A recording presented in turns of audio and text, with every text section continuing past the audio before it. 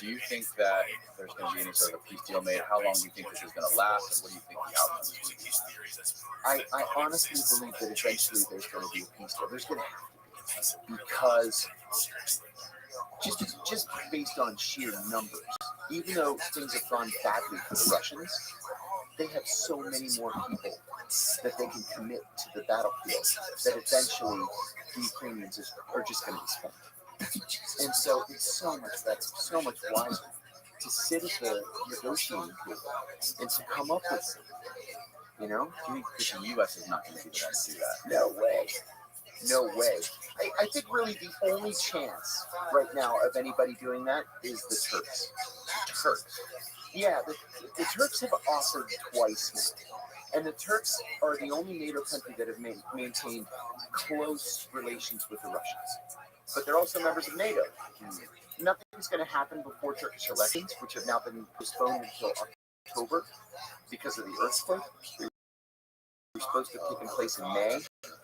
Crazy, right? So, in the event that there are talks, it's going to be the Turks. I might otherwise say the Chinese, because the Chinese have had such success recently. There's no possible way that the State Department will allow the Ukrainians to sit at the table with the Chinese.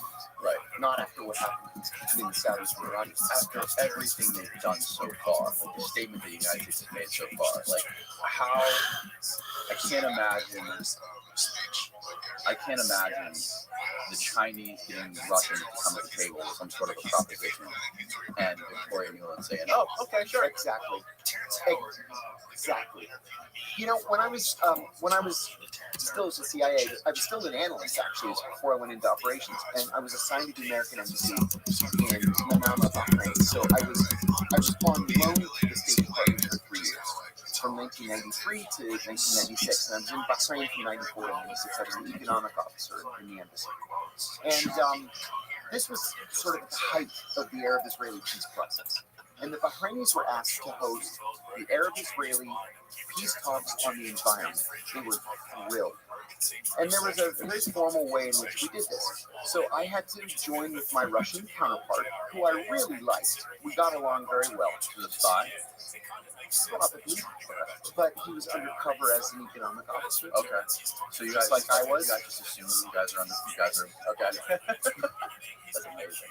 So I called him and I said, Igor, I got instructions from the department to deliver the invitation to the peace talks. He says, yes, my foreign ministry sent me instructions. I said, okay, let's go. I'll call the foreign ministry. I'll make an appointment for us tomorrow at 10 o'clock, and we'll go jointly deliver the invitation to begin the peace talks. Like an hour before I left, I get a cable from the State Department, and they said, go alone, don't go with the Russians. So real quickly, I wrote back and I said, but it's a joint U.S.-Russia-sponsored peace conference. They said, no, we don't want the Russians to have any more influence in the Middle East than they already have, which is zero. Go alone. So I went alone. It was embarrassing. So I delivered the invitation to Bahrain, and he calls me. He's like, dude, what the fuck? And I said, I'm so sorry, but instructions came in and they told me to cut you out. I apologize. You're doing this to us, every country in the Middle East. I'm like, I know. I'm sorry. We just don't want you guys to get a foot. It was brutal. And now we're jumping up and down over Syria, because about a week and a half ago, Bashar al-Assad went to Moscow. You know, there of course are Russian troops in Syria. He went to Moscow and he asked for additional troops, 2 more temporary bases, and he offered up a permanent base to the Russians. Now they've had a small Navy base in northwestern Syria for decades. And we went crazy. The State Department released these statements like, this is an affront to peace, it's going to ensure continued war, blah, blah, blah. No. Our presence in Syria is illegal. I think I mentioned this the last time I was on the show.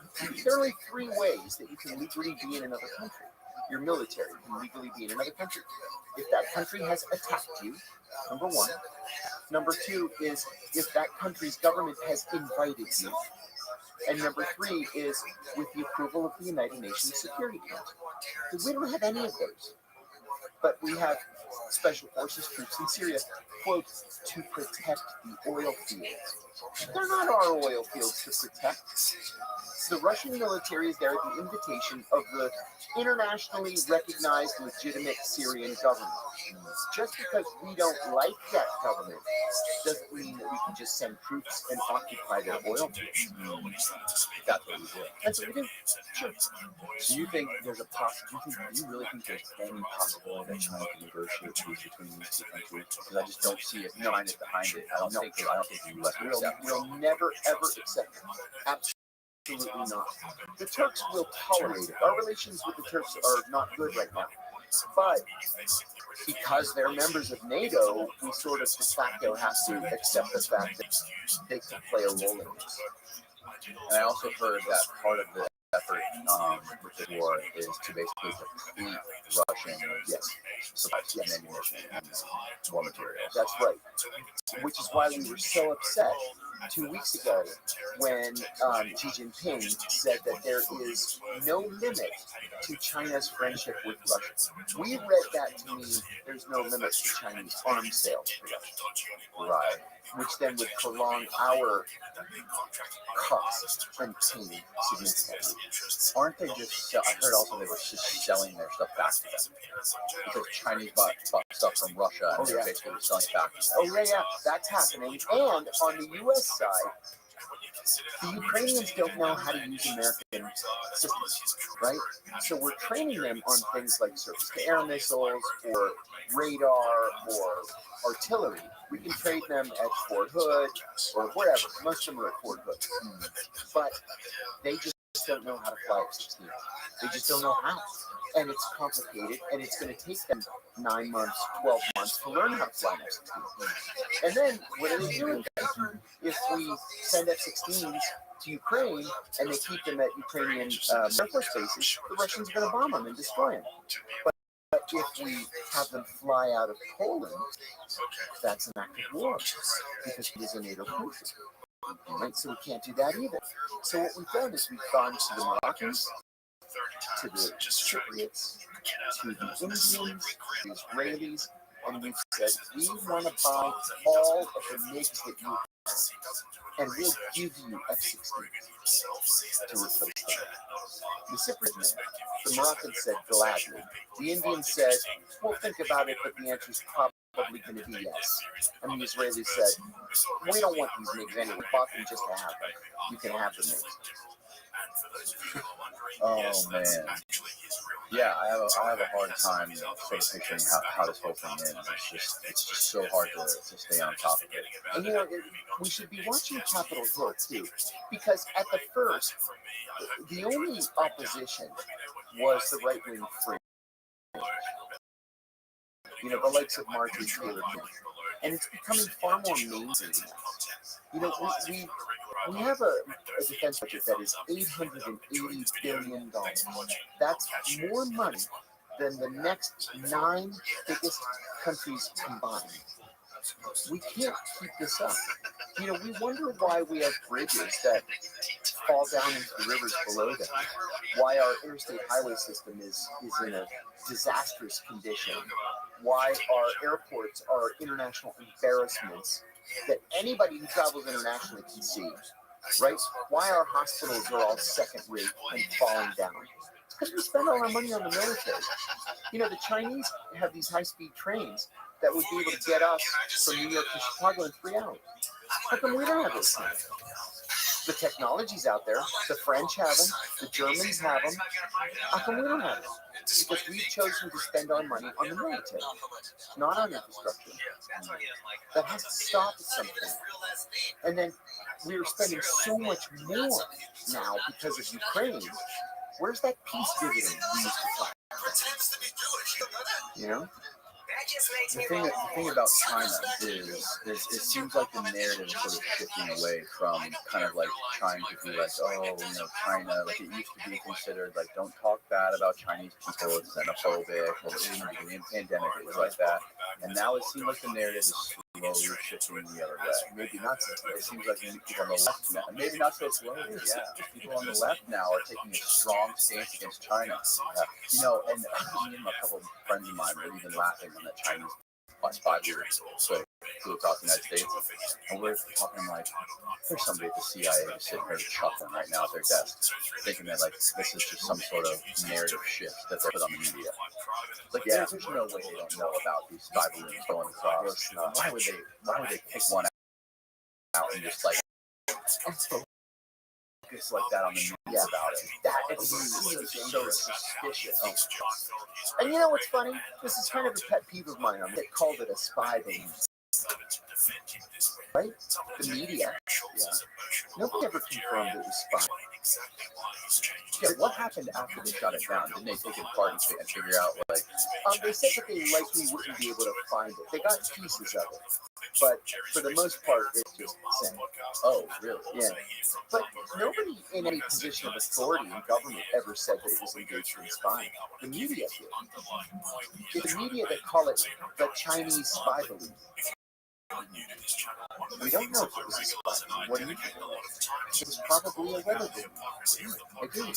Listen, the whole planet is ringed by satellites that are so sophisticated that they can read license plates on individual cars. You don't need an impossible to control balloon to spy on anything. You already have all the satellites up there spying. Yeah. It doesn't make sense. No, it really doesn't. One time I was flying from DC to LA, and we were over Arizona, and the pilot came on the intercom and said, "Folks, above us and on the left is a weather balloon." He said, "I've been flying for 25 years. I've heard about these weather balloons. I've never actually seen one until now. So I'm going to tip the plane, and if you look out the left side of the plane, you'll be able to see this weather balloon."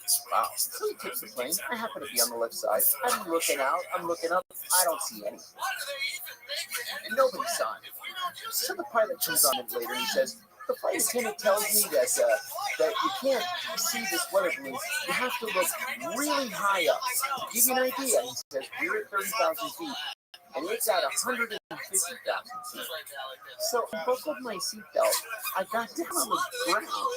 He tips the plane, and then you could see it. It's enormous, and it was silver.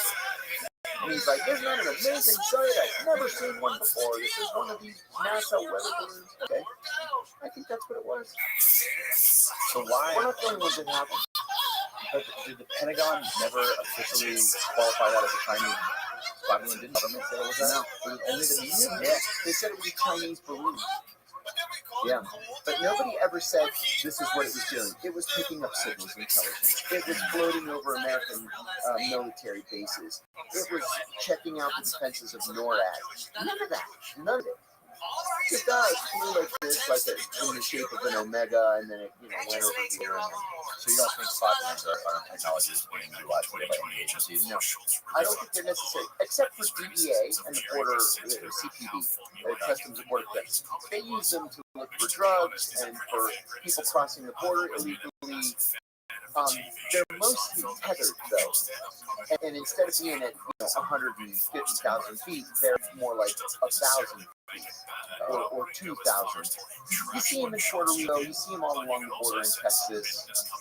And what kind of stuff are they taking like photos? Are they trying to intercept communication? It's video. Yeah. Okay. Although communications, I would expect that they're one communications oriented. Right. Yeah, like. Oh, it does. What does this say? Like, can you zoom in on it at all? It's too small. I can't read it. The alleged Chinese spy balloon. Oh, alleged. Was likely full. The mealy mouth CIA words, its qualifications. That's how we used to write at the CIA. Likely capable. That means we don't. Right. Likely, possibly, presumably, reportedly. That's CIA. Oh yeah, that's CIA. those qualifiers. If you were absolutely positive, you would say almost certainly. That's what they taught us in CIA writing things. Yeah. Yeah, exactly. So do you think there was any sort of nudge from intelligence to tell these media companies to go with this? Oh my God, yes. Okay. Absolutely, because this fits, the timing fits perfectly into this new anti-China narrative that we have. Right.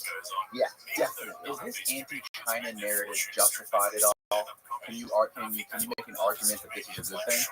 I can't, and I'll tell you why.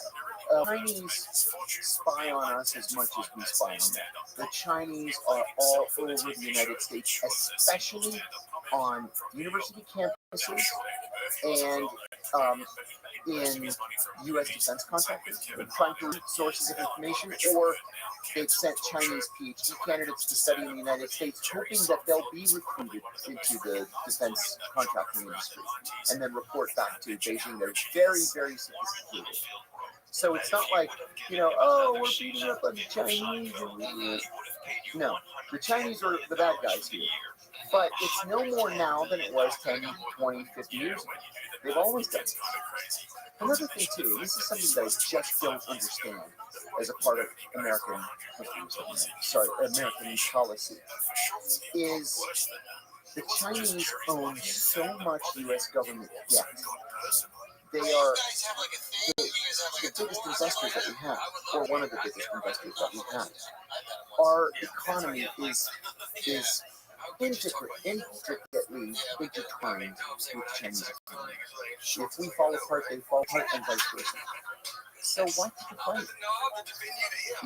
Shouldn't we be looking for areas in which we can communicate with the Chinese, rather than to send Nancy Pelosi to Taiwan, and now Kevin McCarthy's going to go to Taiwan, which was another thing. I'm sorry to get a little bit off the subject, but when Nancy Pelosi announced that she was going to go to Taiwan right before she left the speakership, a reporter asked if she was going to take a military aircraft, and the Pentagon said, we don't know anything about any trip to Taiwan. And then the White House said, we haven't been warned of any trip to Taiwan. That was a lie, because there's a process by which members of Congress go overseas. The process is you send a memo to the State Department liaison on Capitol Hill. There's one for Pelosi, and the following people want to go to Taiwan. The State Department liaison sends that to the appropriate desk, in this case, the Taiwan desk of Chinese affairs. And then they write a cable to the U.S. interest section in Taiwan requesting country clearance. So usually it's an ambassador. We don't have an ambassador in Texas. It's an interest section. So the consul general would issue, this is just formality, issue country clearance, giving permission for this delegation called a congressional delegation. If there was no member of Congress, it would be a staff a congressional staff delegation, a permission to go into the country. So Pelosi can't just decide one day, I'm going to go to Taiwan, orbits, and that's how it works. When somebody that important, Speaker of the House, travels internationally, they're not going to go to Dulles Airport and, take United to Seoul and then transfer. They don't do it like that. They go to Andrews Air Force Base and they get on an American jet and they take an official flight. So everybody knew about it in advance. Not about it. Everybody approved of it in advance. The State Department, the Defense Department, and the White House. They all denied it. They were all lying. Why? Did they have any good reason to deny it? Yeah, because then the Chinese would say, well, this wasn't an official visit. She's an outgoing speaker. And the White House, the State Department, the Pentagon didn't want her to go. So it's not as offensive as it otherwise might have been. Well, it is as offensive because they're lying about this commission. There should be a policy where we don't send senior U.S. officials to Taiwan. We should allow Taiwanese officials to visit the United States for diplomatic meetings. But it's so provocative when senior American goes to Taiwan, especially if they talk about military equipment. But the Chinese flip out of it. Like, why cook the bear when you don't need to? I'm not saying don't ever do it. Sometimes, a country needs to slap down another country. It's just a part of the diplomatic give and take. But why now, when we're so focused on Russia and so worried about Russia, and we so don't want the Chinese to supply the Russians, then why are you pissing off the Chinese if you don't want them to get embedded with the Russians? Do you get the feeling that Russia is not a big enough enemy for us? You need China, who is a much bigger enemy? Because you need around which or against which to rally so that you can justify the military spending. Since 9/11, we've entered into a permanent wartime economy. And if we were to cut defense spending, we would immediately go into recession. And we don't want to risk doing that. Right. That's something I just learned watching an episode with my buddy Andy Bustamante. He was explaining that how we would officially be in a, I'm going to forget the details now, but that would be implications of it, that if we stopped these wars, our GDP would fall below a certain level and we would be officially in a recession. That's right. That is wild. It's not an accident, but there are now more millionaires per capita in the Washington, D.C. area than anywhere else in America, including Silicon Valley. That's news in some way. Another great quote from Andy. He said, he was undercover. He didn't say it, but I could gather from what he said he was in East Asia, undercover for, I think it was close to 10 years, and he speaks fluent Mandarin, but he couldn't officially tell me he was in China. Right. But he basically, one of his great quotes that he said was, a 5,000-year-old country doesn't move quickly, they move slowly. And he was explaining like what we're doing with buying with some people over here, learning our law, buying land here, the Belt and Road Initiative all over the world. And one of the coolest things he said about the Belt and Road Initiative is they had these ports and they had these airports and all these roads and stuff all over the world, that can be converted to military bases. I'll tell you a funny story. When I was on the Senate Foreign Relations Committee staff, I made an official trip stacked out to Yemen, Ethiopia, Djibouti, and Somalia. And when I was in Djibouti, I went to the U.S. base. It used to be a French base, and the French decided they didn't want to be in Djibouti anymore. And so they sold half of the base to us, and half of the base to the Chinese. It's the only Chinese military base in a foreign country anywhere in the world. So, I didn't know that was Djibouti. Djibouti, yeah. It's called map. DJIBOUTI. Djibouti. What's it? Really? I'll tell you a story, but you gotta zoom out a little bit. Okay. It's in. Can you see that deep bay that cuts the air? Yeah. So the U.S. ambassador asked me one day if I wanted to go to Somalia, and I said, "Welcome, Miss Aquarius." So we got a car with the ambassador. It was the head of. How are you? Hello. How are you?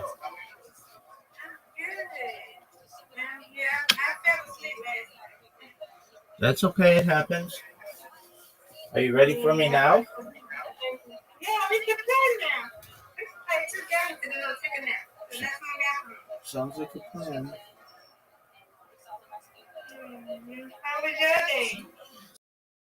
It was good, thankfully.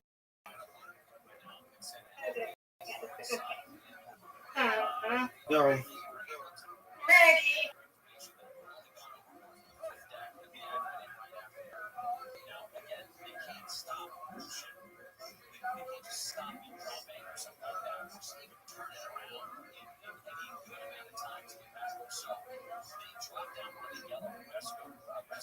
Okay, got mine. Okay. Come on, Rabbi. Yes, ma'am. That's what I'm talking about. Good straight. That's what I'm talking about.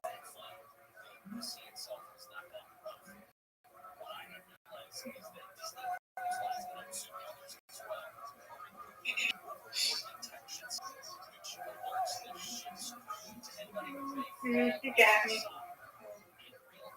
Come on, Rabbi. Come on, Rabbi. Come on, Rabbi. Hey.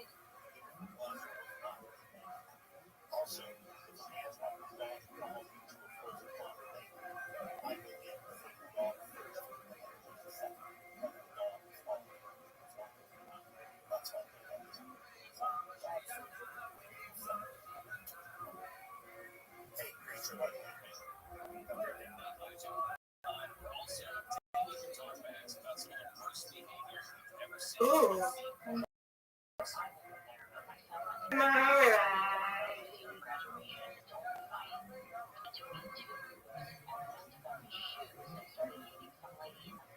Get this through. Get this through. That's Got it. him. Got him.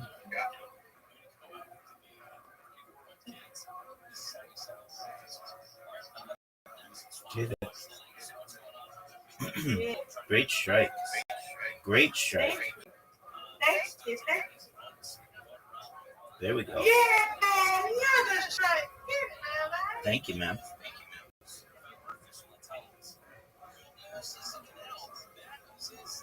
Oh. All right. Get this one for the lead. I don't know. Okay, yeah. You got it. Now get a strike.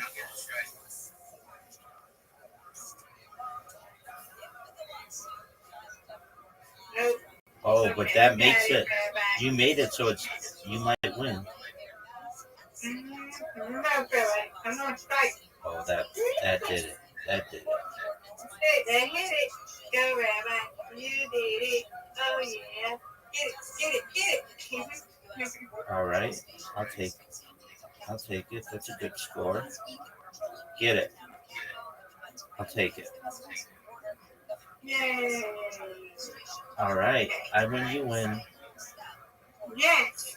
All right, Miss Aquarius. This is your game. I'm gonna go. Yes, no. I'm gonna go normal on you, but you're gonna win. No, you got it. You got it. If I win, it'll be my 200th win. Yeah, if you win, it's okay. Because you win, I win. It don't matter. Get it. Oh, you almost That's hit it. right. It's okay. Come on, Rabbi. You got this. Oh, for sure. Oh, come on. Okay, this is a tough split. Not even close. Not even close. Oh.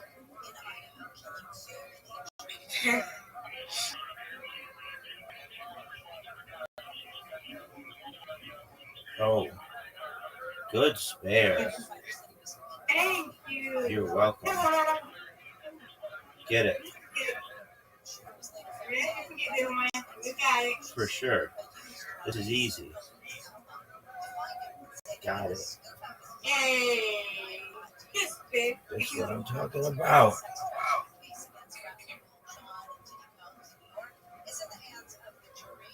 Nice strike. That wasn't just nice. That was beautiful. Thank you. You're Come on, welcome. Rabbi. Come on. I matched you. This right. Thank Okay.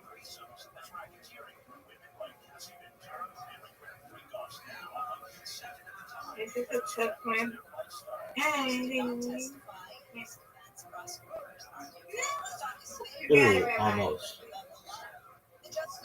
You can take the lead. Let's go, Rabbi. That was terrible. That was terrible. But this. You got this. Ooh. Okay. You got it. So you lead it. It all comes down to this, Miss Aquarius. Get a strike. It's okay. I don't care. You win over. That's right. It would be my 200th win. That's a big number. That's good. Milestone. Milestone is right.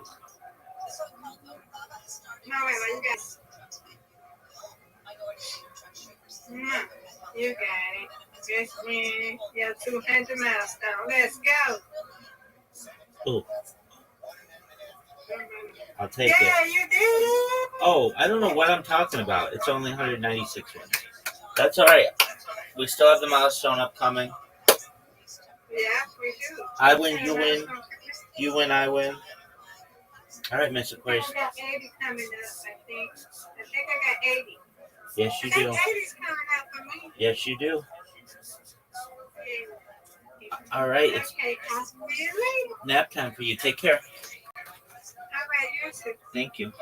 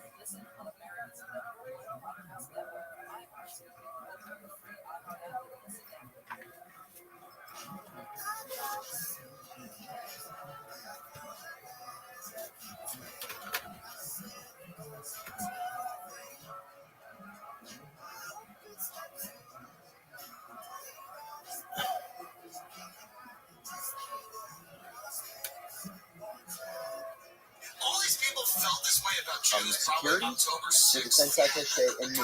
Okay, you see that lake? What's that say? Quebec? The first lake or the second lake? The first lake. Okay, on the right. Yep.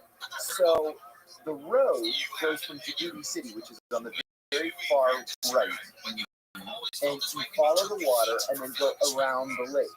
Okay, and then it cuts south to Djibouti. So the municipal dump for the whole country is right by the lake. So as we're hugging the lake, before we cut south to Djibouti, at the we saw this family digging a hole, and there's a body next to the hole in a shroud, right? So they're burying in the dump. We met with some tribal chieftains there, and drove back up to Djibouti, and as we dumped, there was a pack of wild dogs digging up the body. And I said to the ambassador, "What this race of dog?" You know, like, thank God grandparents said, we should emigrate to America, not we should emigrate to Djibouti. So anyway, I was on their base, and it was funny because there's this long line of hangars, and all of them had their doors open. They were all Chinese fighter jets. And then there was the same number of hangars. There's a fence down the middle, and then there's the same number of hangars on the American side, and all of the doors were closed. And I said, how come all the doors are closed? I knew why the doors were closed. And the guy's like, yeah, we probably shouldn't talk about that. I go, why not? I was just kidding. I go, why not? What's going on in there? What kind of secret you guys have going on in there? He's like, come on, man, don't bust my balls. Then I went to Yemen, and I was in a cab. And I said to the guy, so how's the war going? And he's like, oh, the war's going actually pretty well. The Houthis are very tough, but the Saudis are using their drones. And they're fighting with the Houthis with the drones. How are you? And I thought, we should which is 16 miles across the water from Yemen. Excellent. Well, feel free. Yeah. Feel free to If you chill. can make the map smaller a little bit, take a look at Yemen. Oh, literally right there. 16 miles. It's called the Father's Monday. I don't know. He said he was getting something to eat, never came back. The other thing I see going on that throws a lot of people off these days is thinking, I've got to make as much money as I can. You're right. I personally believe the real game Thank is you. I want to have the coolest job. Yeah. When I That's started such out a as a crazy comedian, part I of the did not world. think I was It funny. really I is. thought What I was saw funny. that you just reported on something recently about about Iran and Saudi. Yeah. Wow, this is such an important development. It's crazy, and they have to be going crazy in the State Department, right? Because remember, the policy from the beginning of the post World War II era has been to keep the Russians and the Chinese out, the Russians out, China after the rise of Mao, keep them out of the right. The Middle East is solely our domain. Right? It's always been. Well, the thing is when you take extreme positions, like for example, or in Yemen, then you put yourself in a policy corner that you can't get out of. And then, Prince Mohammed bin Salman, Mohammed bin Salman, the Crown Prince of Saudi Arabia, the president called him a genocidal murderer, which he is. Who called him that? Biden. Oh, yeah, he deserves to, be deposed. He chopped up Jamal Khashoggi. All of that's true. But there's going to be some pushback from the Saudis. And so what the Saudis did is they decided to make peace with the Chinese because they knew it was rocket science. Now, the Saudis have always had relationships with Iran, always, since the 1979 revolution. Why is this? Because Iran is the world's biggest Shia Muslim country. Okay. And the Saudis are Sunni Muslims, but beyond that, actual title is King and custodian of the two holy mosques, Mecca and Medina. Right. So the Saudis, because they're the guardians of the mosque, the custodians of the horses, they have to issue visas every year to anybody who wants to come into the right, to make the Hajj or the Umrah. Well, in 1980, the Saudis, when the mid-Iranian gunmen took over the Holy Kaaba in Mecca and held, at guns by force and killed a bunch of people, and then the Saudis sent special forces in, and they killed a bunch of people, and the Saudis broke off relations with Iran. So they patched the relations together again in the late 80s, early 90s, but they were always difficult. And then the Iranians supported Shia Muslims in Saudi Arabia's eastern province. Most of the Saudi citizens in the eastern province are Shia. The problem for the Saudis is that's where oil is too. And so they're very, very sensitive to any meddling at all in the eastern province. Well, there was a pro-democracy demonstration. So what do? You immediately the Iranians kill everybody. They execute people in one day, or 18 people in one day, something like that. With the crimes being participating in pro-democracy demonstration. And then he breaks diplomatic relations. Well, we're perfectly happy when the Saudis don't have diplomatic relations with the Iranians, because if the Saudis don't, neither do the Bahrainis or the Emiratis. For us, we tell them, oh my God, the Iranians are so dangerous. You need this new $50 billion system to keep you safe. And the Bahrainis are going to need one too, and they're poor, so maybe you should pay for that. And then the Emiratis, they have all the oil in the world in Abu Dhabi, and they have all the trade in the world, and they have plenty of money, so we're going to sell them too. And we'll give you up 30 bucks. And if we can't, we'll give you F-18. It's special. But yes. Well, now that Mohammed bin Salman is the de facto leader of Saudi Arabia, he said, I'm tired of being under the thumb of the Americans all the time, and they disrespect me by calling me a murderer and, coming here hand and begging for oil and then yelling at me when I cut production and make prices go up and Americans. So what happened first was about 2 months ago, the Saudis entered into an oil sales deal with the Chinese, and for the first time ever, and I mean ever, they pay in dollars. The Chinese didn't pay in dollars. All oil transactions around the world have to be in dollars. But this deal was in, and the Saudis accepted it. So that's the precedent. This long spring back to the 1930s. Well, now that the Chinese have been paying in yuan, Brazilians said, you know what? If the yuan is a legitimate international currency, we should join with the Argentines, the Chileans, and I think they said the Mexicans. And we should make a Latin American currency, and we should stop using dollars. Well, what this means is little by little, we're being pushed out of the place where we've been king of the hill for a century. Now the Saudis, now the Chinese have brokered resumption of diplomatic relations with the Saudis and the Iranians. Now they're offering themselves up to the Ukrainians. They've got Belt and Road, so they're building new ports off Africa in like 24 different countries in Africa, and they're financing airports. They went to Greece and they bought the port of Piraeus, the biggest cargo port in the world. They bought the port of Irakli on Crete. They bought the port of Thessaloniki. That's something that I've heard say that China is their communist shit, but at least they don't push communism on everyone else. Never. But look at Australia, right?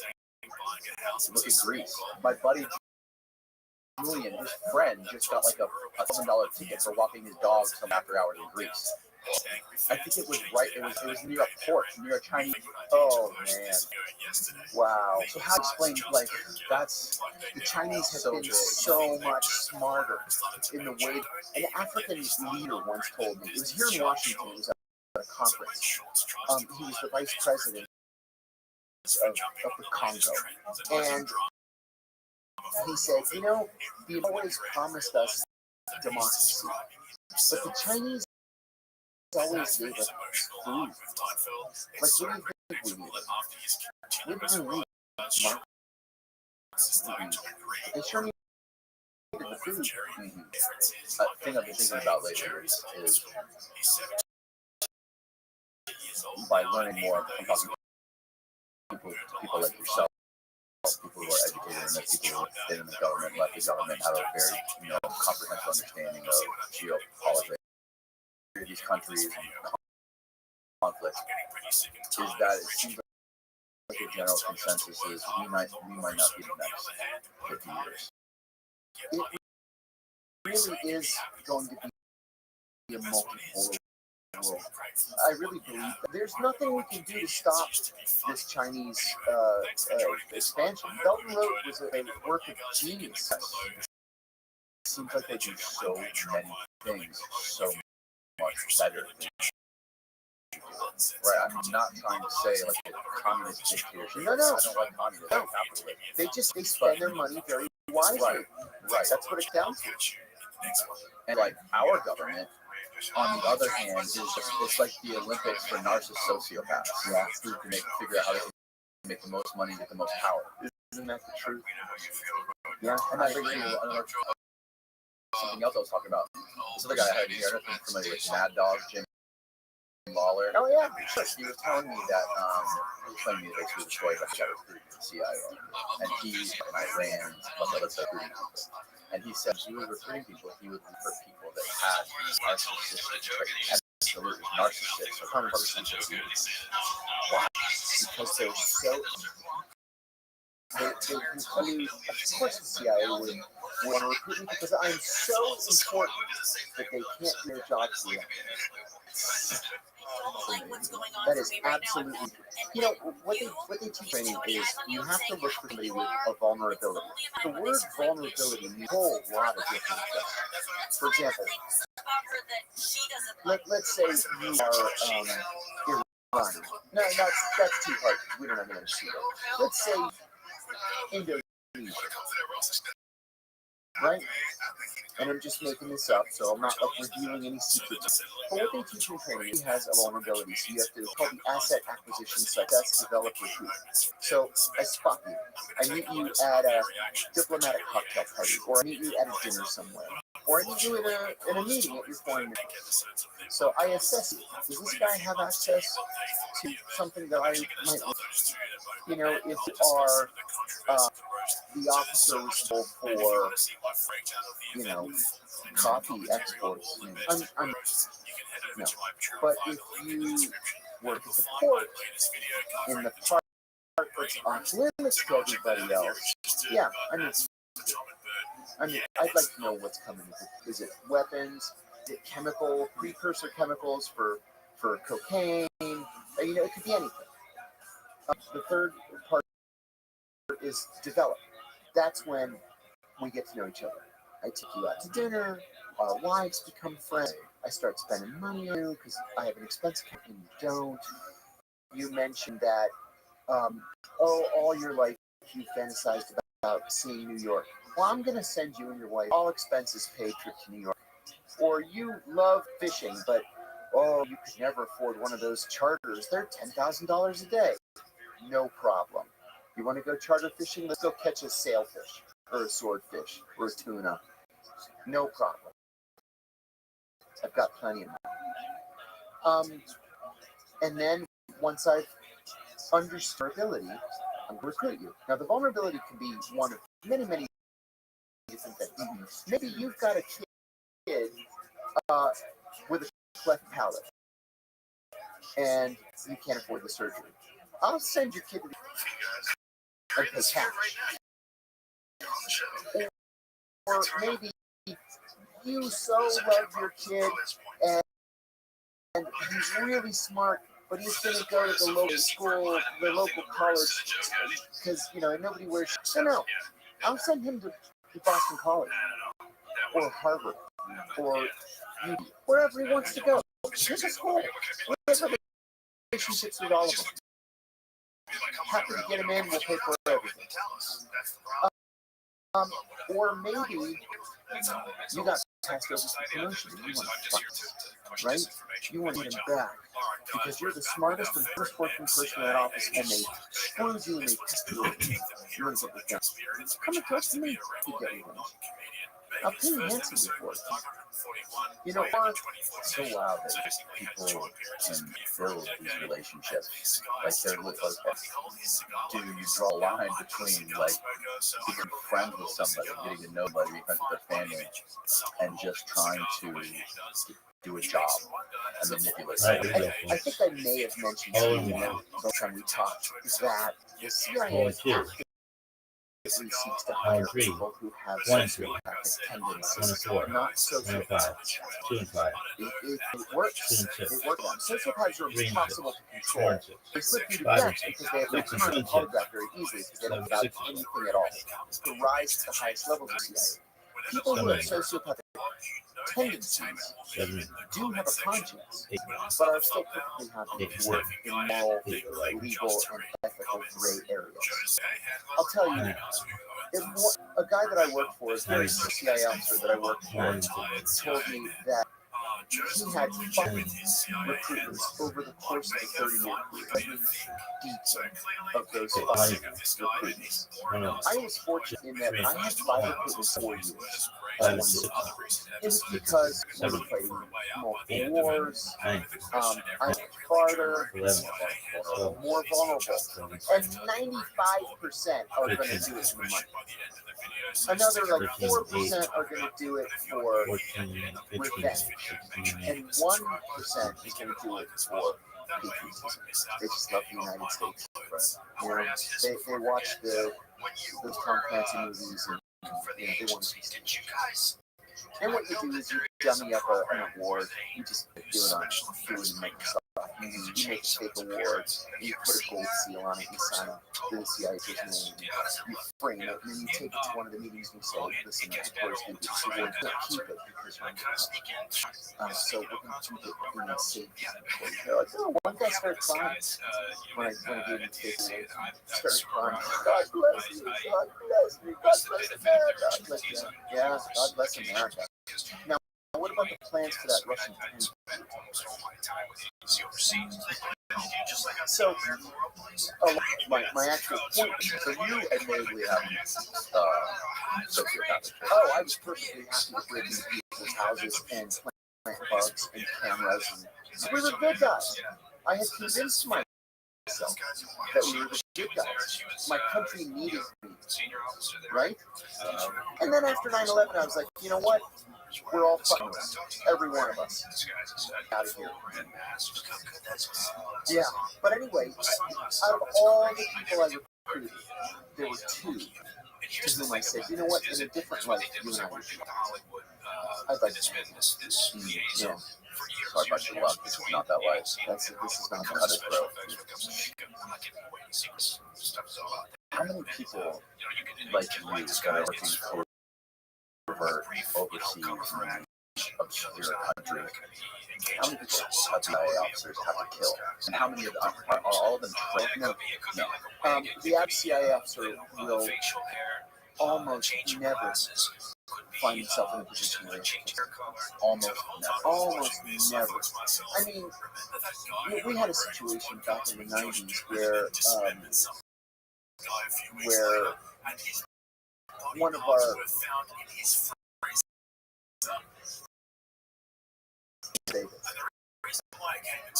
our case officers had recruited in Europe.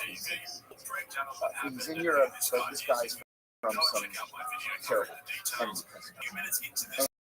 And he's given information, and one of the analysts says, wow, whoever the source is, because the analysts don't know the sources. He said, wow, whoever this source is, his information is really good. Can I come out? And so the agent said, sure, come on out. See why? We'll set up a meeting. So the analyst and the case officer went to the predetermined hotel to do the meeting. When they walked into the room, the source pulled out a gun and shot the case officer, tried to shoot the analyst and missed, and then ran. The analyst saved the police officer's life by stunting the bleeding. But it was a setup from the beginning. It turned out this source was actually an officer in that enemy country's intelligence service. And was running a double agent off with the point being to kill our officer. The officer should have been armed. He wasn't. That's the source. And in a situation like that, weapon. I was always armed in the places where I served. Not in Bahrain. Nothing ever happened. But in the other places where I was ops officer, I was always armed. Usually with two weapons. I had one in a tearaway fanny pack, and I just in case things got really bad, and you went through 3 clips, and you got 6 in your hand, so save one for yourself. What is the difference between U.S. and CIA?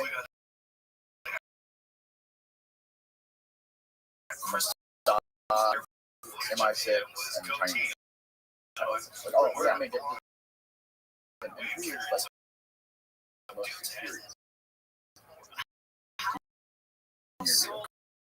Good question.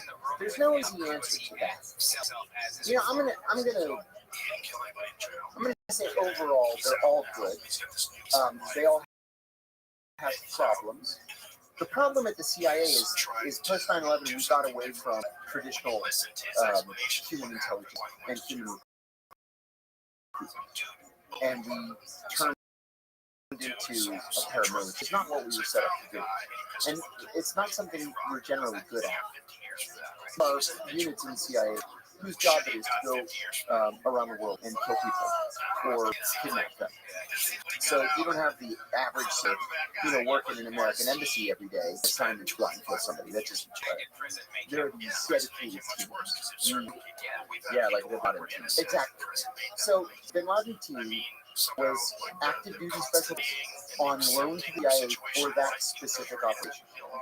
They also have former special forces from all the branches who leave, and on Monday you're at the CIA for your second very specific high risk operations, so that the rest of us don't have to go through that training and screw it up. Right. Yeah, but recruit anybody. They they're matching grab teams for hit teams. Explain to an audience that this it was the State Department's relationship with Israelis and Arabs. And you were explaining how vicious in this stance that the Israeli intelligence officers were towards these people, and they were stationed in Israel or something. Yeah. So the State Department and the CIA have this program called the Analyst Overseas Program. So there are dozens of these positions all around the world. And if you're a kind of a mid-level young CIA analyst, in order to get promoted into the higher levels of the CIA, the Senior Intelligence Service, you have to do rotations in another directorate and in a policy position. The State Department, of course, is a policy organization. So we all wanted to do rotations in the State Department. I did 2 myself. And these 2 analysts, husband and wife team, they get assigned to what was then the American consulate in Jerusalem. Now, because this is not a program, this is totally above board. You really are on assignment. Went to the Israelis and said, these 2 as CIA officers. They're not going to be here as CIA officers. They're on loan to the State Department doing legitimate State Department work. So one of them went to work as just sort of a normal service officer, and the husband took a 2-year sabbatical to get a master's degree in Arabic, right, at one of the local universities. Not harming anyone. Well, the Israelis, because this is what the Israelis do, harassed them. And they harassed them in a very cool kind of way. First, night where they were invited to a party ambassador's residence, which is quite common. You got more than you can even count. I can't even remember how many dinner parties I went to the ambassador's residence. And when they got back to their house, with being, we can do anything we want. We can come in your home anytime we want. And there's nothing you can do about it. So, the next day they were security, like, we went home from the party and all the furniture was rearranged. And security's like, okay, thanks for telling us. We'll make it work. But then they went to another party. And when they'll give us houses or apartments that are way bigger than we would ever need because you have to entertain us. So they came home from the second part and people had taken shits in every one of their toilets. They had like 4 bathrooms in this house.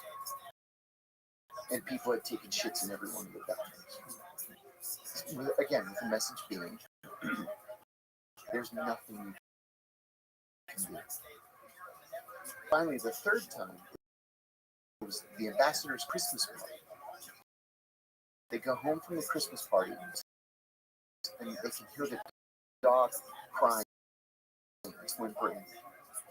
Somebody had cut off its tail and wrapped the stub with gauze and metal.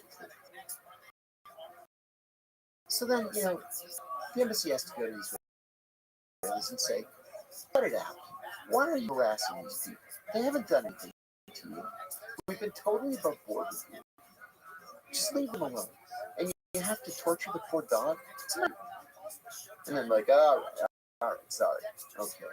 And then they'll let 3 or 4 years go, and then they'll start doing it again. Another incident where, to the residents, they had a blowout. But the odd thing, that 2 of the tires blew out. So as soon as they drift over to the side, this car's up, and these 2 friendly guys get out. Oh, we see you've had a blowout. Can we help you? Let us help you. Oh, no, we're going to call the embassy. They're going to come and pick up the American ambassador and come and pick them up. So these guys get back in there. Well, it turns out that the 2 tires had bullet holes in them, which is why they blew out. Oh, my goodness, the ambassador's briefcase. And God knows what he had in it. How many classified documents were in there? Were personnel reports. But this is what they do. But why did they do that? Like, did they just assume the U.S. is lying to them about these people? They wanted to. An Israeli Mossad once told me that the mentality in Israel is that they can't trust anybody, including us. That if they're going to survive as a nation, they have to rely only on themselves. So if they have to spy on things as actively as spy on the Egyptians or the Jordanians, and that's what they do. My very first, when I was fired at the CIA, was a Mossad officer and a Shin Bet officer. And it was at an off-site location. And I thought that was kind of, why don't we just go to the conference room? That's where everybody's briefed. They said, no. Israelis are not allowed in the building. We used to allow the Israelis in. And they brought a gift one time. It was a big CIA seal. And it had a transmitter to last a year and a half.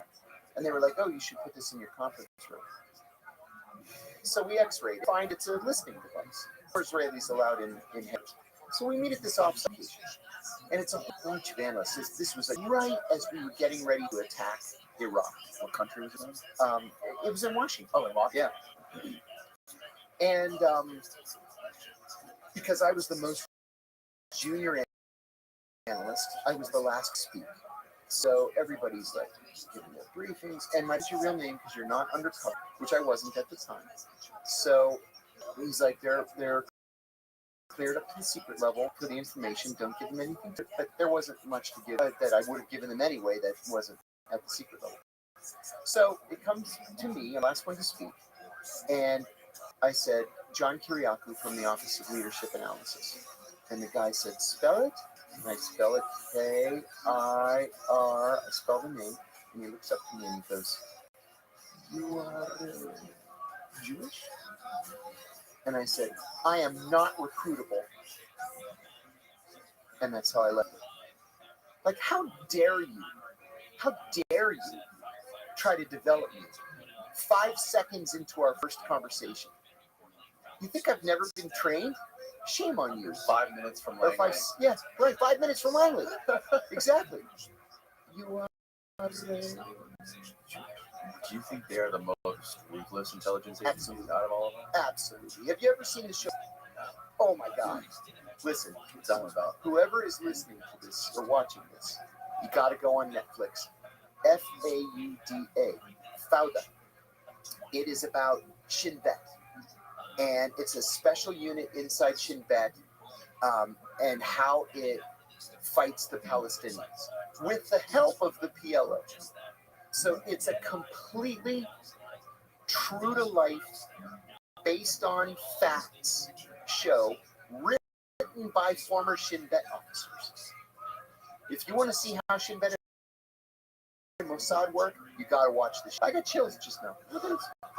I got chills thinking of it. The stuff that they did, we would be like, oh my God, I would go to prison for the rest of my life if I did something like that. Right. And they just do it and then move on. Like it's nothing. This seems like a good option of Jeffrey Epstein.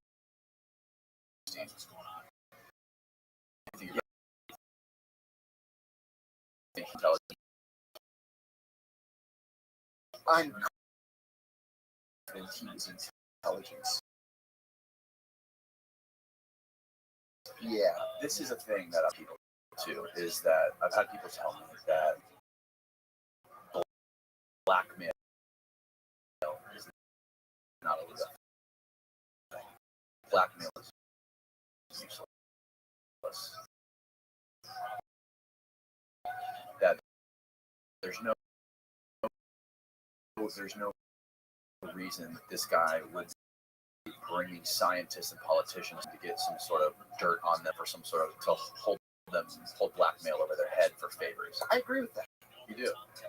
Blackmail is effective in the very short term, right? If you need somebody to give you something and you have information that you can really hold over his head, he might end up confessing, end up killing himself, which happens with some people. So it's only going to work for you for a little bit. I don't think that was necessarily the case with Jeffrey Epstein. I'm convinced that Jeffrey Epstein was working that, and I'm convinced that he was working for Mossad for a long time. He fit the profile, I'll put it that way, of what we would call an access agent. Access agent. Yeah. So Jeffrey Epstein do classified information because he doesn't have access to classified information. That's not why he would have been working for Mossad. Let's say Mossad wants access to a former president of the United States, a member of the British royal family, the greatest mind on Wall Street, who are willing to talk when they're gone and their pants are off about the people that they know and the people that they're talking to. You think Bill Clinton didn't talk to Barack Obama? Of course, presidents and former presidents talk all the time to get advice from one. All the time. So you're getting somebody who loves money and who loves Israel. All these people down to his private island, put them in compromising positions, and get them talking. And then you report back. The guy as much as it is the people that the guy has access to. I'll give you another example. When I was in training, one of our instructors said that the best recruitment he ever in his life, copy machine repair. He said, now, does the copy repairman have any access to classified enforcement? But what happens when the copy machine in the prime minister's? The guy fixed, so you recruit this guy. Just wait till it breaks or needs. And then when he goes to repair it or to service it, he puts in a device that every somebody makes a copy, it sends another copy back to language. And so you see literally everything that the prime minister is seeing. That's access. The repairman's not, you're not going to win a medal because the recruiter, the repairman, you're going to win the medal because you got the repairman to compromise the prime minister. But why all the scientists? Oh yeah, the Chinese are really focused on hard sciences because those are the guys that are working on nuclear programs. Those are the guys that have access to DARPA science. They're working on things like microwave weapons. They're working on things like Havana syndrome, maybe, whatever that turns out to be. They're working on things like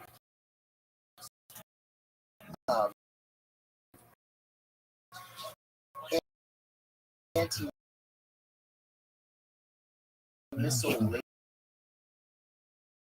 laser systems that are going to be the next generation of what we deploy to the battle. Yeah, I'm talking about like Jeffrey Epstein bringing all having those scientific conventions on his island. Oh, the same thing.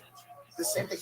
Listen, that whole island had to be wired for sound, and probably sound and video, and everything going back to the Mossad, so that they can see the Mossad has never. The Israeli government has never trusted that we give them the best of our technology that we did, but they convinced that we don't.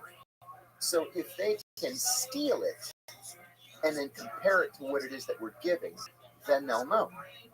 Well, you steal it by gathering the information from the scientists who are working on the systems. At least, even if this, let's say this scientist at Epstein convention, and he doesn't really say anything, there are going to be 10 Mossad agents attending that convention too, pretending to be scientists. And that's where you make the introduction, and you start that spot, assess, develop, recruit cycle. It's long-term operation. This is not something that's overnight.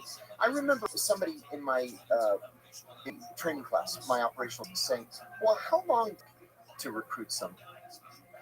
Well, a pitch takes 5 seconds. You knock on the door and say, hey, CIA. That almost never, ever, ever works.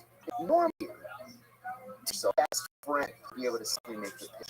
Sometimes it'll take 2 years. At some point, and then once It's like Rothschild, that was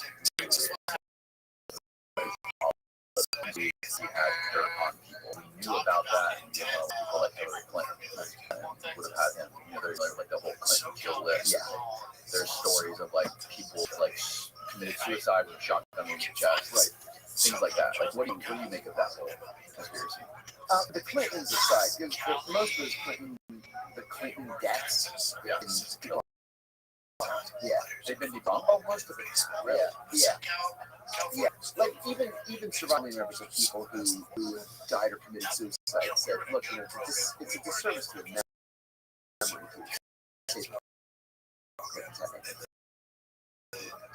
Like the guy was depressed for 6 months and suicidal, and he had attempted suicide once before, and then he ended up committing suicide. It's not Hillary Clinton. Now on Epstein, I've looked at this from every angle. I did a podcast. Been in prison myself. Most prison guards have their, sorry, hate to say it, right, flunkies from the military or flunkies from the local police academy, or, right, number two, the camera works. Cameras in prison break, nobody ever fixes them. So that's how people get away with things in prison. I think what happened was Jeffrey Epstein was suicidal. He was clearly told people around him he should have been in solitary confinement. And when you're suicidal, what is they make give you a paper mark to put over, right? So you can't use it to tie a knot and hang yourself. They never did that. They put him in with this cop, right? He just got convicted yesterday. He just got convicted yesterday. Yeah, it was in the news. Really? Yeah. 4 counts of murder. This guy was a beast. Yeah. He looked like a fucking gorilla. I don't think I've ever seen this cop. I don't remember. Maybe we can. Yeah, I mean, the cop who was the cellmate of Jeffrey Epstein. And that's another thing. Right. Maybe they wanted the guy to kill him. So another thing was the guards of this fucking guy. Look at that on the left. That was in the New York Post yesterday. The guy is a man being. Yeah. That's got to be steroids. Oh, yeah, 100%. Look, go to the one where it shows him in the black shirt on top left, which is next to Jeffrey Epstein's face. Yeah. His neck is wider than Jeffrey's whole body. So the cops, one of the cops was working a double shift. Right? You get too tired. And so they had him on a double shift. They were supposed to go by Jeffrey Epstein's cell every 15 minutes. And he didn't. He was at least 30 minutes. He was probably sleeping in the guard cage. So I think that rather than Jeffrey Epstein being murdered, I think he did commit suicide or was allowed to commit suicide, in part because of the incompetent foolery of the Bureau, and in part because Buddy in that case wanted him to commit suicide. They didn't want him to talk about the Clintons. They didn't want him to talk about Alan Dershowitz and the Trumps. It isn't that kind of an case we wanted him to commit suicide? Isn't that just like evidence that they could have killed him? They all want him dead. Like, if he wasn't contact, the guy is obviously unsist, a sociopath. Oh yeah, definitely. It seemed to me like a guy. He seems to me like I'm ignorant of all of this stuff, obviously, but he seems to me thinks he might have it. He seems to me like a guy who thinks he has and then powerful people, and the powerful people walked away from him. So what is there to live for? I mean, it's been this case in 2006, right? How did a child sex predator make a comeback for 2006? After that, and Alan Dershowitz and Bill Gates. For some reason, I'm blanking on who Alan Dershowitz is again. Oh, the Harvard Law professor, one of Trump's attorneys. Yes.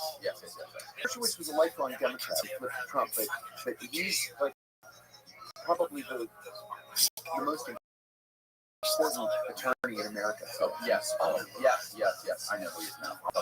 He's the guy that said like the underwear. Right. He is the only guy now who defends me.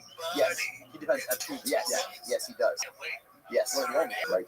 And he's like the Michael Jordan lawyer. Yes, he is. Very much so. He even has a book published. He published the book with the same publisher as Robert Kennedy. Oh, Skyhorse. Yeah. Are they really? Yeah. That's amazing. I've done 5 books for them. Really? Yeah, you're coming out with a new book, aren't you? Yeah, June, first week of June, which has nothing to do with it. It's funny. My second book was published by Rare Bird Books. They're with Simon Schuster. So, You must have your book. sure. So the first one was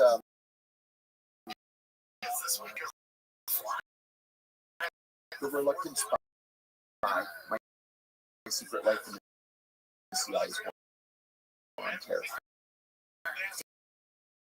Dang it, which I meant to bring for you. I'll send it to you. Okay. The second one was Doing Time Like a Spy, How the CIA Taught Me to Survive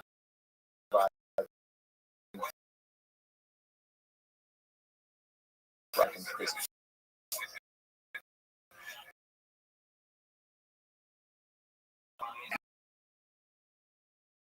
Being a terrorist, Abu and the Weird Wonderland of America's Secret War. And then they commissioned 4 books. So I did a series. The CIA Insider's Guide to the Iran Crisis, the CIA Insider's Guide to Surveillance and Surge Detection, the CIA Guide to Lying and Lie Detection, and the CIA Insiders Disappearing and Living Off the Grid. And myself. I'm going to do a book for myself, right? Something interesting. And that nobody else has ever written. So I wrote this in months ago. I wrote it 6 weeks. I can't even times. I look at my watch, and it's like 6 o'clock in the evening.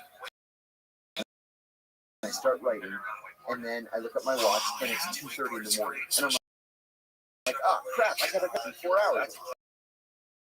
Yeah, I wish I had that talent. Bang this thing out in 6 weeks. It's called Remains of the Day, the Ultimate Guide to DC's Historic Cemetery.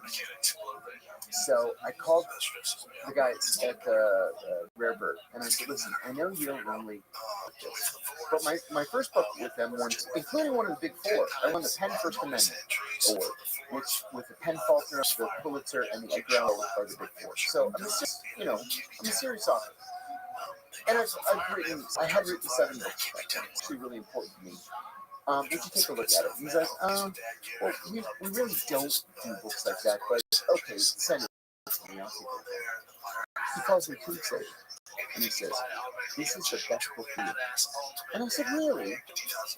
The editorial board liked it so much, they wanted to Prometheus graves of New York City, and they want the historic cemeteries of Chicago.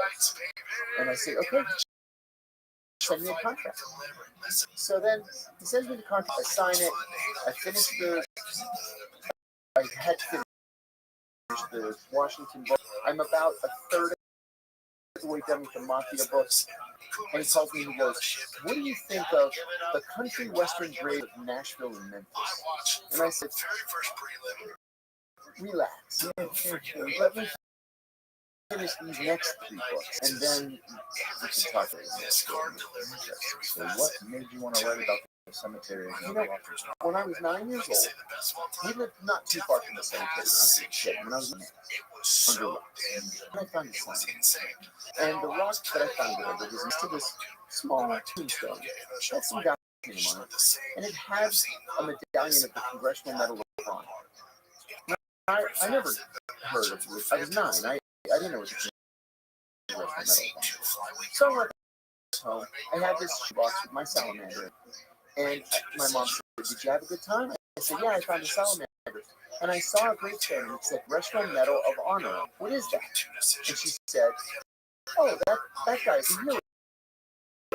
We should go to the library and see what his story is." Everybody has a story.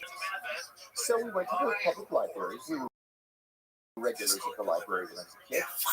And we looked him up, and he was a farmer in our town, and he fought in the 4th Pennsylvania Infantry, and he captured the Confederate battle flag at the Battle of Petersburg. And Congressional Medal of Honor returned to Newcastle, Pennsylvania, and farmed until his death in 1890. And I became fascinated by cemeteries. Back to that cemetery, and you see the obelisk that has the name of the Jameson family, made Jameson Memorial Hospital, and that's where the Jamesons are. Or, the guy who owned the tin mill is in that giant mausoleum over there. The guy, steel mill, or the coal mine.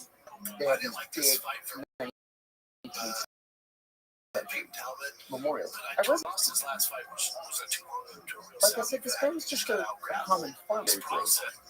And so, especially when I tried it, no matter where I was in the world, I went to a cemetery or two or three. And I found like Evita Peron and Nikolai Ceausescu, and everywhere I go, Oscar Schindler. There's so many interesting stories. There's this wonderful website too called findagrave.com that will give you a little hint if something's interesting, and then you can do your own research. So what I wanted to do was write a book. Nobody had ever written a book about. There are a million books about Arlington Cemetery, but there are literally none about the cemeteries inside Washington, D.C. So it took me months wandering around cemeteries, and I found 250 of the most fascinating people that you've never and incredible things that they did. There's this congressional cemetery. I won't waste time, but it's so much fun. It's got a little tiny stone name and the dates are like 1787 to 18, right? And so I'm wandering around. I have my phone with me all the time, and I'm on this Find a Grave. Some of them are nobody. So I look at this guy. He was a mid-level nobody in the Department of the Treasury. And in 1812, the British invade, set the White House on fire. They set the Capitol building on fire. The president flees to McLean across the Potomac. The First Lady, George Washington, she flees to Loudoun County. It's chaos this night in Washington. This guy has the presence of mind to say, oh shit, the British are burning the whole city. I wonder if anybody's rescued the Declaration of Independence.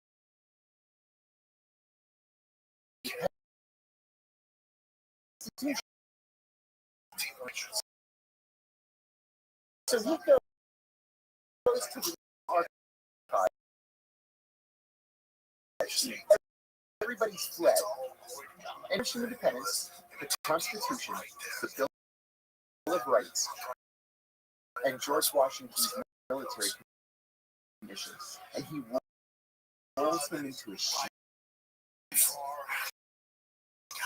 And he takes them to a barn in Leesburg, Virginia, and hides them in the rafters of the barn until we push the British out.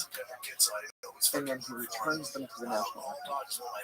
He's treated as a hero. He never told anybody that he did this. When it was clear, he came out with, hey, I've got these documents I saved them. So he's treated as a hero at the Department. But the fact of the matter that he was actually, and nobody liked Bush. And so kind of lived a little bit of a complex after. So many people went to the Treasury, like, I can't work with this kid. He was fired. And so as not to, set a bad precedent, humiliate them. They said, we're not firing you. We're transferring to a job in the National Police and total dead-end job. So he's just sitting there. He's supposed to manage all the lighthouses. And he was bored. And so in his spare time, he invented the refractor light that we still use today in all of the lights. Wow. This guy was a genius. Yeah, he was a genius. And nobody would remember him. No, nobody knows him. He's incredible. That's so true. How when you're picking up rocks and looking under rocks, some of the most interesting things You never know. people are like to do that, and that's really that. There's a very little known small cemetery in very far upper northwest, even northwest. It's right on the northeast line of Capitol Street. So another block in Maryland, and it's called the Old Soldiers and Sailors Home National Cemetery. There's a nursing home there that was set up during the Civil War for who had lost legs, couldn't care for themselves, and when they died, were buried in the cemetery next to the nursing home. There are 23, 27 Congressional Medal of Honor winners there. They weren't very interesting. Because you go on the Medal of Honor website and it's killed lots of Indians, killed lots of Indians. That's just not interesting. So I'm wandering around the cemetery, 15,000 burials, which is quite small for a cemetery. There's one woman. One. So I was who is this thing? Agnes Patel. Maybe she was just married in charge. Maybe she's nobody. So oh my God, what a fascinating story. It turns out she was married to the guy who ran the place. That's why she's there. But that has nothing to do with her story. She was born in 1897 and wanted to become a librarian. And the First World War broke out. And her parents said, maybe you shouldn't be a librarian. Maybe you should be a nurse. She said, yeah, that's probably a better idea. So she goes to Bellevue Hospital in New York City, the famous Bellevue, it's a mental institution. They had a nursing program and became a nurse. And as soon as she graduated, she joined the Red Cross and they sent her to Italy to care for severely wounded American soldiers.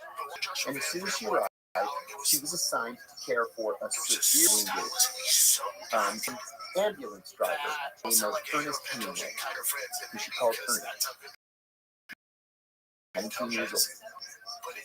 And they immediately began a torrid that lasted for 4 months.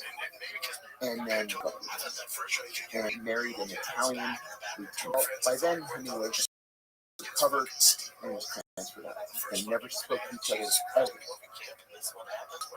But in 1926, short story, published his first short story, The Sheep of the Care. And then in 1932, he published The Stories of Kilimanjaro, and she's the lead character. And then his masterpiece, Farewell to Arms, she's the lead character. And it turned out that she's the lead character of his books. She later divorced the Italian, and she married this American who was in charge of the nursing home.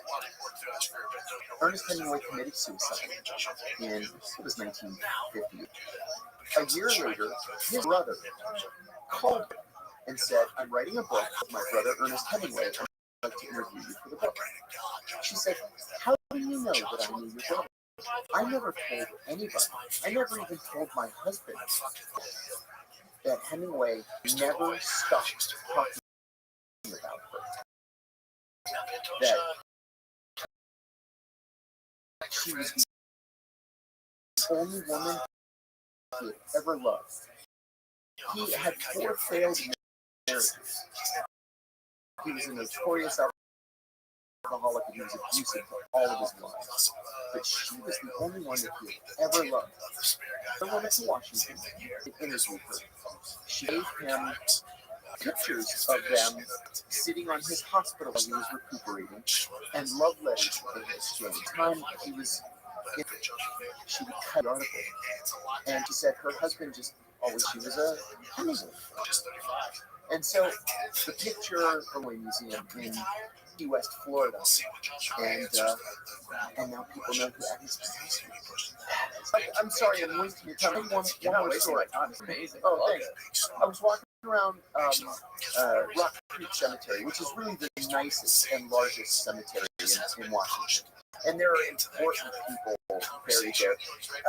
When you first pull in, on the right-hand side, there's a little cul-de-sac, and there are monumental mausoleums all around it, with all the most important names of the 19th century. The Hecht Company, big department store, it's the Hecht family, and the Beer family, the You heard of Woodward and Lothrop, the department store chain, the Woodward family and the Lothrop family. I'm not interested at all in these people. Yeah, there you go. What are we looking at? Rock Creek Cemetery. Rock Creek Cemetery. You see the one there? I'll tell you about that in a second. So, I came upon this mausoleum that is, so this is prime real estate cemetery, and it was a name that was boy, like I don't know, probably just some rich guy from so really down. Like I went home over so at the end, and instead of being marble or granite, it's all glass inside. It was like 6 of them. There was, Mr. Boyd. His name was Israel Boyd, and then his wife and his kids and one of his grandchildren. So I just made a little note. When I got home, I had actually gone to see that. Sculptures by August St. greatest sculptor in 19th century America. Just spooky looking sculpture. Yeah, it's an important one too. That is John Quincy grandson, John Adams' great grandson, his wife. The son had that sculpture made by St. God's because his wife had killed herself, and he wanted that grief to be expressed in a statue.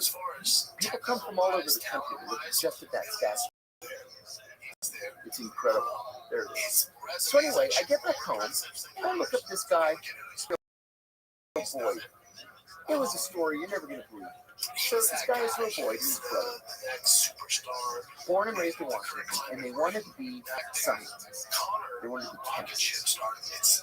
And their parents are like, yeah, no, you're going to be bakers. We don't have money to send you to college to be scientists. You're going to be bakers. They didn't want to be bakers. But the father's like, no, you're going to be bakers. So they open up this little bakery, and they feed them.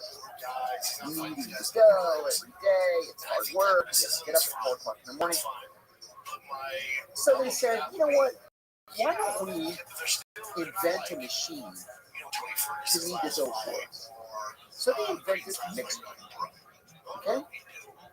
So you just pour it all in this big tub, and the mixer goes like this, and it mixes all the dough. And that worked really well. And then they said, you know what else we should do? We should invent a machine that cuts the dough so every loaf is exactly the same size, shape, and weight. And they did that too, right?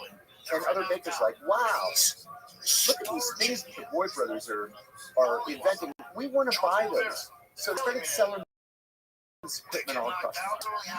And then one of them said, I wonder what it tastes like if we put milk in the mix instead of just water. But that made it fluffy. Nobody had ever thought to put milk in the dough. And then they said, you know how paper boys deliver the paper every day? We should hire an army of boys to deliver bread. So if you call in your order by 3 o'clock, the boy will deliver your bread in time for dinner, and it's still hot. Well, by the time of the First World War, they had the biggest bakery in America. It took an entire city block behind Union Station. And they were rich beyond their wildest dreams. So they decided, time to retire. We're going to sell the whole business. So the business, their flagship product was this bread. And it had a terrible name. It was like, Mrs. McGillicuddy's Delicious Bread. Right? It's a stupid name. So they sell the business to the National Baking Company, Nabisco, National Baking Company. And Nabisco loved the whole setup. They hated the name of that bread, Mrs. McGillicuddy's Delicious Bread. So the only change they made was they changed the name to Wonder. No way. It's labor intensive. How many people do you have to dig through their lives? Oh, stop. Yeah. The research takes forever. The writing, I just blow right through it. Yeah, there's one in Congressional Cemetery. J. Edgar Hoover's buried in Congressional Cemetery, and about 30 feet away from him is his alleged boyfriend, Clyde Polson. So, everybody knows the stories about J. Edgar Hoover. But what they don't know is that there was a guy who's acknowledged to be the first gay activist in the military, right? He was even on the cover of Time magazine. He's in uniform, and the title just says, "I am a homosexual." He was the first person, and he led to in the military. He led to the gay rights movement. Founded the gay rights movement. So he thought it would be kind of funny to buy a plot as close to J. Edgar Hoover as possible. He said in an interview that it was his last fuck you to the system. Well, after he died, because he became such an iconic figure, hundreds of gay people began buying the plots. My fault. Began buying plots around him. So now J. Edgar Hoover is in the very center of the only officially gay section of any cemetery in America. That's incredible. I didn't realize it was a gay section. Yeah, nobody does. That's amazing. And everybody's gay, and everybody's important in the gay movement. Isn't it so funny how people they put so much value on what happens after you die? Isn't that the truth? You know, I don't know if you're aware, but like the cemeteries, some of the cemeteries in Mexico worship these narco warlords. Yeah, they do. They're insane. They spend millions and millions of dollars on these little houses built on these cemeteries. They walk in, they have music playing 24/7. They'll park cars in there, and they go there and like have parties in these mausoleums for these these like legendary Mexican narcos. You'll see a lot of plots from the 19th century where, for example, there's kind of a famous one in Massachusetts. I went once to see it, but it's a grave, and then immediately next to the grave is a set of stairs that goes down to be alongside the actual tomb. And it was because the grave for a little girl, she was 8 years old, and she was afraid of thunderstorms. So every time there was a thunderstorm, her mother would go down there and sit next to the casket so her daughter wouldn't be afraid. You know, and you see a lot with grates on top of the grave because they were rich people who were afraid that grave robbers would take their bodies and hold the bodies for ransom. You can see a lot of that. I saw one funny one. It was in Princeton, Jersey. I went to find there was a handful of graves I wanted to find there. I forget which president was like Tess Brown or somebody like some obscure president. But the Menendez, Kitty Menendez, I forget her husband's name.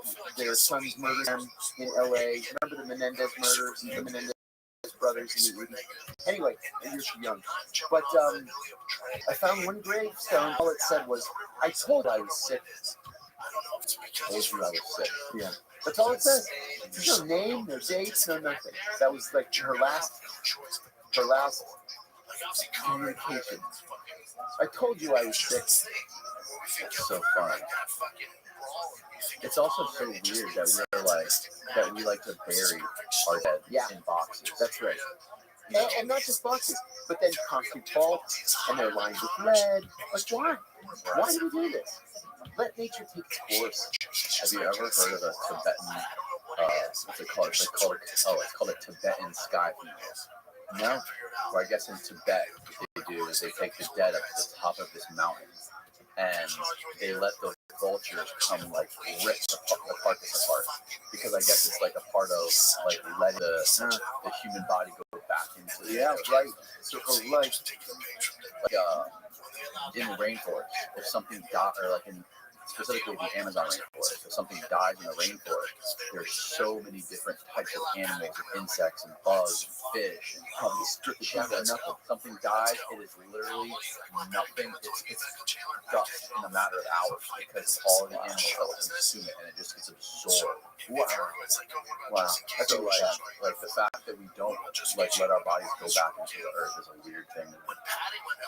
It is indeed. We got a little bit off track. What were we talking about? Killing. No, we were talking about something else. Epstein. I know what I want to know. We're talking about Epstein. Did you know about going back to Epstein? Are you aware of the bone in his neck that broke? Yes. The hyoid. what's it called? Hyoid. Hyoid, that's it. Yes. That was always a weird thing to me. That seemed like the Yeah, biggest because red that's flag. common in a strangulation. I don't know how common it is with a sheep. Right. Manual strangulation. It's really hard to break that bone. Yeah. I think out of all the autopsies that were done from hanging, I think it was only like 40%.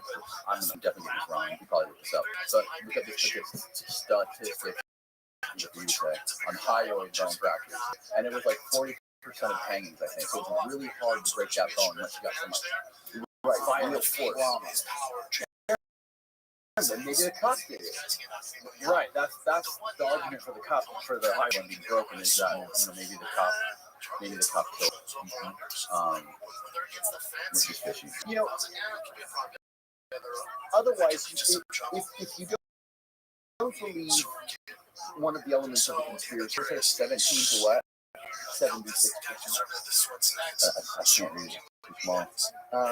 John, yes. Yeah, it says injuries to the hyoid bone are rare. The most commonly reported injury is fracture, yet this is often finding with an incidence of between 17 and 76% in victims of strangulation and hanging. It's more often associated with a trauma other than manual. Okay. Okay. So anyway, if you believe the official story, you have to believe that at every step of the way, the cop was too tired, the cameras weren't working, the cop didn't make his rounds, somebody fell down at every step of the way. Yes. Or Then why do you believe that he was killed himself? because every one of those guards has his head up his ass. They're morons. When they say, well, the cop fell asleep. Yeah, I used to see him sleep work. Yep, none of the cameras work. Yeah, but the guards being morons doesn't support suicide more than it supports him being killed, right? The guards should still be morons. Right, yeah. Yeah. We shouldn't discount so that Epstein asked to be killed. Maybe the cop killed him because Epstein asked him. That's possible. I don't know. We'll never know. We'll never know. Another thing I really wanted to talk to you about, which I've been fascinated with lately, I'm reading a book all about it right now, is DARPA. I'm reading the Pentagon Brain book right now. Yeah, I'm about halfway through it. Right. I had these two guys on here, who I think you had on your show as well, about 6 months ago. One of the guys' name was Len Bear, and the other guy's name was a Harvard graduate who was recruited to a think tank to work for DARPA. And he was talking about this directed energy stuff. Yeah. And this guy was claiming,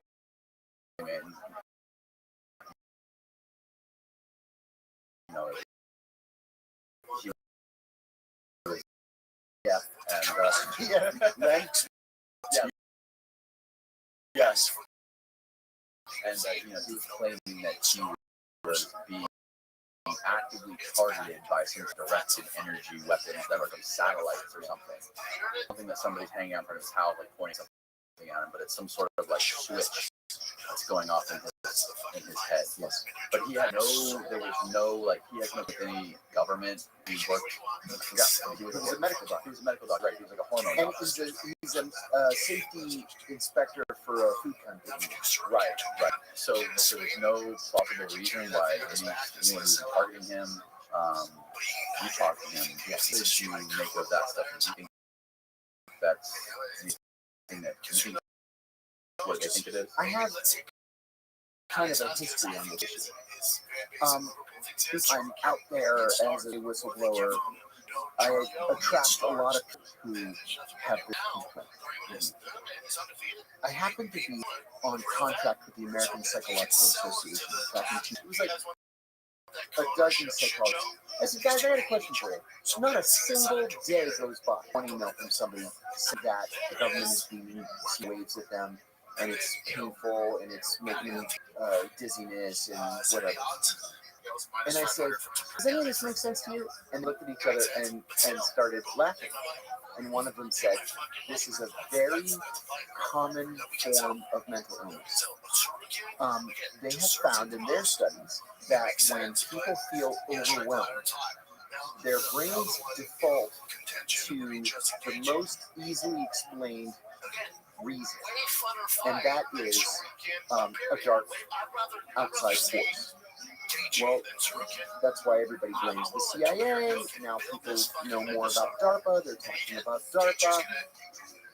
But then I talked to a New York Times reporter about this, and he said, so many people are quick to blame mental illness. But he said in his research, he found that there are some people who are just incredibly sensitive to the millions of waves that are flying through the air at any given time. Cell phones, radar guns, anything. If we could see the waves, we wouldn't even be able to see each other. There's so many, right? And then I talked to Bill Binney, who used to be the number 4 at NSA. He was the chief technology officer at NSA. And I said, Bill, is this mental illness, or is this like sensitivity or microwaves, or what is this? And he said, I think that there's science behind it. I think that DARPA is doing something that we don't fully understand. He said, we do know that DARPA is working on these, not just next generation battlefield weapons, but 2 generations battlefield weapons. Lasers that will temporarily blind you so that we don't have to kill you, but it'll take you off the battlefield. Crowd control is a perfect example. Yes. He said, we don't know if it's DARPA that's doing this kind of thing. But, he said, I can tell you how you can tell who is listening. Ask them if the waves follow them when they come. He said, there is no technology to beam this stuff from satellites. No. But he says, if it just happens when they're at a certain location, if it just happens when they're at home, or when they're at work, it's either a sensitivity or somebody's doing it to them. But it happens like everywhere they go. They went to their brother's house and happened, and then they checked into a hotel because they thought they were going crazy. That's a mental illness. Interesting. Yeah. That's what this guy on the film is happening to them. Yeah. Yeah. Well, but it doesn't happen to anybody else around us. That doesn't make any sense. Right. This guy sent me. A guy sent me an email one time, and it was happening to him. And I said, well, here's a link to this New York Times article on wave sensitivity. Here's an article from the Western Psychological Association, and then just see it there. And then he sends me back, like he had an X-ray and attached it. Clearly had a chip in the head. No way. So I did a reverse search on Google. It's just out there. Yeah, it's a Google image. Somebody planted it on the internet, and it's used 100,000 times. So I'm like, look, sorry.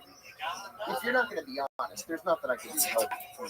But no, I said the CIA doesn't care about you. They're not using you as an experiment. They're not beaming waves at your head to see what happens. If they were going to do that, and I don't think that they are. That wouldn't be the CIA. It would be DARPA and NSA. But it wouldn't be the CIA. Yeah, they might use it once it's finally developed. But in terms of experimentation, DARPA written all over it. And NSA? And NSA. Why NSA? Because NSA is the one that deals in the signal all the time.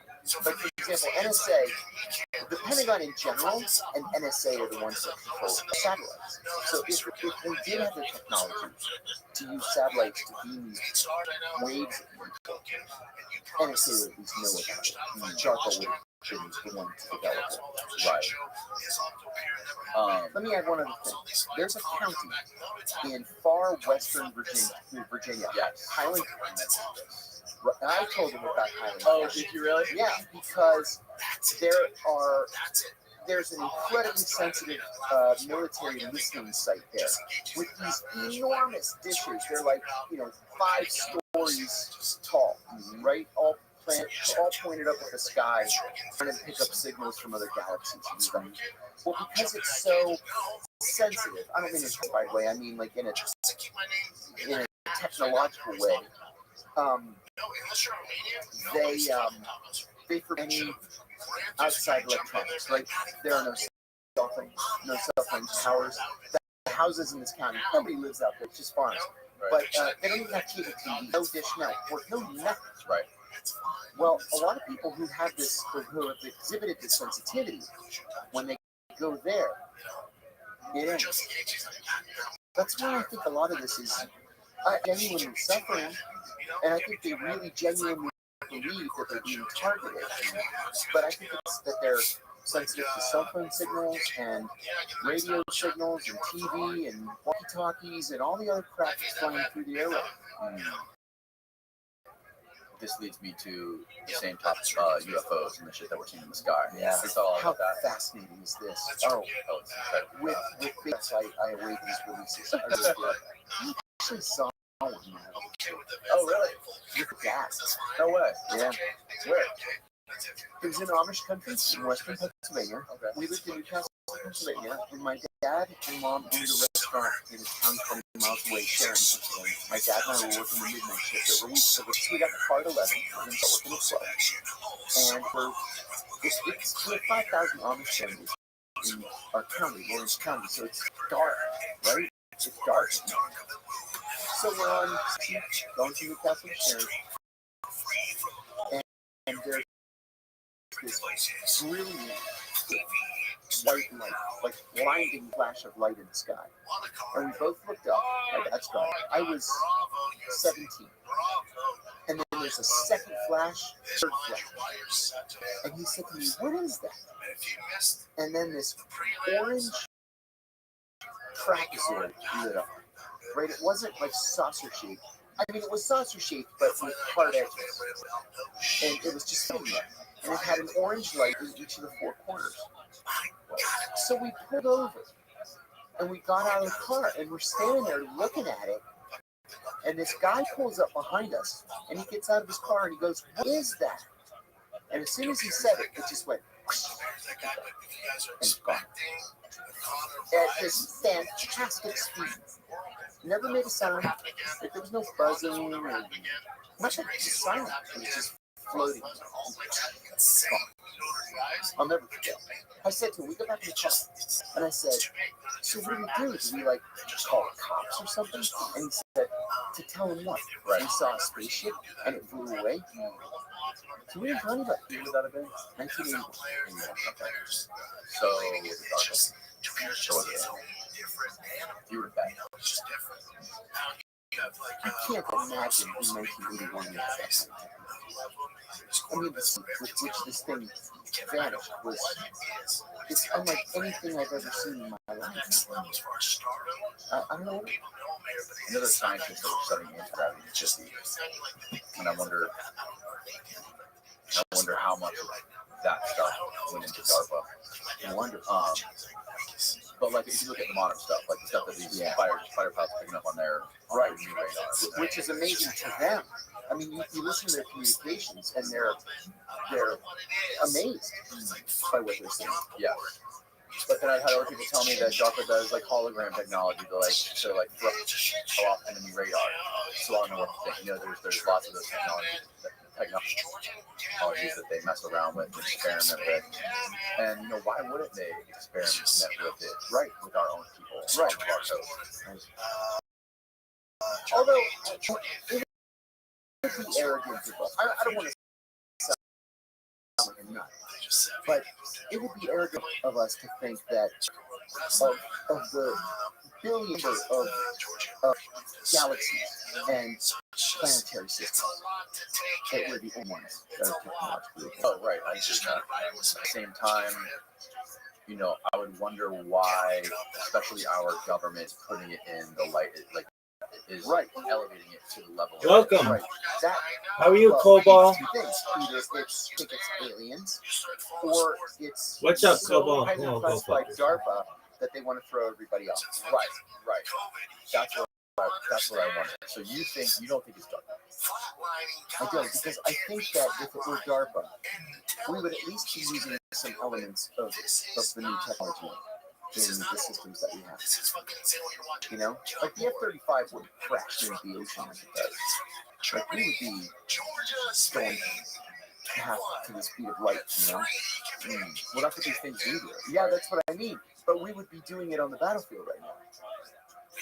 Instead of having 8 different companies designing the F-35, and then, oh no, it fell apart. Oh, it fell off the aircraft carrier. Oh no, what are we going to do? And everybody hates the F-35. Can't you bring the Warthog back? Can't you bring the F-16? We would be doing spaceships. Well, maybe we're not there yet. Maybe they're just testing it, or maybe we, obviously DARPA works with a lot of contractors, right? So a lot of these military-industrial complex contractors, with Boeing and all these places could be testing this stuff and not. Yeah, I don't know. it's possible. Do you remember when John Podesta said that if Hillary Clinton were to be elected president, the first thing she would do on her first day as president would be to release all these UFO files? Podesta, this is like a hobby for him. He was fascinated by it. And I guess Hillary loved the idea too. Yeah, for the reason that none of them do. A lot of them say that. And then they don't hear it. It's like the Kennedy assassination. Bill was famous for saying something. Yeah, Kennedy assassination. Yeah, like, listen, if you're going to release it, just release it. Stop talking about it and just release it. Right. They probably don't know that. Like, maybe imagine if they told Trump about aliens. You think he could keep that? Oh, not for a minute. Not for a minute. It's got to be above their heads. You would imagine. Have you ever worked with anybody in DARPA? Never? Never. I know a lot of these former Navy pilots do.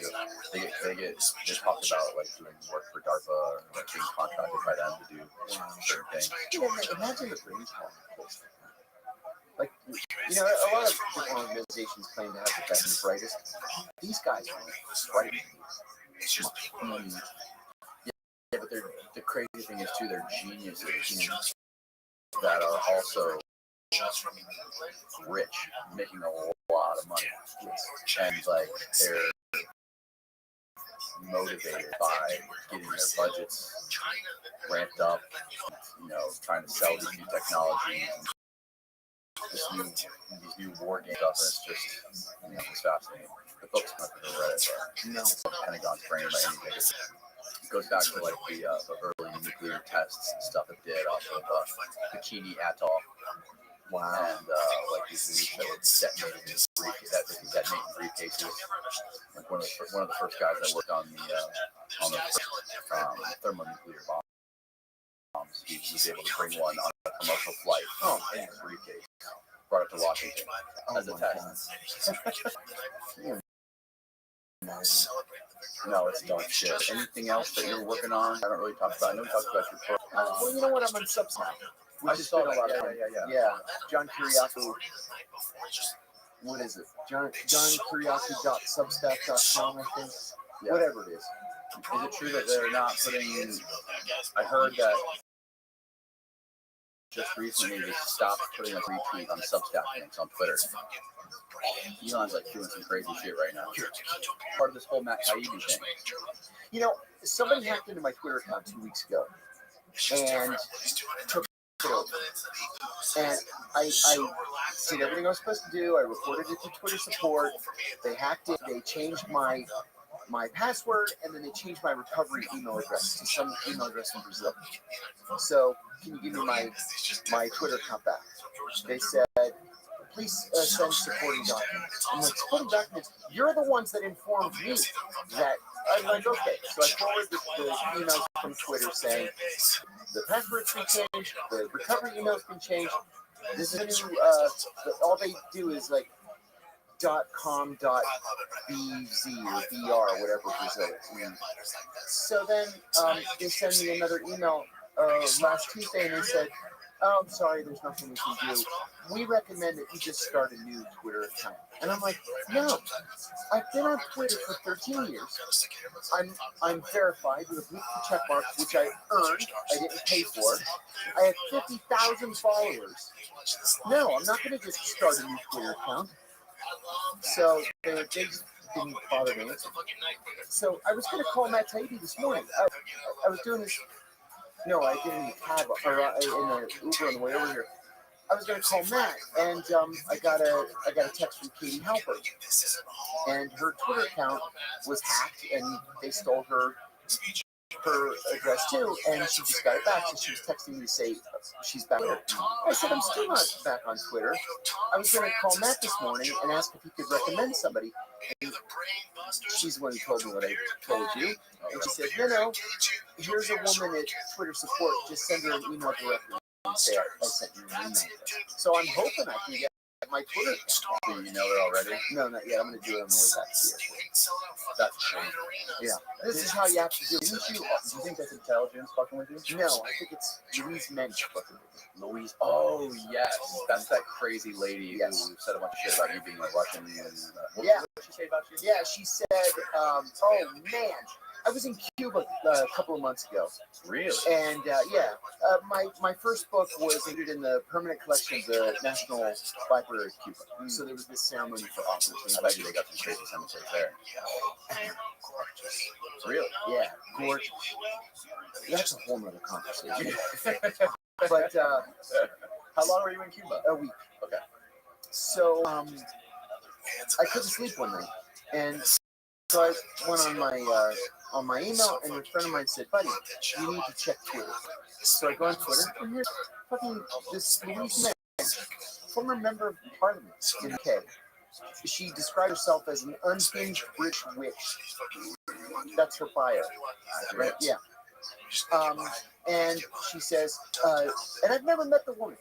Never met her, never interacted with her. No idea who she is other than she's a former member of Parliament. So she says, John Kiriakou, convicted of espionage for spying to the Russians, has something to say about, like I tweeted something about Israel. And then a minute later she tweeted, John Kiriakou, convicted traitor, had treason, #death penalty. And I was like, what the fuck is this? I called it was 2:55 a.m. I woke him up. He's also a friend of mine, so he didn't go nuts. And I said, I'm so angry right now, I feel like flipping out. I said, I'm going to send you 2 screenshots, and I sent them. And he's like, oh yeah, we got to sue. This is called defamation per se. She knew it was a lie, and she tweeted it anyway. So I filed a suit. And I did a lot of research before we filed. She does this to everybody. Everybody from the entire leadership of the FBI to the entire leadership of Congress to half of the non-Fox news personalities in the country. Anybody who doesn't like the politics, you're a traitor and espionage and a Russian propagandist and a Russian stooge. And she's just a bomb thrower. But I know the truth is quick. So we FedExed papers and said, you have 48 hours to retract and apologize. And she retracted and apologized. And this all happened while you were in Cuba? I had just gotten home from Cuba by the time we filed the papers. Yeah. What were you doing in Cuba, by the way? My book. So they included it in the National Library of Cuba, the first book. So it was me and like a dozen and a half other authors. Oh, okay. Yeah. And then they translated my first 2 books in Spanish. And so they were sending them around the bookstores. That's incredible. It was nice. What's it like down there? Is the internet? What's their internet and like their television and the communication? I heard that like everything is completely.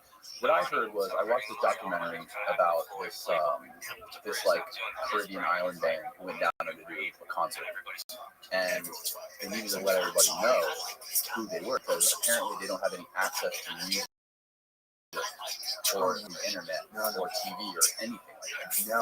In fact, I wrote a column about this. Oh, did you? I was so surprised that the day I went to Cuba was the day that Joe Biden gave the State of the Union address. So here's Joe Biden's State of the Union address. It's carried on every Cuban network. And there's a simultaneous subtitle in Spanish. I couldn't believe it. So I'm flipping through the channels, and it was everything. CNN, BBC, RT. I saw my own show. Really? My own show is syndicated by Aura TV. It's a Mexican network. And here's my show. It's me talking to is it Len Bird? I think it was Len, actually. Really? Yeah. But I had no problems watching anything that I wanted. I'll tell you what's especially popular in Cuba is ESPN. Because they're all about baseball 24/7. Right. So no, I had no problems with the internet either. Although people on the trip who have been there before said that it's markedly better now than it was 2 or 3 years ago. Oh, okay. Markedly better. Yeah, the story I heard was that there's this kid who started this thing called the Paquete, where he had this little hard drive that he would ship it from the United States or bring it from the U.S. and he would load up all that month's like top hits on music, documentaries, movies, and news. Put it on this little hard drive, bring it down there, and then they would pass it from neighborhood to neighborhood to neighborhood. Everyone would download it. Wow. And that's how they would gather information. Well, I'll tell you, a friend of mine asked me if I would check out AM radio while I was there, and could I hear any stations in the United States. So there are radios in the rooms.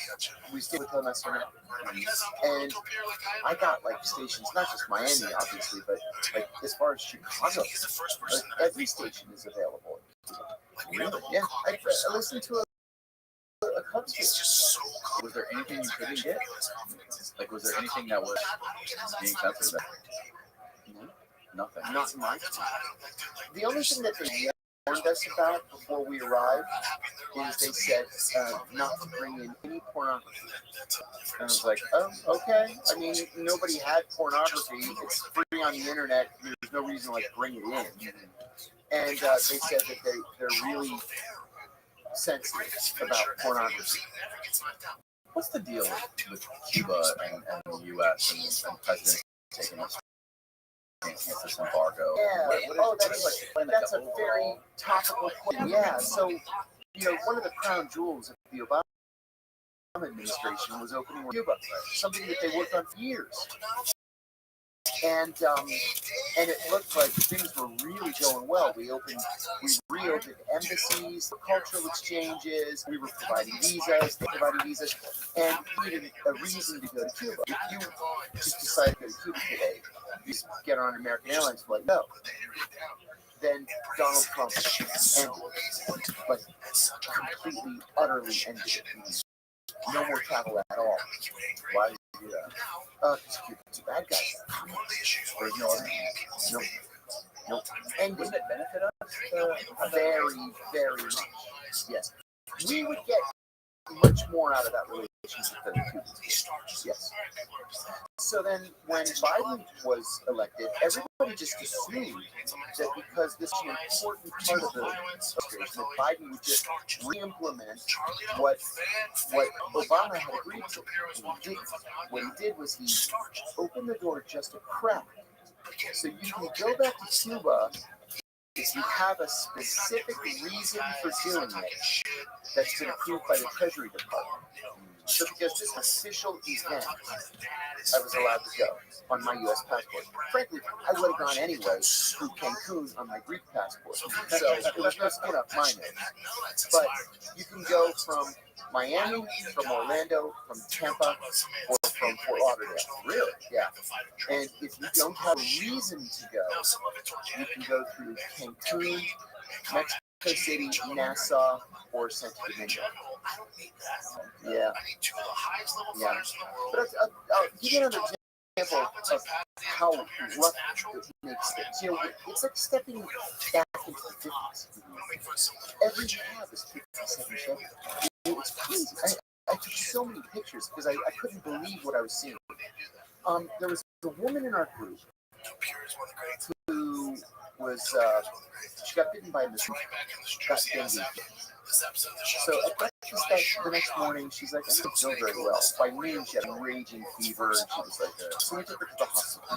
Well, dengue fever is endemic. They know how to do it. They gave her an IV, they gave her an antiviral, and she felt better. So I gave her fourth page. Yes. When why am I forgetting the name of that?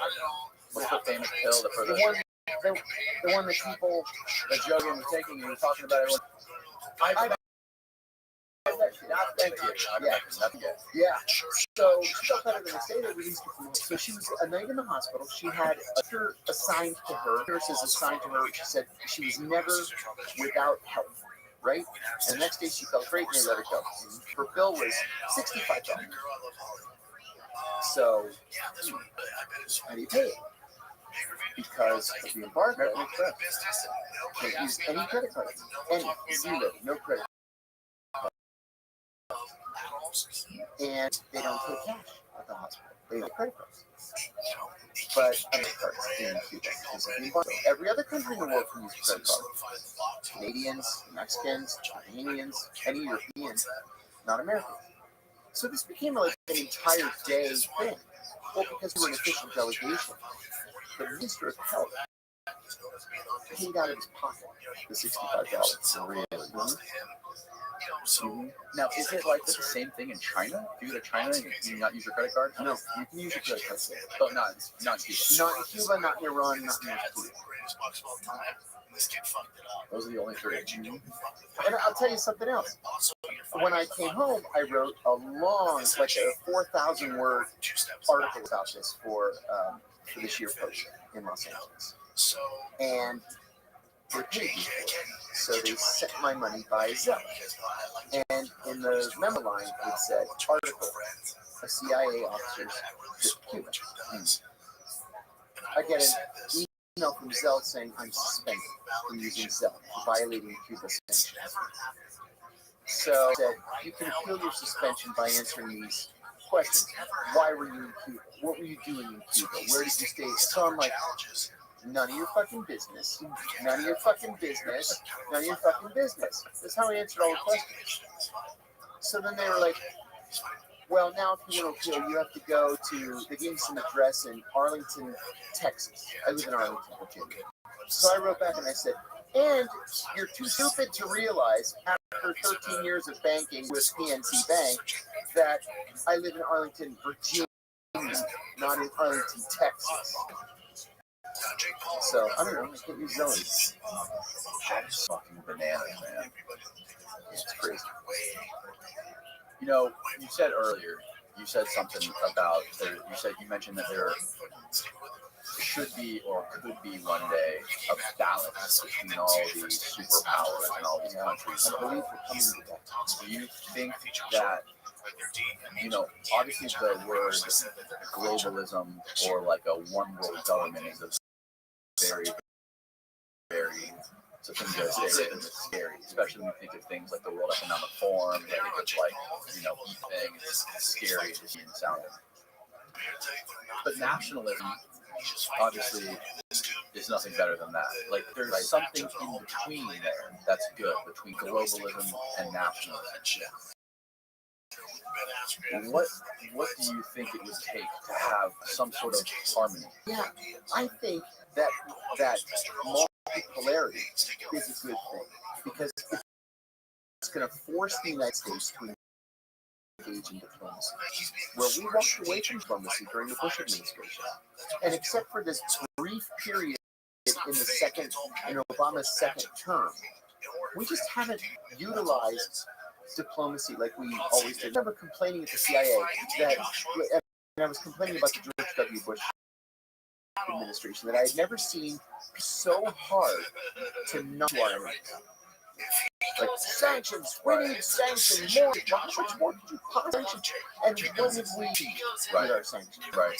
The Cubans have been under sanctions for 63 years. We haven't brought to the sanctions, and the country's this big, right? I mean, do you think that more sanctions are force these other countries into the embrace of the Chinese, Right, or the Russians? So we need to let diplomacy do what it's supposed to do. And I think we don't have the stomach for that. I think we like being the only big kid on the block. But the Chinese, the Belt and Road, and the fact they're swimming in money is kind of forcing us to that position. I think that's where we're going to end up. What do you think about Trump going and talking to all these people? Like, wasn't he the first president to go and talk to Kim Jong-un? Yeah, one of the personally, yeah, and all these people. Like, one of the only good things that I can say about Trump is he was right on North Korea. He really was right, and I only regret that he seemed to, not even he do it, but his North Korea envoy seemed to back off in the second part of Trump's term. And the Democrats were just waiting to kill it anyway. So Trump was right about North Korea. He was wrong about sanctioning Chinese because that began the slow deterioration of our economic relationship with China. And it was something that the Biden people wanted to jump on because you remember in the 2020 election, Biden was accused of being pro-Chinese. Do you remember that? Trump was pro-Russian and Biden was pro-Chinese. I remember talking to this old lady in my hometown. She's a friend of my mom's, probably 80, 82, whatever. And she said, some election we're going to have. And I said, yeah, it's going to be a tough one. And she said, I don't like Biden. And I said, really, why not? And she goes, he's with China. And I said, what do you mean? She kind of looks at me, what do you mean? And I said, well, no, what do you mean? With China in what way? And I said, come on. I said, you guys stop watching Fox News. You throw these grenades into the middle of the room and you can stop. Right. But yeah, Biden with China any more than Trump with Russia. It was just all nonsense. So instead of lying about each other, why don't we maybe try to build some diplomacy like we used to? a lot of people think that that he was really good on foreign politics, foreign policy. Trump with like people. Yeah, I never did. You don't think so? I get that a lot from my friends who are conservatives, but I'll tell you, I talk to a lot of foreign nationals, and I travel a lot. I made 6 foreign trips in the last 12 months, in the last 10 months, and people hated him and feared him. Yeah, they didn't like him at all. People in other countries. Yeah, he was so unpredictable. Yeah, one guy told me. Actually, he was a senior official in the Luxembourg foreign ministry. I went to Luxembourg to sit on a panel, and he sat next to me. He's like, as crazy as it became, he said, the first thing I would do when I opened my eyes in the morning is I would reach over, get my phone, go onto Twitter, and see what craziness Trump is. Right. I feel like the media secretly wants him back in office. I get the same feeling. It's weird. That, don't you think, like, the timing, right, of Elon getting Twitter and letting Trump back on Twitter, and now this whole thing of him getting indicted and having to go to court in New York, and like I'm just thinking like, imagine this motherfucker gets a mugshot. That's gonna outdo Escobar's mugshot. That's gonna campaign posted. He's gonna win in a landslide if that happens. Well, listen, I'm addicted to polls, right? I talk about this on my radio show every day. I go through statistics and I go through every poll that's released every morning. And he's running for president. With that said, none of the Republicans can beat them. Exactly. The week before Trump was arrested, the week before Trump even said he was going to be arrested, he was leading Ron DeSantis nationwide from between 5 and 13 percentage points, depending on poll. Now the polls are consistent that he's beating DeSantis by 30 to 35%. Yeah. Nobody's anywhere in the same orbit. Yeah, it's only the thing about him that sucks is the worst. I mean, there's a lot of things that suck about him, but the worst thing is like the divisiveness and how he breaks people, and I think China likes that. China I think they just want to throw fuel on that fire. They want us to be just more divided. Absolutely. It makes their job easier. Exactly. They just love the chaos. Yes. And something I've been hearing recently about DeSantis is that they're saying he's a Trojan horse for globalism. I think I said because there's some sort of like acts that he's trying to put in place in Florida. You hear about that with bloggers? He's trying to make political writers have to register with the government before they're allowed to write about politics. Oh, see, we have this thing called the Constitution. Yeah. So this is a real thing. It's all over the place. I mean, if you're in Florida and you're a blogger or a journalist, you have to register with your local government authority and let them know what side you're on. And you have to, or else you get fined like thousands of dollars. Oh man, I would beg for them to arrest me. I love that. John Kerry opted to do with the United States is no longer the world superpower. And China is now the number one superpower, and the United States is brought to its knees. Where would you go? What would you do? What sort of CIA spy tactics would you use to survive and thrive in the world? I'll give you two different answers, depending on how much on our knees we ended up being. Right. I'm a patriot. I love my country. I want it to succeed. I think that it's making a lot of mistakes. I write about and talk about. By the way, that's amazing for someone like you to say. It's after what happened to you, after the CIA systematically dismantled your entire life. Well, see, I see them as criminals, and so that's what I write about. Yeah. You know, there was one night, the night we captured Rabbi, we captured dozens of al-Qaeda members.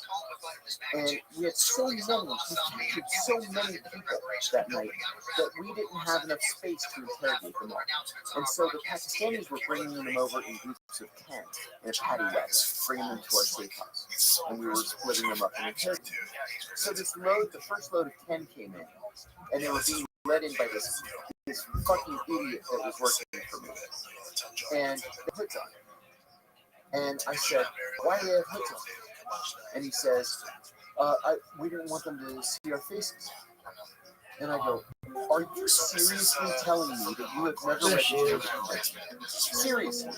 It's a war crime to put hoods on them. Yes, ma'am. You can't put hoods on them. Take the hoods off. And he goes, guys, if you take those hoods off, I'm reporting you to headquarters. And I said, no, I'm reporting you to headquarters because you've committed a war crime. So I grabbed. Oh, I thought you said, what am I doing? How are you? We reported each other. And I got in trouble. I got your message. They said I had displayed a shocking It was lack great. of commitment to counterterrorism. And I'm like, it's a war crime. It's a treaty that has been approved by the Senate. It has the weight of law. And I said, look, we can't just ignore the laws. We can't just pretend they don't exist. If you want to torture people, God bless. Go torture. You know how to do it. Go to settings. You can't pretend that we don't have an anti-torture statute. You can't pretend that we are the authors and the original signatories of the United Nations Convention against Torture. Change the law. You think torture's so great? Put your name on it. Let's have a vote.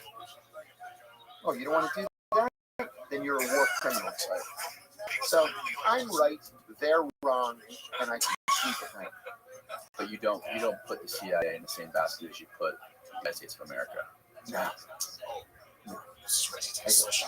Like I said, we have a lot of problems. But I see kind of an activist for the things that I believe in and the things that are important to me. I'm opposed just because he was in the Guantanamo and sat in on cases. Why don't we talk about that? I don't know. I'll do what I can. When was he there? 2000. Wow. Yeah, I don't want to talk about it. Well, anybody who ran for president, you have to talk about it. So back to my original question. Yeah. Oh, no, my second answer is yes. I'm a Greek citizen, and all my children are Greek citizens. They have dual citizenship. And I love Greece. It's my second. And what is Greece's relationship with rest of the world?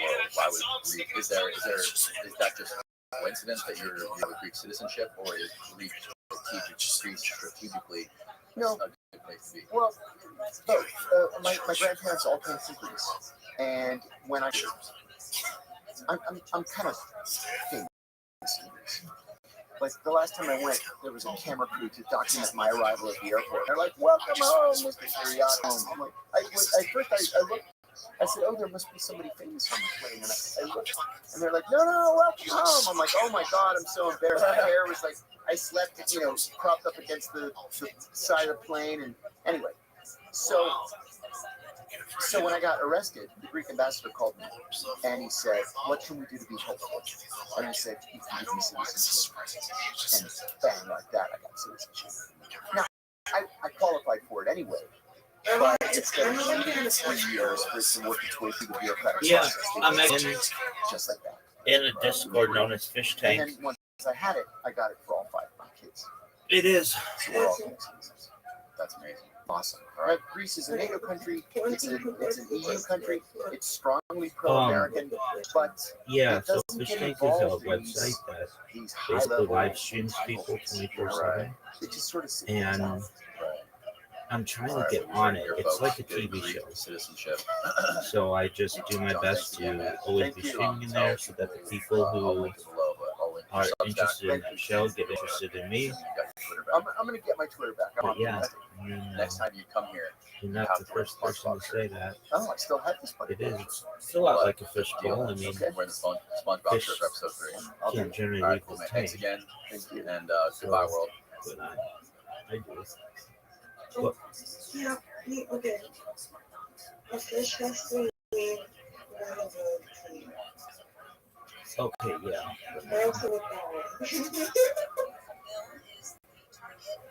Yeah, that's true. Were you able to figure out how to change the picture? I was just saying that, I put it there.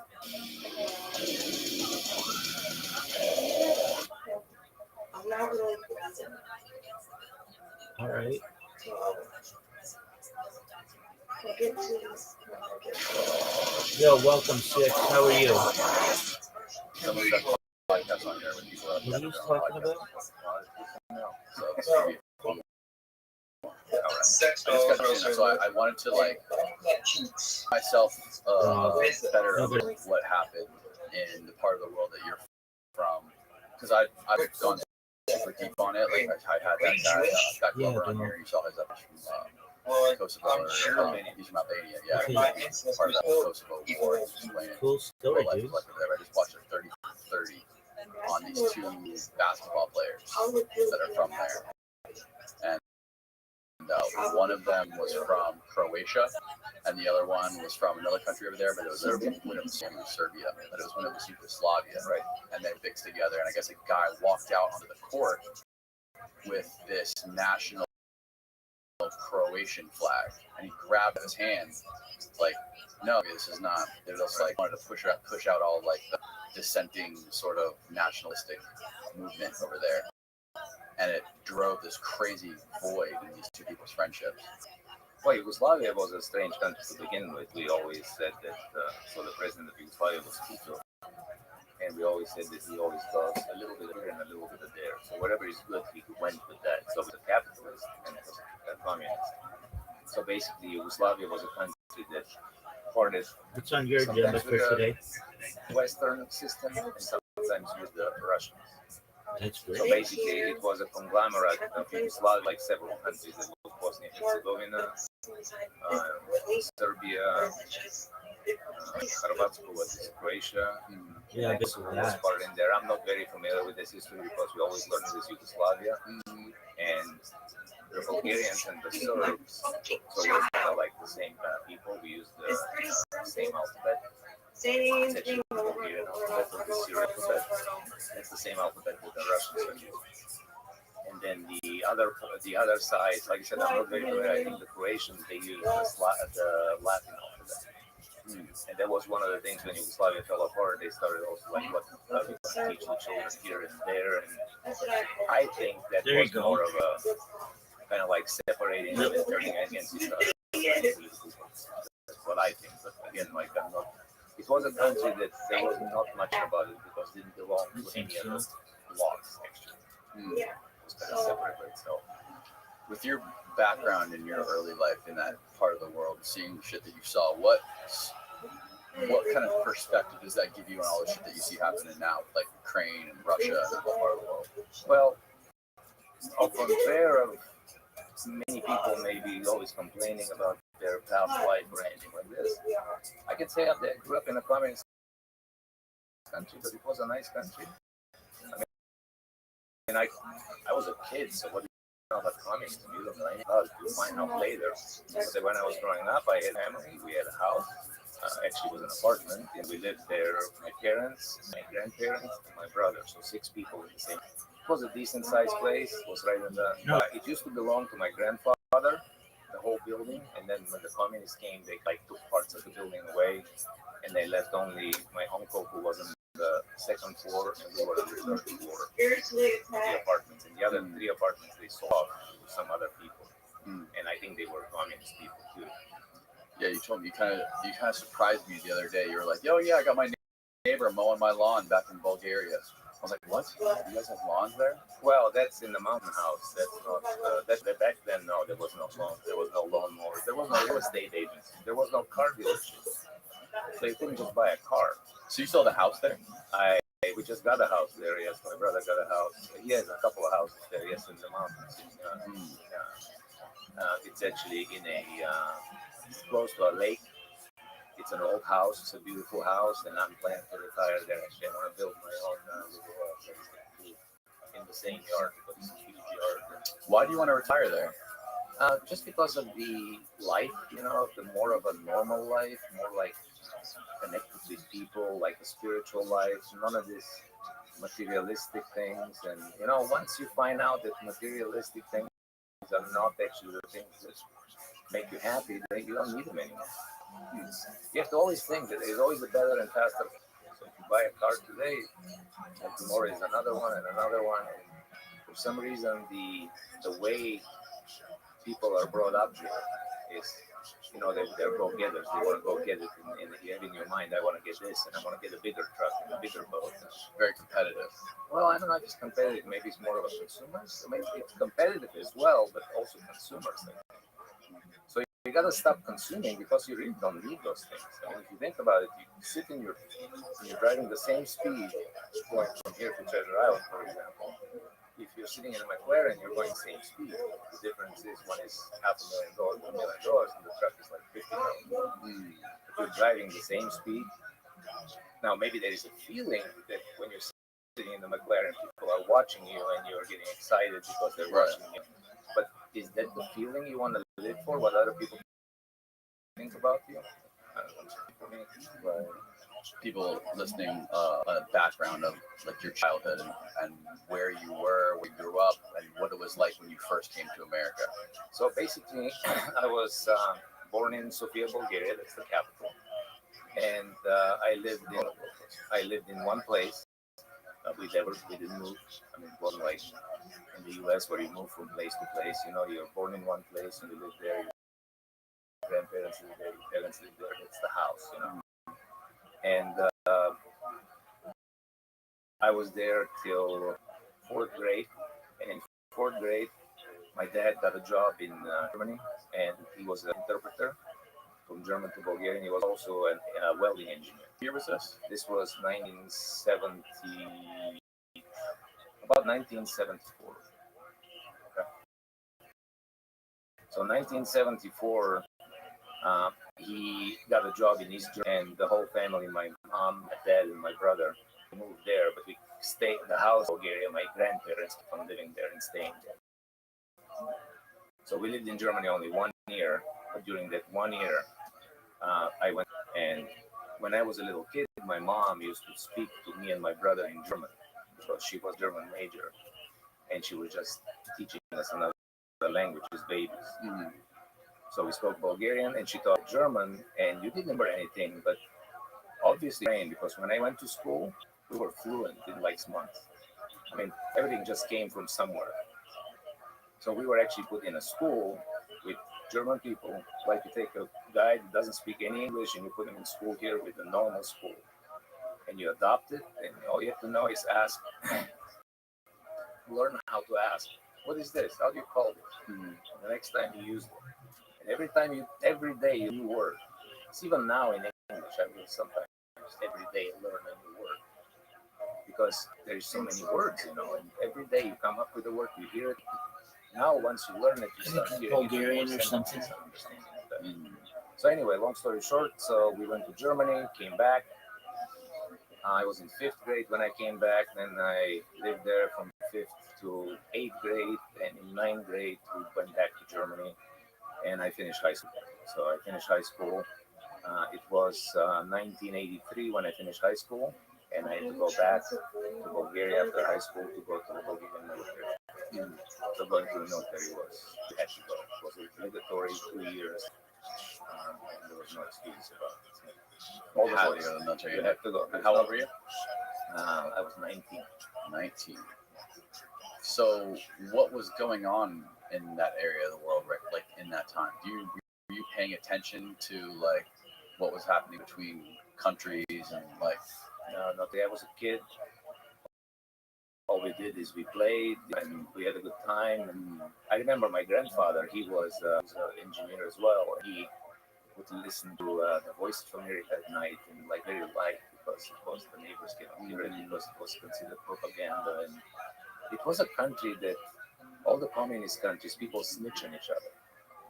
So they listen to you say something and then if they don't like it, they say, what, I talked to Danny, and Danny is like, he's talking against the president, this and that, And then they'll come and visit you and start messing with you. Really? Oh, yeah, so that happened. Oh, it happens all the time, yeah. So you couldn't tell anybody what you're planning if it was something that was not legal, For example, when I left Bulgaria, I couldn't tell my best friends that I was leaving. How old were you when you left? I was 27. And what inspired that? Well, when I was a kid, we watched a lot of American movies. So you guys was America sort of like this big shiny hill to you guys? It wasn't a shiny thing. It was like California, and we were watching. There was this movie, Sons. I don't know if you remember it, an old movie. And there was a stuntman in Hollywood. There was like some kind of intrigue on the inside, and they were driving these cool muscle cars and motorcycles. It was kind of appealing. It was a different world, It was the movies, was the fantasy world. Yeah. So, and that's what made you want to come here? Well, it started like thinking like, hey, what's going on over there? What's going on over here? But then when I went and lived in East Germany, we were able to watch West German TV. So the East Germans could not block the over-the-air TV, and of course there's a lot of propaganda on TV, but you also see the truth. Because when you go to a communist country to school, they tell you that in America it's terrible. So the kids, they have to sit in this. They used to show us this movie where they sit in a conveyor belt. You want to play literati? It's like a black and white movie, and these little kids sit on a conveyor belt and they make sandwiches. So the bread will come and you put the mustard and it slides over and they put the cheese and the next one puts the ham and the next one wraps it. And they told us that you have to be like when you're 12 years old, you have to go and work for your family to earn money and things like that. Really? Oh yeah, it was all propaganda. They didn't. And if you couldn't see it, how can you know? Because you perceive the world from the things that you see. So basically, everybody gets information that could be visual, could be from like audio information or nature, and then you start making a picture in your mind, and then through all the things that you learn, you start like dissecting that picture and start thinking how the world works. Mm-hmm. And if they give you only this kind of information, the world works the way they tell you it works. Like Americans, for example, not to offend anybody, but extremely brainwashed. Mm-hmm. Extremely brainwashed. So you were in East Germany, but you were getting some of the entertainment or news from East Germany or from West Germany, rather? Right. So I lived in Brandenburg, but it's only maybe like 50, 60 miles from West Berlin. And the West Germans, on purpose, of course, they were sending a strong signal so you can actually watch. There was only 3 channels. There was no cable. So there was like 3 Eastern channels and maybe 3 or 4 West German channels. Mm-hmm. And on the West German channels, you can watch some like the movies, and maybe some shows and something different. Of course, there was news. We didn't care about the news. We were kids, but we didn't care about news. Right. But there was some entertaining stuff, some guns and some action movies, and on the East German station or in Bulgarian TV, you watched Russian war movies. And you were over with. I mean, you watched so many of those that you didn't want to watch anymore. So it made kind of like maybe that bug of going to a different country and living in a different country and seeing that there's a different world out there that maybe wanted me to ask for more. And I can't say decided because I really don't decide anything. They fall in place in life. You decide something in one direction, then things just expand and do their own thing. So I figured, hey, why not? There's nothing to lose. I mean, the plan was, if I don't like it, I come back. So where's there to lose? So you guys were just allowed to migrate to the United States, and what year was this? Well, no, this was in 1990. 1990. Okay. So in 1989, in September, the Berlin Wall came down. Right. So this was the crack into the communist bloc. That was the time when All right. Russia was Just give me falling a apart. moment. I'll be So good. was it 15% of the Russian population took down, or basically ended the Soviet Union? It was 15%. It could be. Like I said, again, we were very excited about it. What actually happened is after Brezhnev died, they had a bunch of other presidents like Chernenko and Andropov and then the alcoholic with Yeltsin. Yes. The reason they had all these people was when the Soviet Union started falling apart, they kind of like, there's a bunch of oligarchs that started taking like advantage of this, and one of these presidents will support one guy, the other one the other guy. So it became kind of like a banana republic, during that time. And then it fell apart, and then that's what happened when all these countries, Ukraine came out of it, and Latvia, Litva, Estonia, and all separated all these republics that Russia had, and they created the Russian Federation. And then Putin came back. Actually, Putin worked in East Germany, right? Because he was an attorney, I believe, and he worked for the Russians. He's an attorney. And then when he went back from Germany to Russia, I mean, don't quote me on this, but I read, and we always donation from somewhere. He actually in Moscow. Never heard that. Yeah. Well, where'd you read that? We'll double check it. So. Where did you read that? I don't know. I read it somewhere. Can you check it? Oh yeah, Yeah. So you were there when the Berlin Wall when it came down. So the Berlin came down in 1989 in September, and in November, then after that was Romania that fell apart. And when Romania fell apart, the president of Romania was Ceausescu, and he was a vicious dictator. He actually, when he was going down, he hired his Secret Service people to go to homes, and they were murdering people left and right. Just for they asking if you're with us or against us, and if you're against them, they took you off.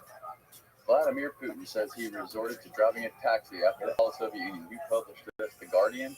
Yeah. Look at him. I knew that a long time ago, but I just wanted to verify it. So yeah. Actually, he drove himself. He was in.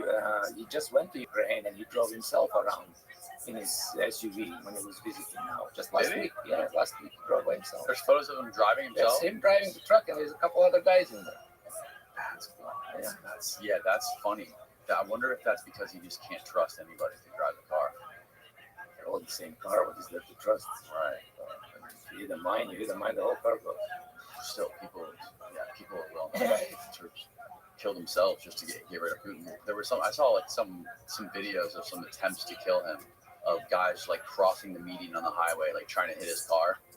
There was one specific video I saw, but he wasn't in the car. They actually hit one of Putin's cars, but it was like one of his guards driving it. I'm sure there is all kinds of attempts, but actually I believe he's a person that is actually loved in Russia. So really, not only in Russia, there is a lot of people that support what the Russians are doing. Mm-hmm.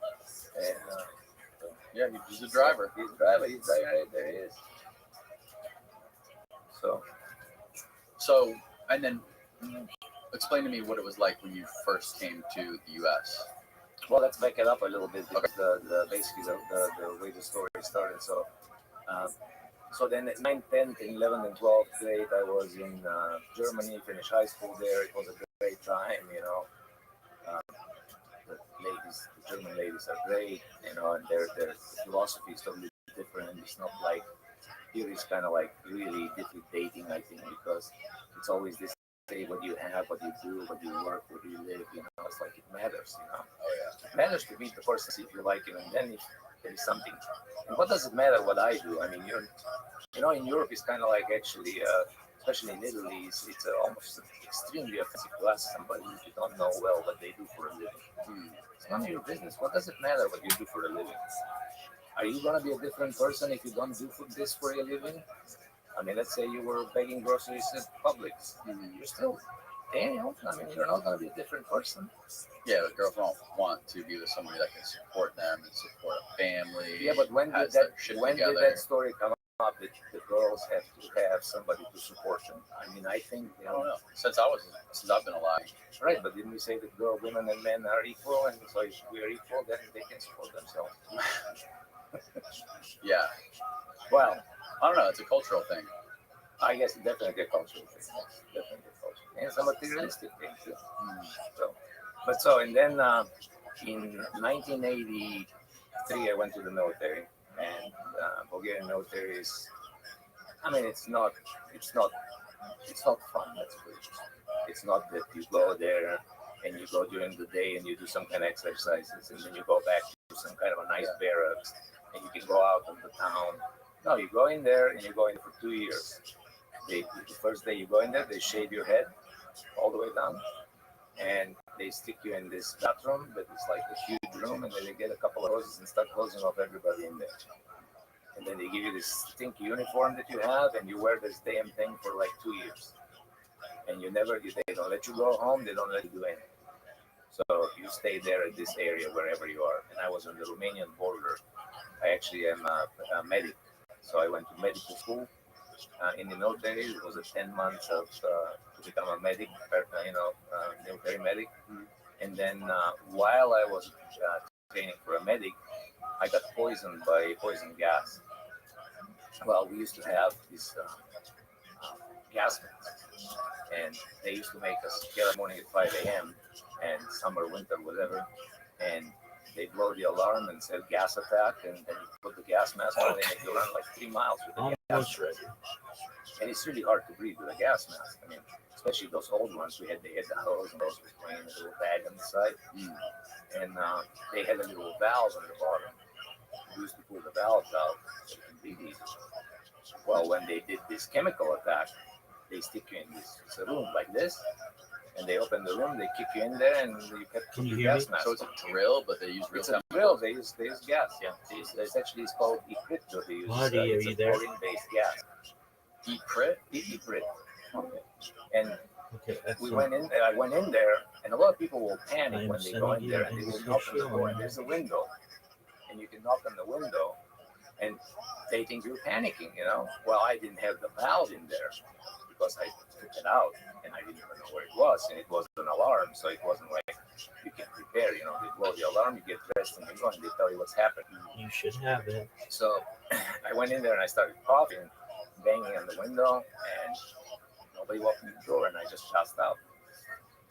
And they took me out, and I woke up in a hospital, and I could not talk when I turned to the left. So I had a paralysis or a paralysis of my voice box on the left-hand side. So it was from the inhaling those gases, and then they let me go home. You know, they sent me actually to the military hospital. Do you have the invitation?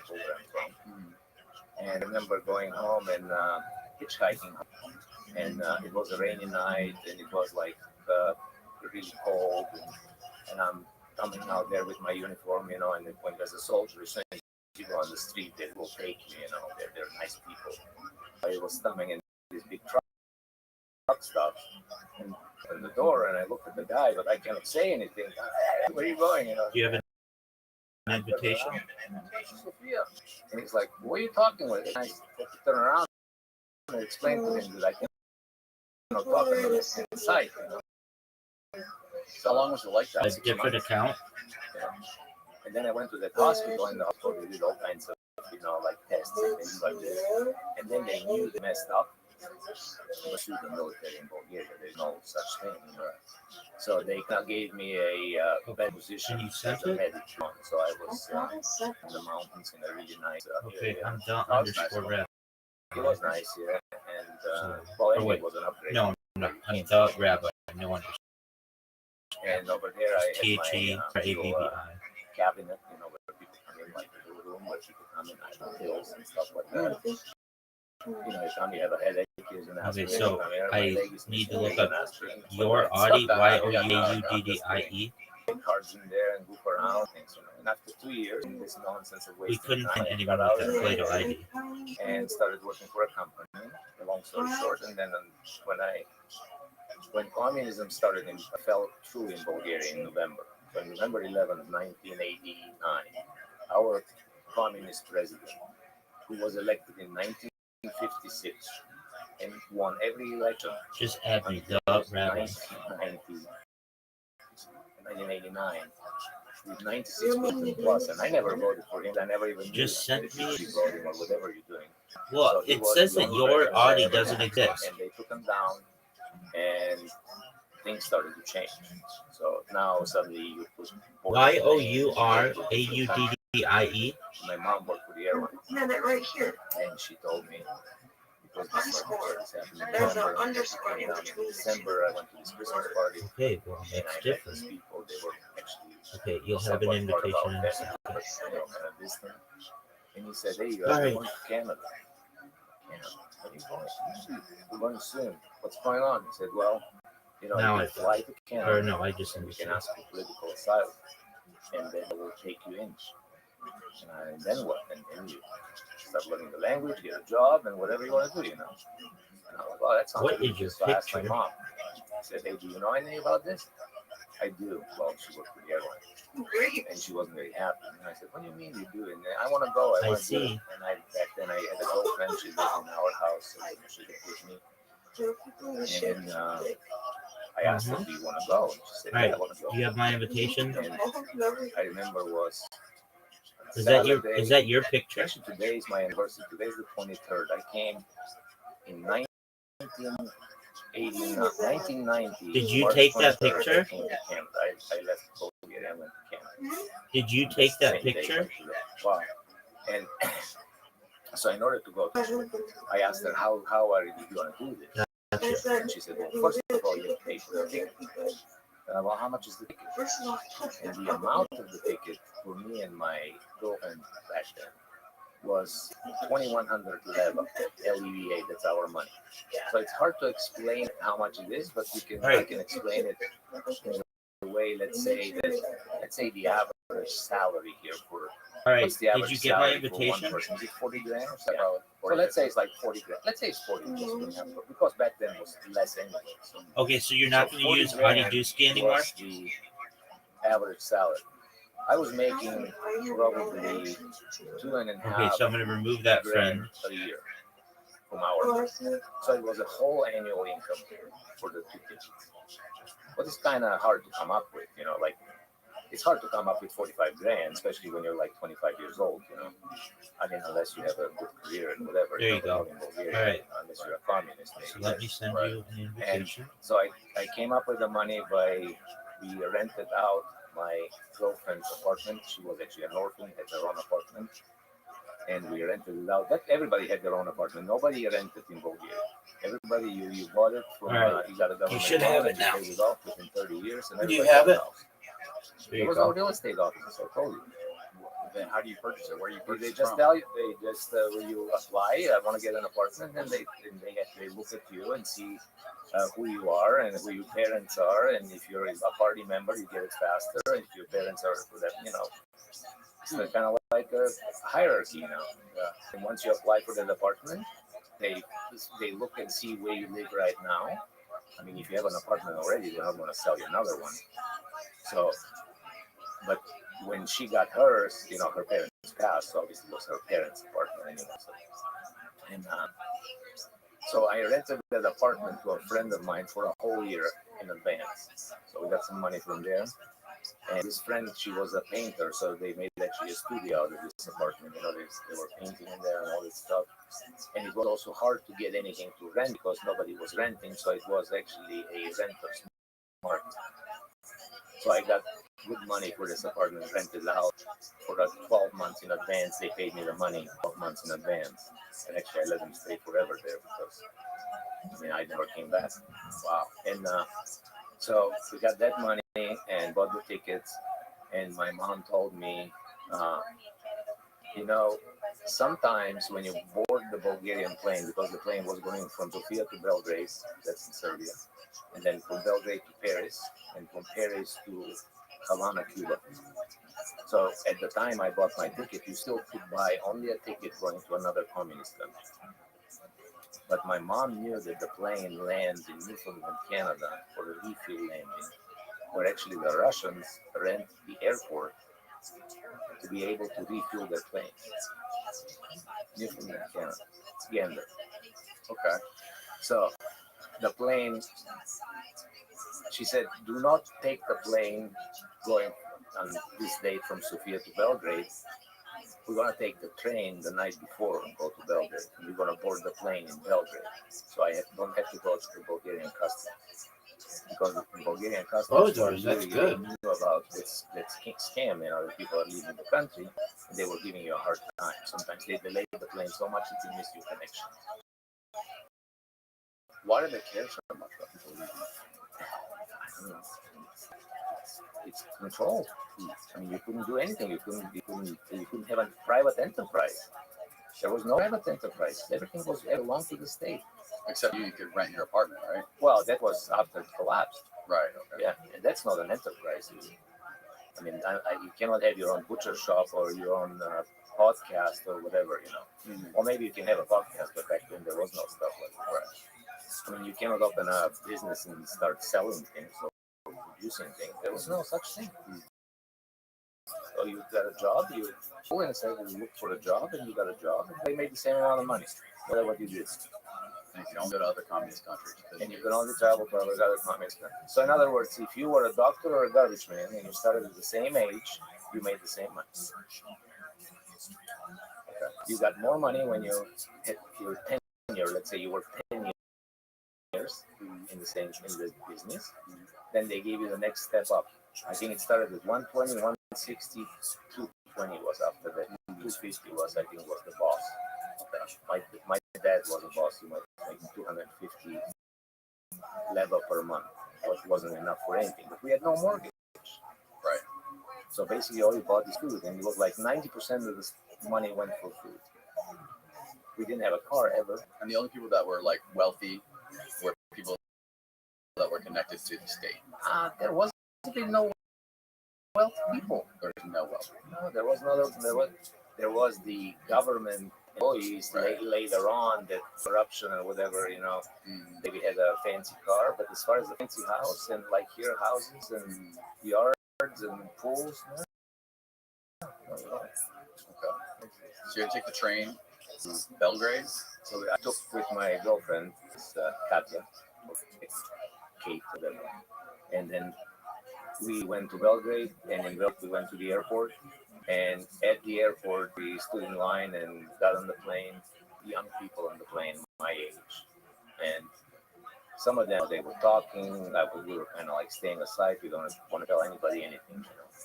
And then the plane, when we boarded the plane, they came in and collected all our passports after the plane took off. And I don't know what they did with the passport. We didn't know what they were going to do with it. But long story short, when we landed in Paris, they put you in a special room, like a transit room, until you wait for the plane to go from Paris to Havana. And so you could not ask for political asylum while you were in Paris. From Paris to Havana? Yeah. I thought you went from Paris to Canada. No, from Paris to Havana.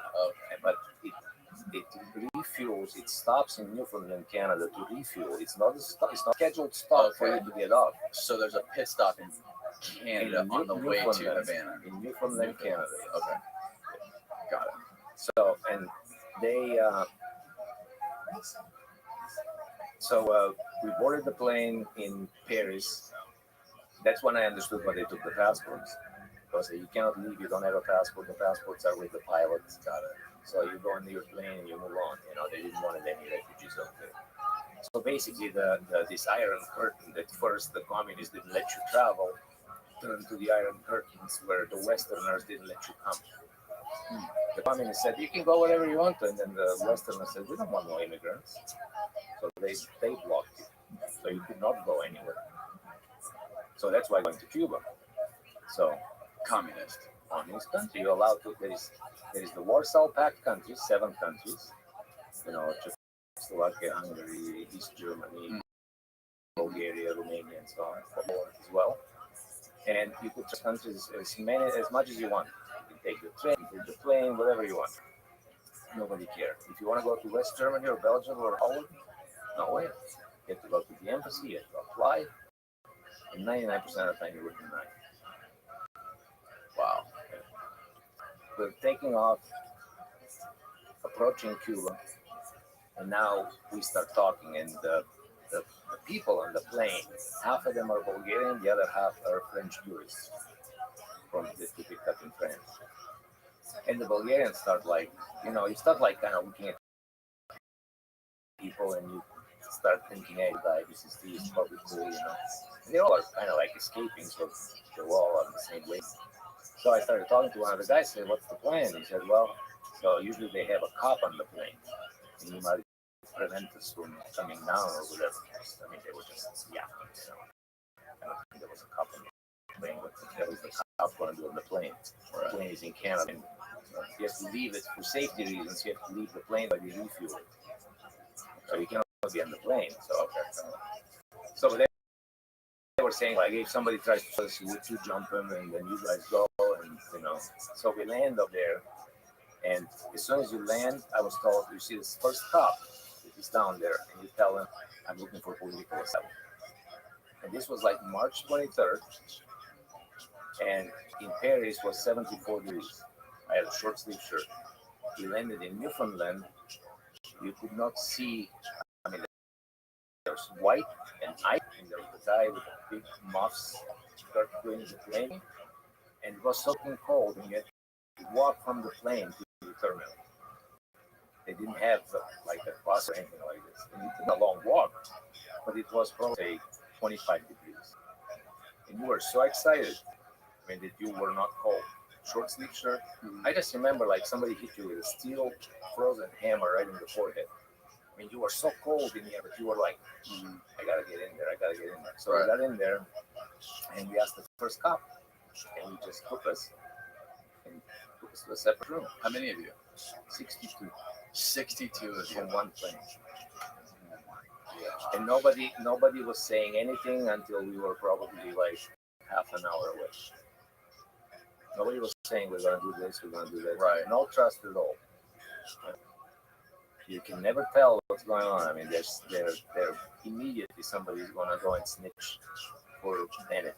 Do you think this was something that was happening every day? People escaping on these planes?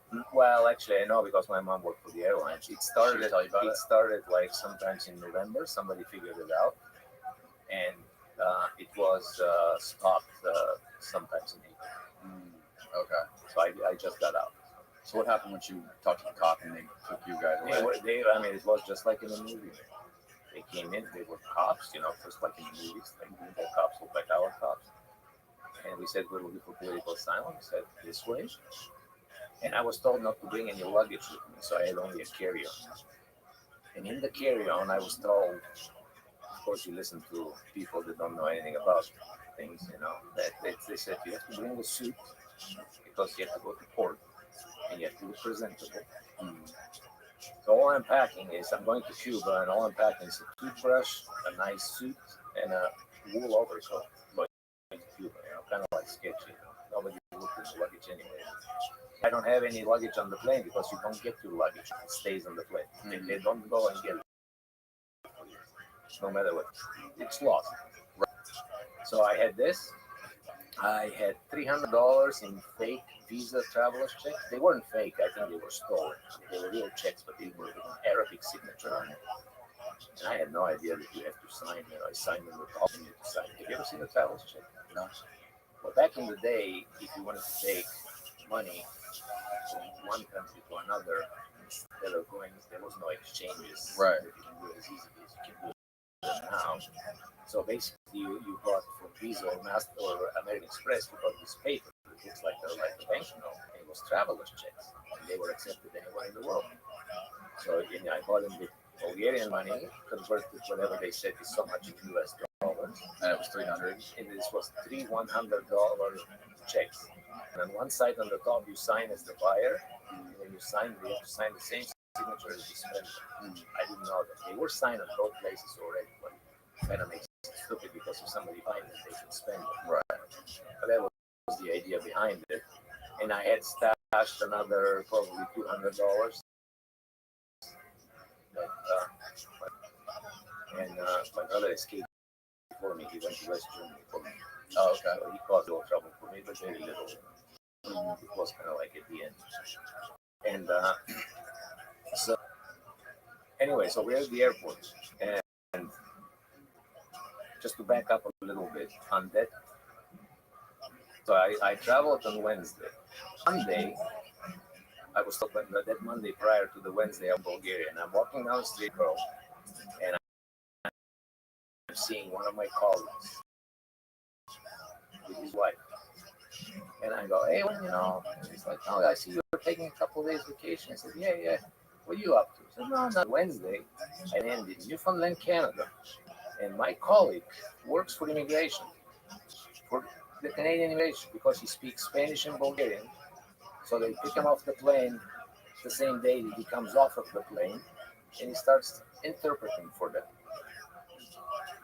And he's questioning me. Oh my. Aloha. I'm sitting What a here. great word. And it's like, so why didn't you tell me that you're coming here? And I said, why didn't you tell me that you're coming here? So I couldn't tell you. I said, well, I couldn't tell you either. So he goes like, so when they ask you to smoke, you're smoking and your girlfriend is smoking. Why? Just shut up. I know the game. All right. So, they take you in this room and then they give you the, search, get anything on it, and things like that. Yeah. Some people had brought some food, like they would bring like a loaf of bread and a can of meat or like some kind of lunch meat or whatever. They took everything away and asked them, why did you bring this with you? Well, we were worried if we have nothing to eat. It's like, what loaf of bread? What are you going to do with that? Right. But they didn't know, so people didn't know what to bring with them. I mean, I like I said, I brought a suit, so that suit had no purpose at all at the end. Got thrown out probably. Right. And so we go in there and they ask, do you smoke? I said, yeah. Did you smoke? Yeah. I said, all right, so here's $60 for cigarettes, here's $60 for cigarettes. Wow. Yeah, the Canadians were very nice. So, and now they processed us as much as they can. They took your passport. So they kept possession of your passport. They didn't check it. They just kept possession of it. Gave you some kind of a written note, paperwork, and told you just wait outside. I mean, there's going to be a cab, and you're like, we were five of us. Five of us. Said, you all go with cab number, blah, blah. All right. We go outside, and just like in the movies, there comes a yellow cab. I've never seen a real yellow cab in my life. It's a Chevy Capri, like just in the movies, And you're like, am I dreaming? Or you're super excited and totally confused, emotional. So we sit in, and I remember 4 people sitting on the back seat. This is how big that car was. For us, because if you go to Bulgaria, now most of the cars that look like limo, they're the size of a Toyota.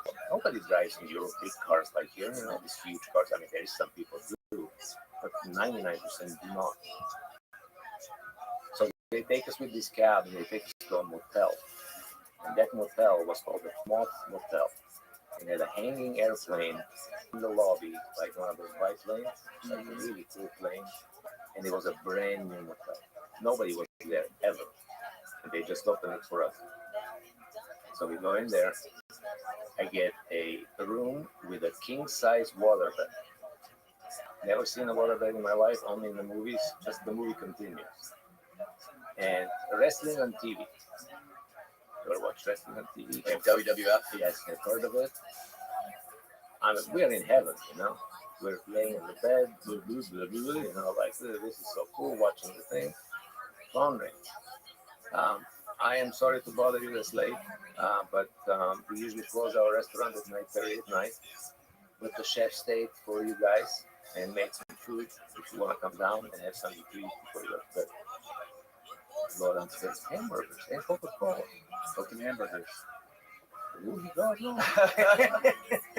So, How good of an English speaker were you? probably half of what I'm now. Okay. Yeah. So you order Coke and hamburgers because No, that was the only thing that you can. Oh, really? Yeah, Okay. they had made in fries. They had Coke, fries, and burgers. all right. Yeah, always complained. Right. It was delicious. So we ate, and the next day, we waited and spent almost like a month in Gander. And then they moved us to a different place. Was a fly fishing resort, and that was in the mountains in Newfoundland. Beautiful area. The weather was cold, but the kids, as soon as it gets like the sun comes out and it hits like 45, 50 degrees, kids are with shorts and tank tops riding their skateboards.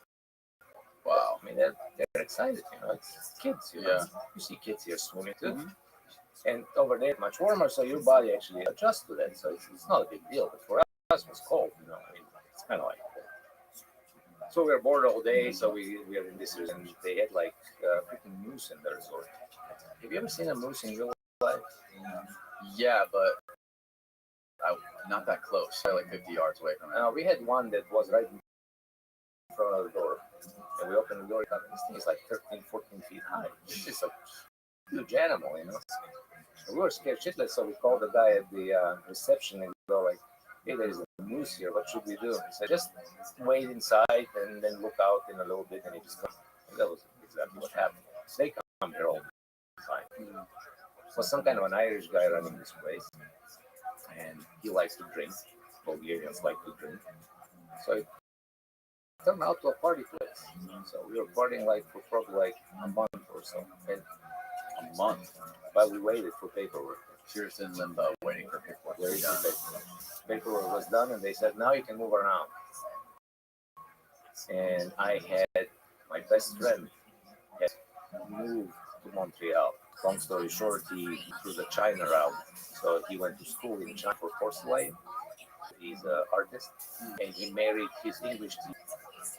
And then they came together. Okay. He escaped through China. Right. Wow. And he was living in Montreal, and I was excited that I have a friend in Montreal, and I'm going to go check him out, and we're going to have a great time, and he's going to show me the ropes, and life is going to move on.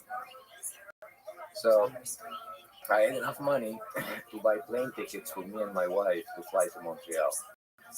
But then I befriended these people that actually we rode in the cab together, and we also stayed in the same chalet. They put you in these chalets, and there's like 5 people, 6 people that sleep in there. It was very luxurious, very nice. And they were like, hey, can you help out? Can you all go on the train and the bus? Can you help us out? And I'll give you the money. I'm like, all right, whatever. So I did it, and that caused us to go on a 52-hour bus trip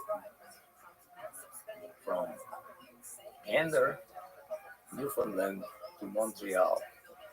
And you go through the whole Newfoundland, and it was snowing. This guy was going like 80 miles an hour in the middle of the night. Then you go to. Can you pull up a map of Newfoundland? Then you go. Yeah. Can I have some? Yeah. Some water. Austin, you grab him. You got some liquid death. Is it water? I think it's sparkling. We're out of water. Yeah, whatever it is, as long as it's not alcohol. Yeah. That's cool. And thanks. Yeah, we're all out of regular water. We just drink sparkling now. It's good, right? So there is Newfoundland. Let's see. Oh, there you go. Okay, way up there. Holy Just as cow. the smaller island, the bigger one is Labrador. So just can you zoom in on the small island? No, that's the small. It's the small island. We were in the small. There you go. So St. John is the capital. We stayed at St. John.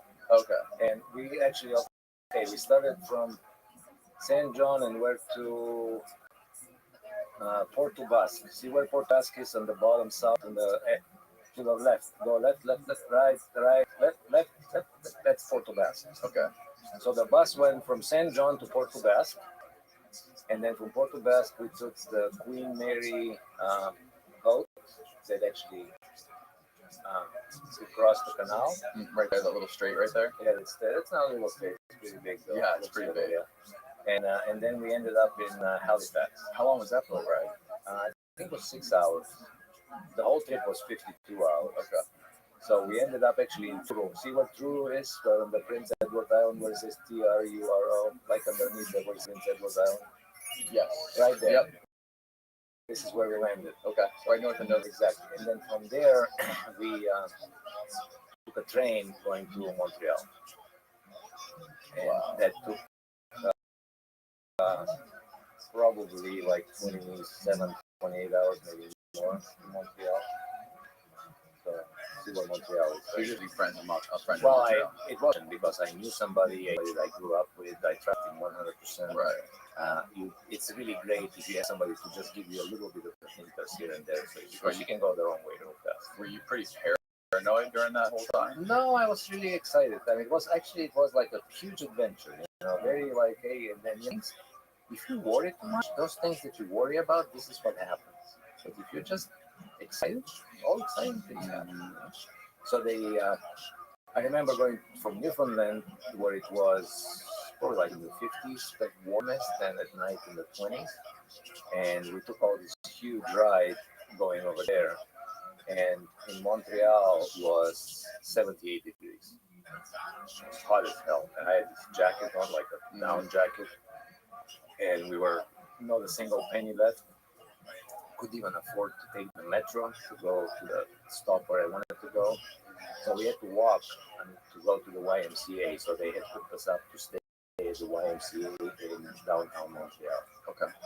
And we had to present ourselves. So we got ours there, and I called my friend, and then we met up, and the story was a little bit different. So his wife was a total bitch.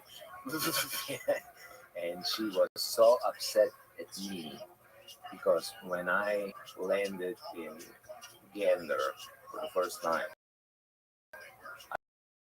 I called him from Gander, collect, and he accepted the call. And because this call was like $9, she was so upset that I called collect that I was done. I didn't exist anymore.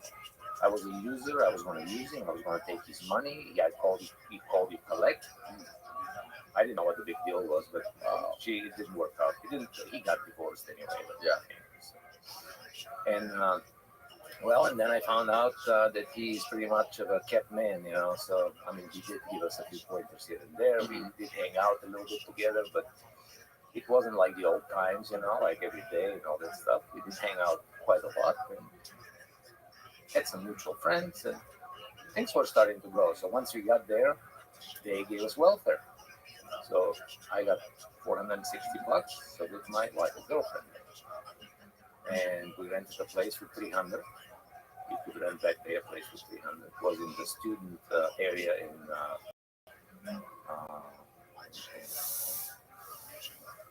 it's in Montreal. It's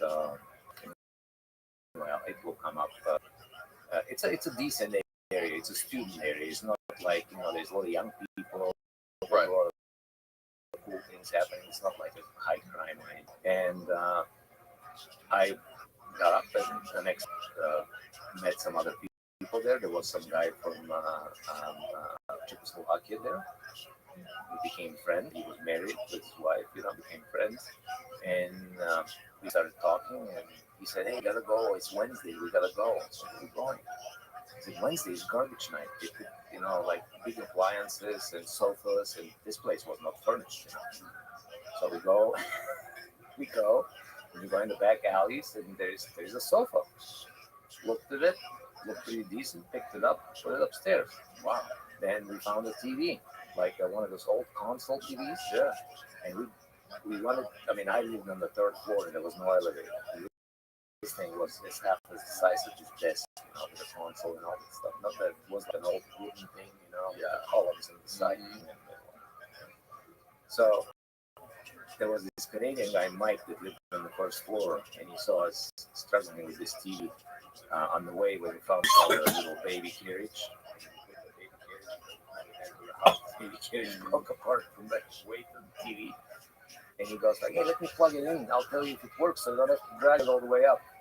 So we plugged it in, and then he looks at it, and it was all green, and it took a couple of times, and it warmed up and came on. It was a color TV. I mean, it was like you had to wait 5 minutes, warm up, and start like getting color, but it worked. So we got furnished from the garden, and then bought the utensils for the kitchen and whatever it is, garage sales, and got a household going on.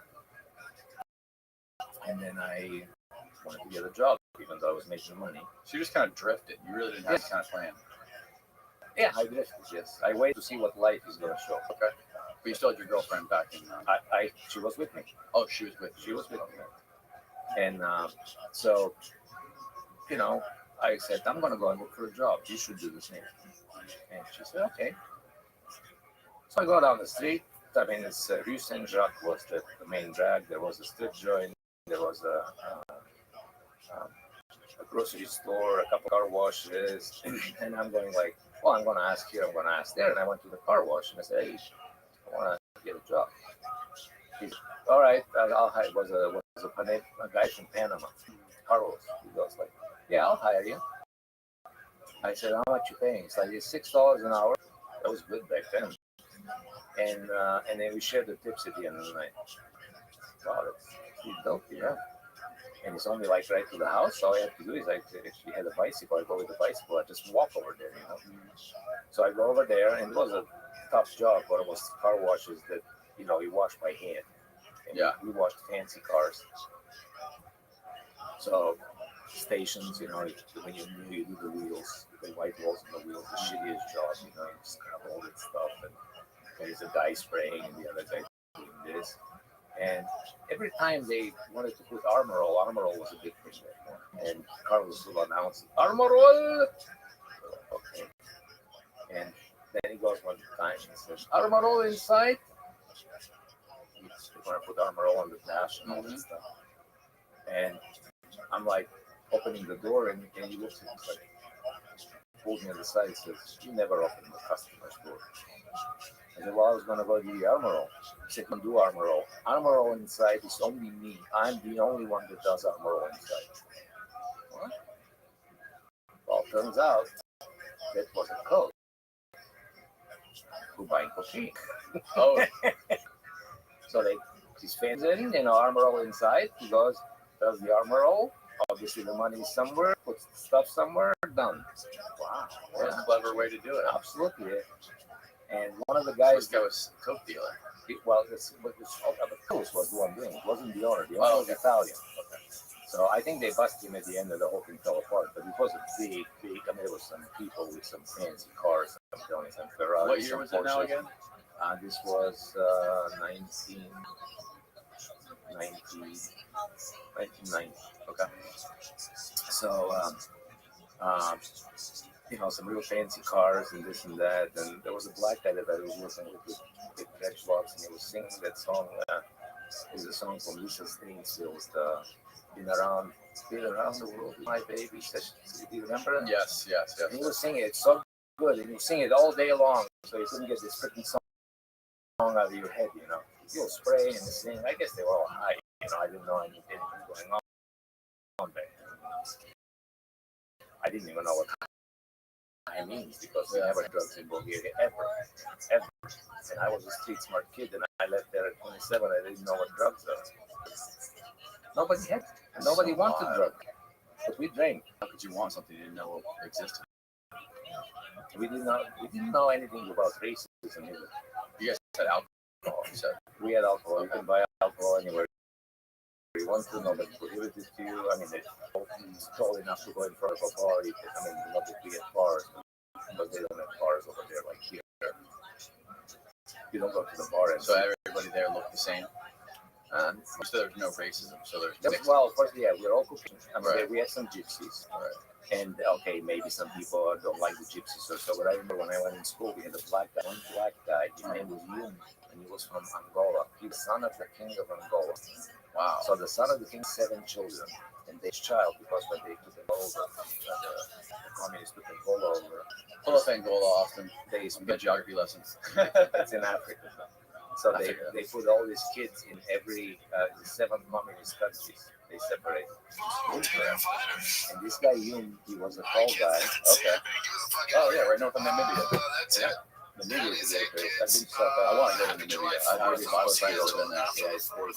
Well, Germans and really good surf there too. My brother just went to Marseille. I said In Namibia? Marseille. Oh, right. But anyway, so this guy, he was a tall guy, you know, and he had a basketball team. He was in a basketball team. He was the best fucking guy ever. You know? So anyway, he was a fucking celebrity, you know. He was a stud. Oh yeah, it's like in the school, you know, way in high school, you know. Yeah, he had a fat ass, but he was tall, you know. He was complaining about. We were kids, you know. What's he gonna do? It's like just come sick or whatever. And so that's what I'm saying. You never get racism or anything. Because you don't know anything about it. You're just a different looking guy. He was cool. And we respected him. Respected us. And that's why I think life was good in Bulgaria, because people were respectful. If you're respectful and well educated and you know how to behave, you know, without bothering other people and be polite to the elderly, that actually communism did not do anything to it. The people were still friendly, nobody was stealing, nobody was robbing you, there was no murders, there was no crime at all, zero crime, zero crime. And everybody had to work. You could not work. So you stop you on the street and you had a passport with you. And in the passport you had a stamp if you were working in a company. And if you didn't have a stamp, they took you in where? They took you in and questioned you, and then they made you get a job. And what happened if you refused to get a job? Never. I always had a job. You never heard of anybody who never had a job? I'm sure you can hide if you want to or whatever and get in trouble, but They put you in jail if you put somebody who's like a district. absolutely. They could do whatever they want to with you. There was no right. Right. I mean, you didn't know anything about it because if they want to come and arrest you, they'll take it. Right. So they took my grandfather's apartment, just took it away from him because he had too many apartments. They didn't buy it off of him. They just said they confiscated it. Yeah, they said you're a capitalist. They took it away. But when you're a kid, you don't know that.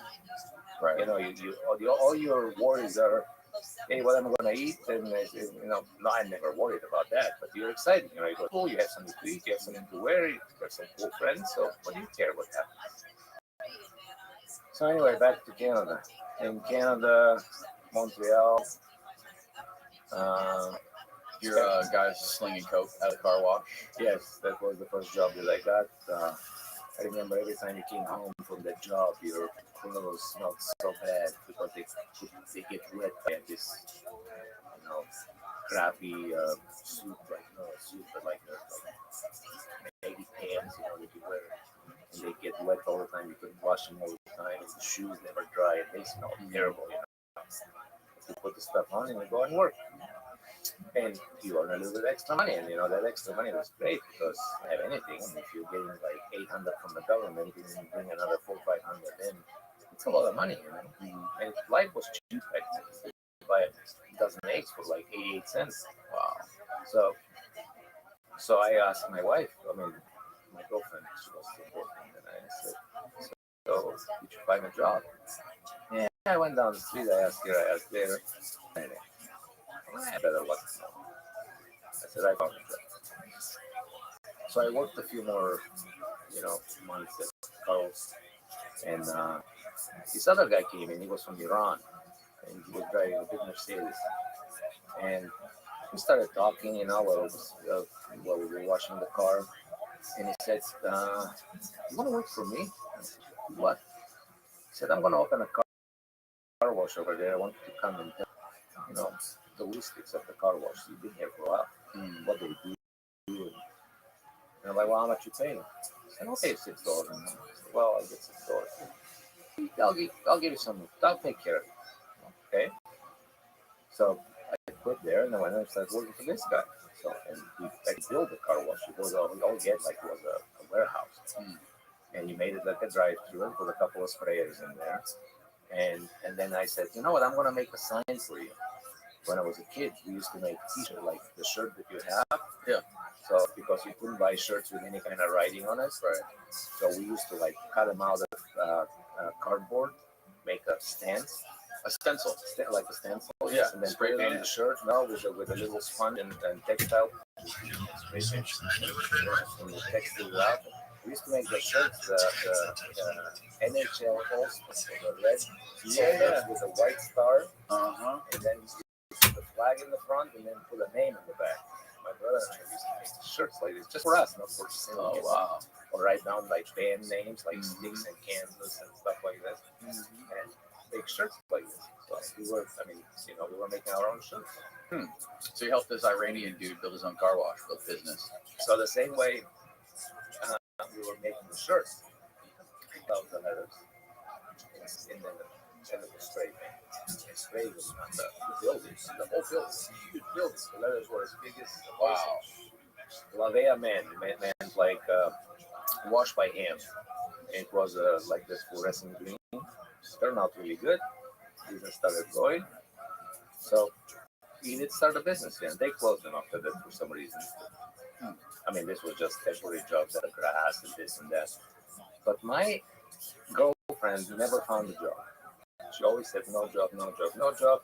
Oh, she did something on the balcony when the summer was around. Unfortunately, she didn't cook, she didn't wash, she didn't do shit. But when I lived in Bulgaria, I made enough money, and that wasn't something that she needed to do. So we lived with the house, my mom was cook, things like that. So anyway, and things started to go like south with her, between me and her. And we got very like, constantly like bombarded with this unknown what's going to happen, because they started deporting some Bulgarians. Bulgaria turned suddenly democratic on paper. We got a new president, and now they said they're not going to prosecute you if you go back. You're not going to get in trouble. It's a friendly government. So that caused other countries to start deporting. That caused like Canada. I don't know about other countries because I can't speak to that. But Canada started like sending some people back. And it's fine. You can go back. Yeah, they said, hey, it's fine now. You have a democratic president, so you can go back. And they were looking for me and her, and I was not going to go back. That was in 1992. Okay. And in the meantime, in 1990, my mom passed away.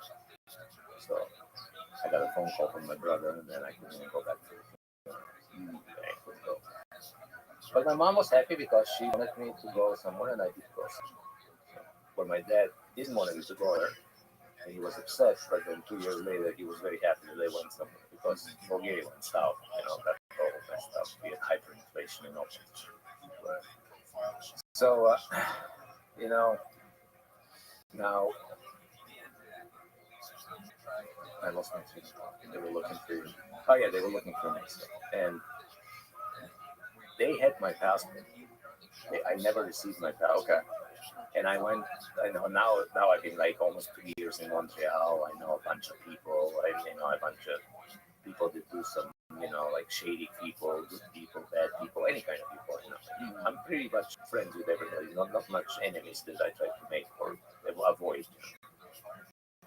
No matter if you're, a bad guy or a good guy, I somehow can find a way to talk to you and just, be real with you. So I'm not going to criticize you. I'm not going to tell you what to do. It's just a conversation. So I asked, hey, listen. So these guys are looking for me, and I have to go and listen to it, and what's going to happen? I'm like, why? So-and-so went over there. They put the handcuffs on him, put it on the main and shipped him back. I'm like, okay, good to know. So what do I do? He said, we have a guy that can smuggle you over to the United States. I'm like, sure. How much is it? And we can do it for $400. So I'm like, Where's the guy? It's an Indian guy. Well, okay. How did you know the U.S. wasn't doing the same thing though? I didn't. You just thought that It was the only country you can cross. It's going to go south from there, maybe Mexico, the next one. Right. So, and I'm like, all right, so what do I find? He said, you go over there, and it was the kind of wacky reservation. So we go over there with my, meantime, I had money, I bought a car, I had my first $400 Renault Alliance. Do you even know what a Renault Alliance is? How do you spell it? Grew up a 1983 Renault Alliance, like Alliance. Alliance. Yeah. What's the first word? A Renault. R-E, the French cars. R-E-N-E-U-L-T. Oh, Renault. Okay. Renault. 1983 Renault Alliance. Piece of shit. But the car, $400. $400. So it's my first car ever. How can you forget it? That's the car that I pressed. Oh, There you hell go. yeah. Yeah, there you go. That's actually. What color was it? That's a newer one. Try a 98 in here. I mean, I bought it in 80. Maybe it was in 1980. It was actually I old. like that thing. It was older than that, actually. So they cut the top off, cut a drop top. Yeah. I mean, it was moving, so going to make it be, so who cares? So I bought it from another Bulgarian, so he was, I don't know, he was going somewhere. Yeah. And so I go to, with my wife, was going to, she still wasn't my wife. Was she my wife? Yeah, I think by then she was my wife. So anyway, so I had an attorney, just I have to back up a little bit. And this was a French guy, the thing was Francois de Couteau, I still remember him. He was a fucking crooked, but if I see him, I'll beat his ass. You know? So he took all these Bulgarians as clients and made us pay $1,000 retainer for 60 of us. And he never helped anybody. He took the money and he just skipped. And you could not do anything about it because he had no fucking status. You couldn't complain, nobody believed you, and the whole thing. So he told us, he said, I was already splitting up with my girl because she was things were different, it was a different world. I couldn't do this, back in Bulgaria was, we could do whatever we wanted to, and I was making good money, and she was making some money, and okay,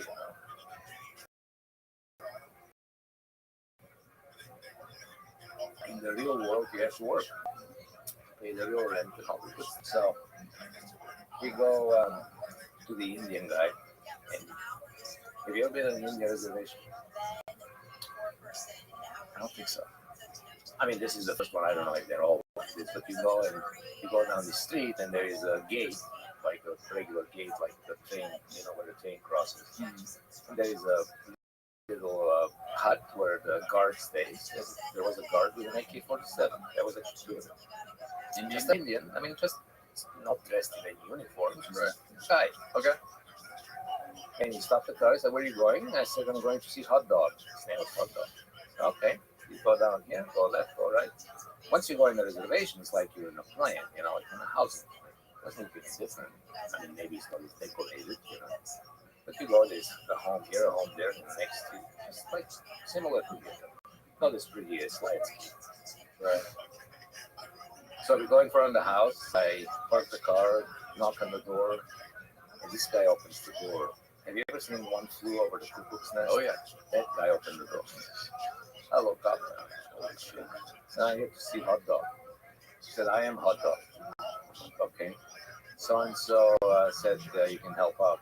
Yeah, no problem. Come on in. So we walk in, and you walk through the room, and there's cartons of cigarettes from the floor all the way to the ceiling. And you're just walking in this little hallway between the cartons. This guy smuggles cigarettes on a fast boat to Lake Ontario. He brings them from the U.S. because cigarettes in Canada were $6.76. That's why I stopped smoking when I moved to Canada. For a pack of cigarettes. And back then in the U.S., a pack of Lucky Strikes was 99 cents at the 7-Eleven. Yeah. So they just bring them over here. On a cigarette boat, no less. No less, yeah. No pun intended. Yeah, That's great. So I go in there and I sit at the table with him, and he's a very nice guy, introduces himself, says, "What's the date? When are we going to go?" And I'm like, "This day, that." He said, "Don't worry about it. It's going to be fine." I said, "Do I give you any money right now?" He said, "No, you don't give me any money until we cross."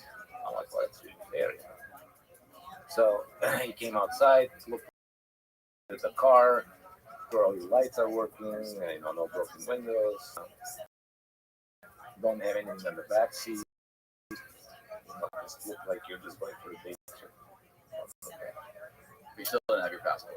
I don't get it, right? So, and like my passport, I would have gone and I walked up to the border and crossed, by asking for legal cell because the U.S. back then didn't care. Actually, you could just walk into the U.S. This was before. Was that still Bush Senior? No, it was Bush Senior. Okay. It was just up and coming because he deported me later. That's why. So basically, the Canadians had a deportation order against me. I skipped the country before they did it. So I went to the Indian guy and we met on the date when we were going to cross.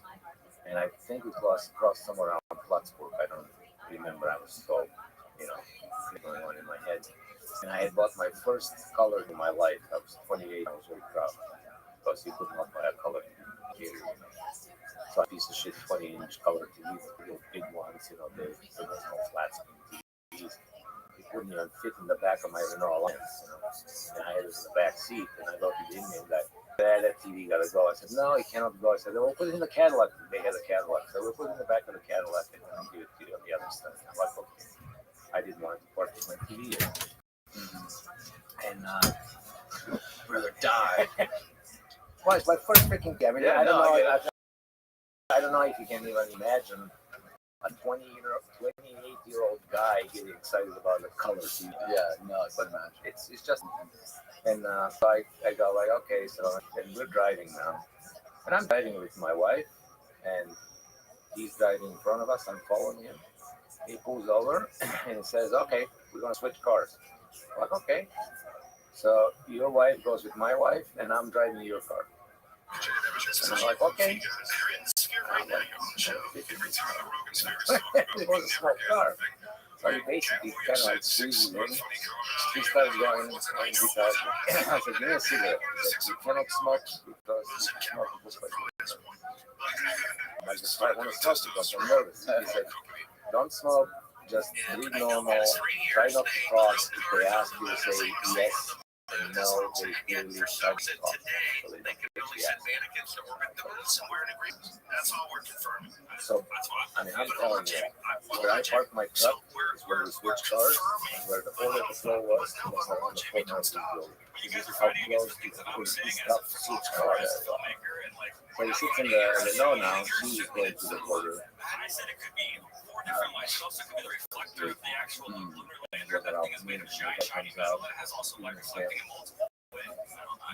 Where you guys going? I want to go play bingo across the border here. I'm like, oh shit. So she pulls through, he leaves the gate open, and waves us through as well. We didn't have to stop. And this guy has never been sick. So he's now in the first gear, he's like, 400, 5,000. Like, I'm gonna blow the engine. So, what do you want me to do? I said, you gotta shift. He said, we're almost there. I said, just back off of the gas. So, and he turns around, right around, and put it in second gear. Wow. And got out and said, all right, we're here. Deal is done. I'll take the money, here's your TV. I gave him the money, here's your TV. It was really nice. I said, I need to go to Toledo. I had a friend in Toledo there. Okay. The destination was Chicago. Because people that I befriended in Montreal, they had friends in Chicago. But those friends were not help us. So we go, jump in the car and start driving to Toledo. And I remember going to the gas station somewhere over there. And there was an armed guard at the gas station. But the guy was at the shotgun. And I came from Montreal. There's no crime. There's nothing. And I asked the clerk, what's going on? Oh, people steal shit. So you just look So anyway, so we ended up in the first night over there, and then I went to Chicago. And in Chicago, I met those people. They were elderly people. They were in their 60s. really nice people. And so me and we stayed one night at her. With my wife, and then she's supposed to get an apartment. I'd say go up. We got an apartment, it's like 400. Right next to us, they had shot somebody because there was choke out line that they just had to move. And they cleaned it up, and the Mexican rented the place. So it wasn't the best neighborhood. And this was actually in Hoffman Estate. It wasn't a bad area, but there was some bad places. It was by Shango. Okay. So I got this new apartment, and I needed to get a job. Now, the United States gave me the Social Security card. After I sat down with the organization, we went and went to the registration, and she said, so how can I help you? And I said, well, I go to prison myself, you can leave to the United States, and it was like the police inside. I said, I go outside, and if you look to the right, there's a line, and go in that line. You go outside, there's 300 people there. 90% of them Mexican. This is 1992 in Chicago. Stood in line, I started paying. I didn't have a passport. I had a different Bulgarian ID that was in Bulgaria. They took some information from that, and then they wrote down, all the vital and they gave me this little card, which is the Social Security card like you have, but it has a stamp on it that says not authorized to work without employment authorization. So when you went to get a job and they asked you back in the day to show me your Social Security card, you showed they didn't hire unless they didn't hire. So of course I found a job on the table. So explain that again. They let you take a job. They let you take a job until you get an employment authorization from the US. So you basically apply for this employment authorization. You are not allowed to get a job. Not allowed to. But did they tell you can go find a job in front of the table? That's the dumbest thing. So you have to be unemployed. Well, they didn't say that, but they said that I cannot work in the United States because I'm not a US resident. So I cannot work. I'm applying for asylum, so I'm kind of like in limbo. So how long did it take for you to get the? I think it was about 6 months before I get my employment. Okay. What is crucial if you don't have any money? I think about 6 months. Yeah, that's a long time. So that's why I kind of took off under the table. Right, which I'm sure every single one of the people online did. Yeah, but they were. I got a job in. They were Mexican, so they probably had like 16 jobs each. Right, and they're like more into the landscaping and whatever. Well, I did some landscaping. So yeah, I know all of these people. Construction, yeah, whatever it is. Yeah. So I started actually. I started cutting grass. This guy from Hungary. He was a Hungarian guy, was an older guy. He ran his own landscaping business, another business, but maybe like 30 clients, and usually the 30 like $6 an hour. So that was the first job I got, and then the Mexican that moved next to us, his name was Fernando, good guy. And one day he was out there, and I told my wife, "No, yes, my job. I cannot. This is tough work." And she goes, "Yeah, I'll find a job, but I don't have any papers." And he's like, he's Mexican guy. "Oh, papers? You need papers? What kind of papers do you need?" I said, "Well, she needs to work." I said, "Well, I can just work like for $6, I can make a green card, and you cannot show it to the police or anybody else, but it's a green card we get employed." Oh, wow. Oh, my God, it's cool. So she got a green card. She went to his husband's house somewhere, I don't know what it was. There's a bunch of people drinking beer in there. And obviously, this is my first client that is coming in. They're like, "Yeah, come on over here," and they pull this sheet of whatever, white glue, whatever. Stand in front of it, they take a picture, they put on an ADID and all that stuff. I mean, they were pretty efficient, right there. You get it, $50 done. it was, I mean, it was good looking, but if you were a cop, you could have figured out it's not real. Now they open the whole thing. And I know that people looking to hire people don't give a shit. They need people to work. hey, if you're applying for any kind of a job, they ask you always. Right, but they're not like inspecting the thing. They don't really give a shit whether legal or illegal. Right? Long story short, then I got a job at Mark Shale.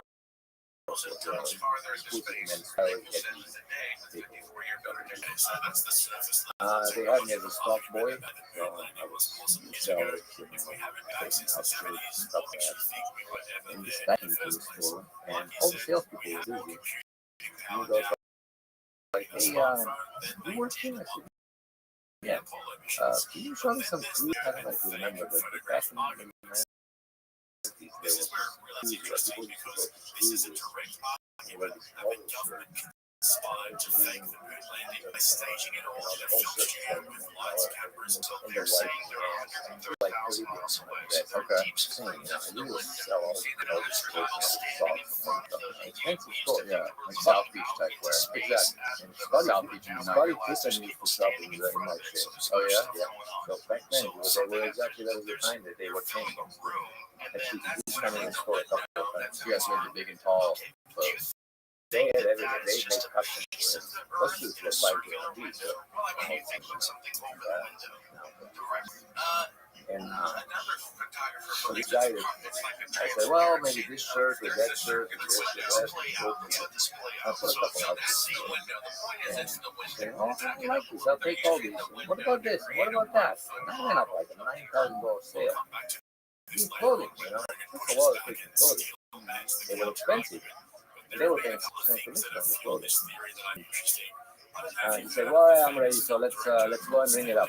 And I'm like, I'll get somebody to ring it up because I get it. And this old man came very healthy, scary guy, because I'll help you ring it up. But he took it, it up. But the boss let it do each other. He somehow got wind of it. And then he said he gave me like half of the commission.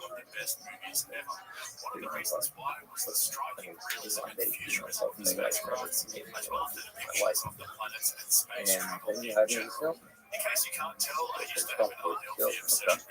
So I, started as a salesman, worked a little bit there, and this guy came back, the guy that I sold the food for. And he said, I need to do this, so we talked. And he goes like, I said, where are you going? He said, oh, I'm not going anywhere. We have a little place in Treasure Island. Treasure Island? That's my favorite book. What are you talking about? Like, it's a little island in Florida. Have you been there? No, I never been to Florida. Oh, let me show you. And they don't remember. They didn't have like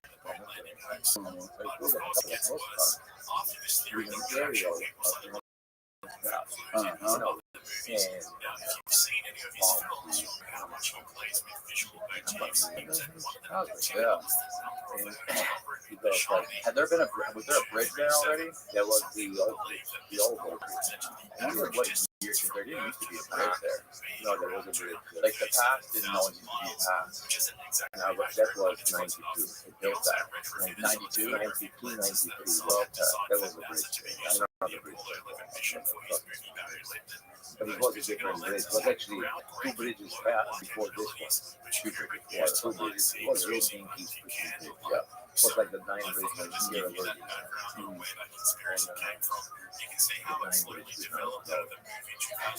What? The Nine Bridge, now it's $1. Oh, yeah, exactly. So I'm like, oh, this is a really nice place. And I wrote it down, Treasure Island. I think there was no computers to look it up or anything, but this was like embedded in my mind how this thing was like. It looked like Tom Sawyer's Adventure, whatever it is. Yeah. And I'm like, oh, this is really cool. There was a few things happening in the meantime. My dad visited me, and You know, there was other things, but maybe another time. What was the process of your green card? Were you trying to get Took a long while. were you trying to get citizenship? I was trying to get it. Now, what did they tell you the timeline was for that? The time was at least 2 to 5 years. 2 to 5 years. But you were allowed to work. They said just wait it out, work, and all right, 5 years finish your green card. And right. Well, if you have to go to a court case. So the court case is you came illegally to the United States, so why did you come in? You say because Bulgaria, so they listen to your case, why are you looking for political asylum? If you have a case, and they say, and the judge says, well, now we say Bulgaria is now for the bad, we can go back, those all those bad people, that's wrong. Specifically measure the radiation of the radiation levels they should have. It's like the court they went to. That's exactly what happened right now. Right. So I went to, from Chicago, I went to Florida. No, I didn't. Before I went to Florida, I already had with a girlfriend. And I had purchased a new car, so I had another Renault.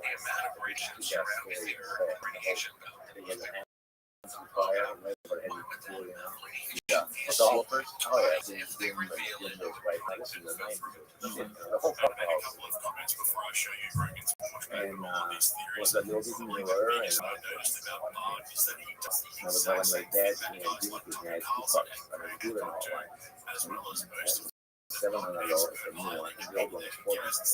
And he thought that was amazing. Wow. What was his at that point when he visited you? Was he trying to go back to Bulgaria? What was No, in Bulgaria? I actually, the situation in Bulgaria was getting, the situation in Bulgaria never got really bad, but it deteriorated for a while and then recovered. Did you think about moving in with you? No, he was too old. He came, I wanted him to come and visit, you know, because I couldn't go back, and then he had to come. I was traveling, you know, at this time. I think it was in 93, maybe. And then I introduced him to these people that were actually his age, you know, the mental health. And they became friends. And it was a nice thing, actually. It was a real nice thing. But this was, well, then I went back and then but anyway. So now I'm going down to Florida, and I told her after the wife, I said, well, I'm going down to Florida, and we already got divorced in Chicago. And I said, I'm going down to Florida, and, you know, and you're in and she's I'm going to die here. No, all right. So here's the deal. You come with me. You go in the car. I'll drive you down there. I'll find a place for myself. You're welcome to stay the first 2 nights there. Then you're out of it. You know, you go find your own place, and you go. And she's all right. Fair enough. So we drive down from Chicago to Gift Days. I don't know if you remember what Gift Days is. So we went to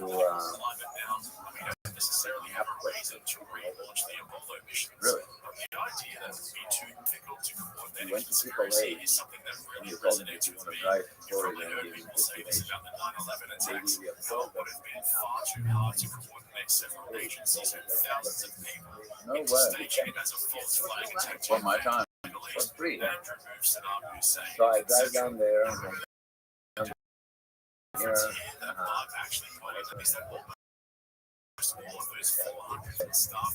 I pull up right where Bob's house.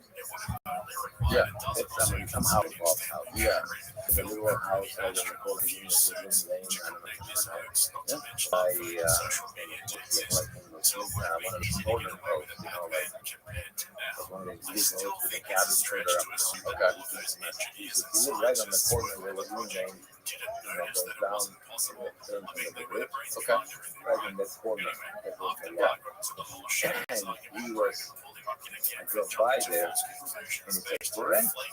And he had basically was like the six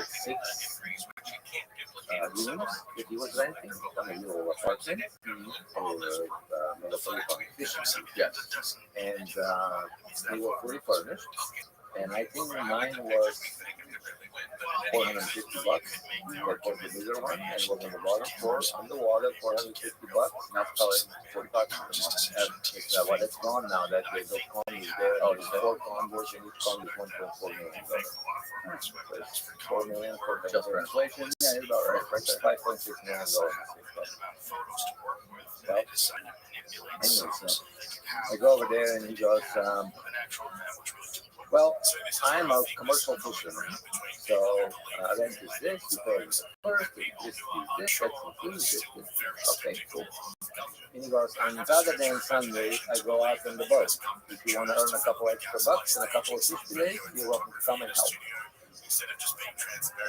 Wow, was it paper fishing? he was fishing very well. He was catching fish everywhere. On long line? No, just off the boat. Okay. It was a small boat. It was probably like, I would say, like 24 feet. Okay. And we'll go out, and there was another guy, Dean, that used to live there. And him and another guy, all 4 people, we go out, and we climb on the roof on the boat, we'll hike up roof and jump on the roof. I had a bow, man. I mean, when you go and you get paid, you used to pay like $40, $30 or something to go with it. And then gives you like 3 or 4 fillets, like hogfish, grouper, whatever, you know. It was great. How many days you guys go out for? Just for the day. Just for one day. Okay. I only went when he was one day. So it wasn't one of those like true commercial boats. No. It wasn't. He was just for it. I think he was doing it for himself, and then the other side he was doing stuff. I mean, they owned the house and they rented it. That was a business, you know. So 6 apartments and they lived in the same. It was a little hotel. Right. Yeah. And then he was doing this on Sunday. Okay. And he was selling some of the fish. So how did this whole lead up to you getting deported? Actually, but Bob and I were coming from somewhere. It was after midnight. He was trashed. We were looking to pick up something at the beach. So they're shooting it through this window, Beach. and the light is And there was this girl. She's having hard as shit. on camera side. The bar with this other girl and some guy. And I'm looking at her and it's like the video thing going on, you know, and you're looking, you know. And then she starts kissing this other girl in the mouth, you know, like, and I'm like, wow, this is crazy, you know, you can go and check it out. So I walk, and I go behind her and they just finished kissing. And I go like, all right, it's my turn now. Like, okay, we just started kissing. And then she goes like, where are you from? And I started talking. And the other girl goes, don't talk to my sister, she's married, she has 3 kids. That was the girl. They were kissing, they were sisters, they were kissing around. Yeah. Pretty cool. Typical Tuesday night in Florida. Yeah, something like that. Treasure Island at least. You guys don't see that much over in there. No, but you're pretty good at it. You don't know the crazy. It's more real stuff. Right. Yeah. So, you know, we started and one thing with another, and she goes like, well, just follow us, we're going to my friend's house, the hot tub, we're going. That was a one-night thing. What happened to Bob? No, it was a rule if you found somebody, you know, there wasn't, of course. Yeah, of course. Anyway, so I met this girl, her name was Carrie, and I really fell in love with this weekend. On the phone, you know, like a teenager, I mean, you hang up, you hang up, half an hour phone calls, an hour phone calls, you know. And she told me she was getting divorced, but wasn't back. I did get divorced, and everything is This is the sister? This is the sister that actually was married. The sister that wasn't married, she got married later on. But I married the older sister. So that she's like 7 years older than me. Beautiful girl, looks like Paula. Beautiful. Remember Paula Abdul? Yeah. Kind of like me, young like this, nice to have you. Great girl, great woman. And long story short, talking on the phone, this, that, and she said, why don't you, oh, she flew me to Finland. She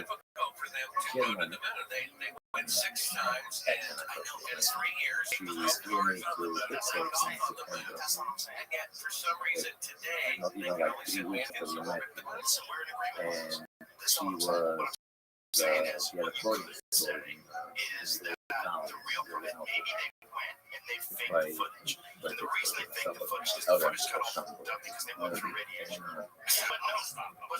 came in and we had a great time, all good stuff. And, somehow there was a pair of pins that somebody came to the hotel and had a pair of pins on a dry hang, the dry cleaning stuff. Oh yeah. And it must have slid off and the pants must have fallen down right behind her car. Nice pants, whatever. And the hotel worker went and found that those pants were there and decided to call Gary on the phone. And the phone that was given whatever the registration of the car, I don't know how, and they somehow called him and asked him if he had left his pants at the hotel. And that created some suspicion in him, it's like whatever happened. I'm not going to get into many details on that, but eventually in November, she came down again with my friend's wedding. So I saw her almost every month. I met her in August, September, October, November, I saw her. And then in January, I was like, I gotta move there, but I was in love. I had to move. If you haven't loved in love, it's an amazing feeling. It's just amazing. The world is just amazing when you're in love. So she felt the same way, so I got my shit to Pittsburgh. In 1994, I believe, and Pittsburgh was on the front with a winter storm and 4 feet of snow. And I moved that and Bob was trying to the paper. Are you really you want to move there? Have you looked at the paper? Do you see how much this white stuff is? No. So I didn't move there. And moved there, got an apartment, got a job. She did get divorced. We did get married. We kind of got married on a hush-hush. And then after we got married, So does that mean you get citizenship? yeah. So I got married. I moved in. We lived together already in my house. Okay. I had a job, a real job. Everything was registered at her house. We went together to Vegas. We went on vacations. And one day I received a letter that I could present myself with immigration. She was amazing. It wasn't her, our relationship was top notch. I'm going for the first, we were married for 10 years. The first 8 years was and even this infiltration made it even more advanced. Like one of those books and all that. And pretty much all the comments within the first 24 hours were trashing YouTube until Rogan's people realized and he put out a tweet clarifying exactly what happened. I had an attorney because there's so many conspiracy theories about the Tucker podcast on YouTube. I called him and I said, so I have to go to immigration. What does that mean? And he said, that means that you're gonna probably get deported. They're gonna actually open up a case. And I said, well, what do you do? I don't get deported. I am married. I mean, I have a wife. She has 2 children. I'm married. So I'm already in the family. And it's kind of like a difficult thing to deport. I have a job. I pay taxes. I have no criminal record. Nothing. And he goes, well, just come on down here and we'll go to immigration. So I go to his office and he called immigration to his office. Actually, his office was downtown Pittsburgh. He's trying across the street with immigration. So we call. And they said, we need you to come to the office here. And he's like, well, what's going to happen if you come to the office? Well, his order for deportation is going to happen. And he's like, we have to postpone it. And then, well, you can postpone it for 2 weeks or 3 weeks or whatever. So we postponed. And then my wife, that's my American wife, her name is Bailey. And she goes, I gotta do something. I know these male paths from how it fits. Get over here. And these black paths, she's really good. She does mad. She's really good. Black, she's mad. Black, I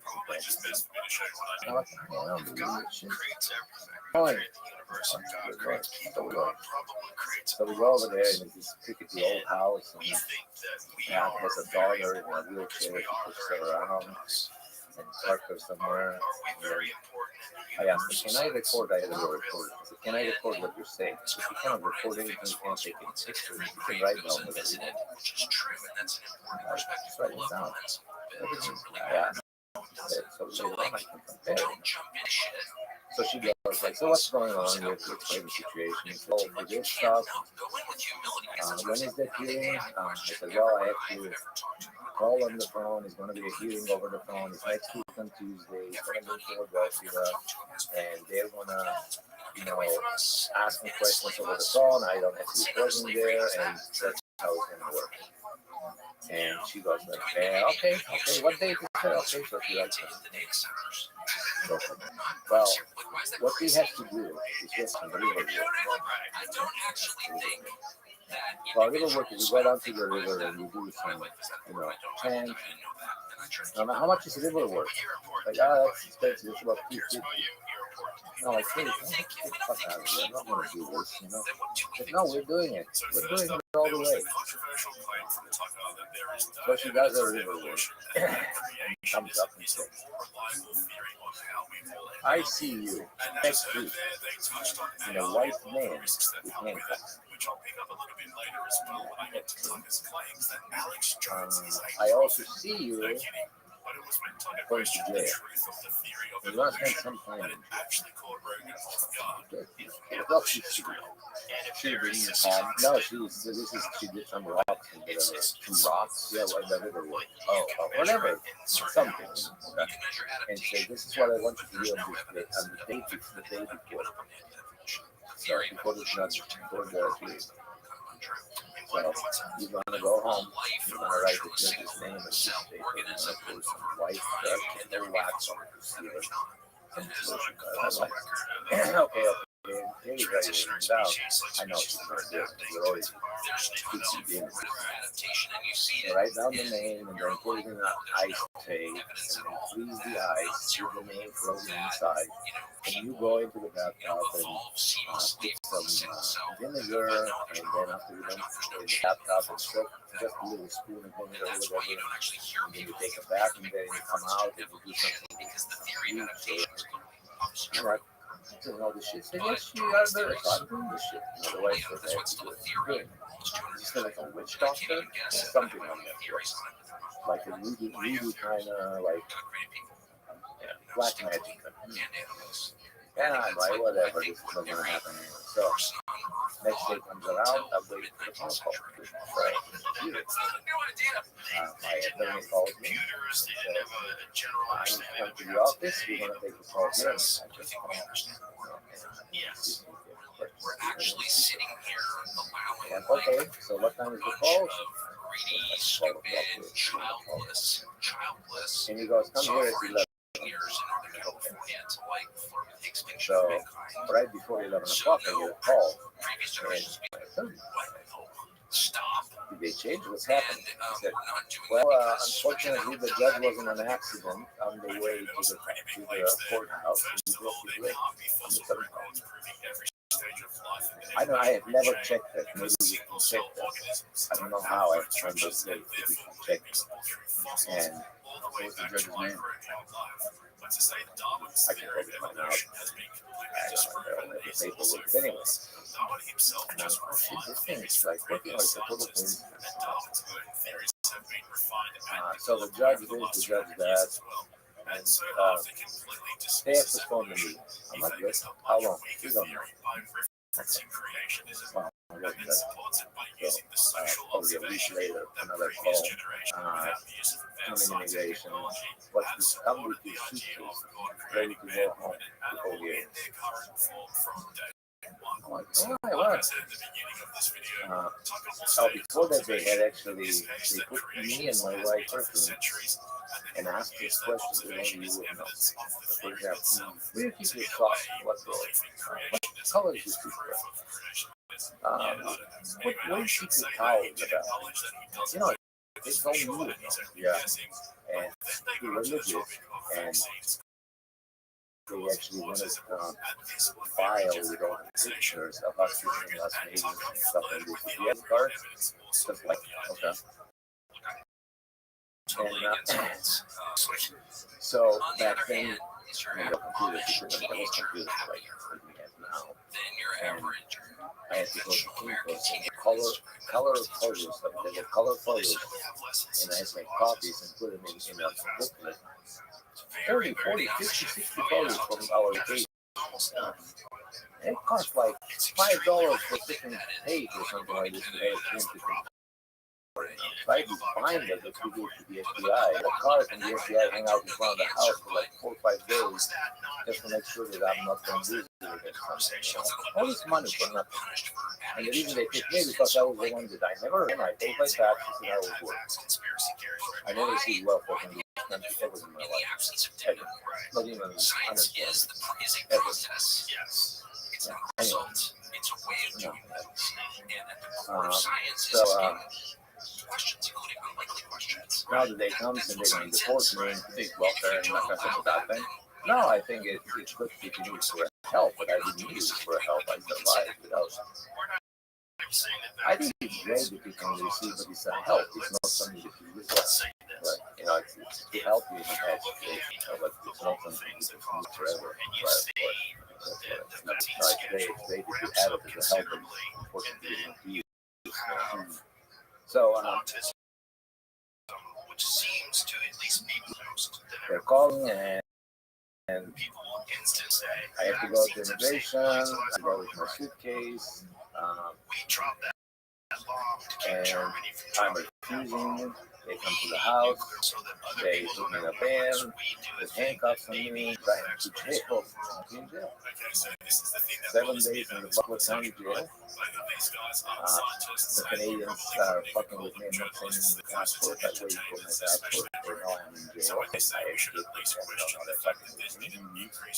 So the max was 7 days. So I spent 7 days in jail. I learned how to play spades in jail. And it was all kinds of characters. It was, again, like a movie. You know, you're in jail, you're looking away to those guys. Transfer jail. But, you know, if you did something in Miami, they'll put you in Butler County and then they'll drive you to Juliet or whatever it is. There was a guy from Cuba who was had a life, who was going to go for a life sentence for cocaine. We used to play chess together. There was all kinds of characters there. But sometimes it was amazing. That's in the movie. Actually, in the office, yeah. And after the bail, there was no going home. So you had to leave your suitcases when they went to the airport.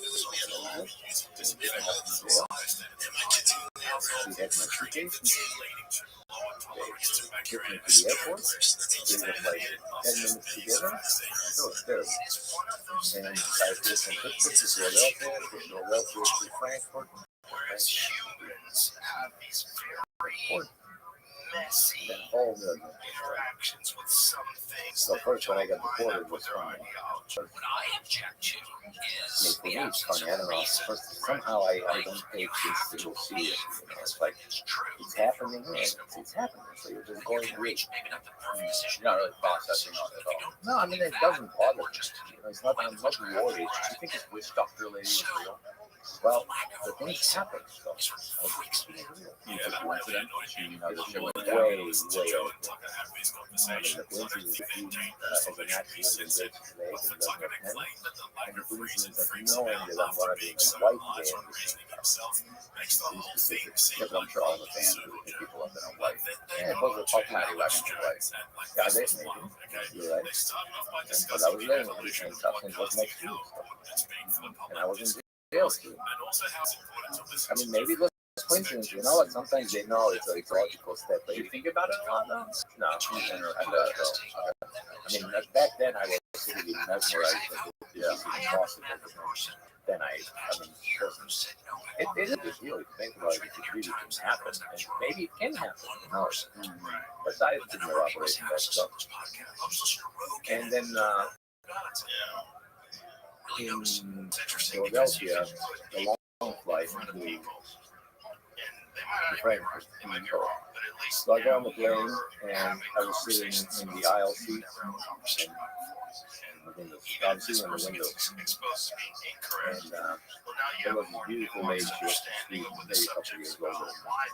And we started talking on this plane. And she was like, you know what, I always take sleeping pills and I don't really do anything like this. And I'm going to fall asleep. And fall asleep for the whole flight. Do you mind changing the seat? So when you want to get out, you know, I don't bother. I'm like, sure. So she sits at the window seat, I was sitting in the aisle seat. The plane takes off, and I'm fucking going somewhere. I don't know what's happening. I mean, I know where I'm going, and I started doing that because I think family there. But I'm kind of like a failure. I'm upset, so I started having all the meetings. Looks like and I drink this. My wife is talking about called a cotton ball. It's a bottle of baby and a bottle of scotch. The little one. Yeah. In the rock. Sounds pretty good. Right. Cotton balls. So I'm down like 8 cotton balls, and I'm trash. And we're approaching train. And she wakes up and goes, oh, how was your flight? I said, oh, I'm sorry that I got to oh, don't worry about it. Yeah. What are you drinking there? I said, oh, cotton balls. Try one. Can I have one of those rooms for a tea set? Yeah, yeah. Comes back with no drink. So the man that the orders the seat no alcohol. Oh, that was your seat. Oh my god. And I'm like, oh, that's a little too late. I'm already crashed. He said, oh, no, whatever, you go to the room. So we go at the airport. So nobody beats it. So the plane lands, and they say nobody beats the plane. That's right. Three cops walk in. Young, like, what my age? One of the guys looks extremely familiar.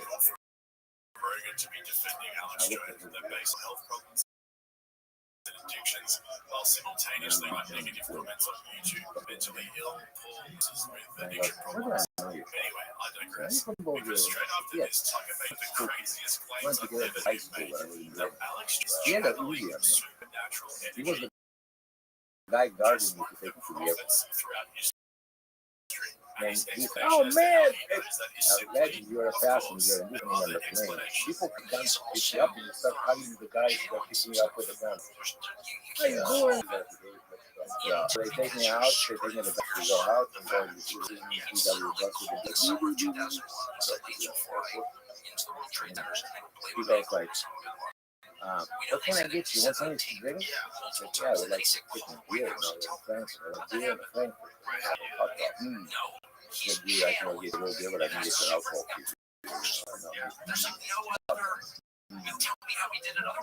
And then I said that's a 4 hour I need to get together. And then the same guys here picked me up. Now I was the last one on the plane.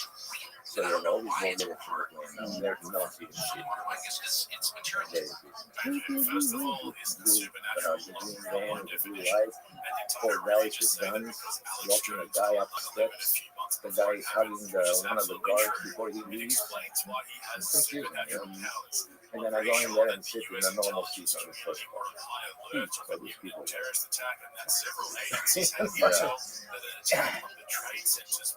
I keep it like cooling out on top of the belly whatever. So we land in Bulgaria and I go to the I already had my passport now because passport is expired by like 2 years or 3 years. So now I noticed for the first time, this was before as well, how much people smoke in this country in Bulgaria. Everybody freaking smokes all the time. So you walk in and you go into the airport and you're going to check your papers where they actually check your passport and stamp it and welcome to whatever. So that's you see like in this little fucking cubicle, you know? What the heck? That passport is 4 years old. Did I know? Oh. That's clearly part of what I'm not saying that everything that Alex Jones says is a prophecy of God. It's not. But that was prophetic. Oh, there's a word for it. What else do you know? I said, what's the word for? She said, for stipend, I used to receive a stipend when I went to university. So they give you money for good grades or whatever. And at the end, it's a contract. You know? Once you find a job, you don't have to pay it back. If you don't find a job, you have to pay it back. Oh, that's cool. They pay you to go to school. They pay you. It's an incentive. It's not a lot of money, but just like what, maybe over 2 years, I got like $1,500. It was decent, right? It wasn't some amount of money that I owed. Yeah, I mean, it's better than here, $60,000 a year to go to school. You get paid to go to school. Well, over there was free. Because it makes sense. It's something you're talking. Right, cool. Yeah. Right, and if you pay the stipend, right, and if it's selling, right, you make sense. And then you know, you're a good guy, and you get a deal from a boss of a company, and you run the company in a good way. Instead of running it in the ground, right? You don't know what the fuck you're doing. Yeah, you're right. Meritocracy. And so she goes like, there's a word for it. And I said, well, what's for? And she said, for this and this. And how much is fine? And she goes like, she gave me some number. And I'm like, that doesn't tell me anything. We are now in hyperinflation, by the way. I land in Bulgaria is in hyperinflation. And I don't know how I don't know what hyperinflation is because like the movie. I have a $1 billion Zimbabwe bill, yeah. Well, we know that far. We don't know we do 10,000. Okay. But when I was a kid, the biggest denomination was 20. So it went to 10,000. And $1 American, when I was in, was $1 was in the bank, it was 3.11. When I was landed in 1996, $1 American was 3,200 level. So $100 was 32,000 level. That was a fat money, y'all. They had to new money because it's beautiful money. Unfortunately, I can still buy it because they took it off after that. They eliminated it after 4 or 5 years. So it was beautiful bank. Just the way they were done. They will probably work more as a banknote with the art from it. And so I go over there. Well, how much is this in US dollars? It's $19.82. I said, well, can I pay it now? No, you have to go to court. $20, I'll pay it now. Listen, sir, you're gonna... And I'm not going to argue with you. So I go. And, in Bulgaria, my dad is taking me out with my cousin. My cousin was he was a representative of Marlboro.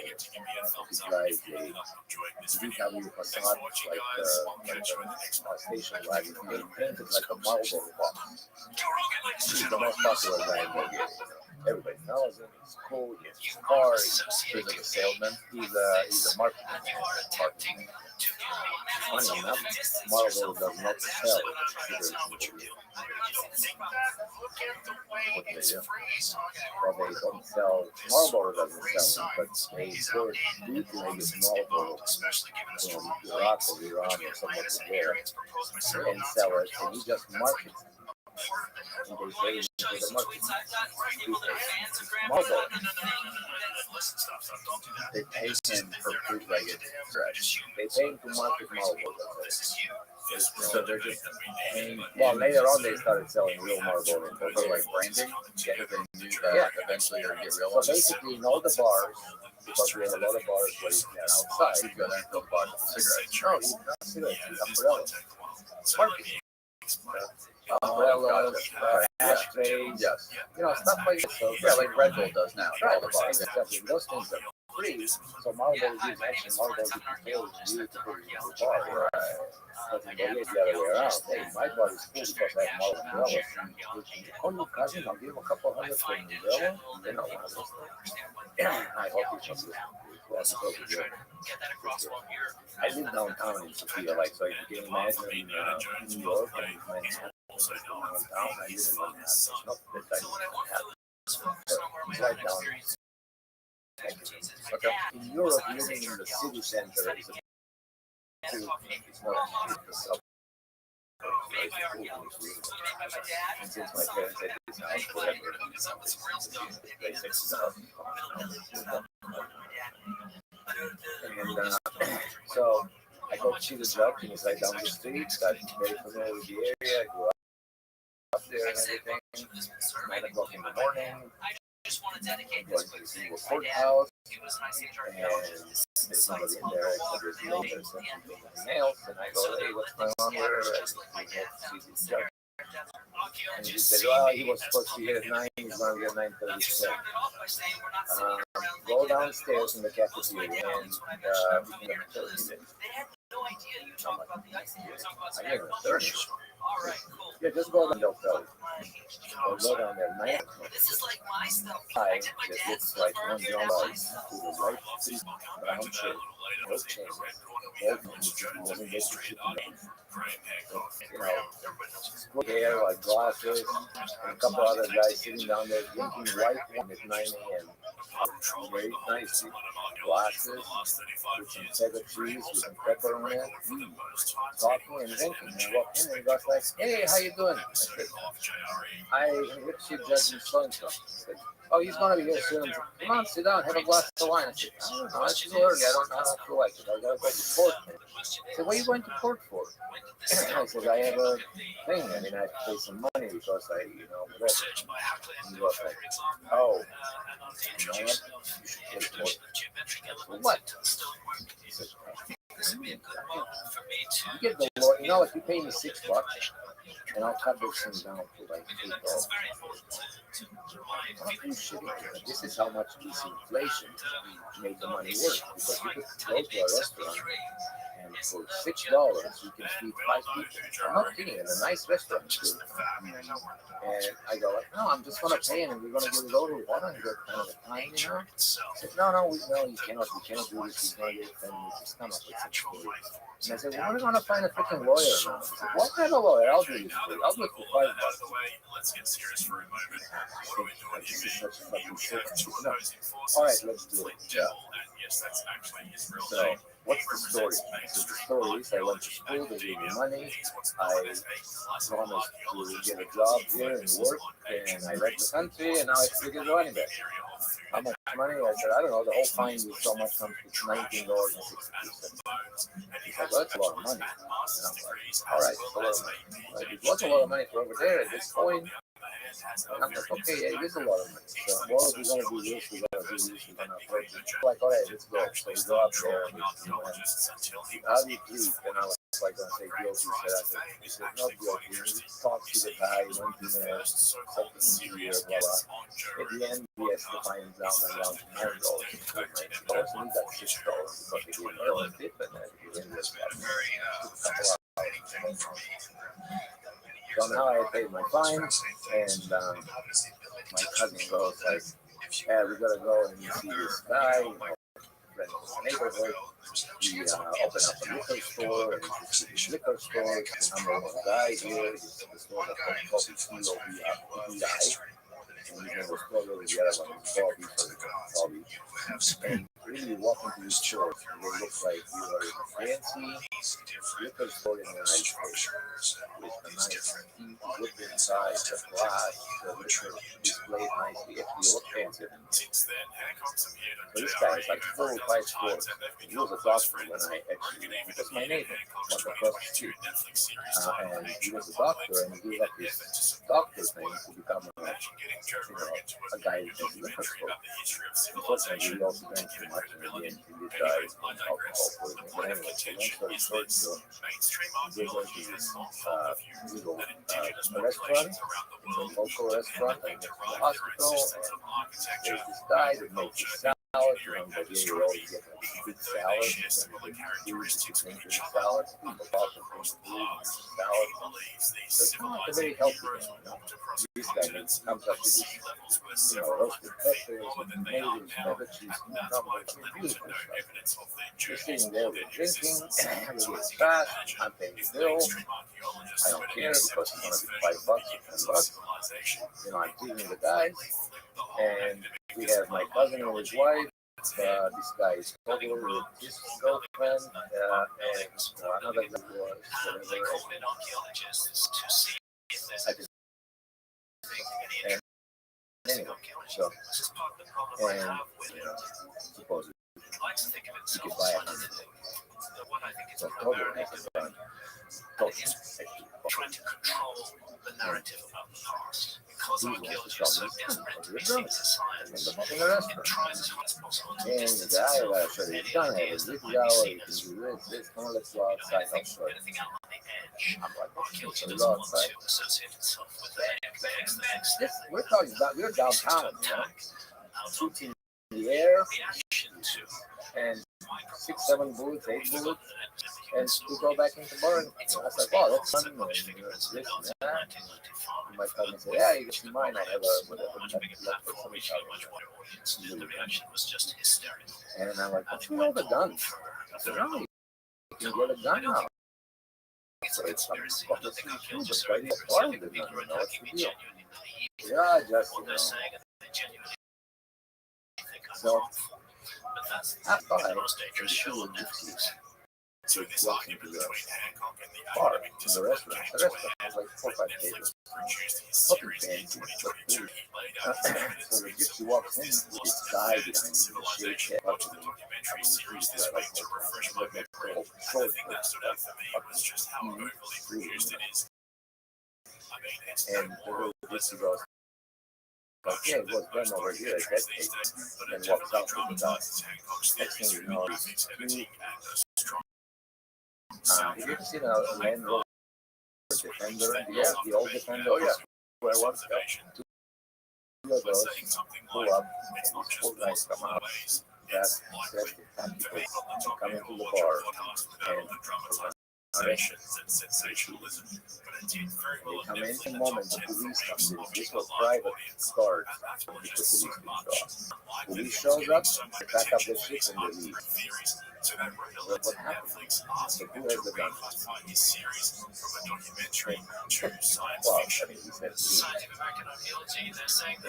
against the wall, this can put the gun.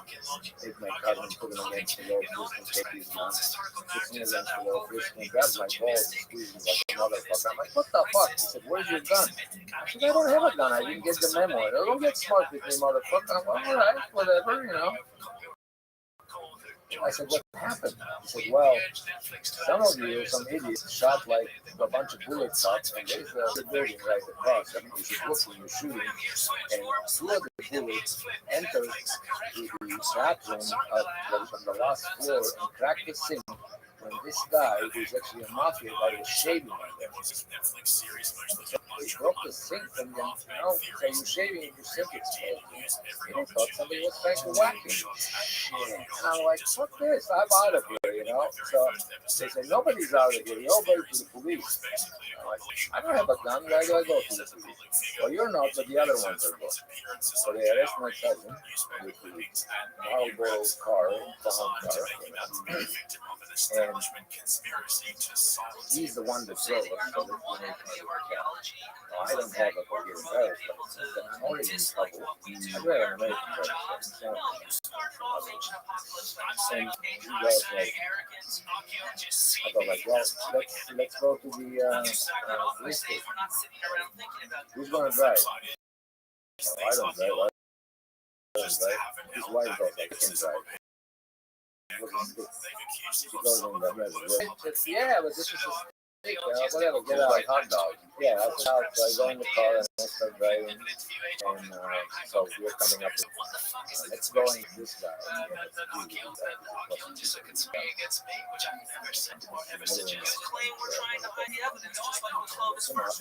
Come up. I drive from this house to this other this house. When I was a kid, I thought it was and I walked the house. Right. It's like a small house. And we go to pick up to go to the hospital.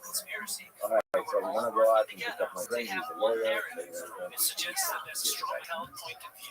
Go, I'm driving in. Now I have supposed to be with a lawyer, cousin's wife. All of them still have successful careers for many decades. I'm driving right to the city other side of where I live, you know, like this main gas. And I get stopped by the police. Tonight there's a coordinated attack. The problem for Flint Dibble They stop me. Where's the paperwork for the car? is that Hancock has the benefit of Reagan's massive reach. Do you have a license? Has Yeah. mobilized vicious What the attack fuck is this? against Dr. Dibble on social media. So this isn't just a battle of ideas, it's also a battle of You can drink opposing forces for Yeah, influence it's beer. over archaeological narrative. So what is this right here? It says to create and others, we see you and we'll share the world just how you try to bully and censor us. Who's trying to censor you? Well, I'd argue that when people swarm me, this is a quote from Flint Dibble. Yeah, this tweet. There's times when people swarm me and they people are mine. Yeah, of course. Tweet people. Yeah, exactly. Don't read. You gotta get out of the car. Discussion about some contentious issue that's public, the whole world can attack you. So try to connect that to gonna crime ask or connect that to anything. Just dealing with people. Go with him. He's not responsible. Well, this is actually my I'm responsible to engage in reading. Sorry, Don't read the comment thread fuck from back in Rogan. the car. You. Imagine we did something else specifically to address things people were saying in the comment section. That was So, you know, you were in big trouble. great comments, remember? But let's take a step But I'm back never and in actually jail. explain what this whole controversy is We'll get really the guys about. out of jail. You're in big trouble. I know I'm in big trouble. What do you want to do? He goes like, well, you know, I'm going to ask you now to blow to my wife. Archaeology believes that the indigenous Mexicans who were The way you hunter look, gatherers I mean, had I'm not developed their taking system you of to jail. architecture, It's not agriculture, engineering, and astronomy how much money is before it? the Spanish came along. However, Well, it's going Hancock to be at least believes that the indigenous Mexicans were visited by 4,000 survivors level. of the cataclysm that wiped out the advanced civilization he believes existed a lot of money over there. 12 to 14,000 And I'm like, years ago. wow, for that, I mean, I don't know. You gotta, you know, I don't know, what that was great. It's a stone carving. Right now, That's not how we identify ethnic groups. 4,000, and it's right now, and people think I'm a good guy because I let you go. So it's just a lot of money. I don't even know the deal of the money yet. And I pull out 8,000. I'm just intrigued. 4 times 2,000. I pull it out, and I put 2 back. So It's Hancock's like, theory oh. is that because there is evidence of people across different indigenous hunter-gathering groups, he believes that all of these indigenous cultures were visited by Talking the this survivors is of by the a same street somewhere. civilization This is who had smack like you're in the boardwalk in Clearwater. People are walking, drinking, cops friends, and you off the cops. Right. It's like in Mexico. Is it that obvious?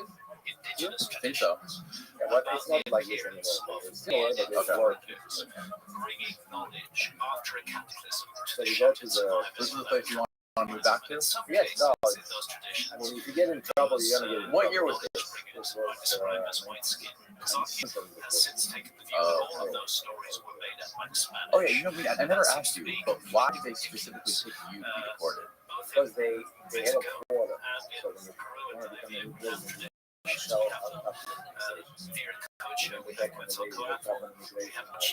I think it's racist of archaeology. So basically, you come and say, yeah, I'm a tough guy and I'm gonna deport all these motherfuckers that are doing the thing. Goes in the office and says, man, that's some other guy lives there, this guy lives there, and but those are all the ones that are legal. We're not gonna chase the other ones. Get those six. Let's get them. My ex-wife, Catherine, she got deported from St. Petersburg in 2009 or 10, very long. This is like a long time after all these years. But anyway, so that's how I ended up on this list. And then in Bulgaria, I spent 100 days, exactly 100 days. We went skiing the first week after we got there. We went skiing. And it was the end of the ski season, and the hotel was That's the whole story of the pale skin. the last week. Yes, I am. I can show you a depiction of So I go with my boss. Spanish period. I can show you later. Here we go. This is Quetzalcoatl from the Georgia Codex. This is from before many Europeans arrived in the New World. This is on a hide. The ink has been analyzed, the hides have been analyzed, and this individual has tan skin, no beard, but a feathered headdress because this is the feathered serpent. Actually, we can't see anything. The point that I want to make is, do you think that the And I go like, what the cow? I think that every single source that we have of white skin in indigenous Americas comes from Spanish sources. Therefore, I see it as I don't know. quoting them in The night before we go out, things in biased ways. This happens all oh, the time somewhere because, again, we have party earlier representation and there is no need for different tools. They'll show they don't have hey, white skin. how much will it be for tomorrow? The peoples of Mexico, the peoples of Colombia, the peoples of Bolivia are so stupid that they would simply He accept goes, oh man. No, Right, come on.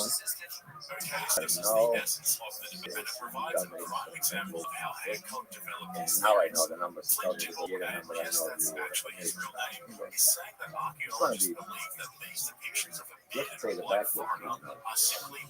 well, you can pick up somebody over there. No, I mean I can, but I'm not going to do it. You have to pay both ways.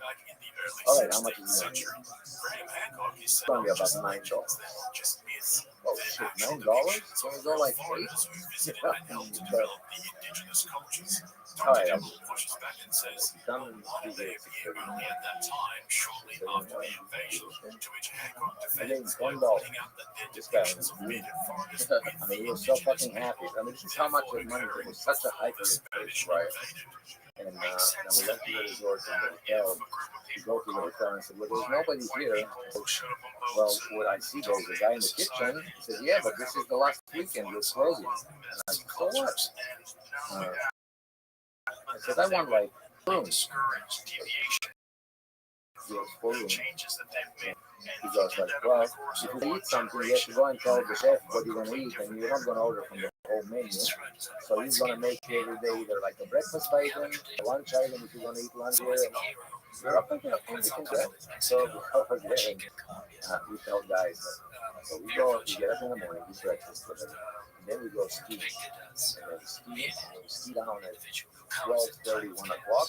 We want you to be down there with a little table, right in the clock, and then like 4 Heineken. Nice cold. And then 12:30, right? The guys down there with the white table clock. Large. Large. Yeah. So what made you want to come back to the U.S.? Well, I was married in the U.S. I was job in the U.S. A house, a car, the whole nine How do yards. you go about that after you actually Well, you actually file a petition or somebody helps you. Like, there's another story behind it was actually our inspector. He was a senator from Pennsylvania when as far as like he's a pathologist doctor, like rheumatologist doctor as well. I don't know if he's a senator. find out Arlen Spector, like type in like Arlen Spector JFK and find out what it says. So there's multiple autopsies on it. The first one that was done was like the one that they not the official narrative. So one that you think was bought? No, the first one was the legitimate one. When they him to the hospital, and then they immediately took him and rushed him out of there, and took him back to Washington, and that's kind of like when that's when the whole story took a twist. Well, anyway, so this guy, and it was an election year. Okay, generally credited to Warren Commission staffer Arlen Specter. Okay, so he was a part of the Warren Commission. Senator of Pennsylvania, this theory posits that the single bullet theory, known as the Warren Commission Exhibit 399, caused all the wounds to the governor and the non-fatal wounds to the crook. Whoa. So, Which is why Mexicans speak Spanish. Well, that's Wikipedia. Anybody Hold on. anything they want to. Arlen Specter, after American lawyer,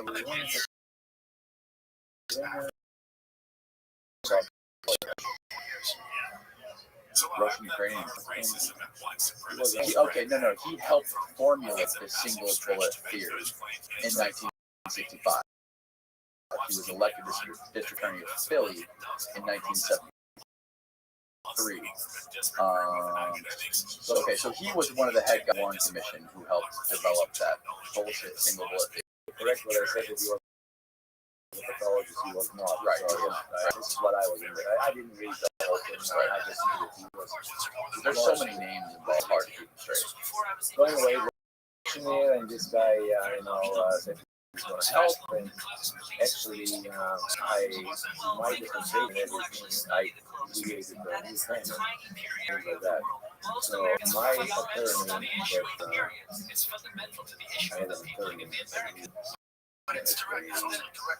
helper, he's never with me. Going after this one guy for saying something. Arlen Specter's Yes, I want to listen to his evidence. He turned out to be so crazy. because David was doing his second thing all the time, they met and eventually they got married. And he's the one who helped me with that. Arlen Specter by signing some kind of a petition. I came back sometimes at the beginning of August, so I was only gone from April. It's kind of funny. What year? 96. So he came back in 96. Yeah, That's when he went to Hawaii. No. Okay. 100 days from before the Bulgaria spent 100 days in Bulgaria during the hyperinflation, and then I got back. And it was funny because I would go to the embassy, to the U.S. embassy, almost every other day, because it comes come tomorrow. Because that was a legit case, Right. And my dad used to make fun of me because I never actually unpacked. I had the suitcase right in the living room. Don't get a shit anywhere. I gotta go to the embassy today, so I went. And I think it was the 6th of August or something. Because I had purchased $50. It was Swedish. And I could not go to the concert, so I'm mad. I'm sorry like that. It's just a few days ago. I go in there and I say, so is the paperwork ready? And they go like, no, we have to wait for this. You have to take an HIV test. HIV? Yeah. Okay. And I have to say it to go to this hospital. I want to be ready for the 6th. And they're like, what's the 6th? I have to take a to the Jimmy Buffett concert. How many in there did you have? Well, it's the Jimmy Buffett concert. So, and I did miss the concert. I even ended up playing some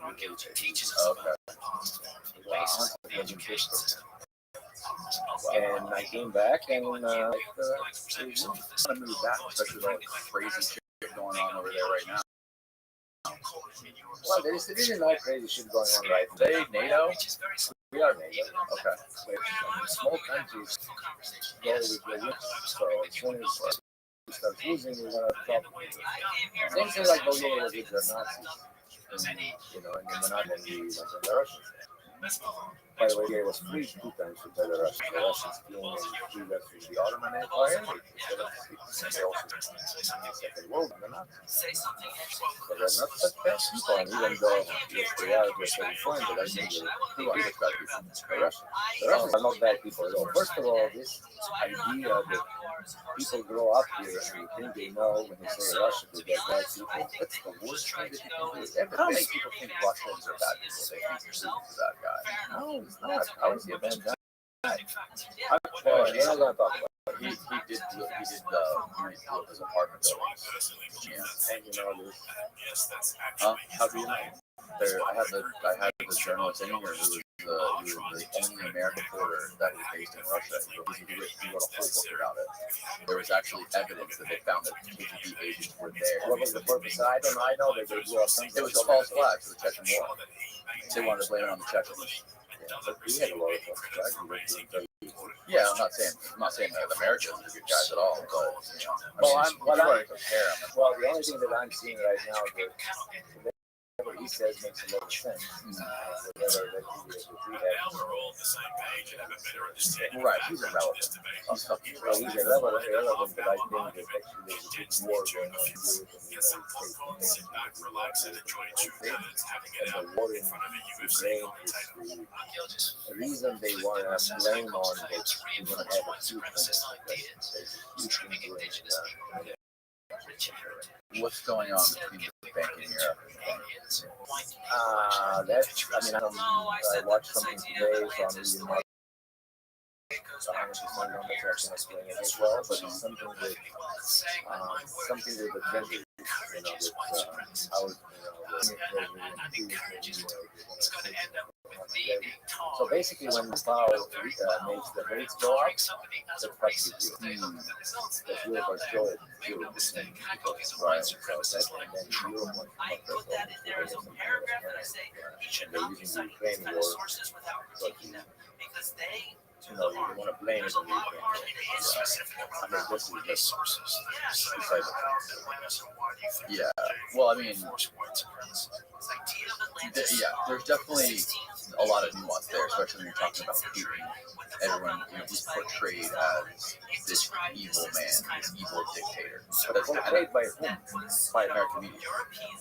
And it's just anybody you talk to, everybody. It's just like a known fact in America. He's a bad guy. And that's exactly what I'm saying. He's a bad guy because they tell you he's a bad guy. Right. And people build an opinion by somebody else's opinion. That's why I say that people are brainwashed, because people don't understand that there is no better place in the United States as far as like opportunities. Even now, when it's so fucked up, it's still better than most places. Yeah, and I'm not an expert on Russia or Putin by any means, but I do know that just from what I've read and the people I've talked to that have reported on it in person, that like I know I had one guy who lived over there for over a decade who reported on this stuff, and he was actually the first American journalist ever to be 100% banned from Russia. Like they really kicked him out and let him back in. He lived there for a long time reporting on this stuff. No, I believe it. I'm not saying that. I mean, but there's also people that through propaganda believe one thing and they don't see the truth and vice versa. Right. I mean, it's hard work to understand what the truth is.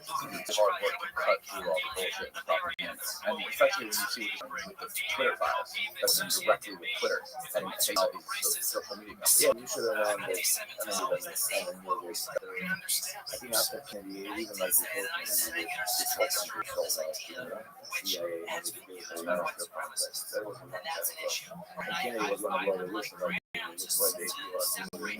Yep, Vietnam War, and shit like Operation. Because there has to think about it, how many years the United States existed and how many wars the United States. It's the only country that in the whole existence spent only like 9 years. 9 or 11 years. Google it and see how many years of the United States was did not have a war. It's less than 90 years. 200 or 200 years existence. And then they are the bad guys? I don't know. I don't know this democracy that you're spreading. The Iraqi people are not happy. They fuck up Libya. Libya used to be beautiful. Was the Paris of Africa. And they fucked it up with whatever her name is, crooked. True. Yeah, there's a lot of sinister shit that goes on in the shadows of the American government. It's dark. It's all about the money.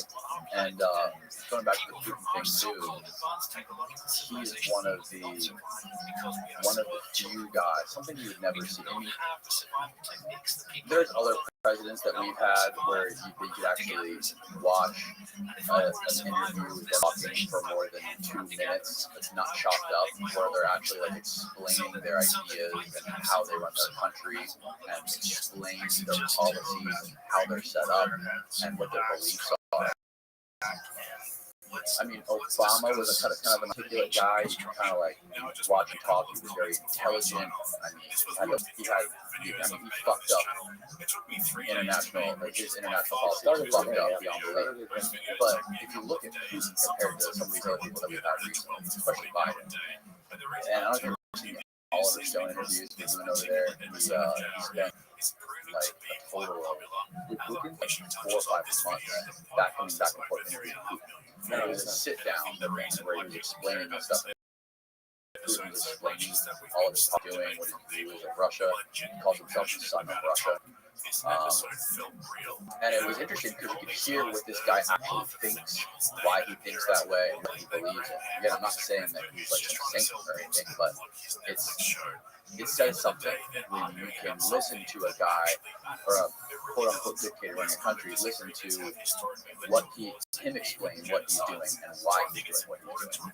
But do you agree with the things that he said, or are they positive? Because all of his own documentary made a lot of sense. Everything he said seemed very logical. He's a real guy. He's real.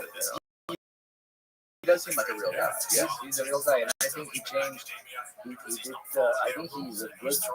He's better. He does, and I think when they changed technology after 19 economies into the Russian Federation, I think he changed as well. And actually, I know some Russian people, and other people in Russia, and he's a lot closer. Yeah, the Cold War was really, that's where America went off the rails as far as the military industrial complex and us nukes, the whole nuclear race. And, I'm reading this book now all about the creation of DARPA and all the crazy, shadowy war technology that's been developed and like getting all the top scientists around the country, world, Operation Paperclip, getting all these not scientists to develop all this stuff. From Brown, he was the one from Brown. Yeah, he was just at DARPA, but he was the head of NASA. Yeah, he built NASA, right? Yeah, because he had all these. He built all these ships with him. Yeah, that looks fascinating. You should see what it says on Brown's.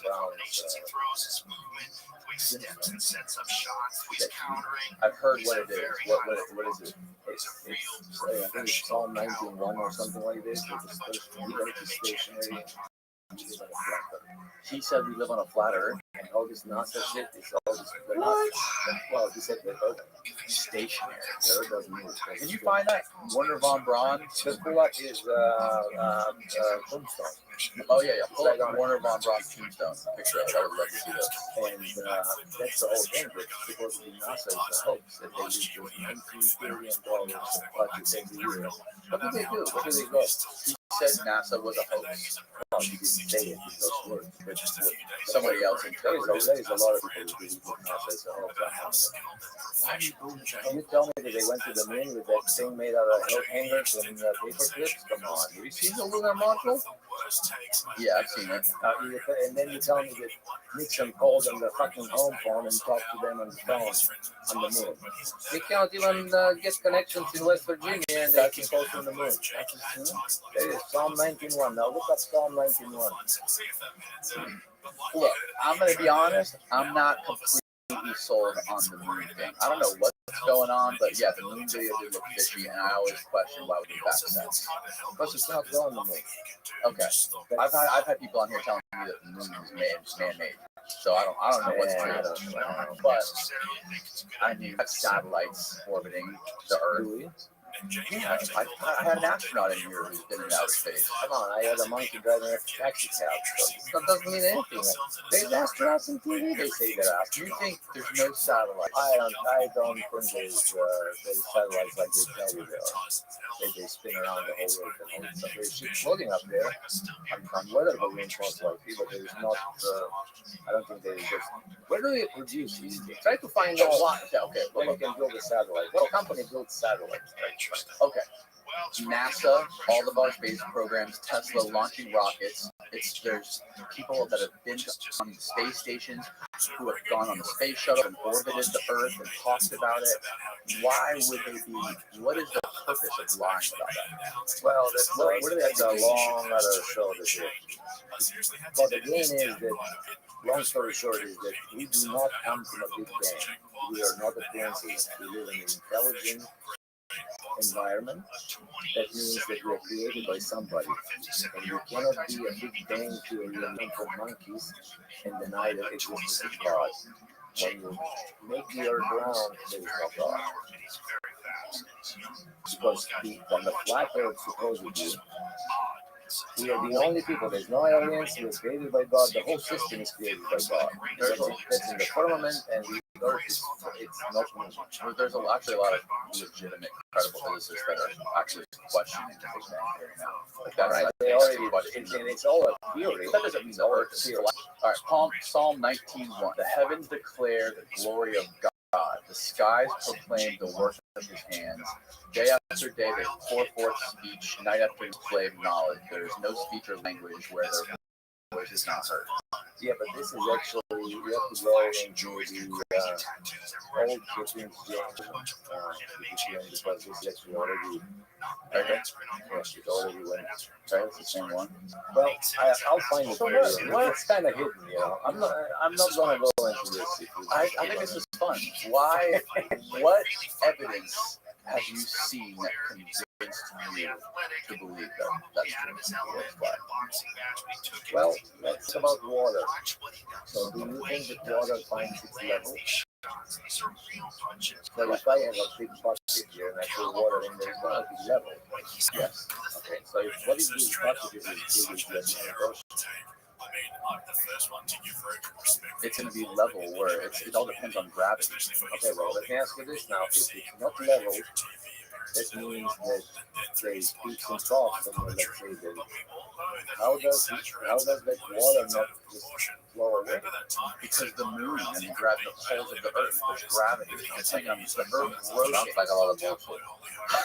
It's a lot simpler when you go out and you look at the horizon and it's flat as heck. It's level curved, you turn around unless you're looking for fish islands.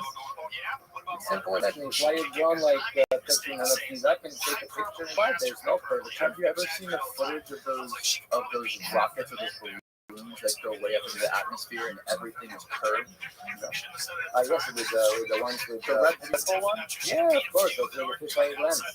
A fisheye lens. Yeah. So why are they shooting people up in the rockets and they're coming down in these pods and they're going out there, they're pulling the But astronauts there's a out of the $19 billion budget. Oh, for what? Money. Why would they be trying to trick people, spending all that? What's the point? What do you think all the other people are doing with you? They're tricking you. They're having wars in Ukraine to be able to do this and that. That's all for power and for the military industrial complex. For money. To sell weapons. Right, for money. They sell it in a different way. And to fight over resources. Well, NASA doesn't do anything. Gets $19 billion out of it. What do they get from shooting people, from faking shooting people in space and bringing them down and punch Got them $19 rockets? billion to be approved by Congress so they can get a budget of $1 billion. They have to show something. What else? What about the Red Hot Chili Pepper song? The one that the space is created in the basement. That's the moon landing. I don't know what that is. Yeah, it's one of the most popular songs. Well, look, like I said, Californication. Listen to the space lyrics. was made in a Hollywood basement. Yeah. And then you listen to Dave Matthews when the earth was flat. And then it was like a pancake, and you're all afraid that you're going to fall off of it. So we're gonna let Dave Matthews Band actually. They tell you where are you going to park, you tell you to wear a fucking mask, and everybody believes that. Science is science. But I mean, Well, I, that's a completely different thing. no, but it's the other because can you believe Dave Matthews and I can believe Dr. Fauci. But I rather believe Dave Matthews than fucking Dr. Fauci. Wouldn't you? I mean, no. Clearly, it doesn't. You can't bring Dr. Fauci into the Earth being flat. Come on, stop. No, That's not fair. But I want to understand. Like I heard that I forget where it was, but I heard the whole flat Earth thing was created on 4chan as like a troll. This guy was trying to troll, and actually some people like saw it, and they started to like take, they started to believe no, it. because the Earth's flat forever until the last 600 years. So the Earth became round 600 years. Before that, all the astronomers, Ptolemy, who was the biggest astronomer of Egypt, what do you think? Those people were stupid and they could figure out that the Earth is not flat. Why are those stars all the way always in the same places? Why is there celestial navigation? If we are spinning around the atom with 1,600 miles an hour, actually 1,000 miles an hour, 1,000 miles an hour, and then we're spinning with over 100 million miles an hour around the sun. How is it possible that the Big Dipper has been there for the last 40 years? Let's Google it. Often ask Google, how come if the Earth is spinning, how come we always see the same constellations above us, or the same stars? But this is all cabal and everything. Try to find something about the flat. As soon as you start looking for something, they tell you that you're an idiot. So it's cognitive dissonance. Bam. Yes, you can fly literally over the North Pole and end up in Russia. You can do this on the flat Earth too. You can fly straight in one direction, you will fly all the way around the Earth and end up where you started. You can do this on the flat. It's like a CD, so you just fly around like this. You fly to Russia like that. It's not much of a difference. So then what's it's a flat disc? What's under it? It's nothing. It's actually, they say it's a flat disk and then it has a firmament on top of it. Like And a the dome? sun, yes, and then the sun and the moon are inside the firmament. And this is all from the Bible, from the old Bible. You gotta study the old Bible, the Hebrew Bible. If we do this again, I'll bring material. Okay. And how difficult it is to find anything online about reading about the flat Earth that makes any kind of a sense. I mean, it's a bunch of bullshit. But let somebody write something and don't just suppress it. Every time you pull up flat Earth, you have the YouTube warning underneath telling you that this is bullshit. Yeah. Why do they? I agree with that. That's silly. Sometimes I knew they use yes, I fucking think that. Okay, well, what about ships? How come they can sail off into the distance, and after they get in distance, they disappear below the horizon? Because your eyes can see only so far. You go out here on the beach and look at Edmond Key, I mean, from Treasure Island. You know how you can see the Gulf, the water, and then like an empty, like a white space, and then the trees. Would you agree that you see that? I see this every morning because I go to the beach. When you see what? So I'm looking from the beach. I'm looking south towards Edmond Key. Okay. And I see the island, right, all the way at the end. But the island seems to be like it's floating on top of the water. Okay. And if a boat will approach the island, the boat will go behind the float line. There is actually like taking air and moisture. And that's why you cannot see it. And this is where the sun does the same thing. The sun just goes away from you. Yeah, but you can get a telescope and look at it. And Like what? at a boat going up into the horizon, right? And you can zoom in on it, and you can see it going. You can see it moving. Because obviously, you're And going then to you can zoom telephoto. in, then you can zoom in, And then it comes back. still disappears. No, it doesn't. No, it doesn't. There's been tests done. All right. Can you pull up Nikon P900? Just put Nikon P900 on YouTube. Nikon P900. Yeah. It says, it has a 2000 article. Did you find about the constellations? Okay, because the Earth's axis points at a point in the sky around which everything appears to move, including the stars. In the north, this happens to be very close to the star called Polaris, right, or the North Star. Right, this constellation it, and it's called Ursa Minor or the Little Bear. Right. Because the Earth's axis points at a point in the sky. It's a bullshit explanation and it doesn't mean anything. It means because the Earth axis points in the sky, so the North Star is here, that is true. But if you take a camera, if you open up a camera lens, in your home, if you have a nice camera and you have cameras, open up and do a slideshow for 3 hours of the sky. Will you do that again? Yes. Yeah. At the North Pole. The North Star is in the middle and all the stars are spinning around. So let's look at YouTube and find a video, like an animation that shows the. Not animation. Animation, anybody can animate. No, but it'll explain why it'll show you visually why the stars. See, well, let's see what they're saying. No, but it's not going to be visual. It's going to be an animation that somebody created. Exactly. And it's not Exactly, but it's gonna be an argument for the Earth. Let me ask you this: have you ever seen with your own eyes, not heard from somebody, not with any proof, have you ever seen anything that shows you this place is fertile? And a movement. You mean you see it when you can see it when you're. There's videos of these things No going up in the atmosphere. No videos. I'm talking as you experience with the Earth is round. Well, I can't fly up in the I'm atmosphere. just asking yes or no question. On an airplane? No. As you, with your own senses, That's impossible. How could I see it when I'm 5 feet or 5 feet above me the neither. ground? That's what I'm saying. I haven't seen it in this round. But when I go to the ocean, it's always flat. I haven't seen it on the sides like, up and down. Right, but you don't need to see it to believe it. Absolutely. You don't trust any of the videos or any of the documentaries I or don't any of trust the it. you don't trust any. No, then I'll tell you like this, like the best history was written as a winners. And one thing that I learned when I was a kid, when I was coming home with my history book, my dad used to take my history book and read it on Sunday after lunch, and it was the most amusing book he has ever read in his life. Because it was written by the communists, and it was a totally different story, and it was total bullshit. And he will sit there and tell you this wasn't true, this wasn't true, this was bullshit. History is written by the winners. Right, but that goes for anything. You can't really know. I mean, no matter what you read in a book, how many books have you read that they're depictions of science or history, but you haven't been there to see it with your own eyes. That isn't just because you haven't seen it with your own eyes. It's the same thing with the If I haven't seen it with my own eyes, I wouldn't speak about it with sure about it. Right. You sound like you're sure that the Earth is flat. Well, because with my own eyes, it looks flat. And I would like to know what kind of lubricant they use for this 1,600 miles or 1,000 miles an hour in 24 hours, something like 1,000 miles an hour. How there is not a single shake. There must be some hell of a gyroscope, and they must be holding the motherfucker so it doesn't shake at all. Look at this. We're spinning right now with 1,000 miles an hour. It's the same thing when you're in an airplane. An airplane's going hundreds of miles an hour. So what if it goes in the opposite direction of the spin?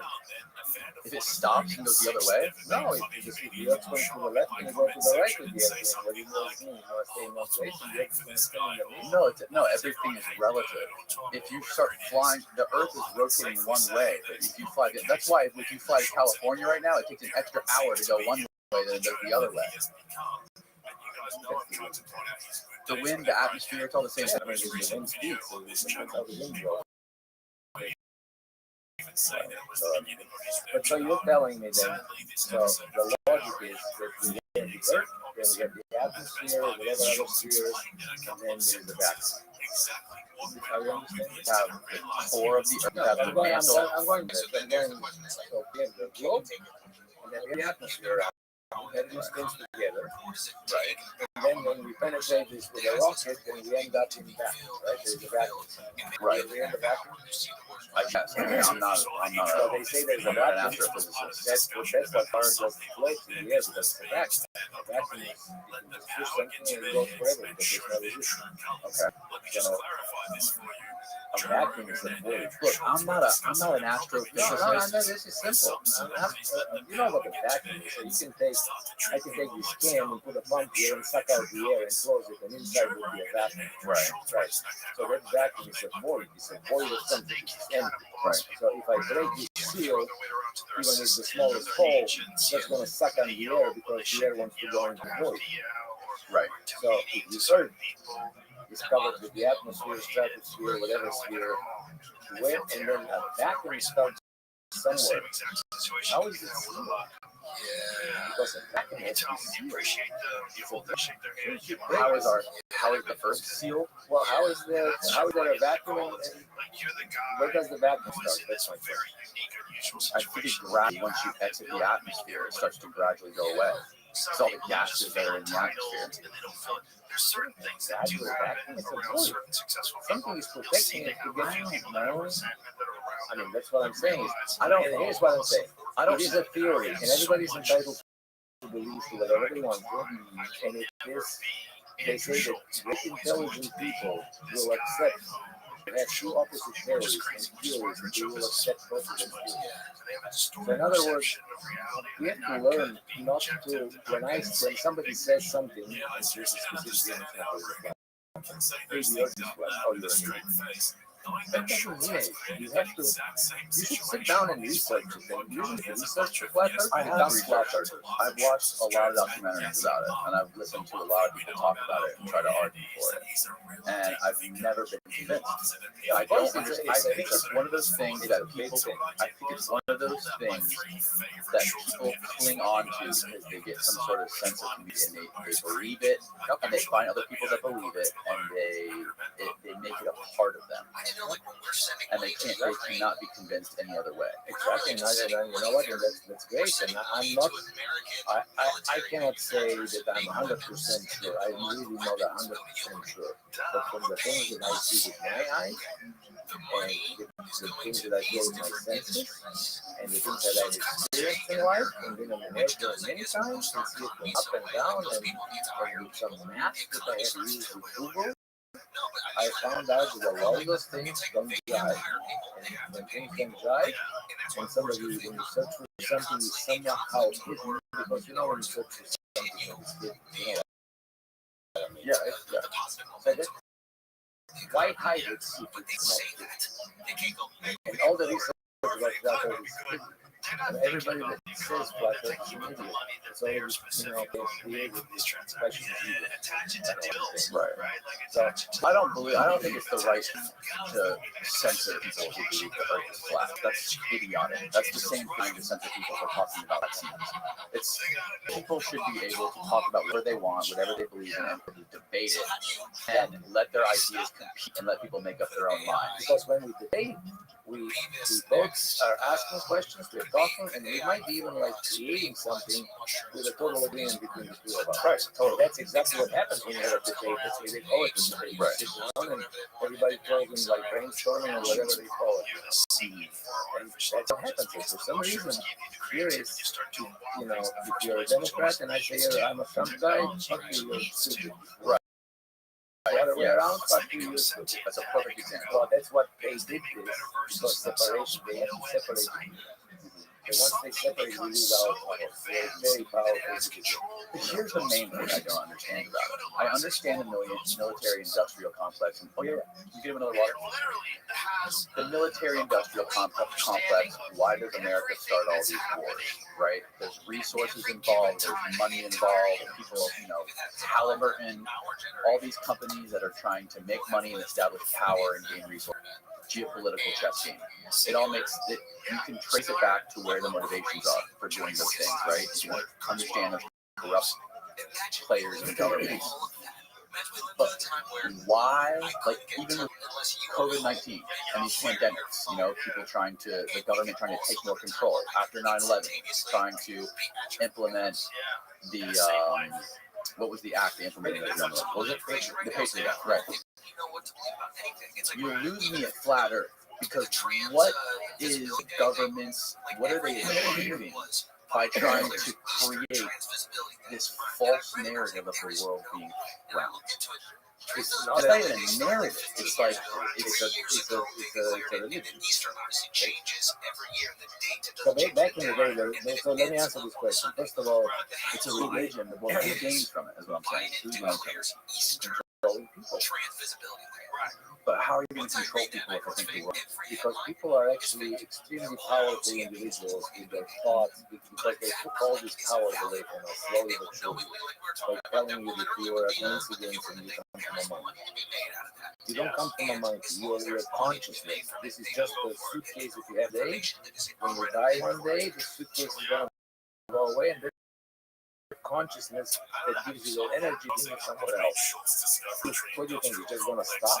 Absolutely. Have you seen this happen? What have No, you seen out of this? I don't have evidence. I believe it. I don't have to have evidence to believe something myself. Right. I'm not asking you to believe it. Yes. So I agree. believe it. But what evidence? I mean, you're saying you believe that consciousness is the body. We weren't created from monkeys. The Darwin theory that Why? evolution is not Because, real. for example, But like what I'm saying is, you believe it because you believe it. It's something that you've never seen or experienced with your own senses. But then you're using the opposite argument for the flat Earth theory or the round Earth theory. You're saying that you don't believe it's round because you've never experienced or seen it with your own eyes, and therefore you don't believe it. right, because I haven't experienced it, but I have experienced spiritual things about consciousness. And I think I understand a lot more about consciousness than. So, in other words, what evidence do you have? What evidence I have? I have watched and read and how people that are really scientists and do things that they are in music, they could be crooks, they could be actors. So, I don't have any evidence. I'm not saying that I have any evidence. I also don't have any evidence that the Earth is flat. I'm saying that I don't see it being round, and all the evidence that I see points always towards flat. That's all I'm saying. I'm not saying you should believe it or not or whatever. And then I'm tying it in with the fact that when you have the round Earth, you have the Darwinism, and then you have this Big Bang bullshit, and when you have the flat Earth, you have God, the Creator, and set in the beginning of the Bible. First, then let it be light, that He creates the universe, and He creates it and creates the human. Right now, when I talk to you, your heart is beating. Are you beating your heart? Who's beating your heart right now? My nervous system. And who's telling the nervous system? It's human organism. It's the way it works. It's electrons. And there is no higher power telling you what to do? Somebody running this thing? Yeah, all the cells and all the atoms and all. We're charged. We're electric. But I don't know. I'm not a biologist. I You don't have to be a biologist, but what I'm saying is, the things that are happening in your body, you're not thinking about. They're happening automatically. Right. They're extremely complicated. If I cut you with a knife, after a while, that wound is going to stop bleeding, and it's going to coagulate the blood, and it's going to start growing together. Right. Who tells that body to do that? It's a higher power. That organ that you have, it's designed by somebody. Like plants are designed by somebody. There's bees that go on the plants, and the plants spread the pollen around it. But what the fuck all about that? What do you think, the bees know that? Say, let's go spread some pollen? Who do you think it's designed by? I think it's designed by God. Or the devil, whoever you call.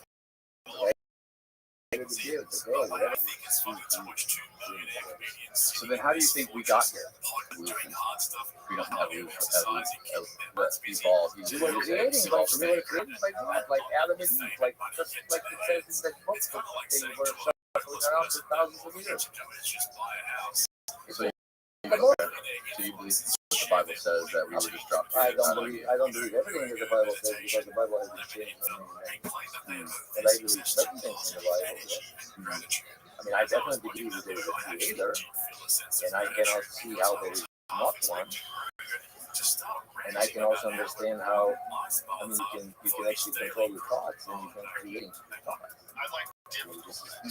whatever it is what you get. That's why people that live in the ghetto, they are upset because the ghetto, and every day they're upset about it, and they end up living in the ghetto. But if you pack up your shit and move somewhere else, and you start believing that you belong there, you're gonna belong there.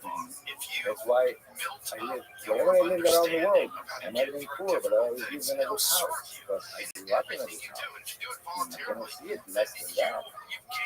But once you get a level, you ought to go up. Yeah, but wouldn't that also be an effect of psychology? Being in like a positive feedback loop or a negative feedback loop. When you start out in poverty, that's why most people stay in poverty because that's all they see, that's all they're exposed to, and you aren't exposed to positive thinking or different ideas. You kind of just get stuck in that negative feedback loop, and that's why a lot of people in bad neighborhoods around the country. But then you have to look into how the human mind is also. You have the ego inside you, and the ego is the thing that tells you what to do. And you can listen to the ego or not listen to it. And one day when you are able to separate yourself from your ego, then you can actually understand and be able to observe the ego from the side. And I would like to give you an example of that. For example, I was a very, I was young, you know, I had a short fuse.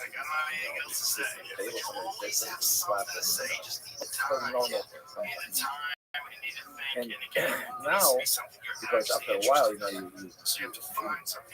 you grow and you learn and you learn from experience and you correct and then you become a different person. So I don't do this because it's not the right thing to do. I mean, I'm talking when I was 15 or 16 years old back then. Sort of the thing. And now I can see how I can see it from the side at a certain point how somebody will piss me off and I can actually slap it. But I will contain myself and not do it because I know this is not the right thing. So the ego tells you, the ego is the thing that always wants to buy things, do things, and harm you. And basically your subconscious mind. Right. Exactly. And that's actually the apple. You know, when Adam bites the apple, then he becomes unconscious. And I was looking at the Apple logo and I was thinking, it's also a big up apple. Someone made us subconscious of everything. Made this and this, your back, your Rabbi, your whatever. But maybe that is the logo of the apple. Wait. Apple phone. Apple there's an apple with a bite in there. You're saying that was the apple? And the story, the snake told Adam to bite into the apple, and God told him not to do it. And when he didn't see the apple, he realized that he zero incentive to that. And what we're talking about, this is what I know. It's not like there's an innovation. Look at the amount of money they're making with. That's an interesting coincidence. Ask Google why Steve Jobs named his company Apple. Maybe he was God. Why do you think the logos under the button on the apple? But anyway, so what I was saying is like, we gotta probably cut it short. Okay, yeah, it's 5:20. This is great. We should do another one where well, we can talk a lot about it. That would be great. You're either thinking of the future, and the future is what you perceive is what happened, what might happen ago. You don't know what you think, so we're not looking at you funny because you're thinking that, because you don't know what you think. Or you're thinking the past, where you think, man, I should have never, stolen this and this, and I feel so bad, and then, oh my God, and this and that. And you always like a lot of people, this is the new thing that I've been observing in all these movies that you watch. Everybody's suffering. Why is there an apple as the Apple logo? Nope, that's one of those logo urban legends. Urban legends. The reason for the bite was to clarify it clear that the fruit is an apple. Oh, okay, since with no reference on whatever. Why, if it was a cherry, do they have a bite in the cherry so you know it's a cherry? No, I mean, if there was no bite, people could confuse it as a cherry. Because you don't take a bite out of a cherry. Even though the name of the company is Apple. Right, exactly. Yeah, that's kind of huge. Sounds like a bullshit story. He went on this long rant on his podcast about how he's being censored and how he needed his fans to show So up anyway, for him so and the fight singing in the back so past, he could be that free means to that tell his jokes the they way he happen already. wants, They with a don't mean fear of anything. censorship, They're etc. not gonna do anything to you. They're not gonna come and fight you or haunt you. You should never feel guilty. Right. What's guilty of what? I mean, you just feel guilty. You want to do something stupid. You go and What are you saying? There's no reason for us to think about the past. no, what I'm saying is that we're constantly either living in the past or in the future. Right. Life happens in the present. Yes. So if you learn to live in the present, and you can start like by meditating, making it happen when you're in the thought. You think one thing and then you think of the next thing, but there's no gap in between. Yeah. And if you can, and if you can take this gap and think about it and make it a little bit bigger, and a little bit bigger, and a little bit bigger, by not thinking of anything, getting an empty mind, that's the present. Yeah. And when you're in the present, Yeah. and that's why you like surfing, right? Yeah. So when you surf, you're in the present. Not thinking about it. Right, because you pay attention and you're not thinking about the bills or whatever happened last night. You're surfing, Right. and this is the addiction, the moment of the present. That's why you're addicted to it. Yeah, you're in the zone. You're flowing. Yes, and Yeah. you know when you Like recognize thinking about it, then we're just talking. right. Because Yeah. so when you're thinking of the conversation that you're talking about, so as soon as you stop, you can think like that. You can, I'm thinking, trust me, my mouth's just moving. but all these thoughts come, and then the other thing is, you're seeing all these people in boxes. You walk down the beach, and there's these fat, blonde, Yeah. fat, black, green. There's a lot of the things. You gotta work with the things. You're talking about this zone. You can learn to live in that zone, but only when you're surfing. And making the gap bigger, and you can do this in meditation. Yes. Then life becomes amazing. When you understand in life, which is very simple, because it's about it's not just, it depends how you take it. I agree. So that's when you get more from the Thank you very much. I love the story, and I'm sure a lot of people, a lot of listeners will love it as well. Thank you for your time, and we'll definitely do episode 2 down the road. All right, good night. But if you get a chance, head over to the JRE episode and scroll through the comment section. There's more comedy there than in Rogan and Schultz's comedy careers combined. Anyway, that's my breakdown of Schultz's latest appearance on JRE. Let me know in the comments below what you think about all of this, and if you're not a regular on this channel yet, hit the subscribe button and give a thumbs up if you didn't enjoy this video. All right. Yep. Thanks for coming, man. I just got a call from Matt Cox yesterday. He said he did a podcast with you. It was jaw-dropping, and I had to have you on the show. Yeah. And I'm excited to talk to you. It's good to be here, man. Yeah, I've known Matt for a little while. He actually came on my show, and when everything that I'm going to disclose here got straightened out, I reached out to him and told him the story, and he was like, bro, you got to come on. And I was like, all right, well, let's set it up. And his was actually the first show that I went on, and yours is now the second. That's amazing. So, what is your story? Well, I guess to start off, a little bit of a background is I grew up in a town called Darlington, South Carolina, which is not known for much, but the racetrack that it has. Small town, and I went to school for welding. That's pretty much been my until right now. That's still what I'm doing now. And I met my wife in. We've been together like 20 years. So we met at a little club that was there. And, it was a crazy happening because when she was in there the week before, this was like a club that everybody went to. And it had burnt down for a while. So when they opened back up, everybody was excited to go to it. And she actually went with a friend. The friend couldn't get in because she forgot her ID, so she just happened to strike conversation with the girl that I went to school with. So the following week, we're back out there again, and I see her talk to a former classmate of mine. So I go up and I'm like, who is that? She's like, oh, that's a friend of mine named Felicia. I met her out here last week. So I'm like, all right, you gotta hook me up. And so, one thing led to another. We started a relationship and, got married. And that we stayed in Darlington until 2010. And then I worked for a company called Newport Steel. I'm not sure if you know that place or not, but it's one of the bigger steel companies there is. It's a Fortune 500 company. And they had a plant in Columbia, South Carolina. So I worked there for about 7.5 years. And I was traveling. It was about an hour and some change drive. And then we switched, and I was like, well, let's see about Charleston. And then we moved to Charleston in 2010. And I guess to kind of lay the groundwork here, because these are like key components and everything that happened, was we went to Myrtle Beach, and maybe the Myrtle Beach area. Oh, yeah. He's counting down. Oh, yeah. Danny McBride. They filmed a lot of that. A lot of Charleston, too. Some of the strip club scenes were filmed in Charleston. One of the best shows of all time. Yeah, he's fucking great. He does the Righteous Gemstones kind of, too. That also is the greatest show of all time. Yeah.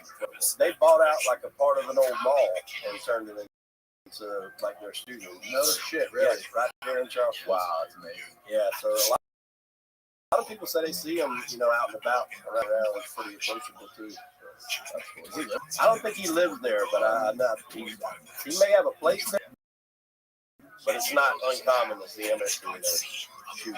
But long short, I come down to Charleston, and then there's this circuit they're having at Myrtle Beach called Carolina Country Music Fest. It's the biggest one they had in a while. Like supposed to be their version of Woodstock. It's like 3 days, or 4 really, because they added a Thursday show. And so I go down there Thursday night, straight from work. It's basically just drinking and music. That's all it was. And a friend of mine comes down there Thursday, and he's like, "Man, you look terrible." I'm like, "Well, I've had a pretty rough couple of days." And he was a former medic, so he gives me an IV, like right, straight into the arm. And there's a picture, and I'll have to see if I can find it. But I'm sitting there, I got the IV going into my arm. I still got like a beer in my hand, and you can see like all the liquor bottles just lined up on the wall. And then it was a crazy week. And then after it's over, I get back home. Monday, I got back home Sunday evening. I'm scheduled to go back to work Monday, so I haven't even been home this whole entire time, trying to get stuff straight. I'm going to work, I get into a car accident. Probably roll like it went off the side of the road, hit like an embankment where they were widening the road. And I mean, this car flipped probably 8 or 9 times, and it flipped corner to corner. So it's like a barrel roll. And I was just like, I didn't think it was ever going to stop. And the last thing I seen was a car up under me. It landed like directly on the hood. And I thought I killed someone. I thought they were on the road, driving. And so I'm trying to like brace myself so when I undo the seatbelt, I don't fall on my head. When doing that, the car falls off and then rolls to the right. So now it's sitting on the passenger door. So I still kind of brace myself, climb out, and this car comes riding by and he's like, "Damn, dude, you all right?" I'm like, "Yeah, I think so." So he calls, he's like, "You want me to call the ambulance?" I'm like, "Yeah, you might as well, make sure, okay." So I hop down, I kind of live to where I'm at, to hop down so the car doesn't roll on me then. And I walk up to the door where the guy's house was at, and he opens the door and he's like, "Earth." It's like 5:30. And "Yeah, can I help you?" And I was like, "Man, I had a wreck outside." I said, "I landed on top of your S10 out here." And he's like, "Oh, damn, that's my wife's truck. She's had that thing since high school." I'm like, well, sorry, but it's over with now. Well, that story kind of circles into, after that I had real bad back issues, like my L4, L5, and S1 were just really, really bad shit.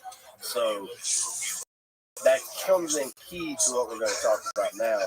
So you fast forward to 2017. I got a friend of mine in my neighborhood. I'd only recently met him. I'd probably known him just a couple months.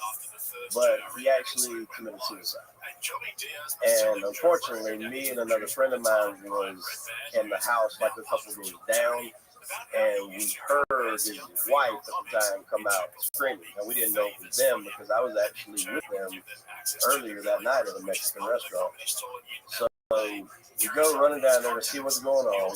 I realized it's them because I literally just my thing. My buddy ran straight into the house. I don't know what prompted him to go straight into the house, but he did. And then when I come in there, it was just a really bad. It was like his hands down the worst thing I've ever seen. Blood, he had shot himself in the head, and it was just awful. I mean, those images just like haunted me. And that kind of started like just a real kind of depression really between that. When I was out with the wreck, I didn't lose my job, but I lost my position. So when I got back, I had to go to a different area of the same company. It was a different area, and I didn't like that job as much. So it was just kind of like a snowball effect, and then that led to me and my wife actually taking some time apart. Well, when we decided we were going to split up, I was like, okay, well, you can stay at the house, I'll move out, but if you decide to meet somebody, then, I'm coming back. And I can't pay the bills and have another dude up in there on my couch watching, football. And so that's kind of what happened. I mean, my wife's an attractive woman. She's very smart. She's got a doctorate. I mean, I knew that if it come down to it and she started searching, then she would find somebody. It was just, it was what we were going. So in November of that year, she moved out and I moved back in. And at that point, we were both kind of dead set on our divorce. We were going to go have it done.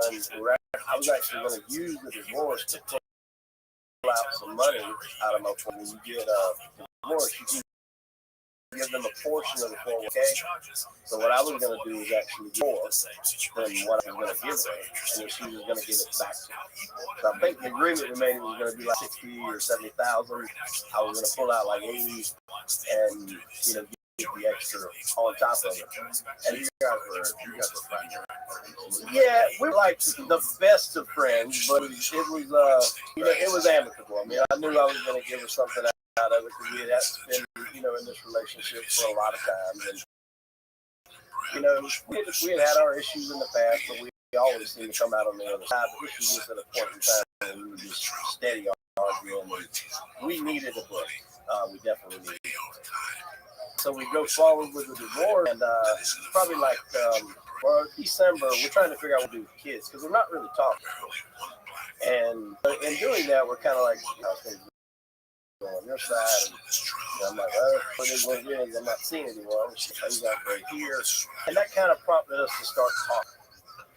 And also, we kind of talked sporadically for the next few months. Now, the guy that she was living with, she had moved out to another house in my same neighborhood. So it's kind of like, I'm sure it's like up here, some places I've seen. You got one big community, but about 9 different subdivisions in that community. That's kind of how ours was set up. So they were in another subdivision, but same people. And he had actually left the house. He wasn't living there at the time. And around Easter, we're like, okay, I think we're going to give it another shot. Like we were both kind of, realized that the time apart was, we did what we needed. It was time to give it another shot. We were really serious about it. We went to our mom's, spent Easter, and, we were just like, we told the family, this is what. So when we come back on Friday night, and I was just like, all right, well, I'll get everything moved back in, but you got to tell, the guy, this is it, and then you can't come back around, because they hadn't officially cut it off, but they weren't like on the best of terms either. And so when she told him this that night, I thought she was going to tell him Friday night. Saturday we go to my son's ball game or a soccer game Saturday morning. I'm like, how do you take it? She said he come in and went straight to bed. I didn't get a chance to tell him and tell him today. All right. Well, unbeknownst to me, after she told him, he roughed her up, broke her phone, so I had no way to get in contact with her. Smashed a lot of stuff in the house, and a lot of shit was going on that I wasn't aware of because she wasn't able to contact me. I knew she was giving him the news, but I didn't know all this stuff was taking place. So the same guy that I spoke about earlier who went in the house with me and my friend and committed suicide, he actually was outside of his garage, and they were coming by. And so he walks out and was like, hey, what's going on? And he said, well, nothing much. He said, we're looking for chips, and when I find them, I'm going to fucking kill them. And I didn't know this at the time. This was even told to the cops later. Verbatim, that's what it is. Okay. So when he knew that something was up, he was able to get the guy to stay there and talk to him and try to figure out what was going on. Well, at some point, he was able to call me, and he knew that I wasn't home because he was making my wife drive around. I wasn't home, I was at somewhere else. So when he told me, he was like, hey, if you ride by that corner and you see his car here, don't stop. You probably told you that? Yeah. And at that time, the guy, was getting the axe with me. And so he's like, if you see his car here, don't stop. He's like, I don't know what's going on, but he was pretty upset. He said he was looking for you, but I'm trying to defuse it. He's like, so I was just letting you know if you ride by, don't stop because I don't need anything going down in my house. I'm like, that's fine. I said, I'm not the one with the problem. He is. I know what's going on. And he didn't know that we were officially getting back together, but I knew probably why he was upset. So I'm at my house and I'm watching UFC. I think it was like one of the Conor McGregor fights or something like that, and I get a text from my phone, and it's Tim. You got it. Yeah. This is right now, probably like 12:31 in the morning. And I get the text from him, and he's like, "Hey, can me and you talk?" Or no, I'm awake.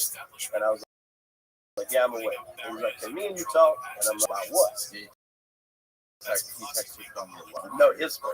His own personal phone. Because he had smashed my wife's phone. And he was like, "Can you talk?" And I'm like, "Yeah." And he's like, "Well, look, I don't want no drama. I don't want no bullshit. I don't want to fight." He's like, "If you're comfortable, we can be at Jamie's house." Jamie was the guy that I've been speaking about his own situation. I said, "Yeah, that's fine with me." So around the same time, actually called me because she had been off of work and got home. And my wife was using her phone, and she was like, "Hey, should I told him?" He got really mad, so he left and he was Jamie's house. And I said, "Yeah, I know. He just texted me and asked me if I was come over here and talk to him." And she's like, "Well, are you gonna go?" And I was like, "Well, he just wants to talk." She's like, "Well, I don't know if I would go, but he was a little upset." She said, "I know you can probably handle it." And I was like, "All right." Because I'm good at talking and diffusing situations. I've never been like a violent guy. I usually talk people down. And so I go over there, and that was exactly what it was. He more or less wanted to know, had we been seeing each other prior to her telling him that it was over. And I was like, well, to start with, really, that's my wife. It's not really any of your business. But to answer your question, no. Because I don't want to get him upset and him go back over there angry. So the time goes by. I mean, it was heated a little bit at first at times, but by the end of the conversation in the garage, it was really just like three dudes hanging out in the garage, but just with odd circumstances being lived there. And so it's probably, I'd say 3:30, 4 o'clock at this time. And Jamie, whose house we're at, we're at his house. He's like, "Man, I'm fixing to shut it down." He's like, "If you want to stay here, you can stay here." He's like, "Or you can have Chip run you home." He said, "Well, if you don't mind," he said, "will you run me to the house?" And I said, "Yeah." So we leave, and then as we're getting in the car, he said, "I don't know if I want to go home." He said, "I know we're going to argue." And he's like, "Do you care if we just go to your house?" He said, "I'm just not really ready to go home." And I was a little hesitant, but he started talking and telling me the story. And I don't know if he was trying to match the suicide story that had came up in the garage, the one I told you about earlier. He started telling me about this guy he was in the service with, and he was former military. And they were in combat together. The guy got shot in the head, and he was trying to hold his head together. But something about the Army, he didn't do something right, didn't follow protocol, so he was discharged, and that's why he wore this specific bracelet on his wrist. I'm pretty sure he was Army. But the thing was, I didn't find this out till later, was that whole story was fabricated. He was actually intelligence. And he told the guy bad intel that led him into somewhere, resulting in that guy getting shot. He was intelligent. He wasn't like in the field. The story he told me was like he was in the field when it happened, with me, like right there hands on. But the real story after, this was over, I found it out, a couple days later. He was intelligent and he gave the guy bad intel that led him to getting shot. So either way, I'm sure it probably did still mess him up because he was genuinely upset about it. Like he was crying sitting in my car. Like, straight up tears. So I could tell it was bothering him. I didn't know at the time whether the story was true or not, but I was bothering him. So at this point, I just think this dude's just like, he's battling through that. He's getting the boot. You So know, like, he was in intelligence, the army, or like someone that would just be, telling somebody, all right, go here, go there, probably off to the side, working on a computer. Yeah, just like working on a computer. Right. Not actually in combat. Somebody more or less behind the scenes. Okay. So, like I said, he's crying, and I'm thinking this dude just really just needs someone to talk to. It's not really nothing, concerning. I never, at any point in time, felt threatened at all. So we go in my house, and we got cameras and stuff in my house, so it's seen us coming in. And we're in there for probably another hour or two. And we're talking about different things. We got on the subject of tattoos, and he was talking about, I've got a 13-year-old son, he was like 8 or 9 at the time, but he was talking about one of his buddy's mom saying something about tattoos, and he was like, did she ever say anything to you? And I'm like, no, I'm covered in it. So I pulled down my shirt to show him this one, and you can see it. I don't know if you can see it right here. There's a scar there where I had open heart surgery. Yeah, and I had that in 2001, my senior year in high school. How old are you?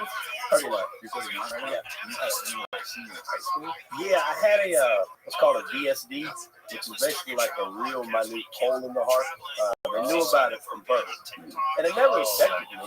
Like I played sports, drank beer in high school, like everybody else, and all that. But once I was at the point where I was getting a check every 4 years, and I went to get a check, and they're like, ooh, that's something you don't want to hear when they're looking at your heart.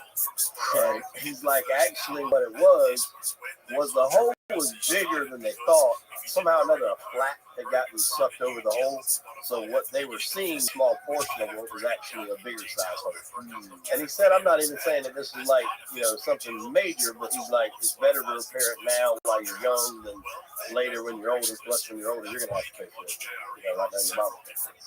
And so we made the decision to go ahead and have it done. And, that scar's been there. And when he seen that scar, he was like, damn, what happened there? He kind of put on a shirt, and I told him the story, same story I just told you. So he pulls up my shirt from the bottom, like up to see it going all the way down. And in doing this, he had to see the gun, because I was a CWP carrier. I had my CWP for probably a couple of years at that time. The weapon that I had on me that night was my carry weapon. I've been pulled over that weapon numerous times. The numbers were on, so there was documentation that was the gun I would, use as my carry weapon. What kind of gun was it? It was a Smith & Wesson 9mm. And so he had to see it. I don't really see there's any way he couldn't have seen it, right there on the hip. But when he sees that scar, he's like, man, you know what? And you know how guys, when they've had a little too much to drink, they do like a bro hug or whatever, they hug you and kind of pick you up off the ground. So he did that. And I didn't really think too much of it at the time. I just, I didn't really know how he was with alcohol. I knew he had some drinks at the other garage, and we had a few shots at my house. So I just thought he was getting, to that point. But then he goes, he's like, where's your bathroom? We're showing the bathroom. He goes to the bathroom. And the way my kitchen is set up, so you got a hallway here. And you come out, you got a refrigerator, and then immediately curved, you got a stove. And back this way, and you got a stove. So it's pretty small. It's like 8 foot wide. I'm up against the stove when he's in the bathroom. And this time I'm actually texting my daughter's phone, telling her, like, hey, everything's good, let your mom know, not to worry. And when he comes out of the bathroom, he goes straight up to me, hand up under my face, jacks me up on the stove. And, like, how people say, like, they had that look in their eye? Like, he had that look in his eye. He's pretty fucking big. Like, he was a jacked dude. How tall is he? I'd probably say he was 6'1", maybe. Probably like 240, 250. Okay. I mean, how big are you? Not that big. I'm 5'10" at the most. Weight must be the same, but for different reasons. We'll get into this too, but at the time, he was also on steroids. We figured that out. So when he jacks me up, he immediately says, like, I'm gonna fucking kill you. And I'm just like, it caught me off guard, because, like, other than, like, yeah, what it was. And looking back in retrospect, I'm thinking maybe he done those pickup things to see if he could handle it. You know what I'm saying? See if he could pick me up, maybe, swing me around. I'm thinking maybe that's what he's done is psychologically to set all this up. Maybe not. I don't know. That's just me looking back. But when he does this, it's really catching me off guard. So I'm just like, what the fuck? It's really, blowing my mind. And I'm telling him, I'm like, dude, if you don't get the fuck off me, I'm gonna shoot you.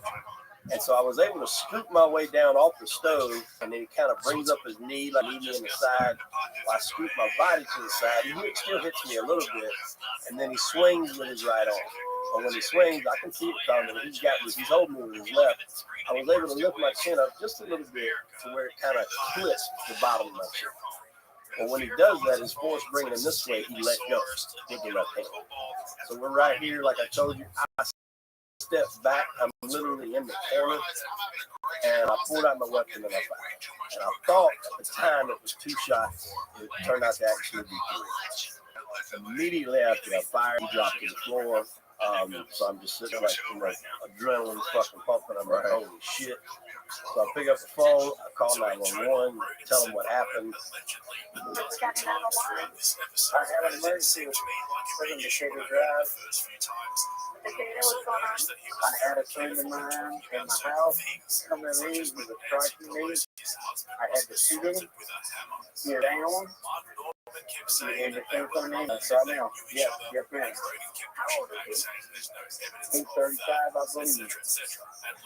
Let me just say, I think it's quite being careful now with the things he says. I'm not really sure. He come at me, he hit me in the face, and I shot him in the chest 2 times. Very unusual for him. Is he breathing? Listening to the whole Right now he's breathing. Right now he's breathing. He was more uptight than he used to be when he Are you was okay? just once qualifying. They're saying, he's breathing. I'm like, he's making noises. I don't really know if he's breathing. I can't really tell. And she's like, can you see the wounds? I'm like, every one of them was center mass, like all in the chest area. There was nothing anywhere else. And that was what they taught you in the CWP class too. It's like, when the threat is eliminated, then you have to stop because then there's no threat and you can't like go up and keep someone if they're on the ground. Then that changes from self-defense to murder, unless you're a great judge. Yes, familiar with that guy. I've heard that story. Yeah. After all this happened, believe me, anybody that had any sort of self-defense or any kind of shooting claims like that, I researched the shit out of them. What eventually comes to happen. But so I call the 911 operator and she's like, can you get to a towel? I'm like, yeah. Have you got the way? William, can you hear me? William, can you hear me? William, can you hear me? William.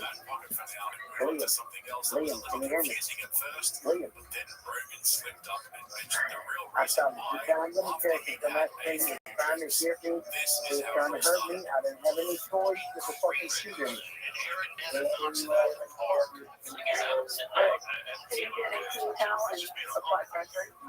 A queen pie? Yes, ma'am, I can. That's why I did not want to do it. Come off and we got the camera. Is there anybody else in the house? No, ma'am, we've been here for a couple of hours. How long did you just shoot him? Yes, I just did it. Okay, where is he done right now? It's on the counter. So for those of you who don't understand what's going on, Yes, ma'am, it's secured, it's unloaded. YouTube has this thing. And she said, so, get to the towel, put a towel over his wound. She said, we got an officer on the way. So I pull up the shirt, and I only see 2 entrance wounds, which is why I thought, again, initially, I only heard 2 shots, but I guess just everything, real quick. I just didn't hear the 3rd one, but I only seen 2 entrance wounds, so that's why I only thought there was 2.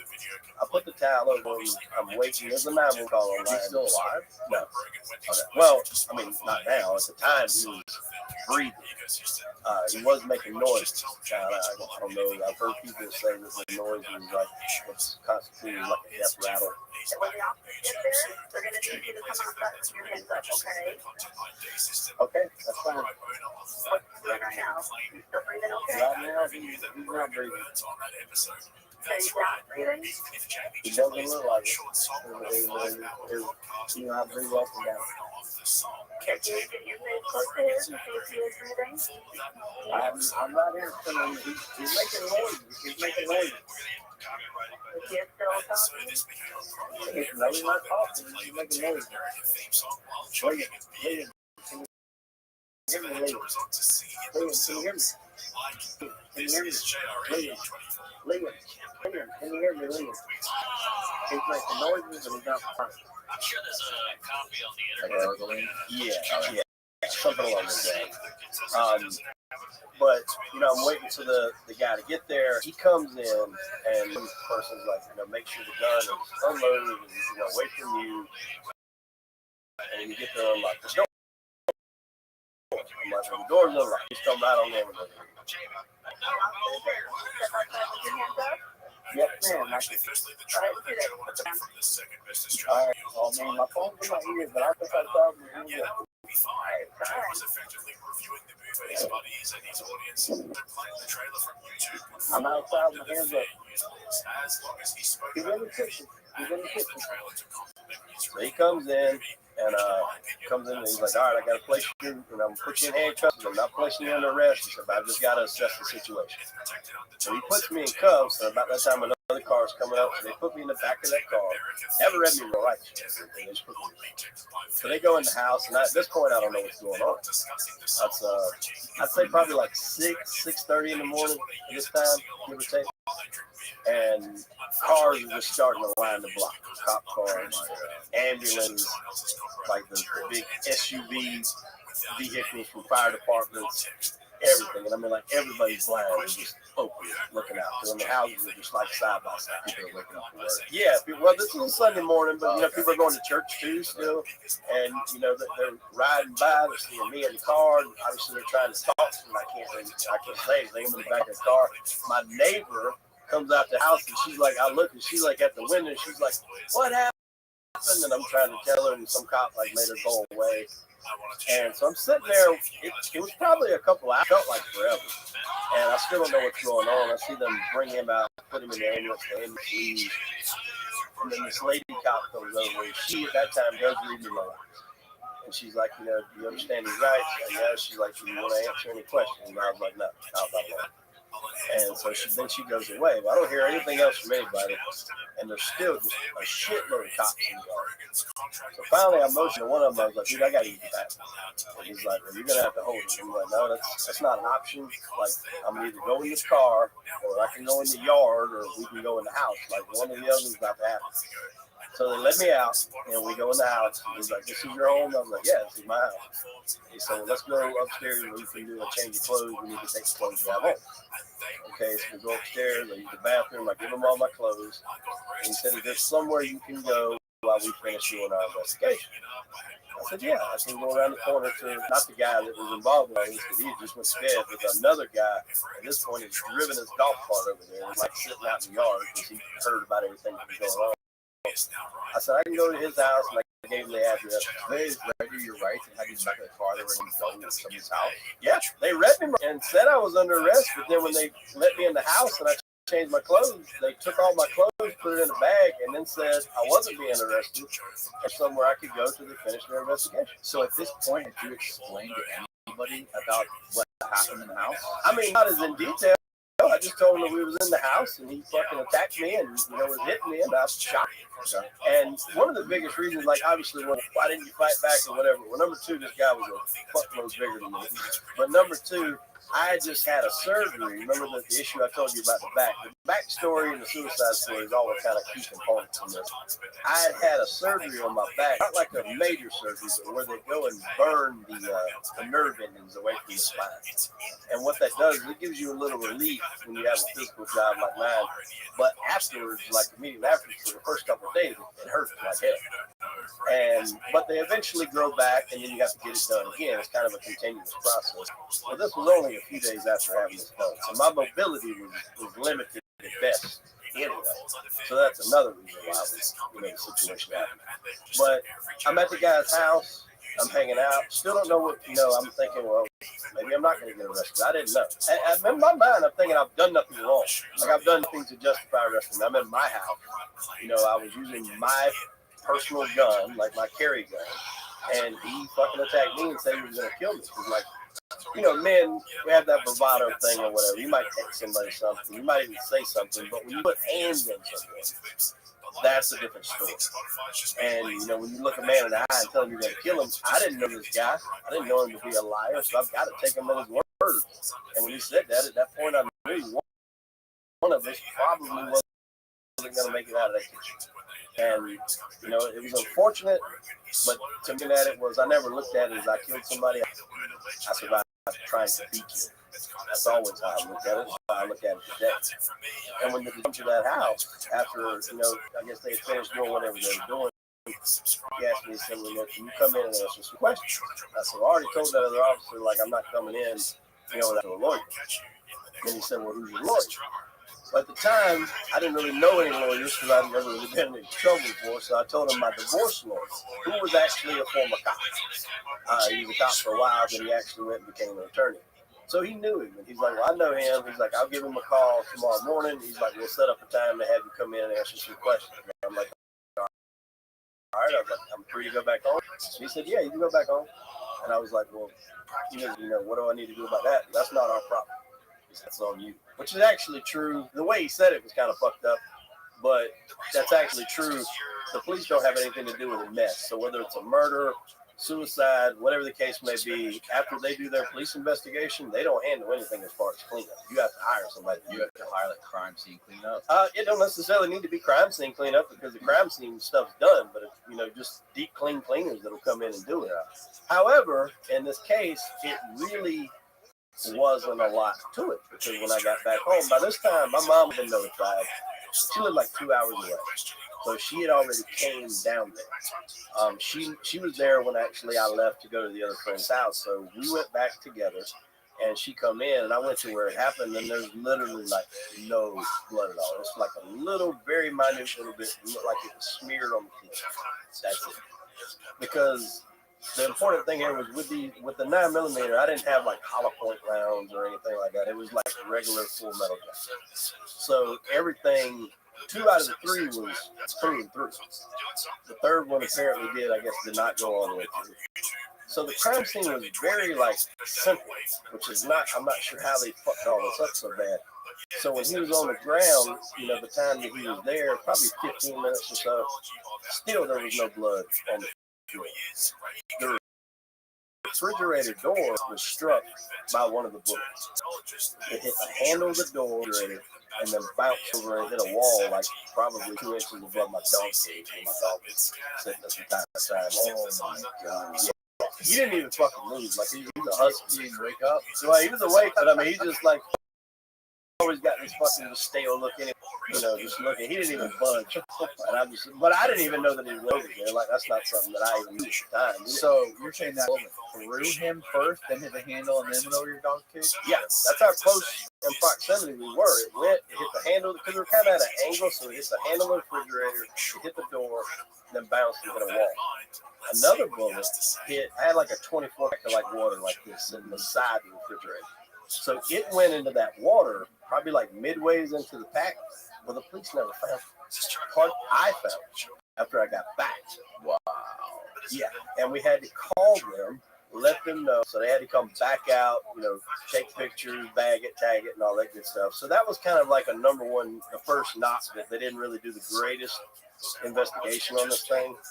But like I said, the blood we cleaned up with like one paper towel. So that was that. That was the extent of the cleanup outside of the damage on the refrigerator. So Monday morning, I go to my lawyer's office. He's like, you know, we're not coming in, but you can give us the questions you want to answer, and we'll write a statement and send it back. So I was like, I don't know what to do. I ain't never done this before. You know, if that's what you say we'll do. So I wrote my statement. We sent it in, and that was pretty much the extent of it. This was Monday morning. Tuesday went by, didn't hear anything. Wednesday, the lawyer calls me at like 4:30 in the afternoon. And he's like, hey, he said, I got some bad news. I was like, what? And he's like, they're charging you with murder. And I was like, fucking why? And he's like, I do not know. They didn't tell me the reason why. He just said they're charging you with murder. He said, the only thing I can figure is maybe they were thinking that, you know, you planned to get him there so you could kill him, and, you know, because you were mad at him. I'm like, they have been together for fucking months. Like, this is not like I just found this out. I was like, nobody was getting, if anybody was mad, it was him. that wasn't the situation. He's like, well, I guess I don't know why, but I just know that they want to charge you and they want to turn yourself in tomorrow at 1 o'clock at the local jail. So he'll think we catch us. So I'm just like, motherfucker. So I hung up the phone. I was like, I'll call you back. So at this point, I'm just like, I don't know what, like, everything's racing through my mind. I was just like, this can't be fucking happening. So I start calling, people that I know. I'm like, look, who's like the best legit fucking attorney for something like this? The same name keeps popping up. Even people from states, like other areas of the state, everybody kept coming back on one name. And we got in Andy Savage. Andy Savage? Andy Savage, really close to Andy Savage. Yeah, and that's exactly what he was. He was just in the courtroom. I mean, like, he's the sweetest guy you ever want to meet. But when it comes to, like, being in that courtroom, like, he's ruthless. And I see why lawyers like him get paid the amount of money that they do. Keep going. I'm going to change this so Austin can pull up a picture. I'm sure this guy's website. I want to see his picture. Oh, yeah. Andy Savage Law Office, Charleston, South Carolina. Randy Savage is in about 10 minutes from here. Really? Yeah, that's what he's Wow, I got it right. I forgot he did open floor. He actually died literally like 5 months ago. Yeah, you hit that tree up there. Right? Yeah, that's him right there. Andy Savage. Yeah, Savage. Yeah, he looks like a badass. Yeah, that's his wife right there. Oh, his wife almost looks like more of a badass. Yeah. You remember the case that got a lot of attention with the Michael Slager and Walter Scott? It was years ago where Slager was the cop, Walter Scott was like running away, and he shot him, multiple times in the back. Yeah. And the country, well, Slager had a lawyer at the time. But when that tape come out, that lawyer dropped it. Andy picked him up, and he actually beat the state charge. Or I say beat, it was a hung jury, which is essentially beat. You're not going to listen.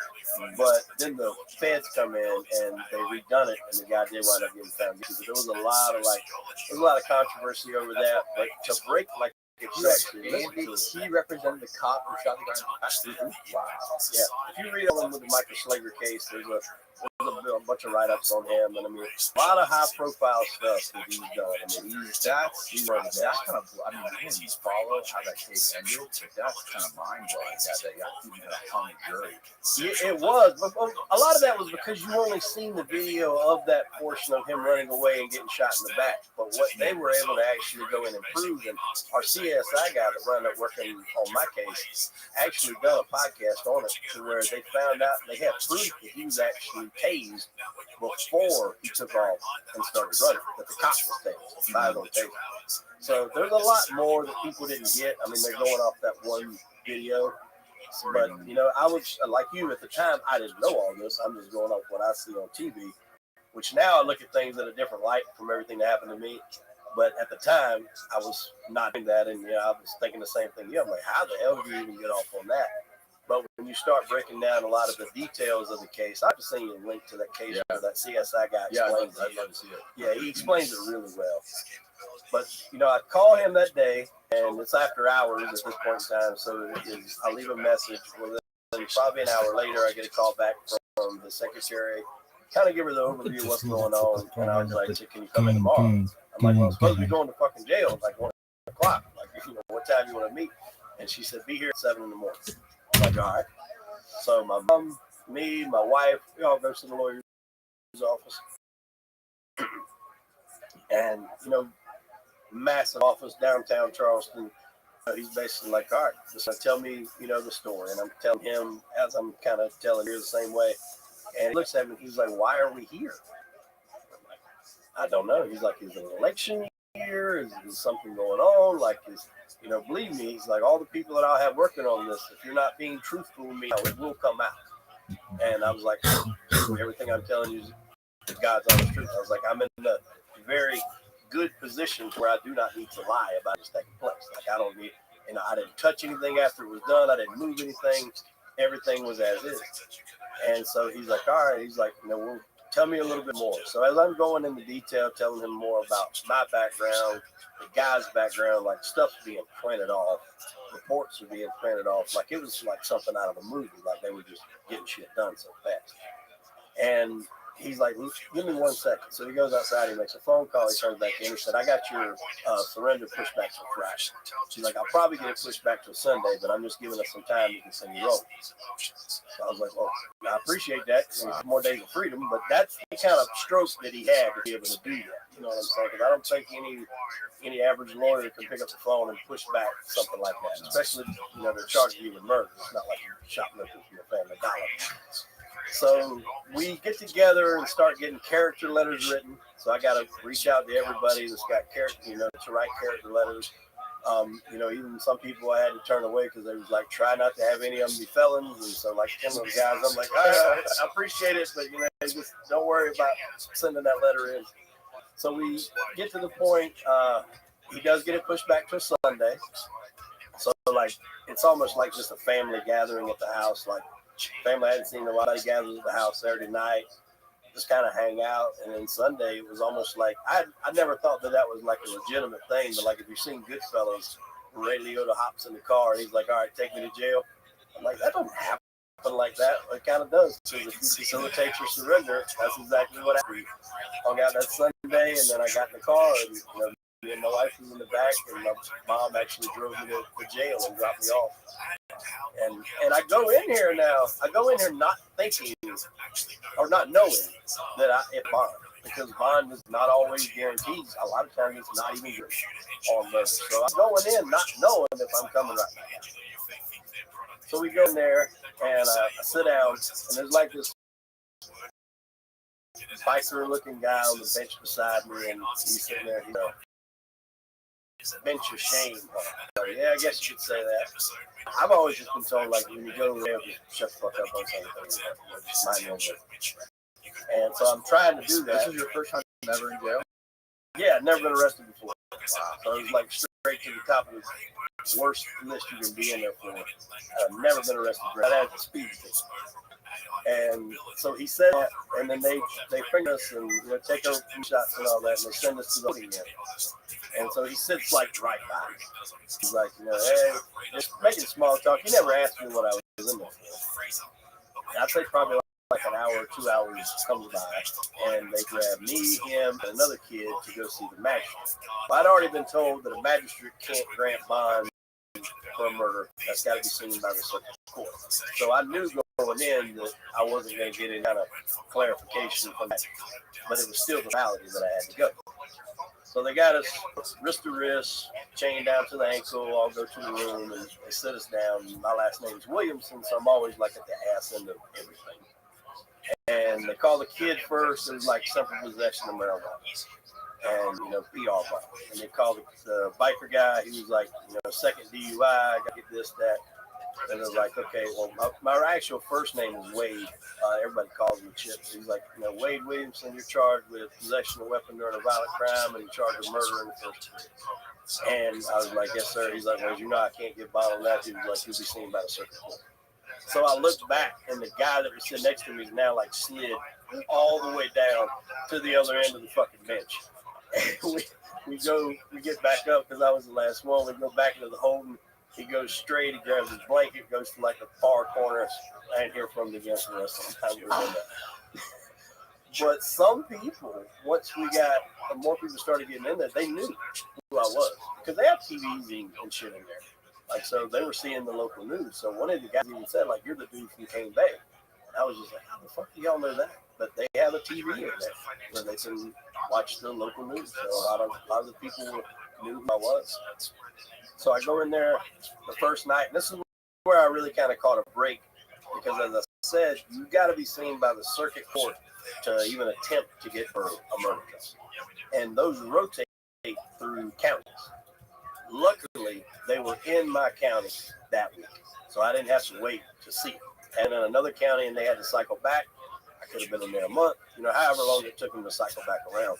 Luckily, they were in there that week, and I know that I'm getting seen Monday morning. So they come and they grab me Monday, probably like 9, 10 o'clock, and I was like, all right, you know, getting you for court. and they're walking from the jail to the court, but it's like an underground like walkway, and this thing looks like a fucking dungeon. I mean, it's like something you see out of one of those movies where he's taking you to kill you or something. I mean, it's just, I'm just walking. It seems like the longest walk ever. They put me in a room with a lot of other guys that are in there. And I'm still in strict clothes because I haven't been out of the holding tank yet. And so all these guys are in like orange jumpsuits. And one of the guys was like, "You must be in here for family court." And I was like, "Well, something like that." And again, I'm not saying anything to nobody, and I'm listening to all these guys talking. Like one of them's talking about how he's thinking about cutting a plea. He said his sister on fire, and he's trial. And I'm just sitting in the corner like. And another guy's telling him like how he's going to transfer to Atlanta to testify against another guy that he knows up there. But he's just transferring just so he can have that food. I guess the prisoners in Atlanta have food in the one in Charleston. And then another guy's saying he's just making sure, hoping he can get a glimpse of somebody that put him in there trying to stab him. So, I mean, this is the shit that was being said in there was just fucking mind blowing. I'm sure that's normal for people in prison, but like, as I said, I've never been locked up. So I'm sitting over there just quiet as hell, and they find all my names. So I go into this room, and they cuff me up, ankle, and everything we can barely grab. And I go in this courtroom, and I mean, it's massive. It is the biggest court I've ever seen in my life. It's like something on like the Law and Order. It's huge. As the bailiff's like walking me to my lawyer's desk, I see all my family sitting out there, and we go up and I'm standing beside him. So of course at that time they're battling. He's presenting to why I should get out. They're presenting to the judge why they want me to stay in jail. And he's like, Your Honor, had the same job for 14 and a half years, outstanding member of the community, never been in trouble, has kids, no issue to keep him in here. Their states back giving their reasons, he killed a man in cold blood. And the judge looks and she goes, "Okay, I'll make my decision and let you know," and bangs the gavel down. I'm like, anything I've ever seen, like they give an answer right there, like either granted or denied. And I look at my lawyer, I'm like, "What the fuck does that mean?" He's like, "I guess that means you should let us know." And I don't get to keep talking, like the guy's already grabbing me and taking me back to the room to go back to the cell. And as we're going back there, I'm like, "What the hell does that mean? She'll let us know." He's like, "I should probably give her a decision in a week or so." I'm like, "A week or so?" Like, I'm hoping best case scenario to get the fuck out of here as quick as possible. And so I don't know what's going on. So I go back and I give it a couple hours, and I go to the phone and I call my wife and I'm like, "All right, what's going on?" And she said, "Well, they've already made the decision." She said, "They're going to give you bond." She said, "But you're going to get out till tomorrow because they got to process paperwork and everything." And I'm like, "All right, well, as long as I know I'm getting out of here, I'm cool. Like, I can deal with it." And so she said, "There's a chance you can get out today, but it's probably going to be tomorrow." Now, throughout this whole time, they are still calling people, even as late as 6, 7, 8 o'clock at night, that are getting out. So I'm hoping that I can get out, but I'm not like got the best, faith in the world of it. So like 9:30 comes and the door opens and I was like, "Williams, fuck yeah!" And I hopped off the bed. I'm like, "All right, let's go." And he's like, "Yeah, we're transferring you to C-Pod." I'm just like, "Wait a minute." I was like, "I'm supposed to be getting out tomorrow." He's like, "That may be," but he's like, "We got to transfer you out of here because we got more people coming in." And he looks at me and he's like, "You're Leah's dad, right?" And Leah's my stepdaughter. I'm her life since she was 3, so I consider her my daughter. And he's like, "Yeah," he said, "My wife was her gymnastics teacher." Yeah, and I'm just like, "Well, pleasure to meet you." Shitty way to do it, but he's like, "Yeah," he said, "We got to transfer you to C-Pod." He's like, "We have a rule, so many people in holding as they keep coming out, who's ever the one that's been in there the longest, they get transferred to the pod." So I'm just like, "Oh shit." So we go and I got to give them all my clothes. They give me the orange jumpsuit, the rubber flip-flops, cup, toothbrush, toilet paper, 3-in-1 body wash, shampoo, conditioner, send me home. So I go in there, and there's like these 2 rooms stacked. It's like a big open area where the TV is. And then like, a door with a row at the bottom, and then stairs with a thing at the top. And especially as you go up a room with bunk beds on each side of the wall, all the way down. So I go up to the top, walk through, trying to find something. That didn't happen. Nobody wants to sleep on the top. Well, as I walk to the end and I'm coming back, I see the guy that said he set his sister on fire. And he kind of waves. I'm just like, what's up, man? I kind of pointed up top. I was like, anybody up there? And he's like, nah, go ahead. So we get up there, and now I'm just still sitting there at this point. I'm looking at it. How the fuck am I here? Like, I just don't get it. I've done everything by the book. And the people in there were just like, listening to some of those conversations. Like, it's not what most people would think. A lot of them are talking about like what they want to do when they get out, like start a business, do this, do that. And there's a lot of smart people in there. I mean, Matt Cox said, you know, the people away, like the way their brains work is just constantly creating different things. And like they would, if there was an air vent coming down where it had cold air, they would wet like toilet paper and throw it up and clog the vents. That way the air wouldn't blow directly on it. I mean, they would figure out ways to do anything. There was a guy in there that had water in a bag. And then he had that in like a pillowcase type thing, and that was what he was using as a dumbbell. Yeah, I mean they come up with a lot of different stuff in there to be able to get, I guess, through the day. And this one guy comes up to me at this time, it's probably like 11 at night, and he's like, you need a job? And I'm like, huh? And he's like, you need a job? He's like, are you gonna be bonding out? I was like, oh, I said, yeah, I'm getting out of here tomorrow. He's like, all right, well, I won't worry about putting you on anything. He comes back up again later. He's like, if you go to use the shower, he's like, you know how to work the shower, right? I'm not telling him that I've never been there before. So I'm like, oh, yeah, I know. I mean, I just want to let him think that, you know, I've probably been there before. So I did go in there to try to take a shower. And what it is, they have these things that come out of the wall. Well, when you press it, it's like an automatic, you know, detractor, and it comes out, and it only lasts for like 5 seconds. Right. Well, what they do is they manage to make something we can put in there to keep it from coming back. I couldn't figure out how to work that thing to save my fucking life. But I wasn't going to go ask nobody. So I'm having to take showers in like 4-second increments, you know, to get showers at the beach. Yeah, exactly. As a matter of fact, these are like shorter at the beach. So it just seemed like maybe even 3 seconds. I mean, it just went off quick.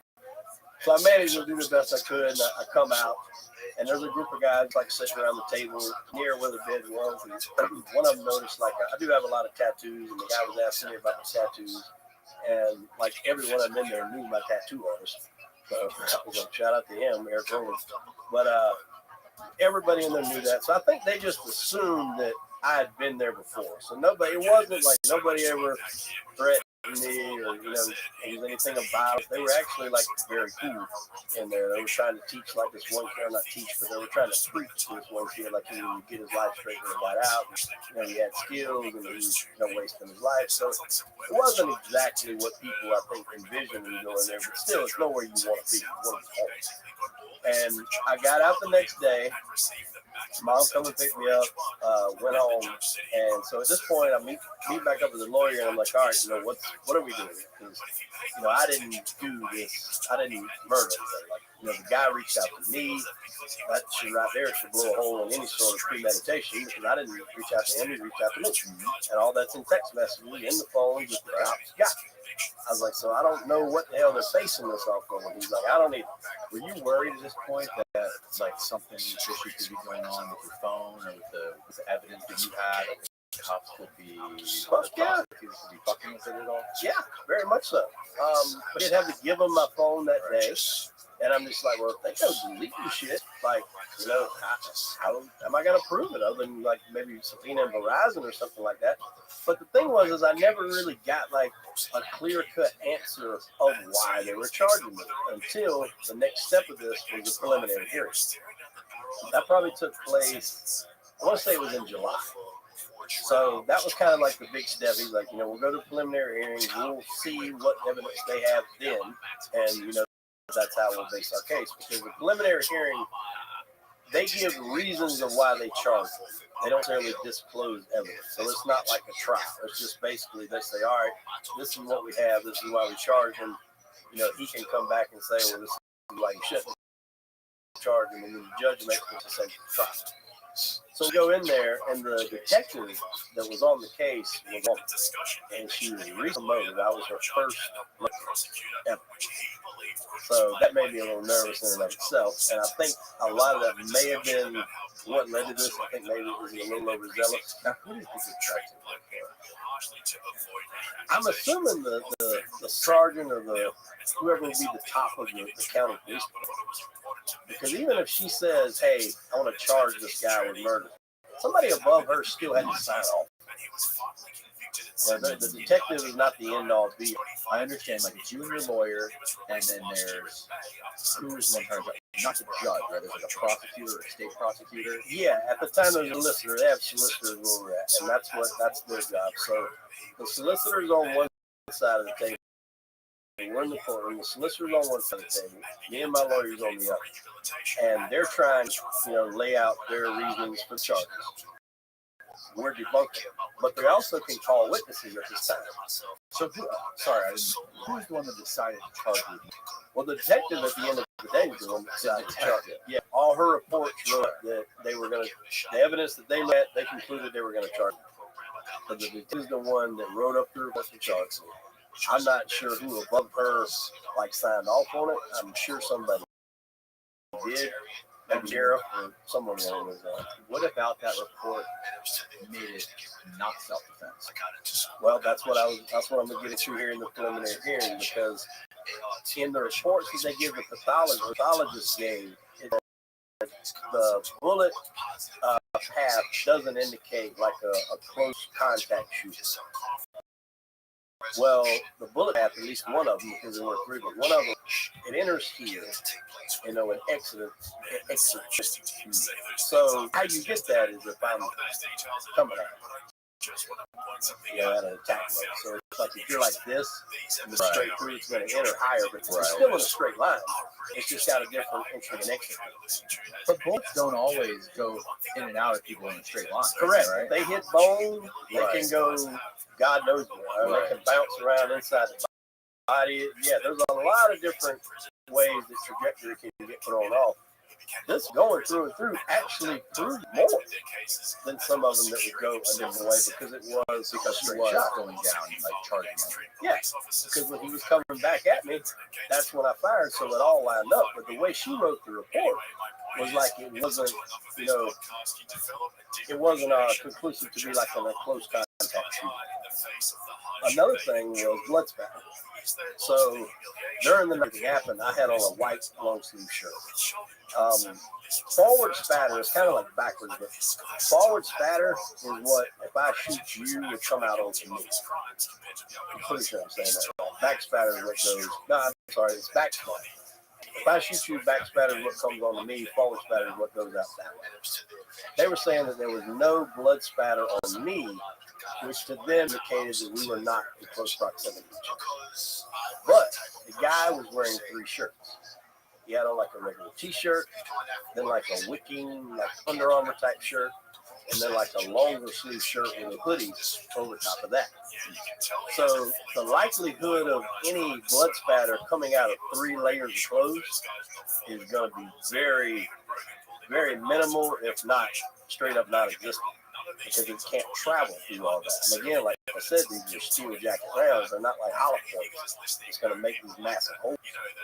And so that was another reason why they said the charge. So the bullet path didn't line up to be a close contact shooting. There was no blood transfer on me from the shooting, nor from me delivering life-saving measures. And I was just like, well, how are you going to say that I didn't put that towel on? Because there was nobody else in the house. It's just me and him. And when the arriving officer comes there, the towel is literally sitting on him. So I'm like, there's nobody else who could have put that towel on him but me. And I can't help it. There wasn't any blood. It just happened to be there. Some crime scenes there's a shitload of blood. This one there was nothing. And so that was really it. Like there was no other, they didn't bring up anything about text message this and text that. That was really like it that they brought up. And my lawyer's fighting back with his reasoning. And the judge even says, she looks at me and she goes, there's not a lot here. She said, but given the situation, I'm going to bind it to trial. So we're going to trial. So we leave there, kind of regrouping, figuring out what to do. And Andy already took trial. He said, then the first thing I do is make a motion for a Duncan hearing, which is basically a hearing for self-defense. And when you do that, like a trial, the burden of proof is on the state to prove your innocence. When you're doing a self-defense, it's split. The burden of proof is on you to prove that you acted in self-defense.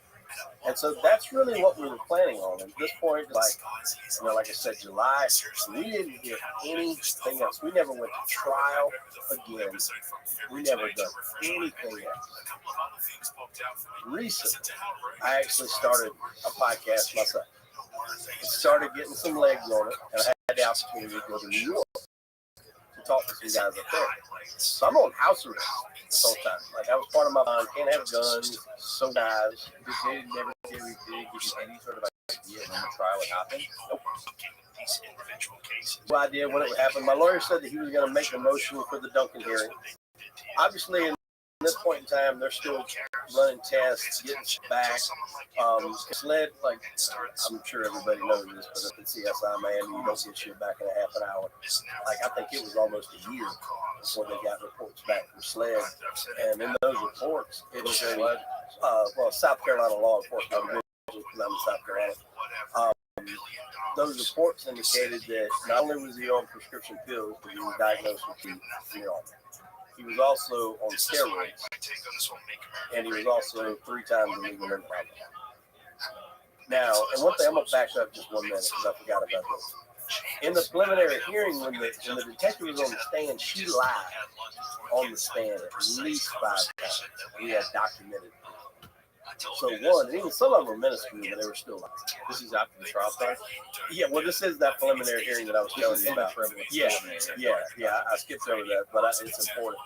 She's like, in her reports that she wrote, she said she collects 2 vials of steroids from a trash can. Well, in the preliminary hearing, she said there was only 1. She also says that when the arriving officer got there, that I was so distraught that I locked the door to the house. Never happened. She walked back the fucking, and I just come out the door. I think it's still open. Did you question her when she said that? I can't. This is the part where, like, this is where it's difficult in the preliminary hearing because you can't question. You can't question like that. It's not a time to like debate facts. It's just presenting evidence of why. So it's really frustrating to hear him get what you know were lies. And said that there was they were talking about, history of violence. He said, well, he has a history of violence. And my lawyer's like, what? And he's like, oh yeah, he's not allowed at the school to pick up his son. I'm sitting there, I'm like, what the fuck? And so what happened, this is like a real crazy part. My wife works at the high school in our neighborhood. She's the guidance. At some point during our separation, obviously no separation go 100 smooth, so we were arguing. She overhears my wife arguing. She goes on her own and makes a report saying, overheard an employee arguing with husband, just making notes if something was to happen here at the school.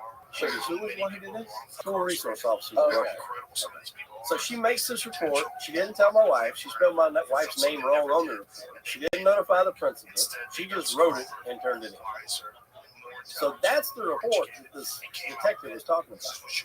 So after this is over, like, I didn't even know anything about it, so I couldn't tell my lawyer. I'm like, that's bullshit, but he don't really know exactly what's going on. So we go to the principal. This is after the preliminary hearing, and we go to what is she talking about? He's like, I've got no idea. He's like, I've never even met that man. He's like, I've seen him a few times at functions from the school because he got a daughter that cheers here, and she said I've seen him sometimes come and pick up his son because the middle school or the elementary school where my son went to school, it's basically all right there in the same area. They have a tunnel they walk through and they can come out at the high school, so I would go over there and pick him up. And he said, if anybody tells anyone that they can't come on this campus for any reason, he's like, number one, that's going to come from me. Number two, there's going to have to be documentation to back that up, reasoning why. There's a lot of stuff that has to be done.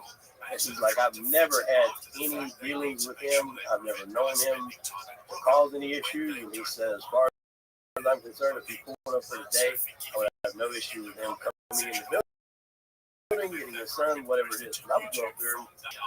So she made him like in the court that I was this violent dude that wasn't even allowed to come pick up my kid from school, which was totally false.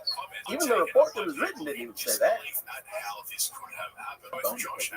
For some reason, or either she was just new at this point. She might have fucked up and she was trying to, make herself look good in there. I don't know what she was doing. I mean, I didn't know this woman. I didn't know what's the matter. I don't know if she was just trying to make the case look good. Purposely change facts. I've been asking myself that question for about 5 years. And technically, you're supposed to be in trouble for that. Like, even though that wasn't a trial, it was a preliminary hearing, but like if you lie under oath, they're still under oath, you know. If you lie under oath, like that's grounds to, be fired, possibly even be fined. Is it possible that detectives like that can get promoted from making cases like this more of a slam dunk for a prosecutor? I think that's generally how it is. Because that's how it is for prosecutors in general. I mean, that's how they move up the ladder. They move up the ladder and it happens a lot. People want to make it a black and a white thing. I don't really subscribe to that theory. It's a money. The money to get a good attorney, then you're stuck with a public defender. And that public defender is really nothing but a glorified plea bargain.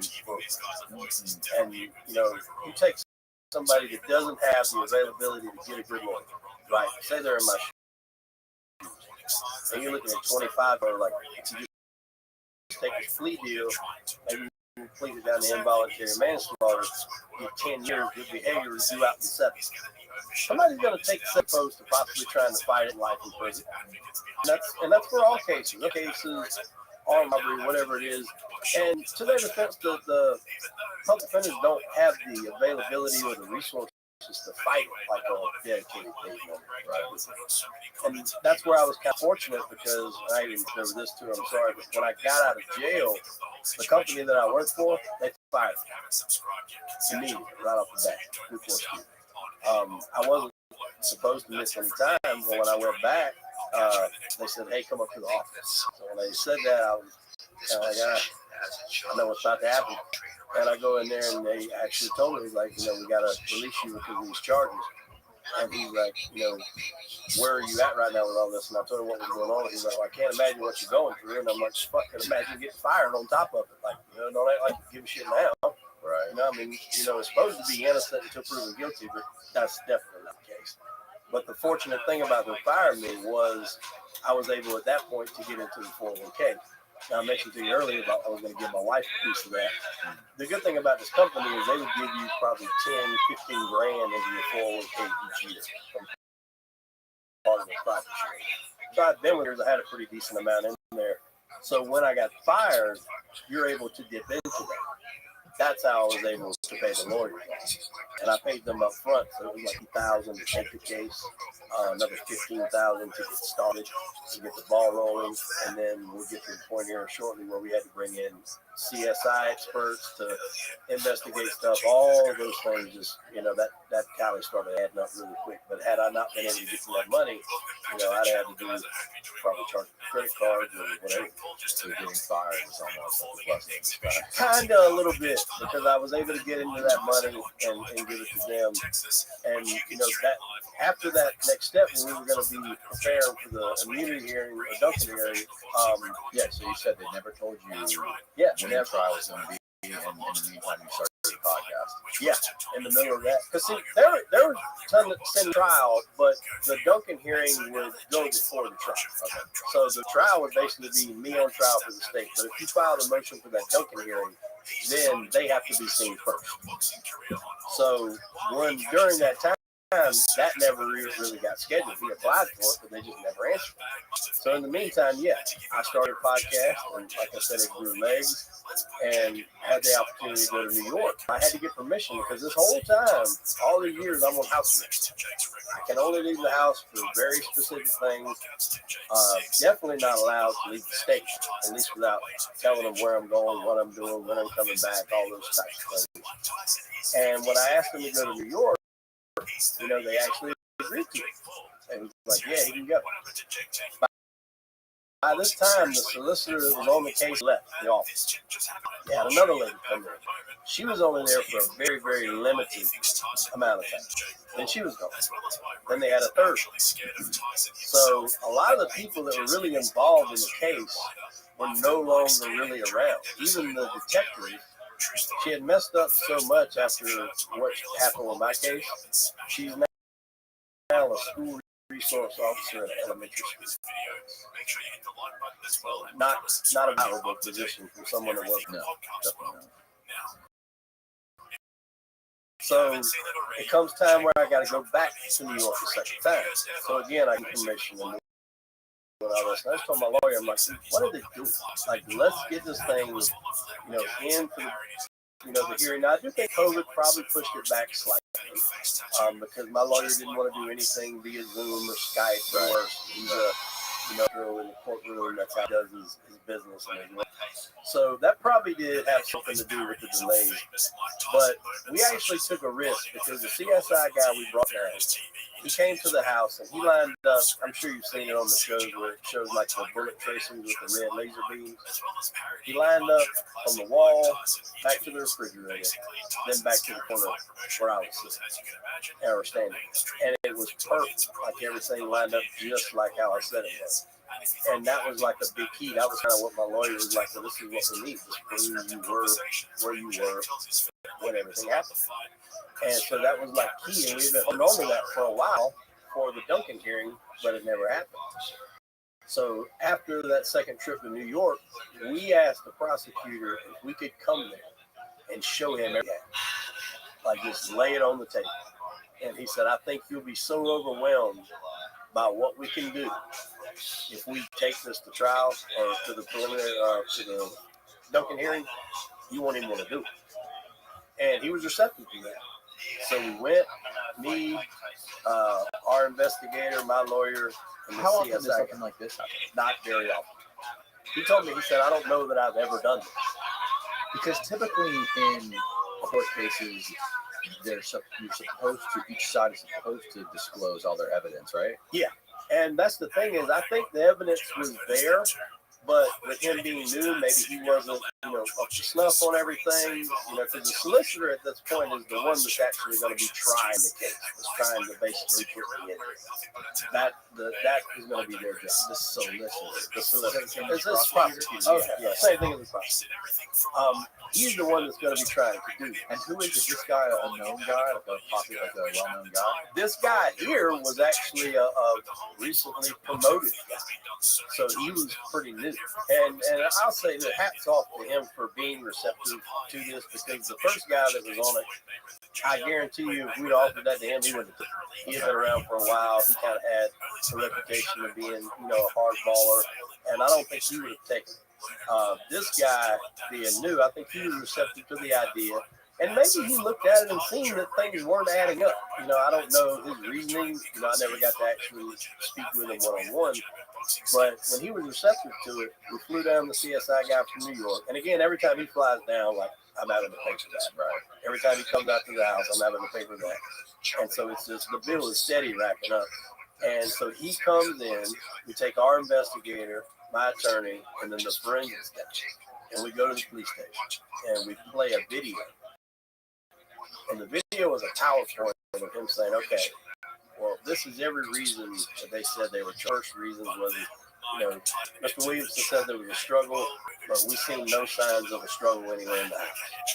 So the first arriving officer that come in that day, they freeze frame a photo of the kitchen when he goes in.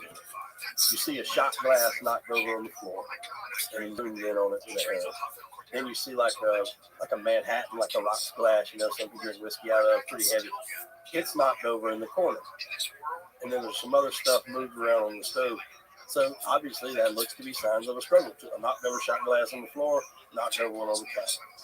Then he goes and does a slideshow about the blood that I was explaining to you earlier, where they said their reasoning was, there was no blood transfer on him.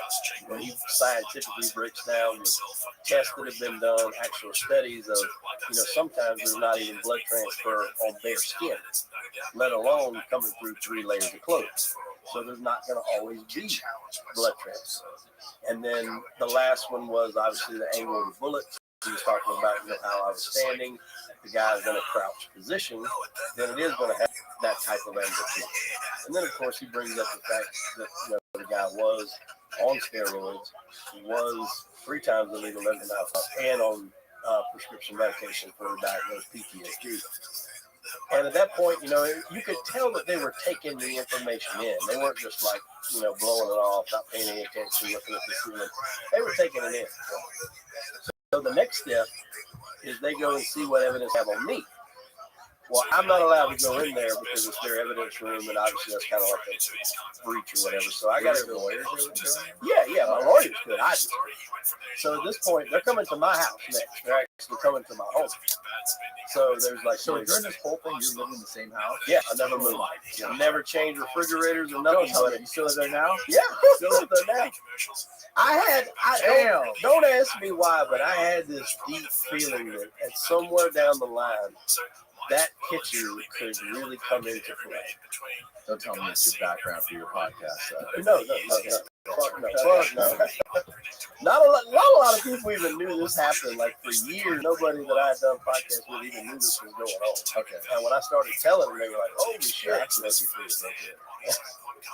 But that was kind of the idea, when I was able to tell the story, if I could kind of get some legs up under my own program, then when I could tell my story, more people would look at it. Because I think it's important, because you don't really see guys like middle-aged, blue-collar workers, gun-carrying, law-abiding citizens wind up in this kind of situation. And it's just like, it's not the norm. And then I was arrested, it's all on the news. People are always making assumptions, especially when it came in the middle of like a operation. I heard stories from, he came in from work and caught his wife with somebody. I'm like, well, start with, we didn't even live together. I was out of work because I had my back surgery. So like, these shit y'all are coming up with is fucking insane. But it was just, you had to deal with a lot. Like, it was a lot of stress for that whole time. This is going on. This just got dropped in November. So this is like 4 years and 6-7 months. So not knowing what's going on. Like it was 2 months ago? Yes, as in the end of October of last year. So you're talking 4 years and 9 months. But that's the story that I was telling you is kind of why it got dropped. Is I leave the police station, I go back to my house. My investigator is the first one to get here, and I asked him, I'm like, so what did they show you in the evidence room? He's like, nothing. I'm like, what? He's like, yeah, there's nothing there. And so they come in, I go over the scenario that I played out with you here tonight. They're looking, they see it, and seeing that kitchen kind of really puts it in context. Because I can explain it to you, but actually standing in it and seeing it is a whole different ballgame. And, you can tell because the way he was a little bit away from the refrigerator. So if you figure you're standing him up on his feet, he's right in front of me, I'm automatically backed up into the corner. If he was any further back, he'd have been laying up against the refrigerator when it fell. So it proved everything. Once they seen it, I think it really kind of put it in perspective for them. And it was still a couple months after that before we finally dropped. But I did get the call. My lawyer called me one day. I was at work, and he's like, I'm like, not much at work. How does it feel to be a free man? And I was like, what? He's like, yeah, you're free. Charges dropped, case is dismissed. And I was just like, holy shit. It was the best feeling I'd ever had for that to be. Move it off me, bro. You gotta know. Wow, man. Yeah, what did that feel like? And like the world had been lifted off me. And I mean, like, I'm a very outgoing person anyway. Like, I like to talk, I like to go out, I like to communicate, socialize. So somebody like me on house arrest is damn near a prison in itself. I mean, it was awful, which it was part of the reason why I started doing the podcast, because it gives you a way to talk to people in common. Were you able to talk about this stuff on your podcast? I've never mentioned it on my show at all. What kind of stuff you talk about? What am I? Yeah.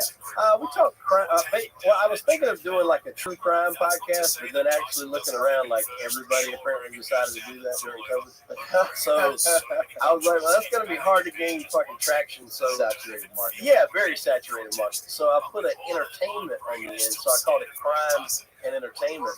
And I've been able to talk to so many people, man. I've had Tommy Chong on the show. I've had Tom Sizemore from Heat, Natural Born Killers, on the show.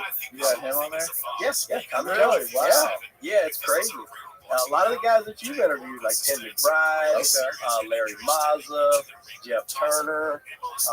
We've interviewed a lot of the same people. Matter of fact, one of the big cases that I really am starting to kind of do more of. I didn't want to let those get out there too early because I had such a passion when talking about it, was wrongful conviction.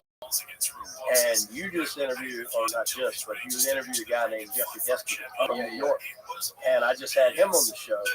And like, there's no way or probably nobody's going to learn law faster than somebody being accused of something. And so that's really kind of what started the idea for the podcast, because I was like listening to the Wrongful Conviction podcast. That's where I heard that one. And then that kind of led me into like the true crime aspect of everything. But, I'm real big on wrongful conviction cases because it happens way more than people realize. And luckily, I was fortunate enough to not have to be in jail because I know that happens. But imagine being in jail for 5 years for something that you didn't do, or 7. Jeffrey was in there for 16 years. Yeah. I mean, for something that you did not do.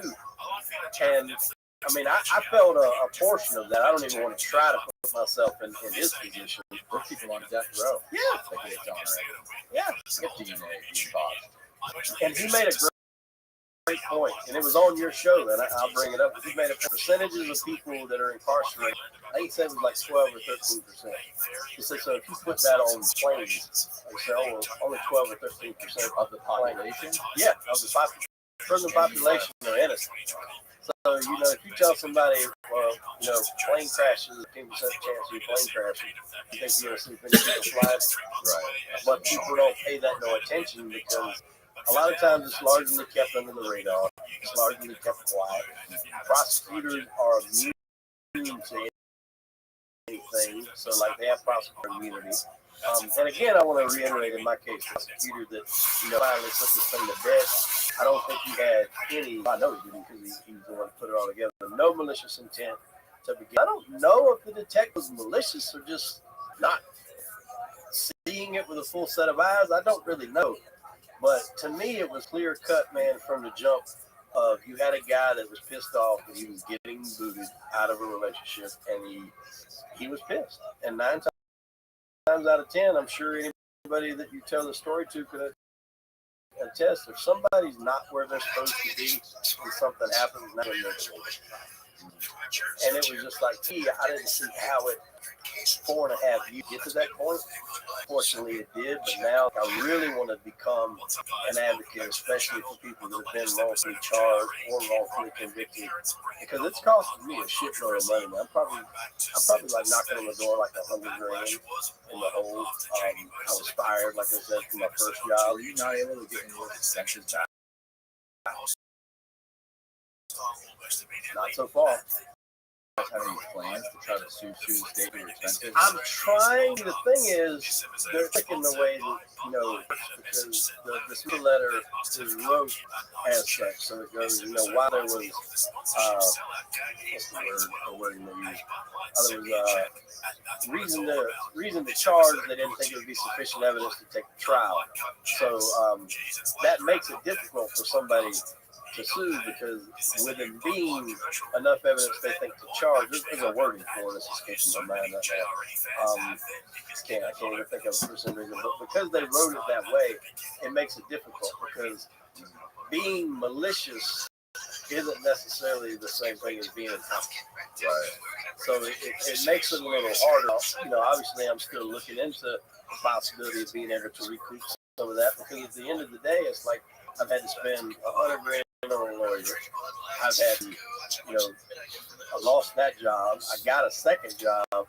It happened so quickly, with me getting fired and getting that job. The guy didn't run my background. I think he thought coming from that company, there's no reason to. And so I get hired at a sign company, like welding for, to make fabricate signs. Going good, decent money. They never asked me about, why I was, if I got fired or whatever. Matter of fact, I don't even think I told them I got fired. I think I told them I quit. But we're like 6 months into this job, right? And I did tell them that I used to work on it. They told me, was like, oh, we just got a big contract with your former employer. We're doing a sign out there. I'm like, who? And he's like, Nucor. I was like, wow. I'm like, of all the places aside, and sure, they went out there, guys that worked there mentioned, like, oh, we got a guy that works work out here. What was his name? Wade. Oh, yeah, I remember him. What happened with that case? Did he beat it? Case, what case? Oh, he killed somebody. And so, like, it started traveling around the job. I know the boss knew because when you jobs for like Air Force bases and stuff like that, you had to have your background run before you could go on there. And whenever those come up, like they never asked me to go to them, but everywhere else they would ask me to go. So I knew he knew. But I wipe that shit off your record. It is now. Okay. At the time, it wasn't. It was on there as pending. Right. Yeah, because the first job I went to try to get after that, I interviewed and I told them everything up front, everything that was going on. Do you know any of the stats on the number of deaths that happen every year from self-defense, and what happens to the people that end up doing the killings because of self-defense? Like, how many of them in this group that you got stuck in? Oh, I can't imagine. I've actually never looked into those numbers, but I imagine it's staggering because it's not a lot, and it affects everybody else. Like I said, I had a kid in middle school, and even now, so like every time he goes to a new grade or whatever, somebody in there, because of this community that we're in, the people that are, kind of a melting pot. Nobody's from there, but everybody knows everything because of social media and Facebook groups in the neighborhood. Somebody goes, oh, ain't your dad the guy that shot somebody? And he has to deal with it. I know my daughter, she was a senior in high school when it happened. So, like, literally a month or two after this, she graduated high school. So it kind of, had a black cloud hanging over that. And during the middle of this, and this is actually really blow your mind kind of about how this county works. My neighbor's neighbor, so 2 houses down, had then escaped and got into my yard and really messed up my husky. And we had to take him to the vet. Well, this dog had apparently bit a couple other people in the neighborhood. He had actually even bit my son about a year prior, but it was a very light night. They were playing basketball in the yard, and it was almost what you maybe could draw as playful, but it did break the skin. He didn't like maul him or anything, but I told him, I was like, oh, don't go back down there and fuck around that dog. So when he jumps the fence and attacks the dog, this time I'm pissed because it was like, a full-on just neglect on their part of keeping that animal locked up. Well, somehow or another, the news got wind of it, and they contacted me on Facebook. I guess somebody told them, and they contacted me on Facebook and was like, hey, we want to do a story on this dog because there's a lot of kids in the neighborhood that could be potentially dangerous. And I'm like, absolutely, I don't have a problem with it. I said, but I'm not going to do it because I wasn't home. I said, you can interview my daughter. So they come out and interview my daughter. The article gets posted in the Facebook page for my neighborhood.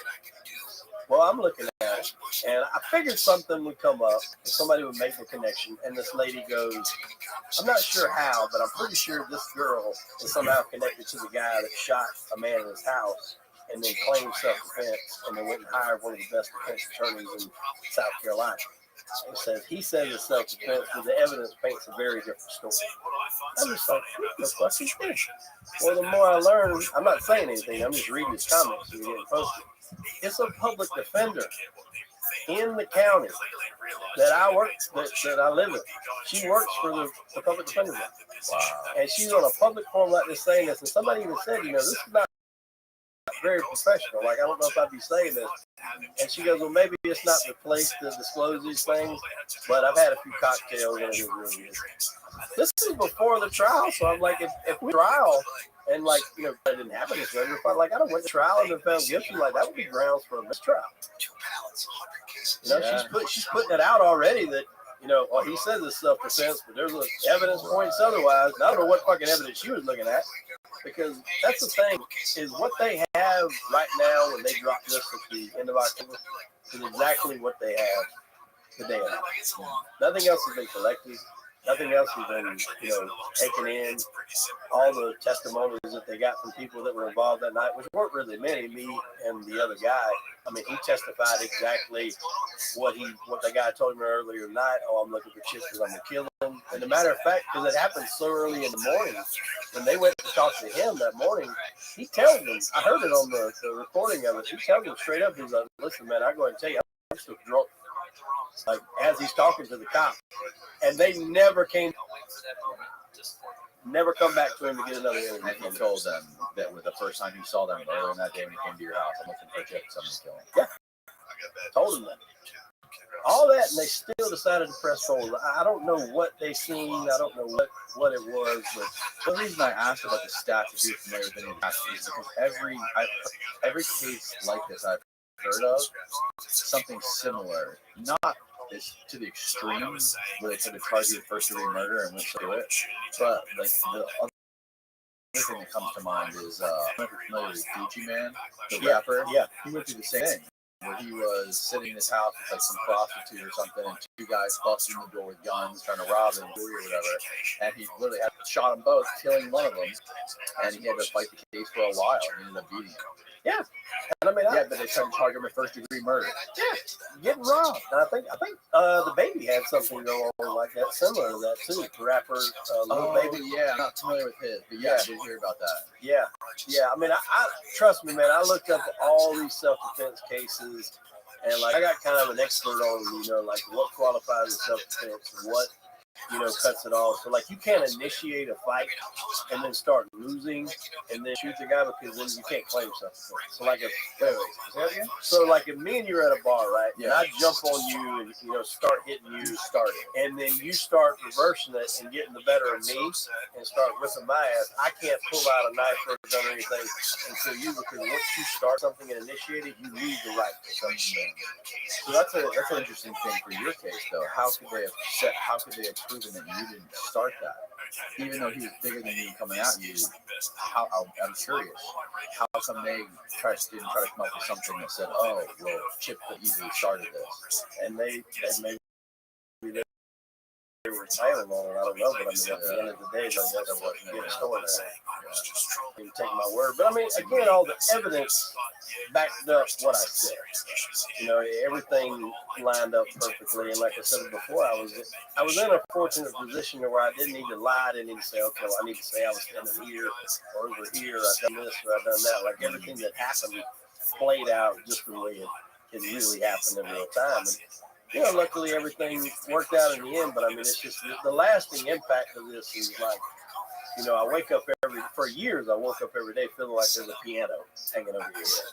Because, life in prison, even if it was 25 to life, 25 years, I'm probably going to die in there. Like, they're not going to give you parole. And so it's like, there's like a piano just hanging over your head every day, not knowing. It's so hard to focus on anything in the future because you don't know if you're going to have it. You don't know what's going to go on. And, we had contemplated moving. We really did. But then, there's a lot of stuff with that. And if you got to come back to do anything as far as court or talk with the lawyers, that could be, a little bit more aggravating to deal with. So we decided to stay. And I'm in the same house and same fridge. Yeah, same. Oh, I kept that fridge. I wasn't leaving that fucking fridge. I knew at some point that fridge might come into play. I'm glad you kept the fridge. Yeah, it's still there now. I might replace it now. Now that everything's over, but I mean, it still works. I never did it. Yeah, I mean, I like I said, I just had a feeling that a lot of that stuff was going to come into play, and it did. And, the crazy thing was like when they give me bond that first time, all they really did was make me like a built-in babysitter for the neighborhood for like a month. Because everybody knew that I was home, and everybody that knew me and knew me personally would send their kids over there, because this was like right after the summer, so they would send their kids to my house to hang out all during the day, because they knew I couldn't leave the house. Like, well, you can go over there. I know his dad's home. So it was like, the ones that knew me knew what happened, but the other ones that made their assumptions, I mean, they still do. Like, even to this day, if somebody hears a loud bang or something like that on the community Facebook, you'll see them say, "Oh yeah, probably another gunshot. That's probably the neighborhood's there. They had a shooting there, and somehow or another my name always gets brought up." And one person even said one time, like, "Yeah, I remember when that happened. I think it had something to do with the dog." And they related it to the dog situation, which was totally separate.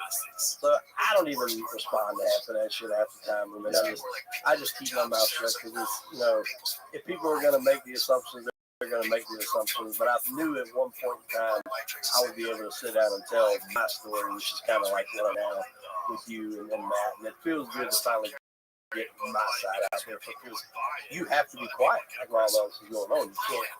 You want to defend yourself, but you don't want to say something in the heat of anger, and then it looks bad on you. Oh, look at this guy, how mad he's getting. You know he must have done it. And so you have to really water it and be careful. But at the same time, now that it's over with, I want to bring light to how easy an average guy can find himself in this situation from just a detective not looking at things the way it should be looking. Yeah, I mean, I would be lying if I said I hadn't thought about that situation, like if it ever happened to me. Like, what would you do? Like, that's something you want to know. You want to know like, how you're supposed to handle it. Like, what are you supposed to do? And the scary part is, once the cops get involved, you don't know. It's all out of your control. Your freedom is gone. Mm-hmm. And you don't know what's gonna happen. And I've heard so many stories about the misconduct behind the scenes with police departments and sheriff's departments and the prosecutors. It's not pretty. It's scary. There's so many things that can go wrong. Yeah, and that's we spoke about this earlier. That's the fucked up part about this whole thing is that's how they move up in their job. Yeah, it's like to me to move up in my job, I put out good products and we can sell more steel and stuff like that. But for them, they put people in jail.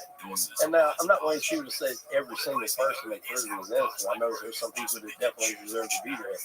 When the guy was in there when he set his sister on fire, so yeah, you probably need to go to jail for a little while. But there's a lot of people in there that don't deserve to be in there. And I can see easily somebody getting jammed up and charged with something that maybe they had absolutely nothing to do with, but they don't have the money to hire a lawyer to fight it, so they wind up having to take a plea deal. Then they go, they do their time, they come out, now they're a felon, they can't get a job, so then they really have to do something criminal, and then they get caught again. It becomes a vicious cycle, and the prosecutors don't care because at the end of every night, they can go home. They go home to their beds. And even if it's brought to light that maybe they've done something wrong, they still don't give a shit because they got prosecutorial immunity. It doesn't matter. I mean, they'll give you 100 years, and you get that's a good for them. That's a check mark in their box. That's something they can add on their resume. I took this guy off the street. Doesn't matter if it's good. Well, thank you for coming and telling me story. Yeah, I appreciate it. There's an insurance that I really need to figure out. I can be the spokesperson for these guys. It was called Carry Guard. And it's basically like, so if you pay like $20 a month and you find yourself in a situation, $20 might get you 50 grand worth of coverage. So an attorney? Yeah, they'll bond you out, then they'll get you an attorney. You get like 30% of it up front, I think is what it is. You get enough to get you out and get the attorney started on the case. Then if you win it, then the rest of it is paid to the attorney to pay off your legal fees. Now, obviously, if it goes above 50, then you're responsible for that. But there's different tiers of it. You can pay 40 for 70,000 or whatever on up the ladder. So this is a partnership with the NRA and this company called Carry Guard. I need to be there. NRA Carry Guard gives you the protection you need if you're ever involved in a self-defense shooting. Once you sign up for the NRA Carry Guard insurance, you'll have 24/7, 365 access to the members-only hotline for incident reporting, emergency assistance. Good fucking eye. Shitload of money with that. Well, it's like if you have them and then you're in my situation, you're instructed to like. So if I would have had it, I would have called that one and be like, "My name's Williamson. I just shot somebody. Come to this address, man." That's all you're supposed to do. And they handle everything else. So like I said, they only pay it in full, obviously, if you beat the case. So if you don't beat it, then you don't get all the money. Isn't there a situation where, like, say if you're in your car in traffic, right, and you come and there's a guy with road rage who's like beating down your window, like trying to get into your car, like trying to open your door, and you have a gun you concealed in your car. I don't think you need. Do you have a CWP to carry in your car? No. Well, I know it's different for states, but I think the ruling is a CWP, you can have it anywhere. Right. If you don't have CWP, it either needs to be in your glove box or in the car. Car, yeah. Right. So if I'm in traffic and there's this guy who I cut him off or whatever, and he's fucking get out of his car and he's trying to open my door, beat down my window, and he hasn't got in yet, from what I've heard is that you're supposed to call 911 first. Be like, look, this guy's trying to get in my car. If he breaks my window, I'm gonna shoot him and kill him. Do you know if that's true? Or I know the castle law protects you at your home, house. Yeah, your home, and it extends to your car and work. Oh, to your place of employment. Yeah, the castle doctrine is for your home, is for your vehicle, and your place of employment. And see, that's the thing is people always have these things of, oh, you need to call 911. Sometimes you don't have fucking time to call 911. I mean, this shit just goes off quick. Like you said, if somebody's up there beating on your window, yeah, you're not gonna have time to make a phone call. Yeah, I mean, it's just, it's just something you're gonna have to do. And I've followed so many cases like this that's mine. For instance, the kid, what's his name? Not assault rifle. One that he uses assault rifle. The young dude, the baby. No, when the riots. The riots. Yeah, what's his name again?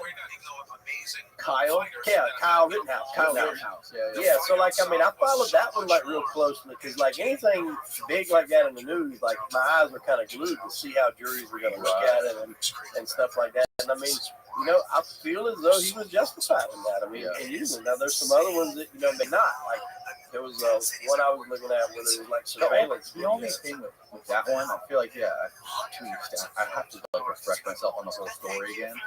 The only weird thing about that is like if I'm not his parents, why the fuck am I? How old was he? He was young, man. I'm not sending my 14-year-old or 15-year-old out to the fucking streets during riots with an AR. I think the basis of it was something along the lines of his family owned a business where all this shit was going on. So he was there at the business to protect us from looters. I believe, but I think that was the reason why he was there. He wasn't just out in the street, for the hell of it. Right, yeah, he was actually getting chased down at that point, I think. Yeah. And like I said, it's been a minute since I kind of refreshed the facts on there. But, again, where it can go from murder to self-defense really quick, because I watched a video where this guy was at a Walmart and like he assaulted this guy and he hit him first, but then that guy knocked him down, knocked him on his ass. So when he hit the ground, he pulled out a gun. So that's not self-defense because, like I said earlier, he initiated him down. Yeah, it's because he knocked him down, and the guy didn't even look like he was going to continue to jump on him. I mean, it was he did. See, I'm sure you did. During the whole riots from George Floyd, at one point there was a famous photo of his wife sitting in their driveway as these people were marching down. The lady, she had a pistol like this, and the guy was holding the AR trigger. Yeah, that's another thing, man. The gun laws and everything. You're not allowed to brandish them like that.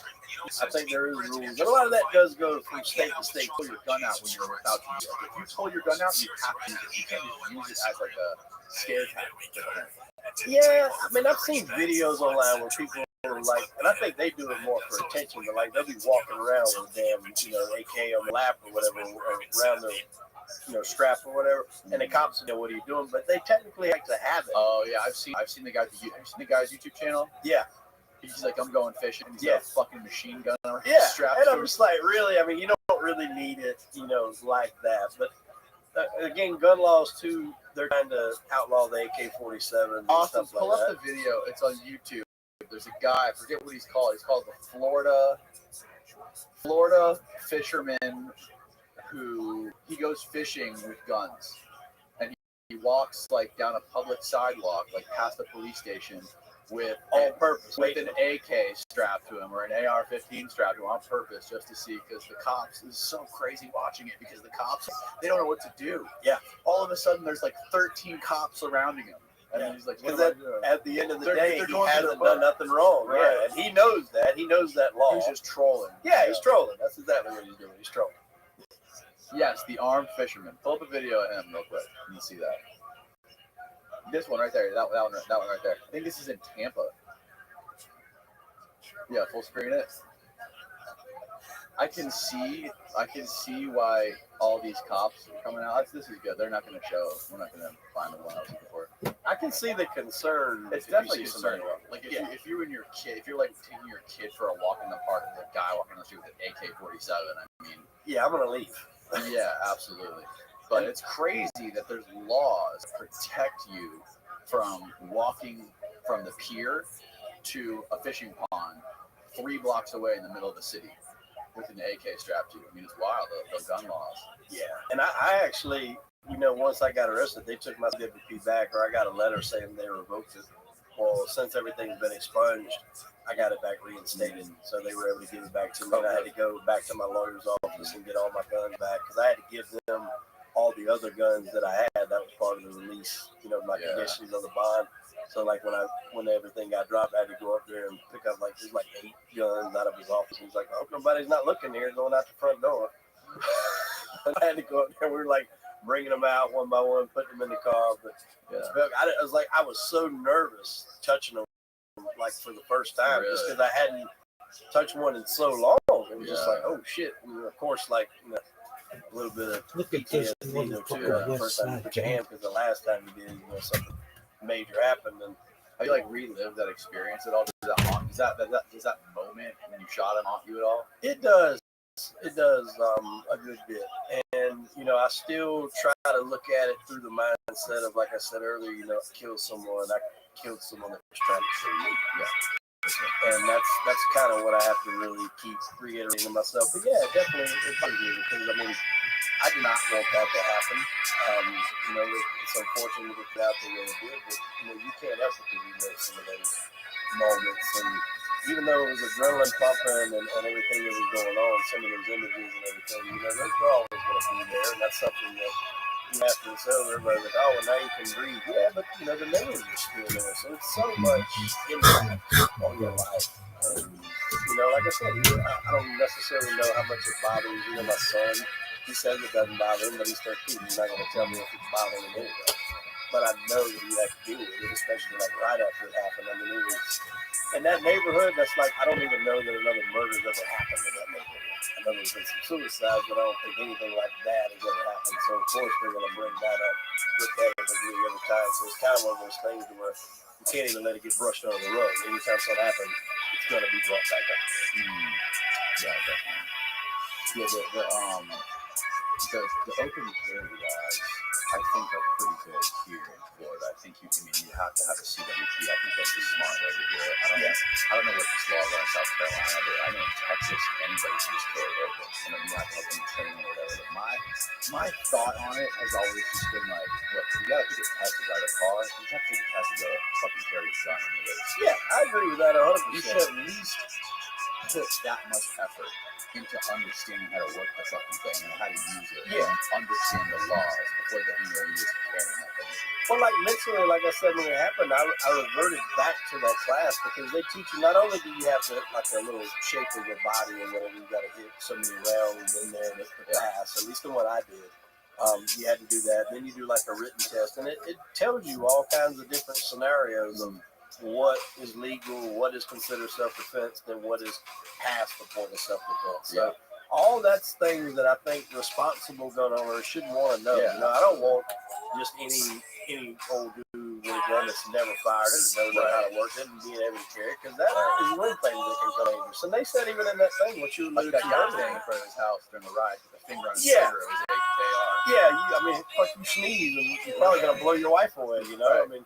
But like you said earlier, if you pull it, they tell you do not pull your gun under any circumstances unless you're going to use it. Because if you pull it out and then second guess or wait, that's when you could, get it taken from you, or any other things can happen. So they say, if you're going to go to that point where you pull it out of, wherever you got it at, you better be ready to use it, because at that point, that obviously whoever you pulling it on is going to see it, and they're going to try to take it from you and use it on you. Right. So that's what they instill in you in those classes. So I definitely think it's logical, and probably everybody that carries one should probably go to class. I agree, man. Fun, man. Lots of valuable information and incredible fun story. I'm grateful for you being here, man. Thanks, everyone. Tell everyone that is listening and watching where they can find your podcast and whatever else you do. Absolutely. We're Crime and Entertainment. We're on YouTube, Crime and Entertainment. We're on all the audio forms as well. So Spotify, Apple, Google, Stitcher, all that good stuff. Trying in the works to get a documentary made about this. to really open the eyes of just how easy it happens. And I think it's something that happens so quick that really turned my world side down.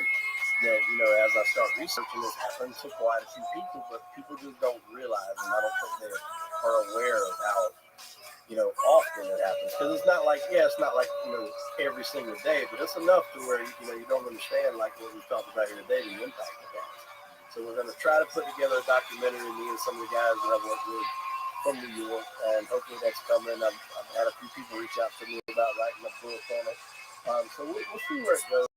But again, keep going after to do all this again. It's reliving it some, but it's also a therapeutic.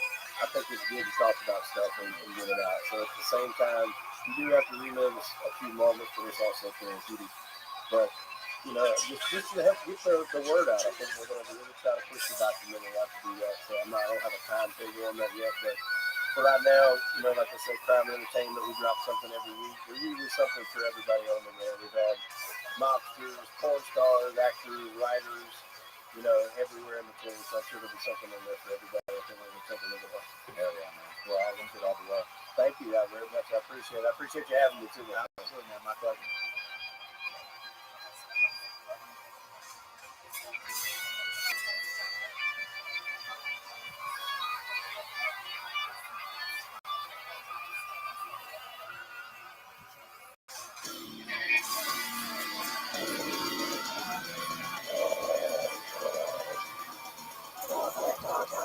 All right, James, thank you for coming on the show, man.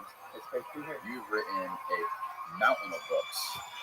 Yes, we've written a few books. Yeah.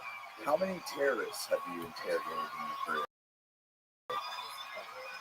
Probably 110. 110. And is that what led to you sort of this newfound love of writing and reading? Yes and no. I stumbled into the writing, to be honest with you. A little bit. I kind of stumbled into the writing.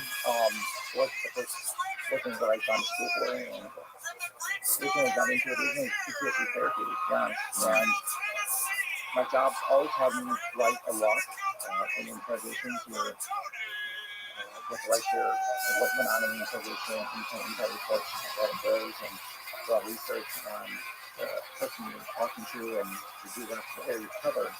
And so I have a lot of skills necessary to do writing. I just haven't necessarily gone that path. And when I was talking with someone at the VA about, how do you make that adjustment from military to civilian, one of them I suggested looking at writing therapy and just writing out some of the areas and things you kind of struggle with. It's good sometimes to put it on paper. Even sometimes when you write up that event that happened, Welcome. just write it down and then. How are you, Kohane? How you living, Pep? It's quite helpful. It's kind of fun where it's like, okay, I've done this. It's helping to look what I've done. And that's when that's not saying to well, why don't you just write a book? And they think, well, I'm just assigning them busy work, And so I started doing that. And so, well, I'll write what I want to read, what I don't see being written, and just start from there. So it's not typical for every interrogator. No, it is not. It is not our main job at all. Yeah. Can you explain to me the beginning learnings of joining the Air Force and then eventually going to Iraq and interrogating all these guys? Sure. So I originally joined the Wisconsin Army National Guard back in 1996. I was young, 18 years, didn't know what I was doing, what I wanted to do in life. My uncle had been in the Guard for 20 some odd years. He was active duty, he worked there full time. And he encouraged me to just go pick up the Guard, get my college degree, pay for it through them, and then if I really want to make the military a full-time career, over and do that. And that made sense to me. So that's how I started in the military, was going that particular path. I was in something called a Paladin artillery unit, some security doing that, and then 9/11 happened. At the time, I was a student in my fall semester for my senior year in Munich, Germany, and 9/11 happened. And at that point, I decided that I wanted to go full-time military.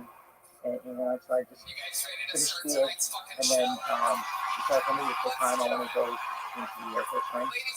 And it took a little while to actually cross over because it's not common to change branches. It took me about a year and a half to make that switch. And then with the interrogation stuff, this is not after the Air Force. It's a special duty assignment for one, so you have to volunteer to go into a special duty assignment to go for that. But what happened is, when I'll be ready, unfolded. I'll be at the prison there. We have the military guards where abusing the prisoners and the photos and all that stuff kind of leaked onto the internet and helped to go with the problem there.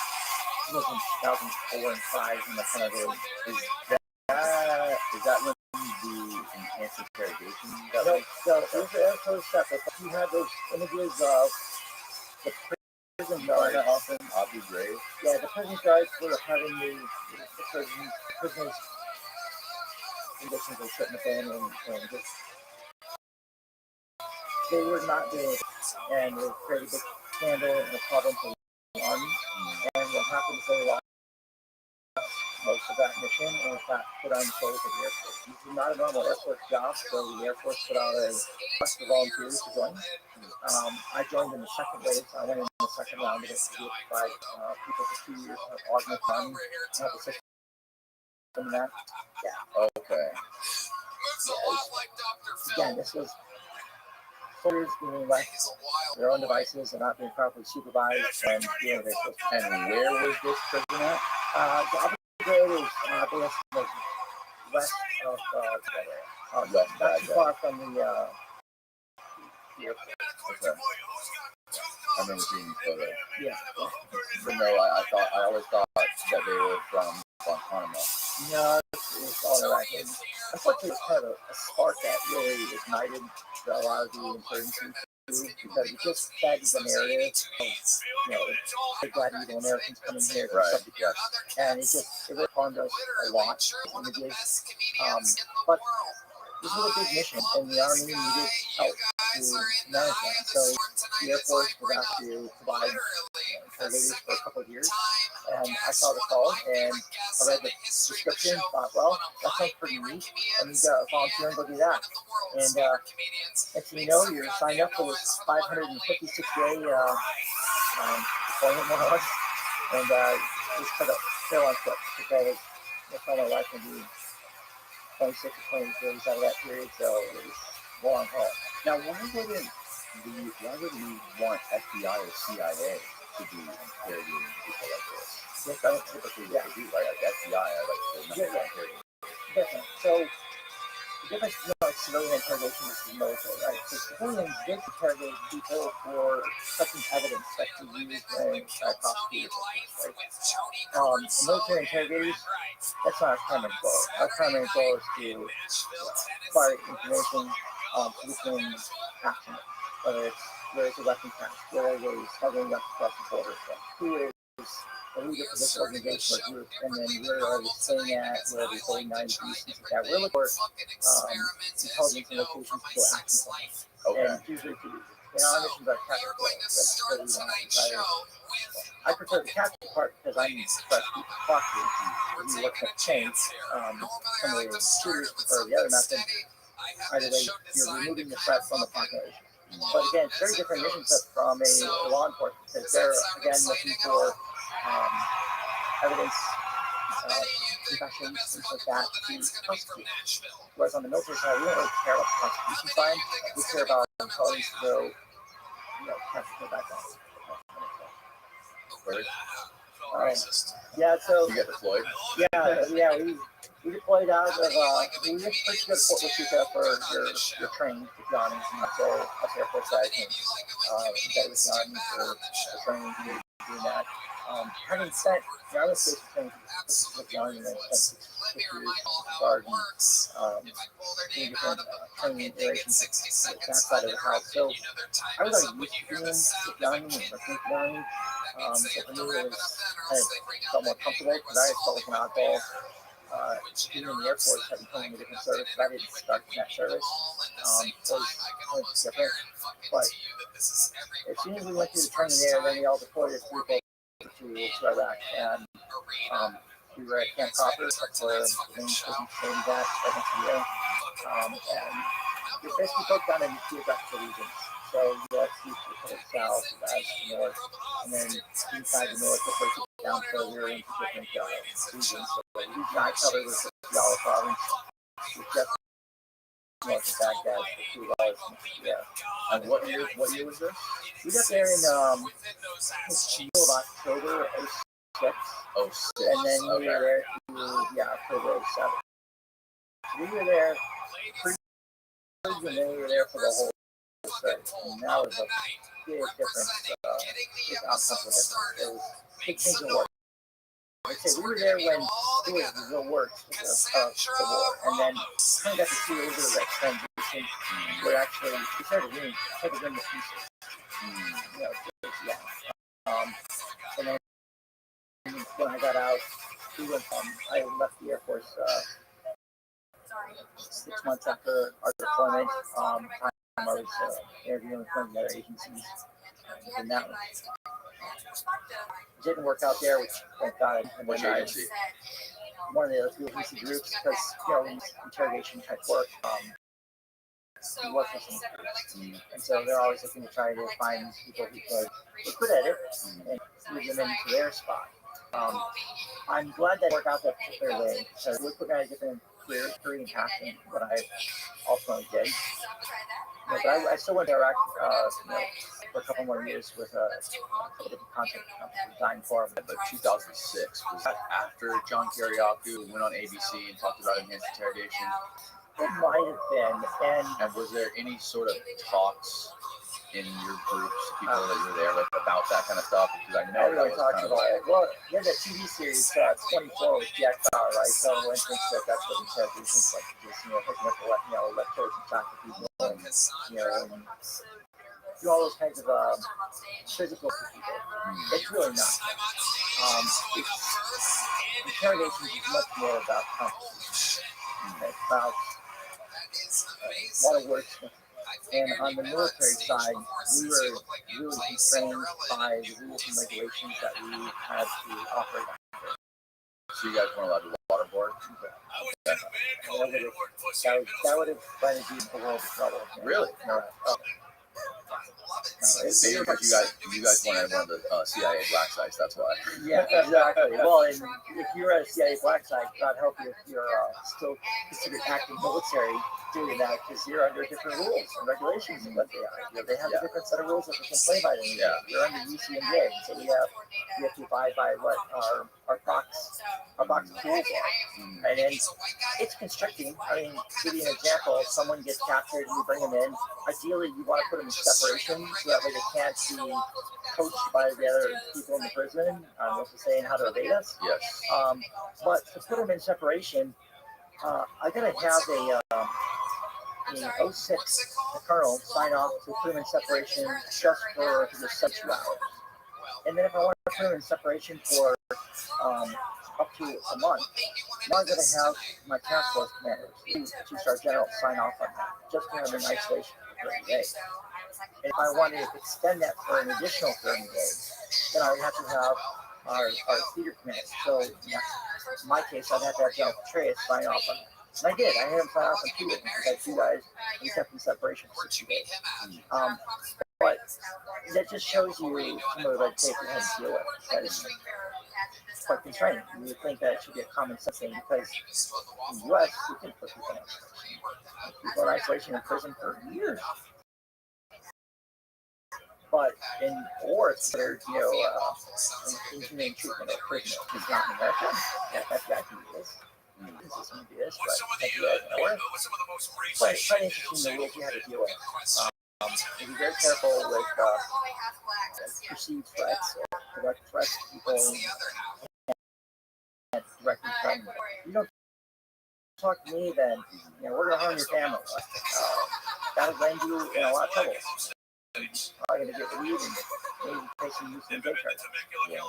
So you have to be very good with them to say, well, I can't talk to me, that's fine, I get it.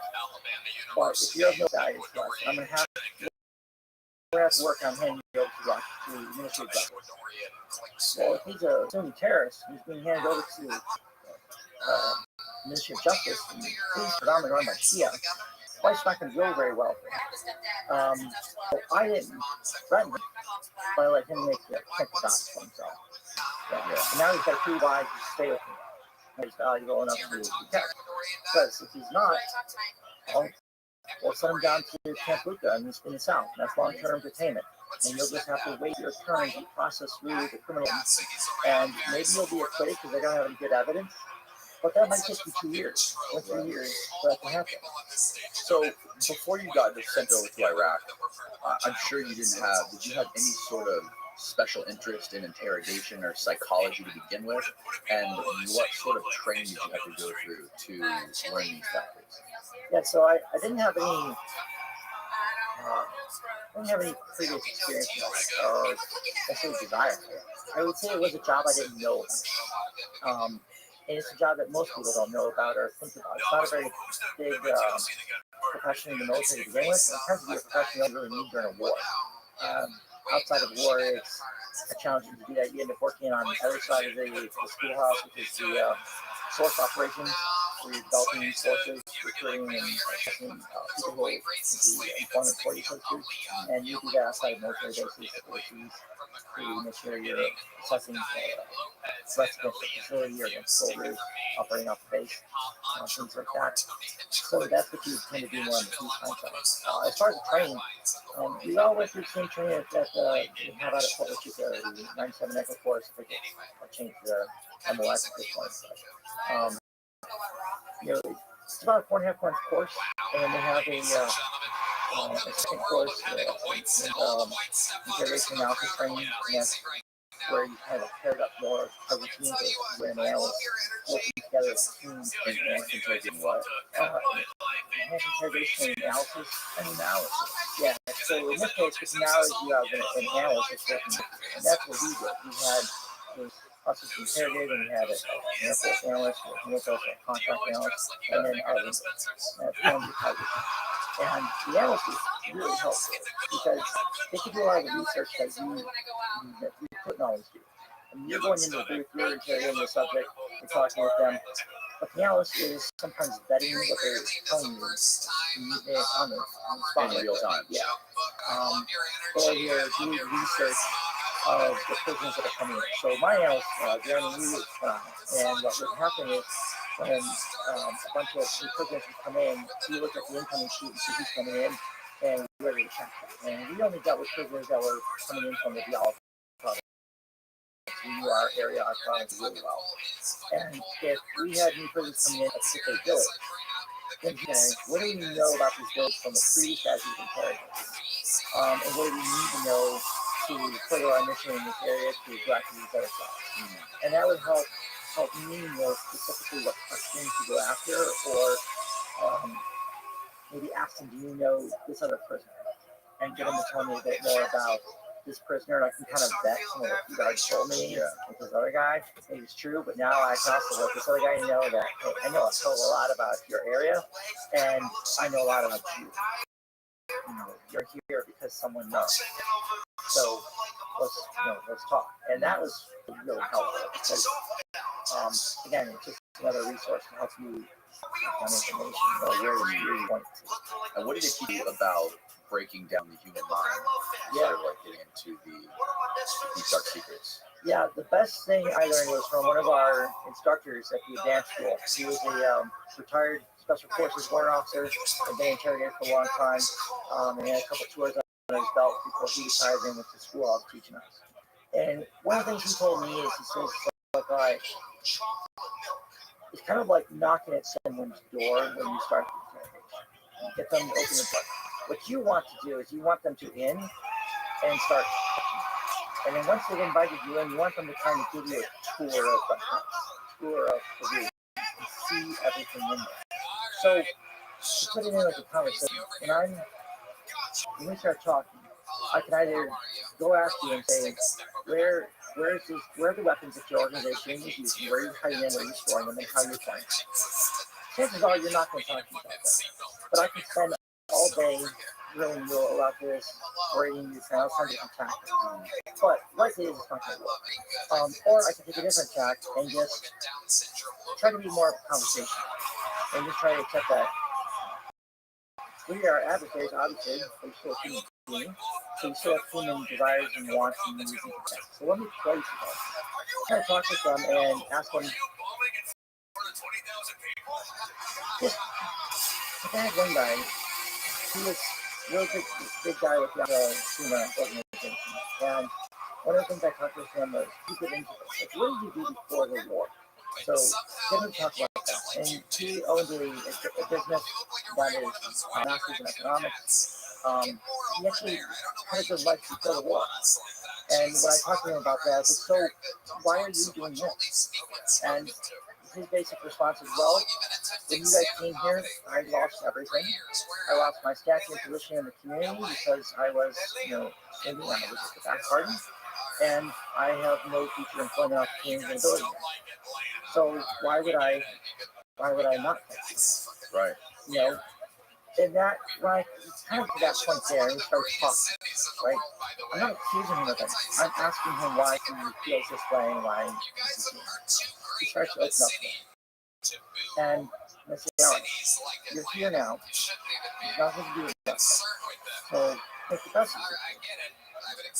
Who are the other organizations in your area you live that are causing that? Because I'm trying to interact and Argentina and other different groups. They're not always working together. And sometimes they do, sometimes they work against each other. But it's also ideological, so they can be like Shia organizations. They're fighting against the Sunni ones because it looks kind of like the Civil War one. And the Sunni guys, the Sunni guys, they'll get diarrhea out about the Shia militias and insurgent groups and everything you want to know. Well, we have a collection of part of that too. It's not just that kind of one. We want to know who the other guys are that are causing problems as well, and where they're smuggling their stuff in, their stuff comes in from Iran. So, if you want to talk with me about his own, at least not readily, then let me get him talking about the other. And as you start sharing more and developing that bit of rapport, now I can start whittling in and get a little bit more information from him. And in his case, it was more about how have you been able to outsmart him? And he kind of arrogant, but he likes to think about how smart and effective his group was. For so many years, not smarter. That's great. Okay, well, how? I'm just kind of like, oh man, that's so fun to do that. I can't believe you're too stupid to figure this out and not play along with that. And that led to him telling a lot more than he probably wanted to. And he just kind of let them talk, and just poke and talk. It's conversational, and it's all culture. It's kind of like culture you're dealing with. In the Middle East and Arab cultures, it's very common to sit and break bread and have a meal. And most of you know with that, you can't really, not really adversaries, so to speak, in their culture. And so it's not common, you see this for Afghanistan and some of the tribal relationships and the way they interact. They can be sit and have dinner together and converse normally, and then the next day they're fighting, right? Us in the West, it's different. But that's their culture. And so when you kind of understand their culture a little bit, you start to put it on with it. So for me, we sit and have So you're letting you guys obviously aren't constrained and handcuffed or no, I got an empty outside. So you sit out there until you're going to turn shepherd and ready to go, and then they want to get spicy. I mean, this guy just takes grab his fork. It's nice and just like leaves it off the table. He wants to grab his sports. Oh, okay, okay. It's like it's real.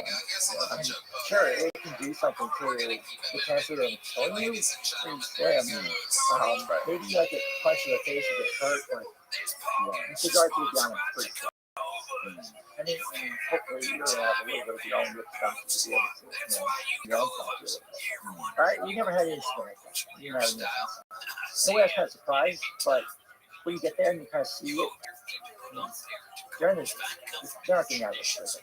So, I don't want to say they're broken, but they're kind of accepted that they're here. Does that make sense? what sort of hope do they have? Like by answering your questions and cooperating with you, do you give them any sort of hope of being free, or what do you make them any promises? Yes, you do all of those things. Whether you have a lot of influence in getting them out, that's kind of questionable sometimes. If the subject you talk with, if the person you talk with is a high enough asset for to say good placement and access in the organization, and there's potential that they could be recruited as a source to work for you, maybe you can have them working doing questions for inside the camp and get the prison, or they may be able to get recruited by one of the agencies to work outside camp. That did happen. It's not very frequent. But there was one actually that kind of stuff that happened. Generally speaking, your objective is to get the zero to why these guys make up, look at the no lawyers who cracked up the heavily worded amnesty things, contextual things, talk about all this, your sympathy for giving to you. You can come up with a lot of those things and use those. And I mean, your job is to put things on. You're not to get them out of the prison. So if you're working to get you intel, great. And once you've got everything you need, comes to house, when you've got everything you need, typically you're just transferred down to long-term containment. That's down south with the other camp. And I mean, you can write up a letter and just explain it. I've interrogated this guy now for X number of times, these many hours. We talked about these different things here. Is my belief, and based on information intelligence we collected at this point, he's not involved in this. Or this is not true, or this would be different things. And the person has provided substantial information to help coalition forces and help the government of Iraq and list out the litany of things they've done. These kinds of things, you put that in their file for them, and then when their file is reviewed, eventually initial justice from the prosecutors, there are a lot of times usually ends up absolving them from part it was, because they're backed up, you got them interrogated and the around saying the same thing. Those guys usually just walk. And so I mean, you can do things like that, but again, when I first got there, we had 400 new prisoners coming in a week. They captured, filtered down Barton. And there's like 48 to 6, not a lot. That's a lot of new people coming in that have to be seen and interrogated. And you already got 5,000 in the camp, too. So you've got guys that are already talking to you, you've got 200 to 400 new ones coming in. And when the surge happened, we suddenly had 30,000, not 30,000 extra recruits. We had 30,000 extra infantry troops. Guys had to go kick down doors. Big difference from like support. They were just tactic killers who were left in and they were just pay that. And that count went from 400 to 600. That's a lot of people coming in. And our interrogation numbers didn't go because we didn't get more interrogators to offset that work. We just had to work more hours and handle it. So there'd be times where you've got 16 cases that already handled, 16 guys you handle, and you check the 2 phones, but here's 5 more new ones. So how do you get through it all? I'd have trouble getting away with just line up and have like 6 guys with guys from interrogation one night and just kind of looking at a section and you kind of straight up and say that might be a section. Who's be reasonably cooperative that I can talk with and has intelligence that's worth my time to explore, and who's not. Because I don't have time to spend days or weeks trying to break someone down. Unless I value, we're just not going to necessarily put that kind of put into it. Because again, so I still need to get actual intelligence on the ones I have. So you're going to balance the time. Do you speak Arabic? No, I do not. And you wouldn't have been allowed to interrogate in Arabic. Pardon me, based on the rules and everything else in place there. We had to work through an interpreter. So all of our interpreters were U.S. citizens, usually like secret or Coptic Francis. But you're the in English, interpret it in Arabic, and then they would interpret back and back to you. That's how it had to be done because all of our interactions were pre-recorded, monitored. So other agencies could pop in to just check and make sure you're abiding by the rules and regulations and do spot checks. And they have to hear that you are asking a question in English because they may not speak Arabic. And if you do speak Arabic, and you could be asking, questions about insinuations that you're not asking somebody to do. And languages mean different things.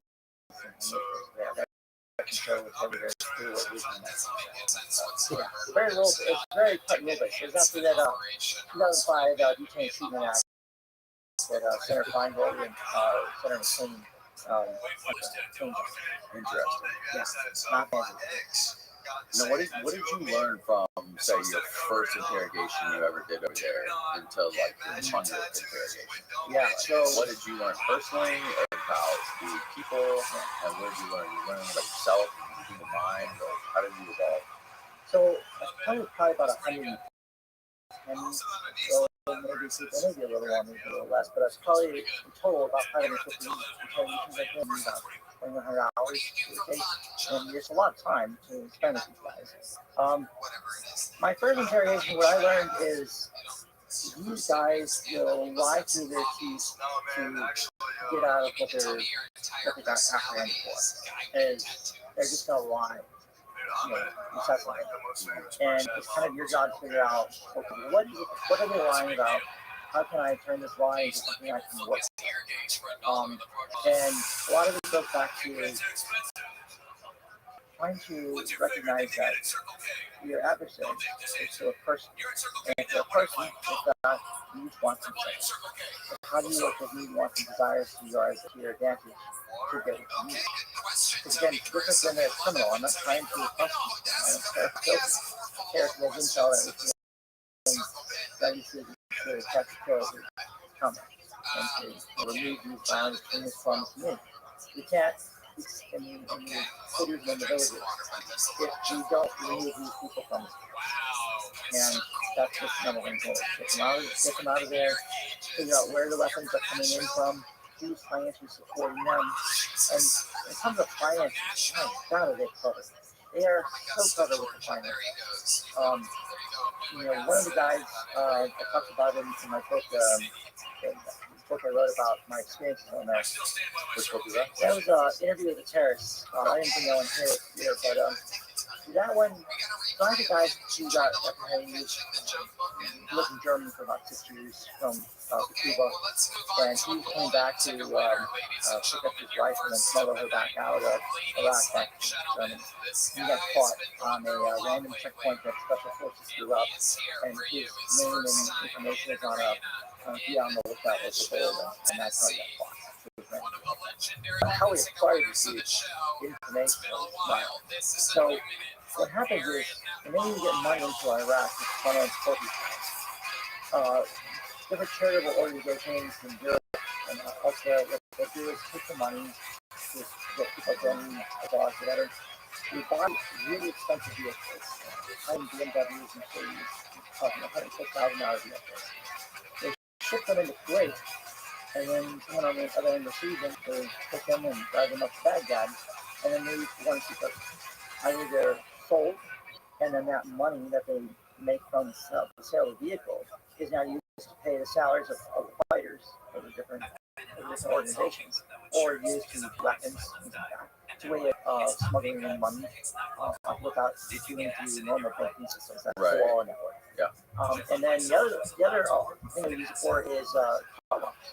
So when you see a BMW 7 Series driving up near convoy or heading towards a gate, one of the military gates to come on the base, you're not really going to think that this BMW 7 Series, brand spanking new car bomb.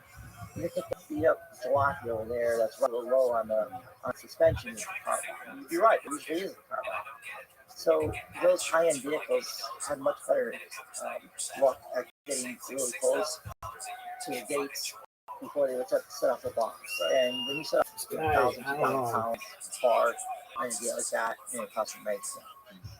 So what happened is when one of those incidents happened, we look at all the evidence that's left behind, right? The vehicles. So you find the VIN numbers of the vehicles, you put it all down there, you keep track of the VINs, and then when they did a raid on someone they thought was tied to the SIM network, they discovered all the paperwork for the vehicles that were coming in, and they traced one of those vehicles to a car box to its manifest, and then from that shipping manifest, they had the end destination in Germany. We shipped it.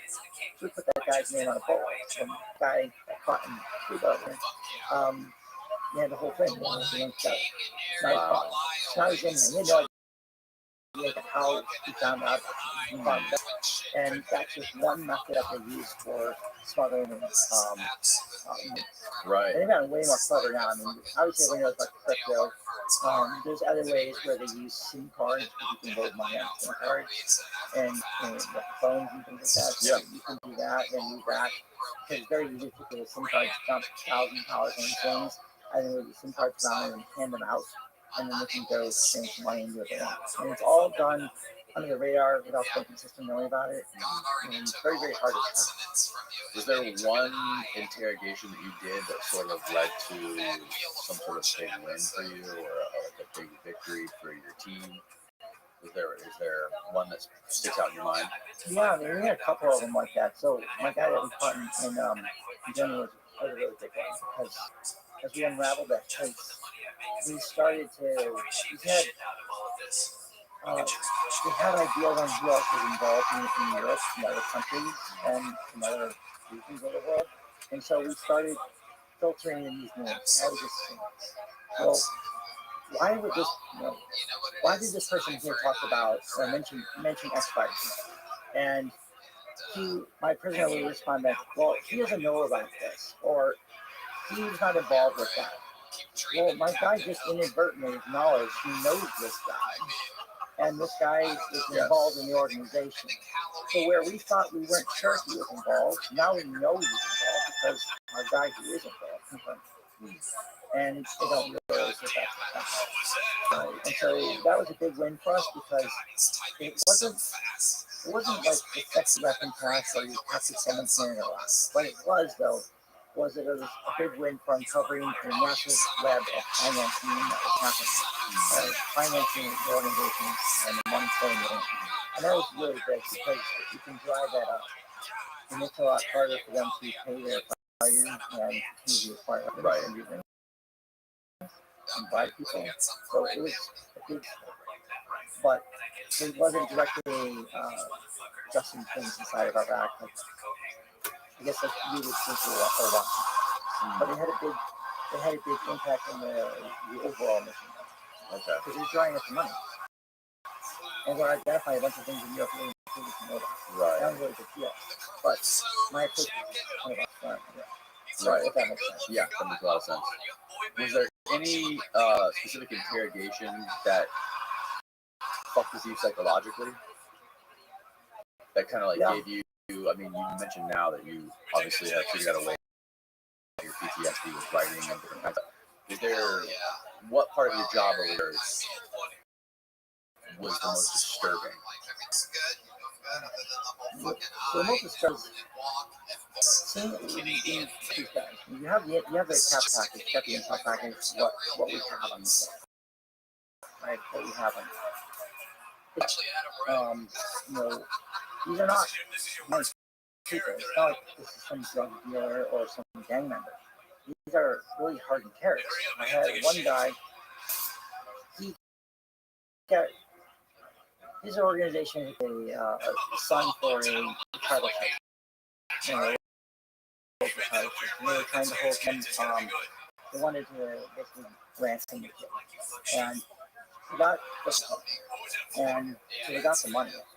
And they said, okay, well, your son's in the trunk of this car, in this location here, he got the names, they got the money, here's the location of the vehicle, and your son's in the trunk. Your son wasn't in the trunk. Your son's in the trunk in like a bunch of different pieces. And this is how they think and operate. And now I have to, interrogate this guy. Obviously, you'd like to, be physical with someone like that. Yeah. you gotta divorce yourself from that and try to figure out how do I be buddy friends with this guy to get info, information to go kill and capture his buddy. And that's kind of hard to accept and do it, but you have lots of situations like that.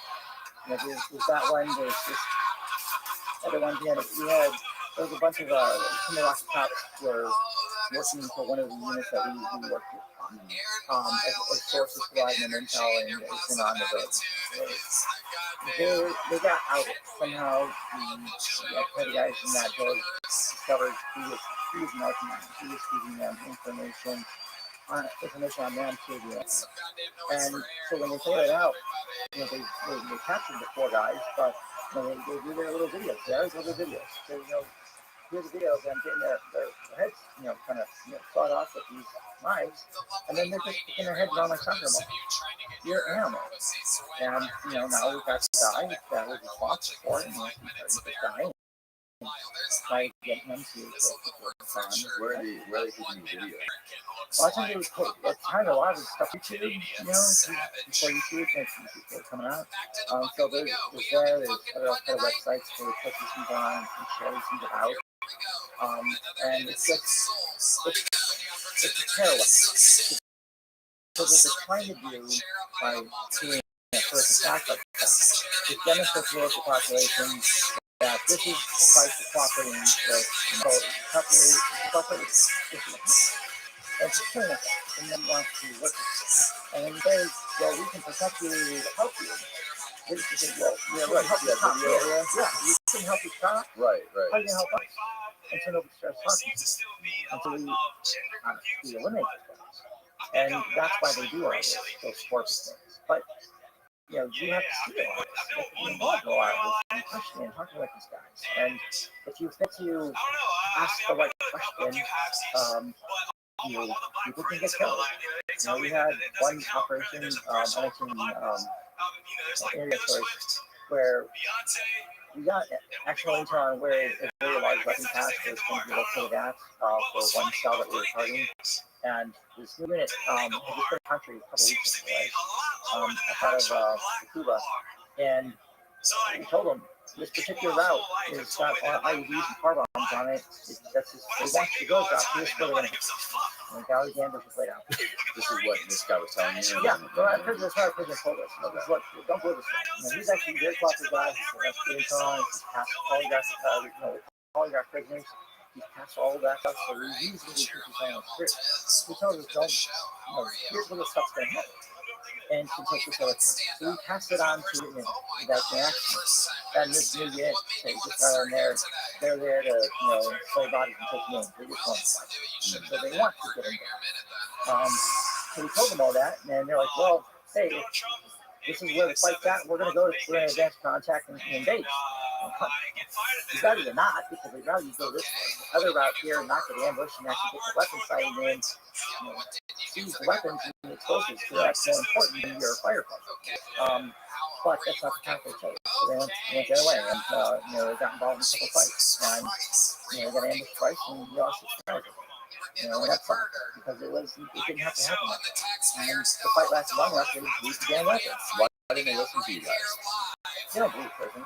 We don't believe that he constitutes or whatever life, and so they just kind of want to do. It's kind of frustrating because it is a prison. You have to trust that this prisoner, even though try to operate, is giving you. And that's the hard acceptance. It's kind of like just defeats the purpose of your job. So. Because in this case, we proved out that our guy was actually right. They helped validate his future stuff, because now everyone believes him a whole lot more than they did before. We passed the polygraph twice. That wasn't enough for some people. But when the ID went off in the exact location he said they would, well, not believe him a little bit more. And his information was a lot more credibility. And other times, just forget to ask questions, right? I mentioned this in the interview was, I had a way to interrogate. Remember, we don't interrogate. Let's take that place on the side of the road in Athens. And how old is he? And so we can't can't hold them very long. Only for like 3 days of time, we gotta let them back out to the family. And so, I have the guy. We're doing different tactics of trying to scare him into cooperating, talking, and the target was just his three brothers. They ran this big cell up in northern Baghdad area, and that's what we were trying to go after. How did you figure that out? We had already told them on the fence area, just at the edge of the Baghdad proper, so region up there is a lot of IEDs, fire alarms going off, and kind of doing it. And we know that from different signals intelligence and intercepts, things like that. So we had an idea of who they were, and when we set the kid, and okay, now we know. So we want to know where they're at. And he's concerned with you want to give us a location, because he's concerned that, if we go to where they're at, that we're going to killing his father. Look, I can't talk to dead people. I want to talk to live people. So tell me where they're at, tell me how I can capture them. Conversation.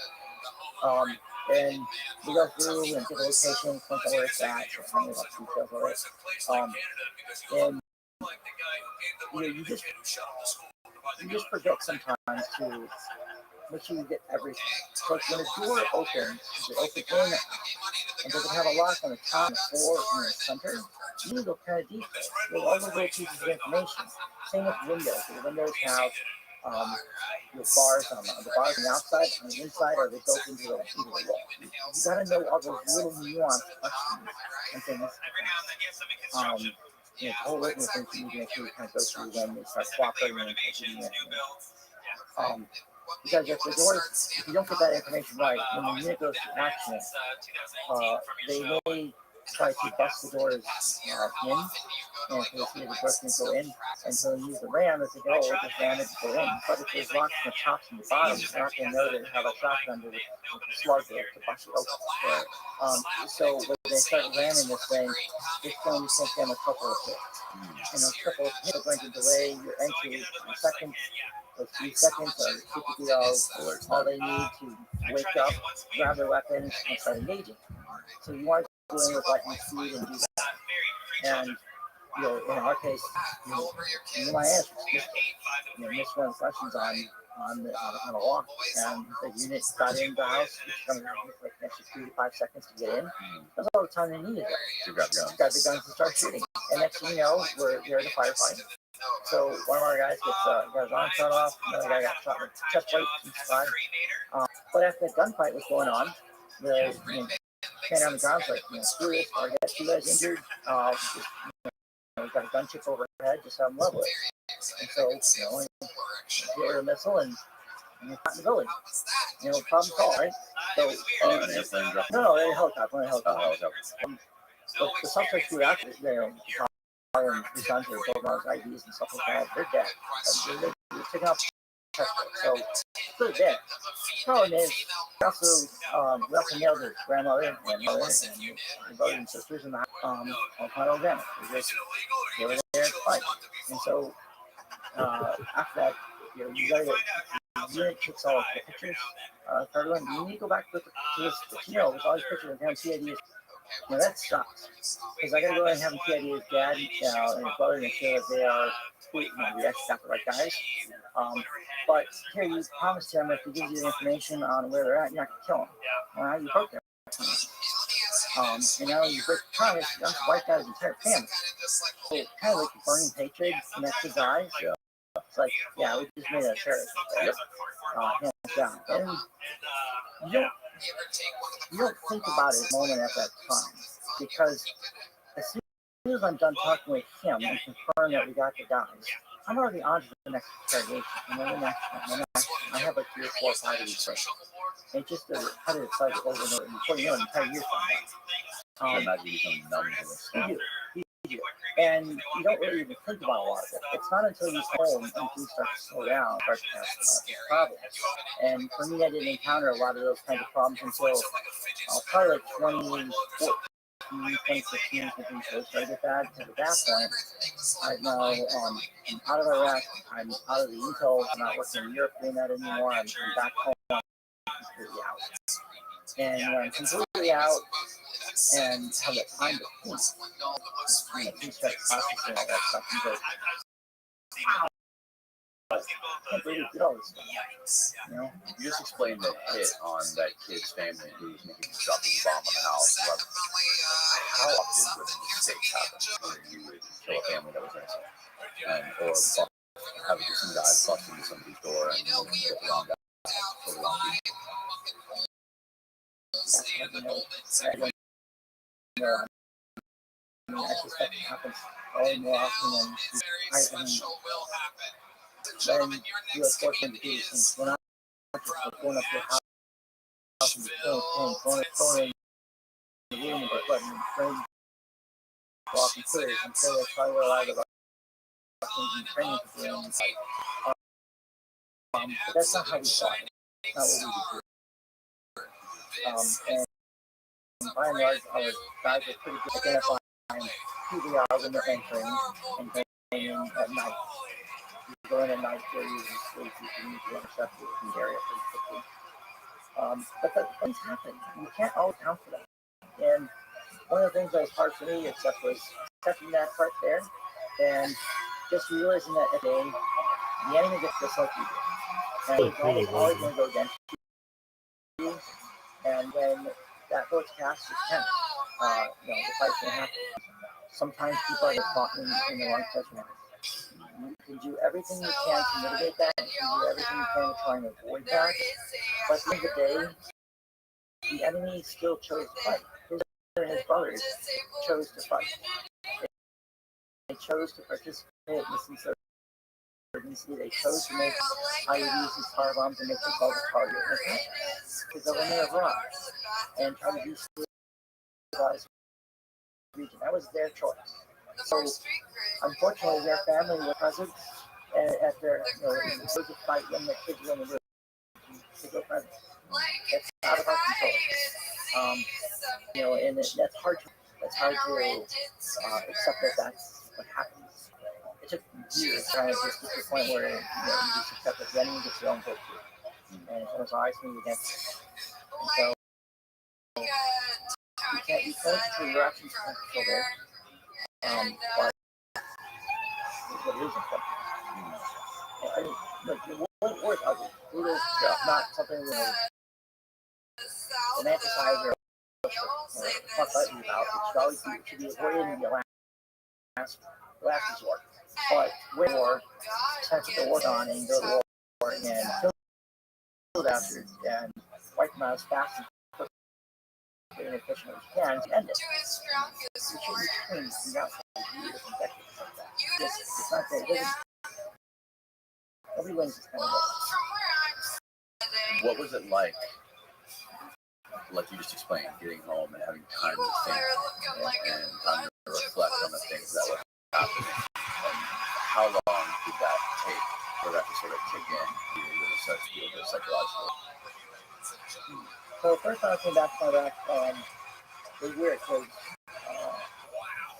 my last time in Iraq camp, we were getting rocket and bombed and I'm going to get blown up by some hours in camp. And then 4 days later, you're walking into the brand new mall. You're sitting in your gut, walking in your face, and you're walking off and you see them up. You're walking around the brand new mall, people are on their drinks, and walking around like nothing. In World War II, you had that shared part. Everyone had to ration. Everyone was making a sacrifice for the war. Yes, and nobody sacrificed. No one asked to pay for money in taxes. No one asked to do anything.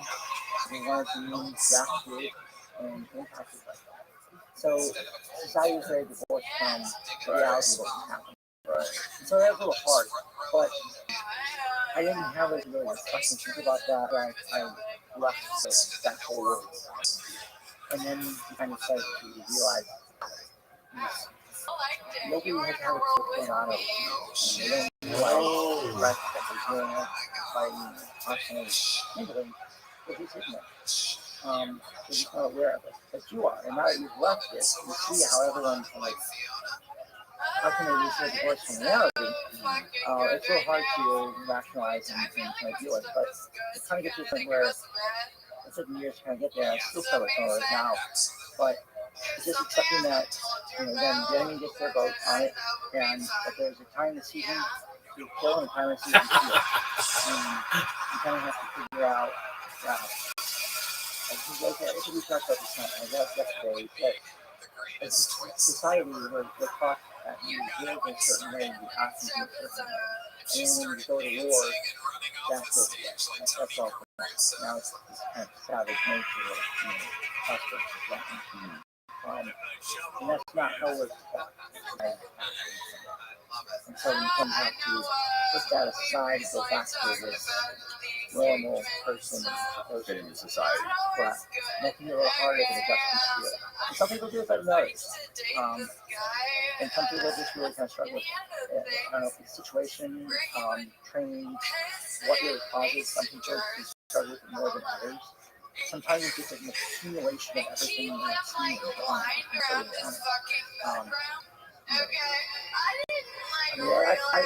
it a lot, and I think that as long as you're willing to constantly talk about it and seek different help and alternatives, that can really help you eventually find some peace. You're gonna have to make peace with it. If you don't, it's just what you feel like. Or eventually, and that's unfortunately a lot of veterans doing it, you can't. How long did it take before you started moving into different types of therapies to combat your depression or your PTSD? So originally, PA was to go to pharmacology, right? That's the first choice. But the problem is, a lot of those drugs always do is numb the problem. They just put a band-aid. I remember when we were in Iraq, we were super stressed out about jobs. All that crap you haven't seen all the time and just all the time. But you still got these ways. And dealing with that, and you got issues at home. You got your management, you're good, maybe you're not. It was quite stressful. But then you have stress clinics you go to over there. Yeah. And I remember going there, and there's a psychiatrist. How does psychiatrist? Giving me a prescription for Lexapro. Man, I wish I'd gotten that when I first got to Iraq. That made me like the furthest detached interrogator I could possibly be. What kind of drug is that? So Lexapro is an SSRI type drug. So what it does is it suppresses your emotions. Your gut dying different. You just really kind of dead into it. In our job, that was like possible to kind of deaden some of that. That was just really brutal amount of shit. And it kind of just really got to see them. But like a pain. Like a painkiller type drug. Do you find that? I know, but Lexapro is it's pretty common now. Antidepressant type drug that they use. So it's pretty helpful. Antidepressant. Yeah. So you use that. Although there's other stuff that I think works better. You get the VA can go from. Is there anything else you can do to get out of there? Like, can you get out and like go for a run? Can you go to the gym? Yeah. No, I mean, so yeah, when we're in so when you're at the base, I mean, you got the MWRs, you got the gym, you can go for a run around the camp if you want, different things like that. But at the end of the day, you're kind of trapped in that camp. It's all into that. I mean, my guy's got to leave his life. I'm way too valuable to leave his life because there's only so many freaking interrogators that are in Iraq, and there is endless supply of prisoners. So they would love nothing more to keep us strapped to a chair with an IV feedback as possible, just to keep us interrogated. Click on that. What is Lexapro do for a person, Austin? Down. Oh yeah. Used to treat depression, generalized anxiety disorder. It is depression, but it belongs to a group of medicines known as SSRI. Never heard of it. I mean, those things can fuck you up. They can. But there's all kinds of other side effects to those kinds of drugs, from deadening your cognitive ability, your sharpness a little bit, that's the side effects. You can do with that with kind of drugs, but this is what the VA does because that's what they are allowed to give you and do. They're not able to say, hey, let's try medical marijuana. Let's try these medicating blocking injections. Well, it's interesting too. This is what they find that most of the school shooters in this country are the people that shoot up public shootings, not shootings. They're on these things. Yeah, because they work very well. Or they actually have the opposite effect with almost exacerbate these, tendencies. It's like they get really good care and talking with them, understanding how people respond without these things. The problem with kids' minds are constantly growing. Yes. They're not set. So when you introduce drugs that mess with the chemicals in their brain, you're affecting up that development. Yes. It's really dangerous. That's why we talk about marijuana actually on people who are under 25 or 23 actually really bad problems like STDs and to get all, Yes, there's that's been shown. Yeah, there's lots of psychedelic drugs that are fucking kids on too much. Because I think it's cool and fun. Yeah, and you just marijuana, altering their psyche, their mind, their development. This is something I talk about all the time too, because if you look at, I don't know how big the percentage is, it's gotta be more than 80% of kids in America that are like in their teens that try Adderall. You know why? Here's the problem. We don't let kids be kids. We want to have they're noisy, they're loud, they're energetic, they're physical. That's how they are viewed, right? We stop having kids have recess and play and just be boys, just be kids. Right. We want them to all be like these neutered little saints that just sit there and look nice and just yes ma'am, no ma'am, and be cool. But that's not how their brains are wired. Right. That's not how psychologically they're built.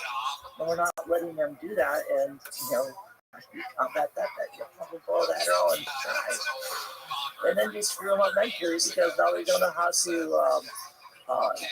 they become teenagers and young adults. They don't know how to interact with other people.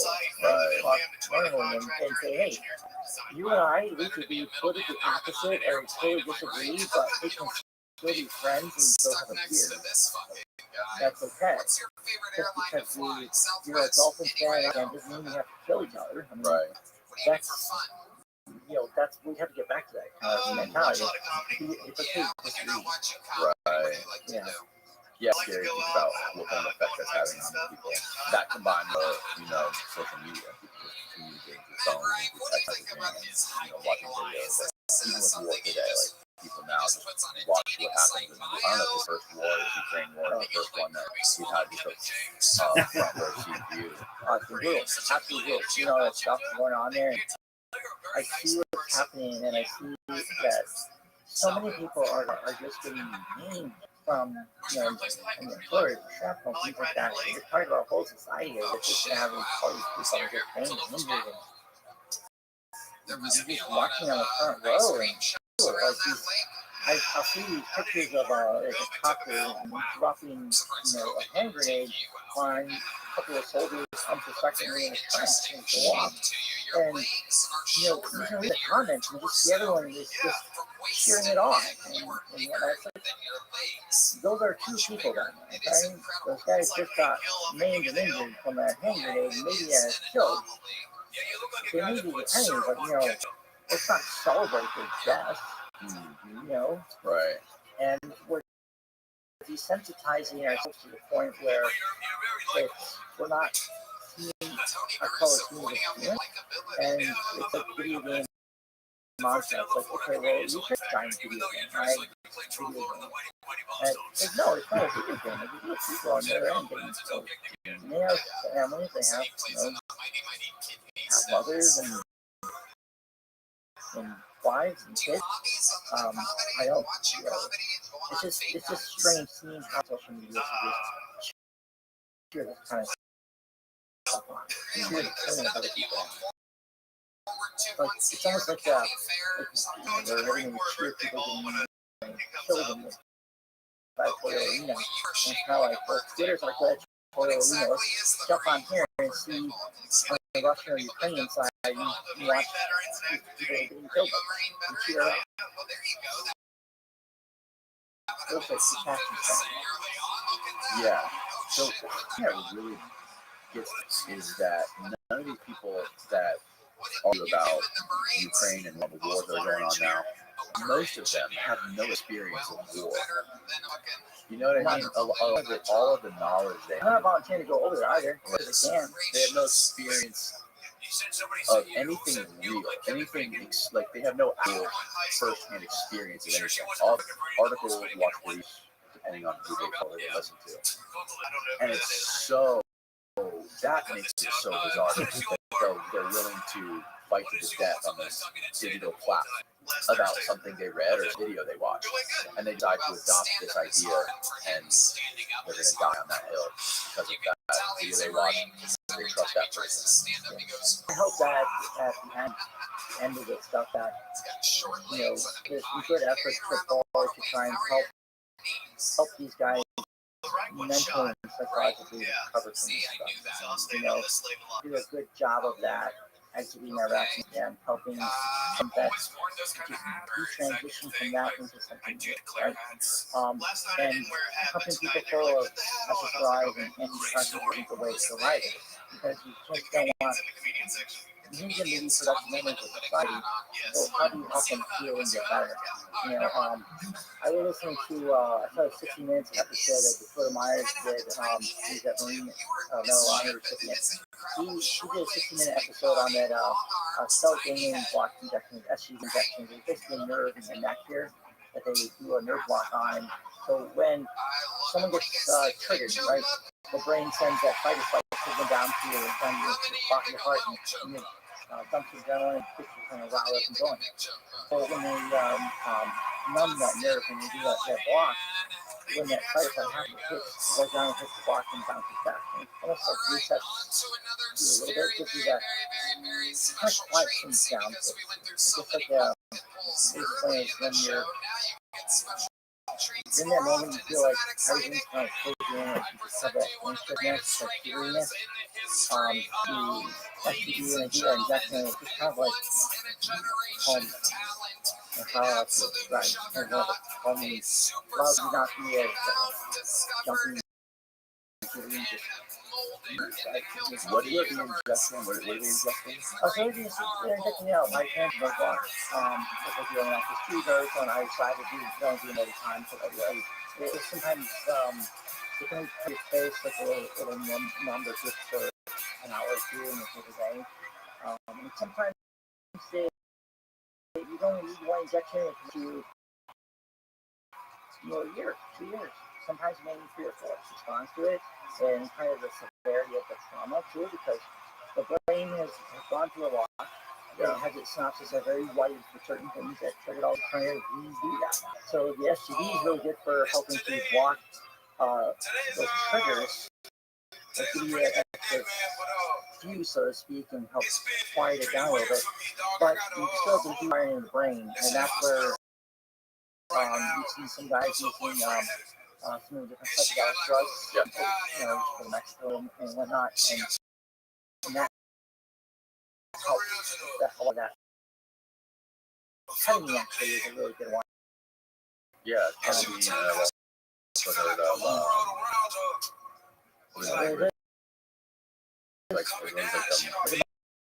Mushrooms they do.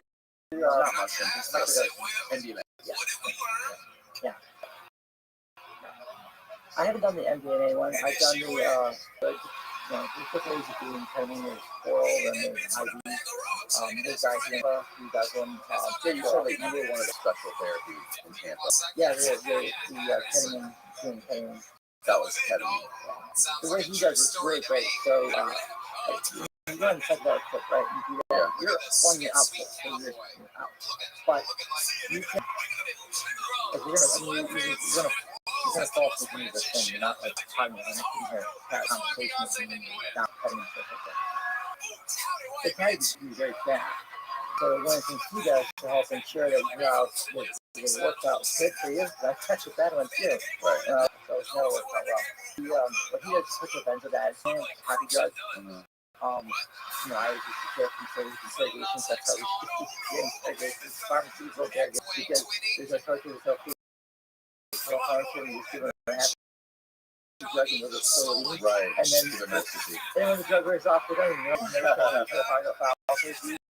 Yeah, they just want to run around and give them a hug. So, yeah, that's a good procedure in segregation. But, so he took that and before you do cutting in. And then when I do cutting in, he would do that about 15 to 25 minutes usually with that. Man, I'll tell you, there's the craziest trip in the world. It's literally like being in the movie Inception. And then it's crazy. So,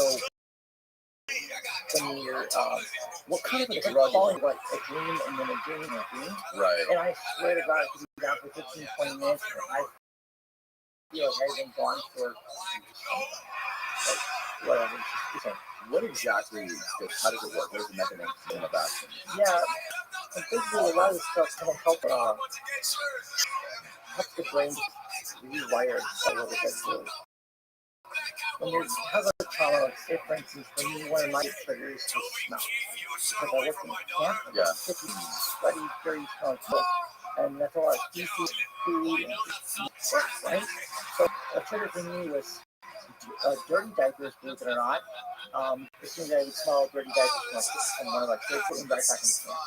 I'm walking, like when I was working in Chicago, I walked on a sidewalk and walked past the alley, and I felt some of that distraction there, just instantly distraction. You feel that trigger right there, because that, for me, that was my Yeah, well, they say scent is the strongest sense tied to memory. I believe for me that was the big one for me, was scent. One fully scent. I smell certain scents, and that for me what I was looking there. And there was this other song, crazy song. So it was Gwen Stefani's Sweetest Spirit, right? Get on the bus to go from, we lived on Camp Striker and we worked on Camp Proper about an hour and a half. Hard.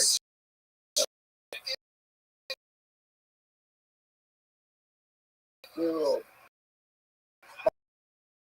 bus that would take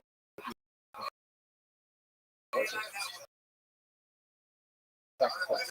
So me and I get on the bus to go to camp for our shift.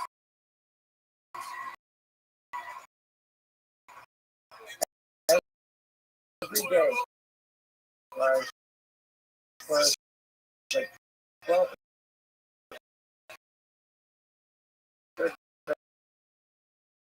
freaking days, usually French.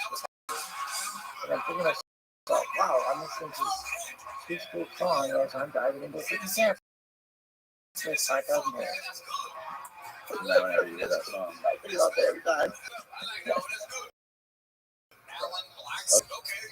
So it's slow down. What is it? A psychedelic? Okay. Yeah, it's a psychedelic. Okay. Yeah. And you can do it orally, or you can do it. Stop right down. A K-hole is when a high dose of dopamine leads to intense feelings of association, compulsion to being disconnected, or from or unable to control one's own body, also sometimes affecting the ability to speak and move on. One way to think about a K-hole is a state between intoxication and a coma. When I did the IV one, with the back throttle, but I've done a couple more before, you solve and moving your body that way. I've had a couple of those with that, because it's weird. A couple of really thought it was bad, because for like, normal like this, and then suddenly it just fades away. Like, oh crap, this is real? What is on? And kind of like more from one thing to the next, you don't really know what's going on. Right. Even though it's nothing's real. and that everything imagined and it's kind of scary in a way. And the couple times that happened to me in the end, I just like found myself eventually in this black empty space where there's no sound, there's no heat, there's no cold, there's no nothing. And then I would wake up. And that was kind of very distinct. It's kind of scary, right? Yeah. It's really like dying. Like, oh my god, I'm dead. And what is this doing to your brain that is getting rid of that hypervigilance? There's probably better ways for neurologists to explain from what I can. I just not have done it. I don't feel that nervous, crazy jitteriness like I do. It's that sometimes it's months, sometimes it's more than a year. Okay. It's just because I don't know how the just sets the mind. And you do the nerve injection paired with the ketamine? I've done that personally. I've done that. That works best because it's not up to just feel. It's not up to just block the nerve. You gotta fix the mind. And it's not enough to fix the mind. You gotta also solve the body part. That's very key. So is it by injecting the nerve? Is that what eliminates bad trips? No. So what'll negate the bad trips and from the experience, it's benzodiazepine. Okay. Do that. I use ketamine. So do that first, and then right after that, he does. So explain how that the nerve injection. Yes, but that does it. It's kind of like I'm walking through the street with loud noises, and suddenly it's quiet.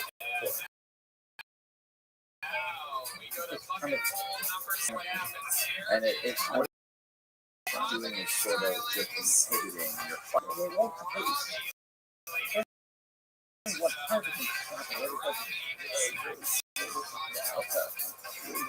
You're like, hey, that's not so bad. I don't need to be ducking in and get or reaching for a duck. Okay. But just at moment you need to find and I think for lunchtime we don't allow in some people to explore that and to look at the other homeopathic ways to treat people or other ways of looking at that because no money in it. well, no, it's not that there's no money. There's lots. I think there's plenty of money to be made in this stuff. The problem is, it comes back to FDA regulation. So in the 70s, they kind of outlawed a lot of drugs and had marijuana was illegal, LSD, things like that became illegal. And when they were legal, there was no further study. And so you're missing like 40 years worth of scientific research on drugs, how they actually do affect the mind and help people. Right? Whereas veterans medical groups don't refuse to be treated for that. Yes, completely ignorant too.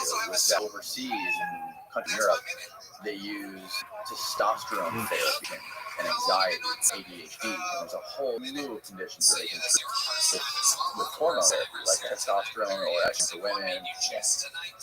Yeah, if you're short, and you said it's unheard of in America. It's unheard of because it's cheap. Testosterone is so unbelievably cheap. It's like if there's a cure for cancer, we'll never know about it.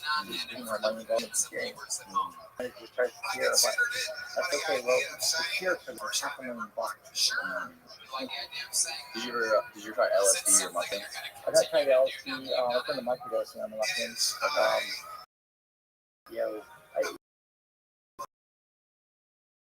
That's what I got. I haven't enough time to what's out. I mean, you don't need prescriptions and don't go do that. I just haven't really considered it. I tried once. Fine. Another time. Kind of like feel like I literally was able to focus.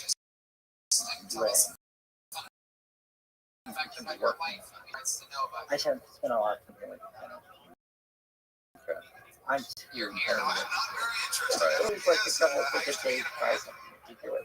Okay, well, this didn't work. We'll do another day like maybe it wasn't wrong. But nothing worked as good as so you got it right. Well,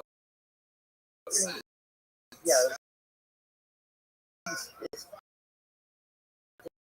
basically a long-term fix for me. That helps a lot. Because you gotta find something that you can still support, right? You don't want to become dependent on skills, attention, or handouts, things like that. You gotta give yourself a productive member of society. And I think for me, writing has been great therapy. It's a continuing thing. I mean, sure, I can say cutting in there, but I still need to support myself. I still need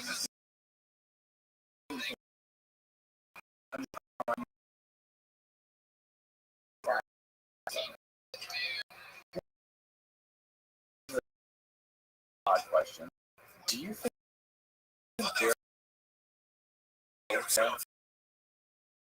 for having met people out there and through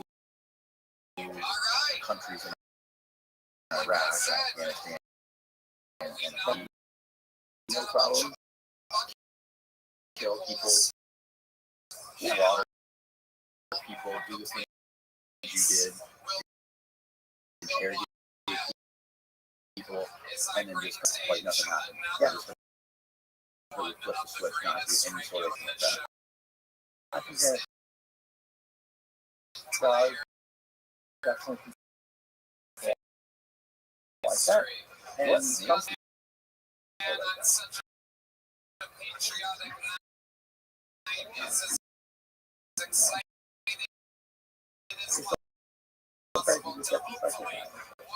people are just borderline. And other times, I have problems, and then all of a sudden, you'll have a problem, say a family member, some incident happens that this family member is just what his daughter takes kind of back to just one things and just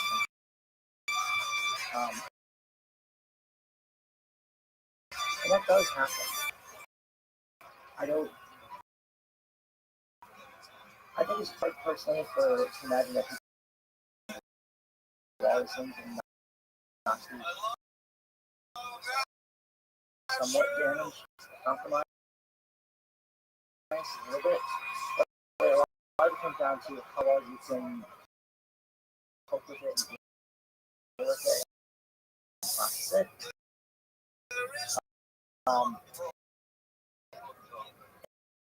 And how much you can involve, how long you can kind of doing that kind of stuff. Get involved in done 5, 6, 7 deployments instead 5, 7 or 8 years in the war. I know that a lot of those people, you see a lot of people suicide because somewhere along. Yes. One of my friends had committed suicide not last was December of 21. Yeah, December 2021. So he was an Oxford classmate, so he was smart guy. Like graduated from he was an Army Ranger. He did one deployment as a Ranger, and then he went to work for Blackwater and took parenting and he was He's involved in incidents and things like that too. Everything seemed fine on the outside. I tried house, kids, got a good job, and 200,000-300,000 of money, all right second. But he's got, he struggled with some of those things, and he's him and his wife got divorced and separated, and then things kind of went down. I right before Christmas, and did that. But he wouldn't, all outward it's just he hasn't together. He tried. I've tried to teach him. He guys on his side. He really wanted to touch it. He went in, he was right hand side. But he points in there.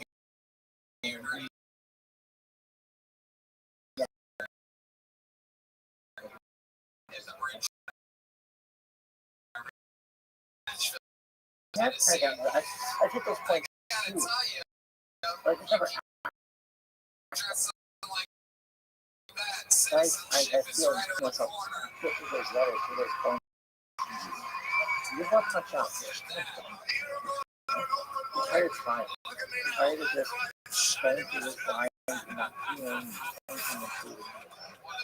You know, I just look different between you and some these other guys. When I see that happening, I feel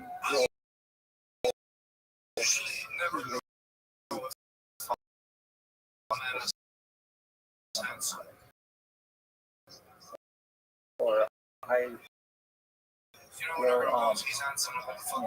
take one of my their medications that helps me about medication. I don't have things like drugs, kind of like kind of like alcohol, and things like that. They're gonna take you from that. I want to just blow my brains out. Okay, life's not that bad. You know what I mean? And sometimes that's just similar to no, not at all.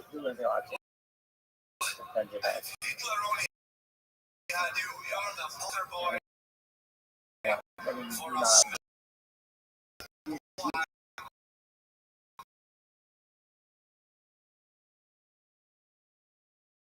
so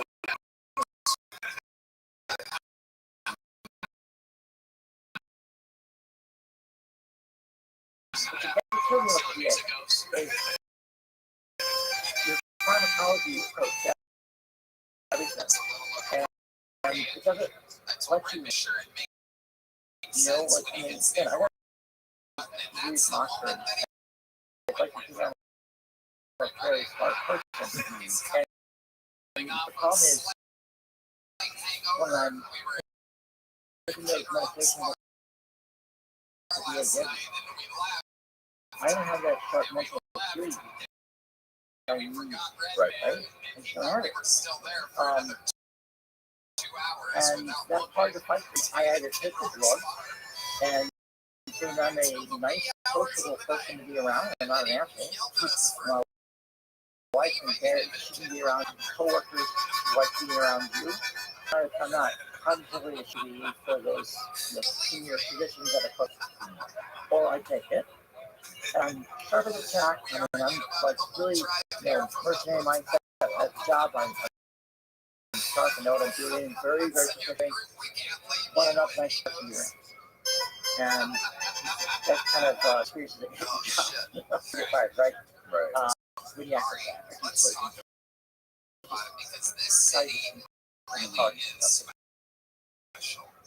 So when you started writing all these books, and collection of books you read, what sort of approach did you take? Did you just start kind of down your own experiences, thoughts, memories you had? The first book I wrote was maybe the character. That was my experience with it. For me, that was taking my diary more or less. I kept my journal. But even though I would go crap I had at the end of the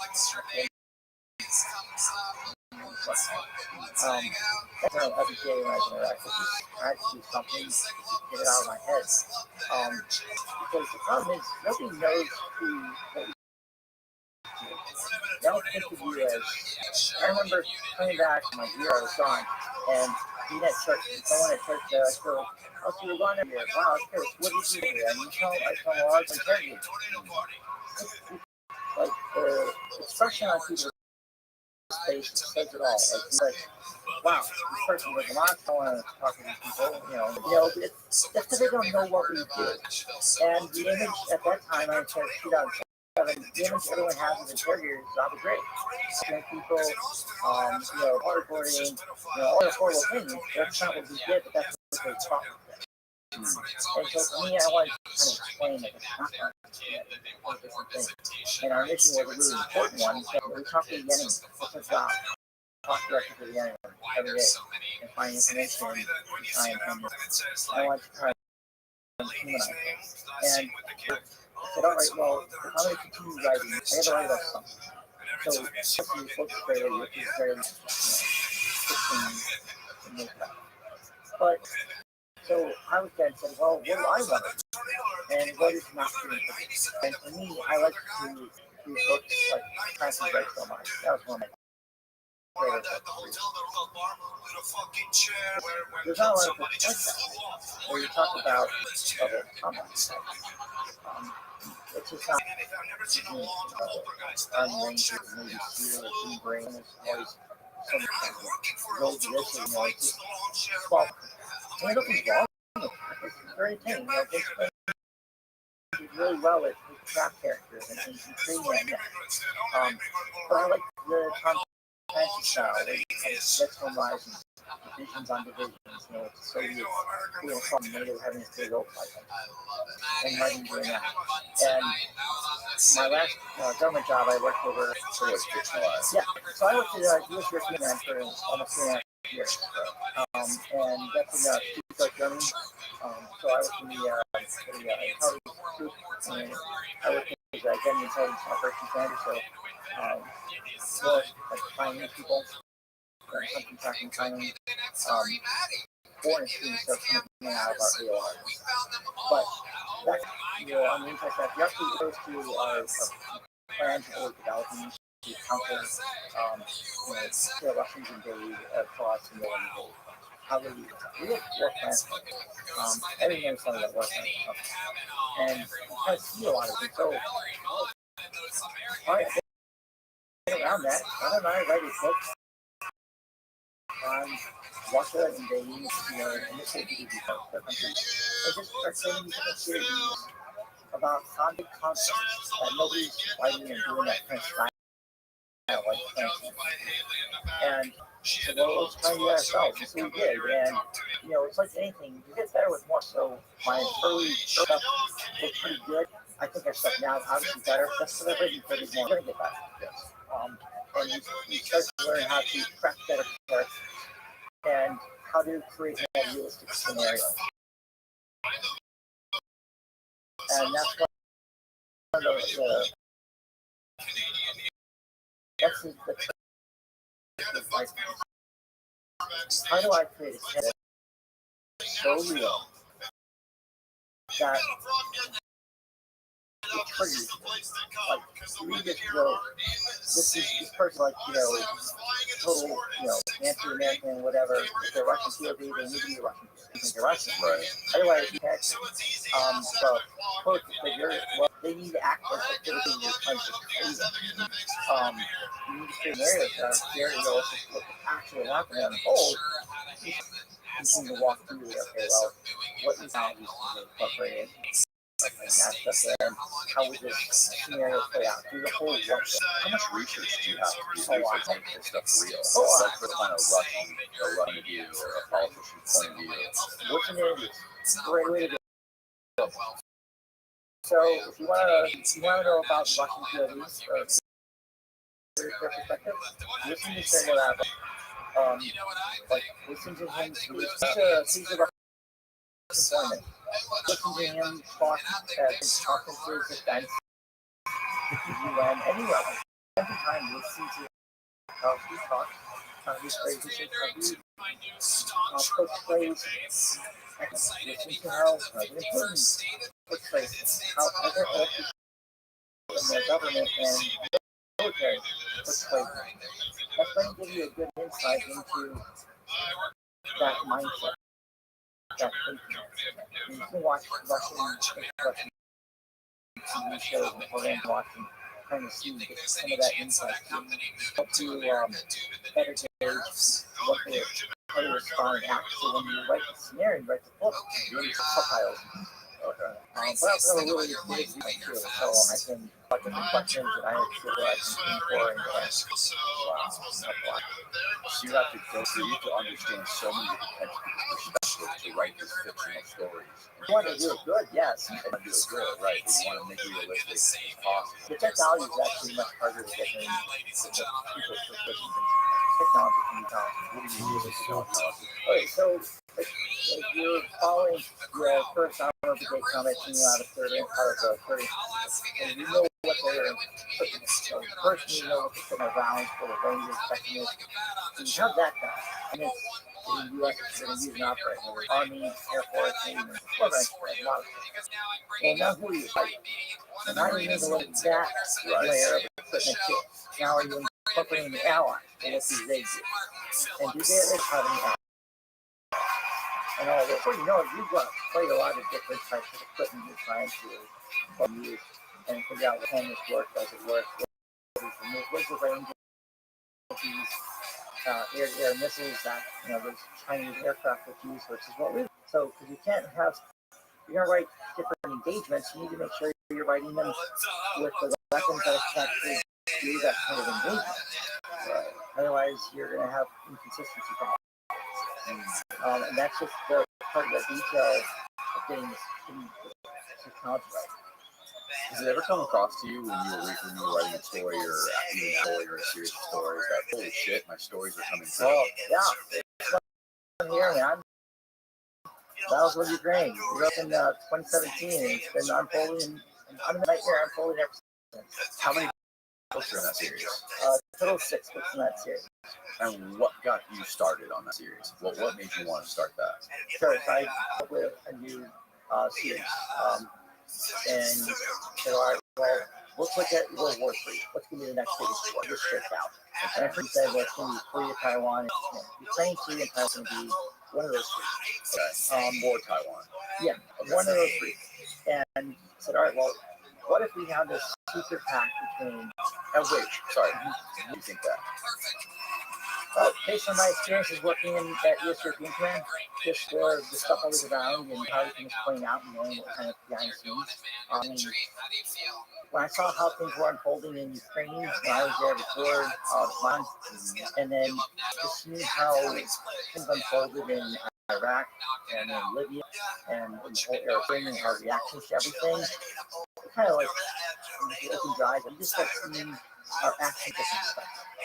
Because normal other days people see the actions taking one way or the other, but when you kind of work in those, you just kind of get a better perspective of what really, why are we doing this? Like, why did we turn on Gaddafi? Really, no reason to turn on Gaddafi, and look what we have in place.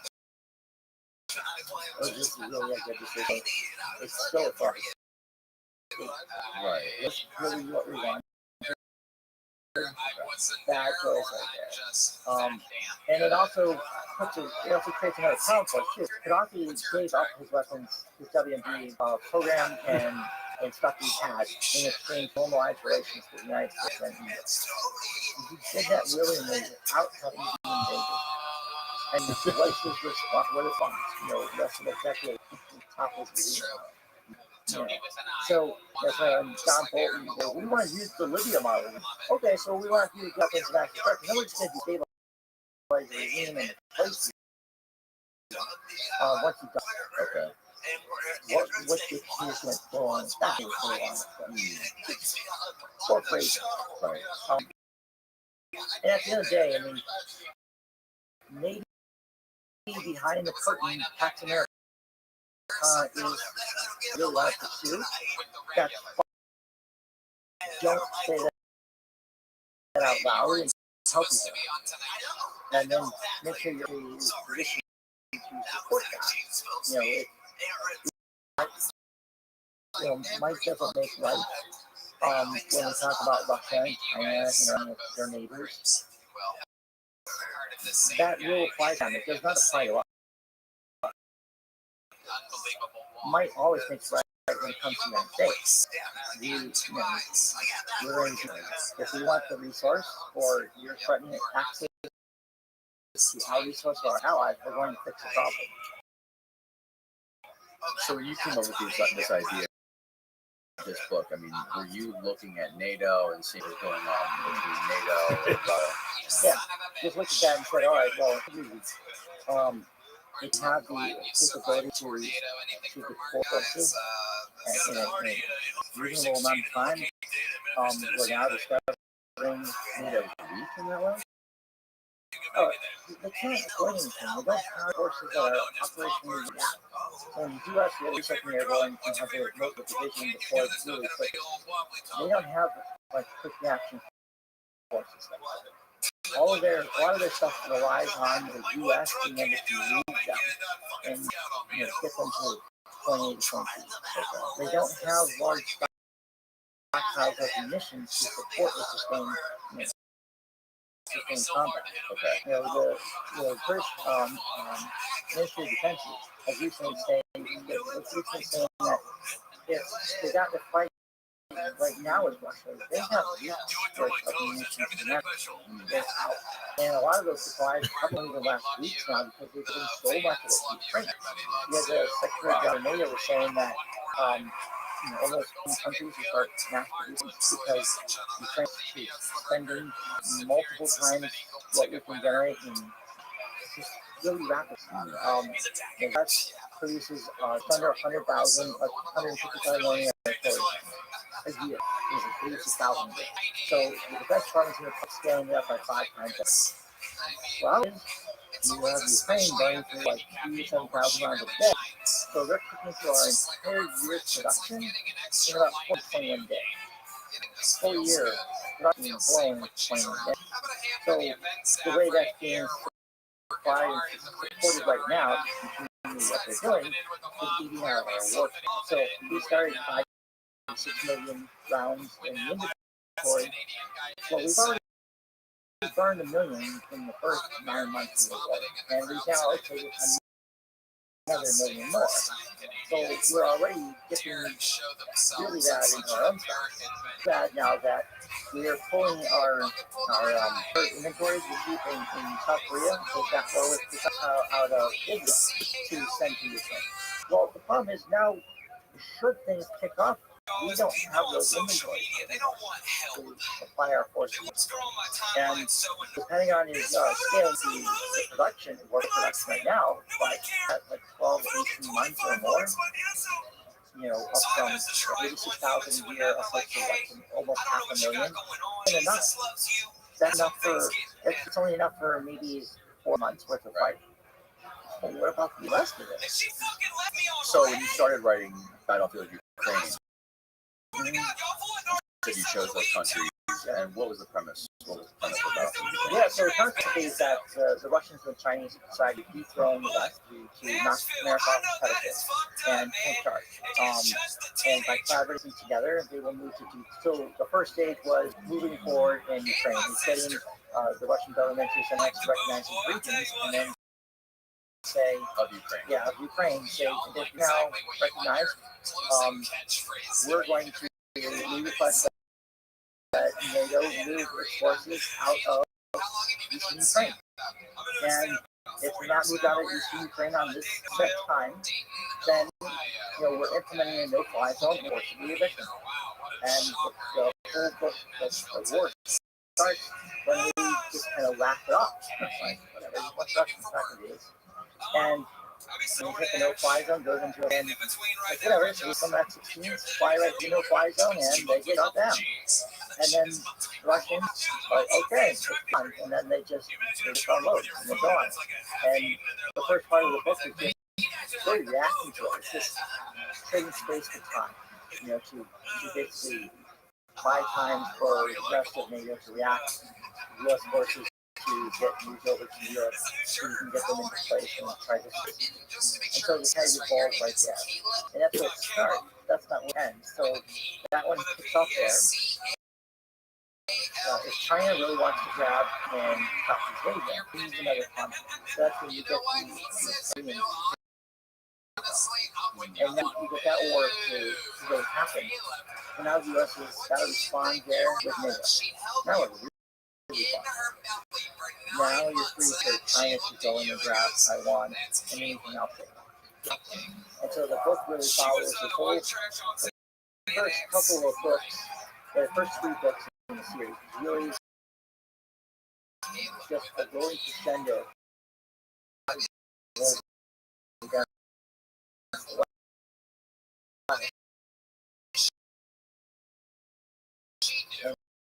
just having to react.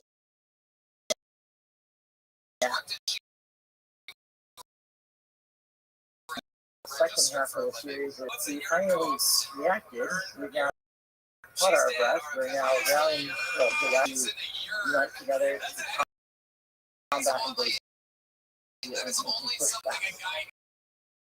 And so that's the second half. That's what the just a but the first part of the year, it's going to be fun. You're going to lose a lot of land in the first part of the year. Like World War II. The first year was really bad. Second year was really good. Third year was much better. Right. And we study what's going on right now. We started in February last year, and this whole thing kicked off. What we think and how.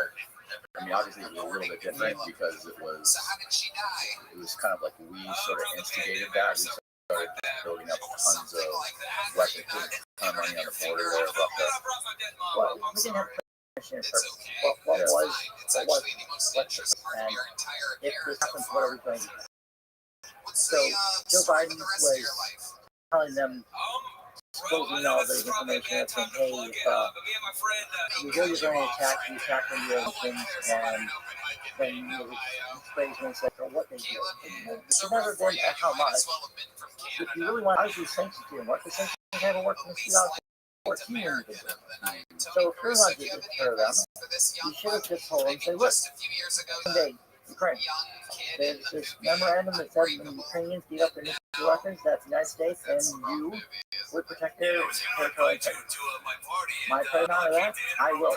So if you invade Ukraine, then we are going to use you, and we are going to send U.S. forces in there, and we are going to invade. Well, that would have been across the bow what's Russian zone. Okay, this is what's going to happen if we invade. Now that might have worked. If it didn't work, then you've got to be willing to back. And that's the problem, is we don't want to make a threat, so we don't actually have to follow through. That's what happened with Syria. We abolished the red line in Syria, and then famously didn't follow through. Well, told the Russians and they told everyone else, hey, they're not going to follow through. And then it happened. And so in the lead up to Afghanistan, that was all apart. Taliban had to abide by the agreement for U.S. forces to leave. Otherwise, we wouldn't be in a we would have been in a conflict and it would stay a lot longer. Probably would have bombed the hell out of it. But when we walked those agreements that we were supposed to hold them to, and just kind of walked away, they ran over the whole system. And when that happened, everyone looked at it, wow, okay, America really just 4 states in 10 days. Gone. Like, wow, 19, 15 years, 5 million, 55 billion of weapons that are good there. And that, you get that right after Ukraine. What do you think out there? But we abandoned that. And that said, again, we sent multiple messages through multiple generations that we're just not going to understand. We're not going to. And so Putin saw that and said, well, whatever. And what are we doing with this? And he's not supporting. And Ukraine's nothing, but not enough to win. It's just stalemate. They certified, Mr. Powell, Mr. Brown, those people, also decided we're not in this to win and help the finish win. We're in this to lead the Russians. We just lead your military. That's what we're doing. That's the strategy. That's what the Senate Secretary is saying. A fraction of our GDP and fractions of GDP. But and from a taxpayer perspective, that's a whole lot of sense. Dan Crenshaw talked about what we're getting, it's like that from that perspective. But you're also talking about human beings, okay? You're Ukrainians have implement your Salman Rushdie. But what about them? I mean, don't they have a say in this? I mean, you're pushing these guys to continue to fund. The politicians said, go along with it. I mean, it's going to make financially fortunate. You can't push the fact that Ukraine's the most corrupt. Just because the Russians invaded doesn't mean that it did not go away. There's a very other people who have already been fired because of that, like the current defense secretary. He's still there, like at the epicenter of a lot of trouble where, you know, hey, I need to use water bottles for my soldiers, so I'm going to buy them from you for $10 a bottle, right? And then, you know, there's actually that support.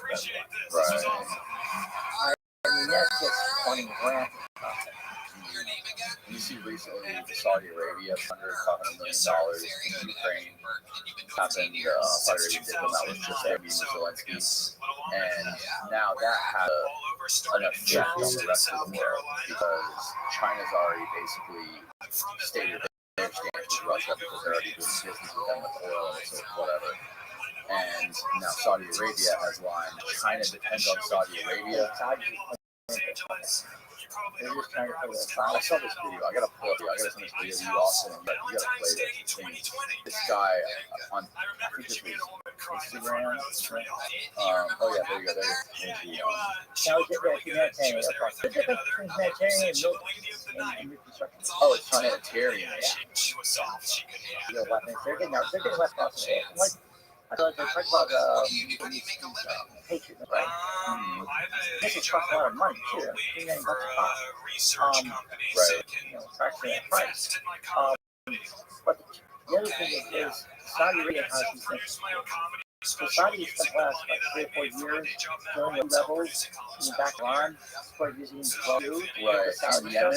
You're possibly drawn from Yemen across Saudi Arabia and then hitting their refineries and, you know, well, they're using Patriots to counter a lot of this stuff too. So we're looking where a lot of people use Patriots, but we don't have the industrial capability in place to mass produce missiles to keep those things flying and going.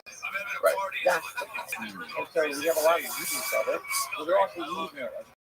Saudi's using Patriots quite frequently. And now you're going to have Ukraine who's going to use Patriot missiles at an astronomical rate. We're not going to be able to keep up with it.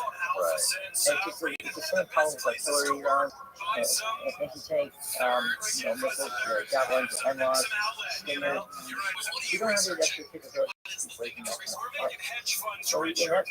So that's one thing we do write about in the book a lot, is we really kind of reinforce and integrate that into the struggle. You know, like Hitchcock talked about in the Murdoch series, the video, in this series, and then the other where fighting things breathe. And one of the generals is kind of character, sure, you don't understand that are found by the time because it's being made in this room. So he's been loaded onto a plane and flown to this airport, put on a truck and driven 200 miles worth of fun, and being shot out the tube of 4 days later. That's how great this is. It's going so great to being shot out the tube. Wow. That's not a system. That's not a laboratory. Right. It's called just for building and manufacturing. That's not good for that. And, you know, I tried to build that into the different teams. Realistic. That's right now where you have to use ammo, you run the bullets. It's not like Hollywood where you just have an endless supply of shooting. You so much ammo on you, and then you've got to have more. So someone's got to get over there. That means someone's got to be able to drive those. It's a road that's hopefully not going to shut up the drones to get you. Right. And when you have 5,000-6,000 videos in Bakhmut, there's your ammo, you need a lot of firearms. And meanwhile, you got drones hitting them, artillery hitting them. And then the enemy's going to get blown up. Are you familiar with the War Dog movie? The guys out of Miami who basically got that $200 million deal to supply. I haven't seen it, but I know which one you're talking about. Yeah. Supply the Afghan army with munitions, and they sourced it all from Albania, a factory that ended up all being Chinese ammunition. So they repackaged it. There was some sort of law that put in place through Obama where they couldn't buy any sort of embargo on Chinese munitions, but they just repackaged it and got the Chinese market and sold it. And all the munition was great, by the way. Worked perfectly. Even the army guys basically were there using it and stuff like that. They and the main guy, anyways, I had a fascinating. So this is the video. This is what I was just talking about. Okay, play that also. This is Prince by Southwood Fire. Top Saudi diplomats leaving for Ukraine yesterday, right after announcing $1 million in military aid. The reason it's such a big deal is up until now, Saudi Arabia has mutually so far regarded its stand. But with this new $400 million with the West, this is very concerning for China because last week it debated sending suicide drones to Russia as part of an alliance. Now China is faced with two options tonight. Option one, China sends weapons to Russia, alienate themselves to Saudi Arabia, a country central to the energy and economic. China will also likely be facing even more economic sanctions from Western countries and from further hurting China's economy. Or option two, they don't send weapons to Russia and then burn the bridge which would put even more pressure on Russia and this week just to obviously a close eye to see what they do in the week, such lawsuits. This guy makes great videos. What's the name of his channel? Or his page? Quiver or something? Too small, I can't read it. Quiver quantitative. Honestly, man. So I see that. I think it's. I was sorry you get to take more feedback. So it's an insane people's work going. Okay, so we thought that we could bleed the dry and kind of impose their economy black over the course of this first year. That was what we really and now we're figuring out that it's actually us who are starting to have a problem because they didn't impose like we thought they would. So from the Chinese, if they can keep the war going, the longer they keep the war the weaker we be, because we're just going to spend more and more munitions that we can't readily get. And as long as we're doing that, we won't have those munitions available, which is a credible threat, should they make a move on Taiwan at some point. Right. I think when the other guest a while back had said something about how his idea to move on Taiwan, they probably would look to do it towards really close to the run for 2024 election. Yeah, it was Andy Duce. That's it, yeah, I've seen him out. So, probably right. But what we're going to really see the indication when they're kind of ready to make that move is when we have these large landing helicopter assault. So, we have the Chinese are better. Yeah. They've been working very hugely and going beyond the coastal area. Okay. But we have these like USS America or USS Wasp, those large helicopter assault ships that U.S. Marines or helicopters or landing assault vehicles, things like that, to hit the force and lead them to be an amphibious invasion. That's really what the Chinese have lacked so long. So they have a new type of warship that goes in time. They're doing the whole string of them. I want to say that I see 4 of these landing helicopter assault ships done, and they have a option right now. And then there's a couple other versions up there are larger as well that they're built. When those ships are done, that's when you're going to do. That's what I think you expect to see some movement. That's kind of what they need to go to get there. Besides, they have a whole lot of smaller boats that can move across, and they're not the way they're going to invade is have a lot of people fly in normally, like the civilians into China first, to go in clandestinely like that. And they'll wait till the appointed time, they'll pull us together, pick up the weapon packages, and go to execute their operations. Meanwhile, I wouldn't be surprised if we end up with a handful of these roll-on, roll-off car carriers. Already kind of have been maneuvered into port, where they'll just roll these ships a lot. Either ports instantly, and then you'll have a lot of crews that'll come across the strait, right on the water to land and try to grab and secure certain positions, coastal areas, before you'll have to have an invasion force yet. But what would really help since that, and make that a lot more likely to succeed if it's one of those helicopter assault ships. Okay. And you get a few more, and you get a few other vessels that you might be able to win Taiwan safe. And so, Air Force General recently, he believes that this will probably pick up some plans more in like 2025. There's others that believe it's 2027. I think it would be probably between the September, October of 2024 and probably before the end of 2025. If I would definitely window, that's what I would say. That's not happening. Yeah. And what are we going to do? What is all we got to do? Depends. It Depends, like, well, it depends when. If it happened under it happened in I guess his second minute, someone else's turn, that's really interesting to see. And it also depends on how things play out in Ukraine between now and that time too. Because if we're still getting bled dry, we're not going to be able to intervene.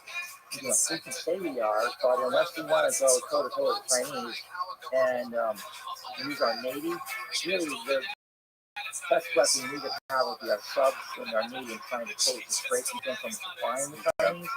But many of the weapon systems that are needed to do that are not, that's China needs to block them. They're not being given to them yet because we are either diverting weapons that are completed close to Taiwan being diverted to Ukraine, or they're getting the queue to be built because they need to build stuff for you. And all they're doing is weakening them. You know, it goes talk about doing Ukraine F-16s, F-16 Vipers, the latest model that they have. They're really great aircraft. But these were fought and slated for Taiwan. And there was a lot of effort to actually take the Taiwan F-16s to Ukraine. But hey, the way you're going to deter Taiwan from getting invaded is to make Taiwan a porcupine, a really big, mean, savage porcupine. And if you can make it so costly that they're not that to invade, they won't.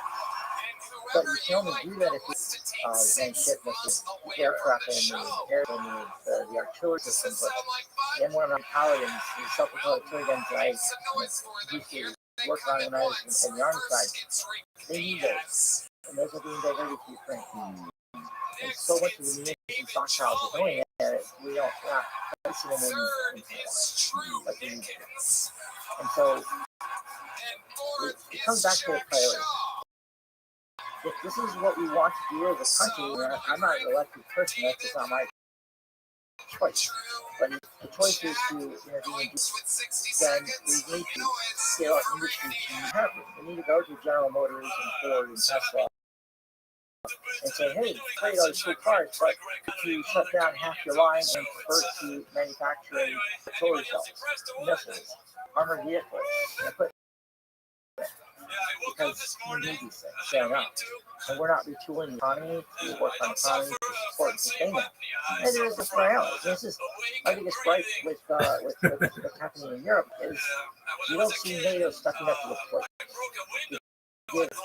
The British are great for this. Both my British friends, but they're great for giving these wonderful, tough sandwiches and then going to have afternoon tea afterwards and saying they did something. Well, where's the action to follow through?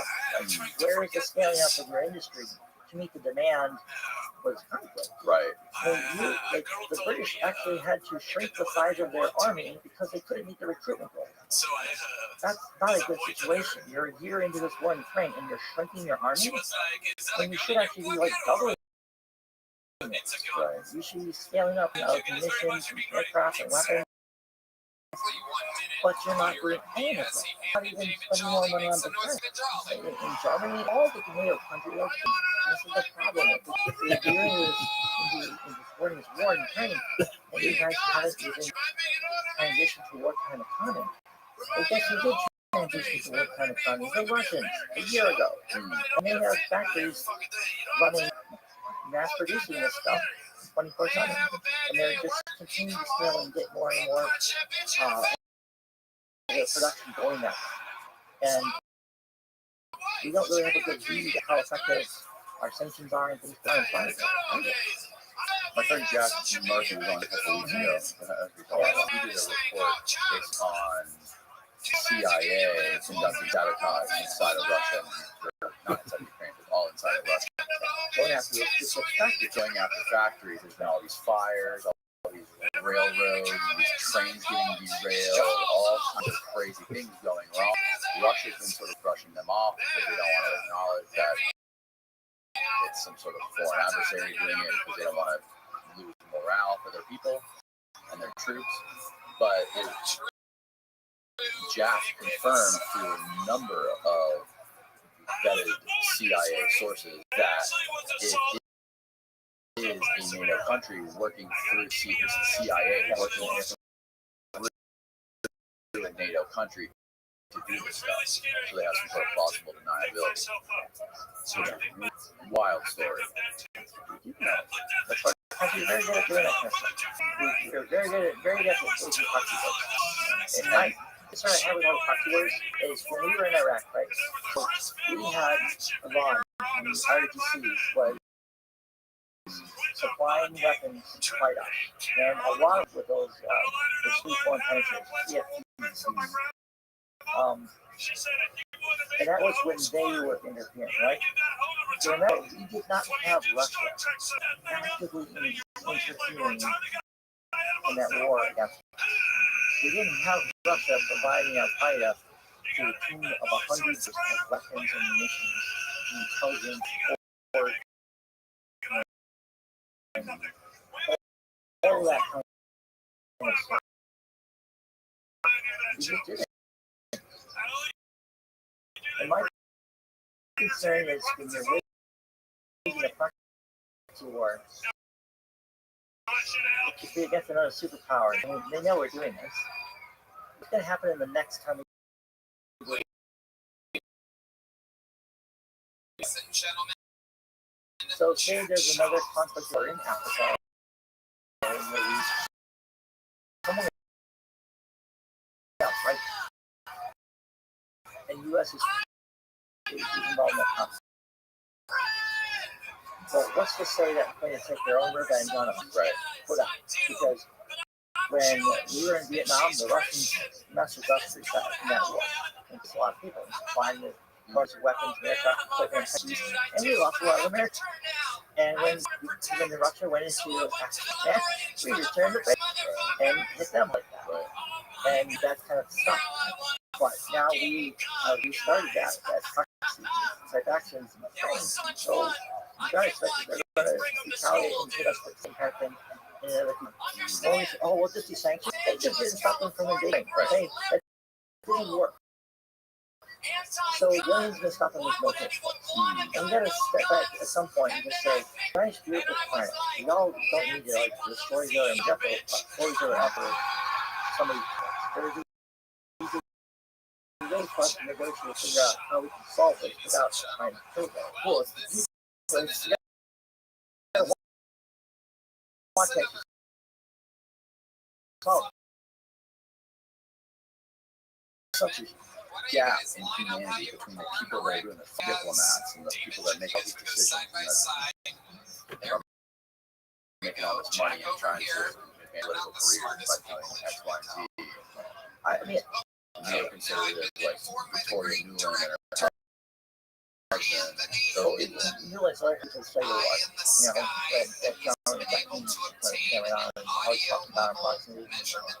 They always cite this stupid study that quote. Her husband is one of the founders of this thing, and they're kind of the architects for this whole, for the surge in Iraq, and just the perpetuation of the whole invasion there, and it's frustrating because it's the same folks that people who are pushing and realizing, and like your policy is testing it.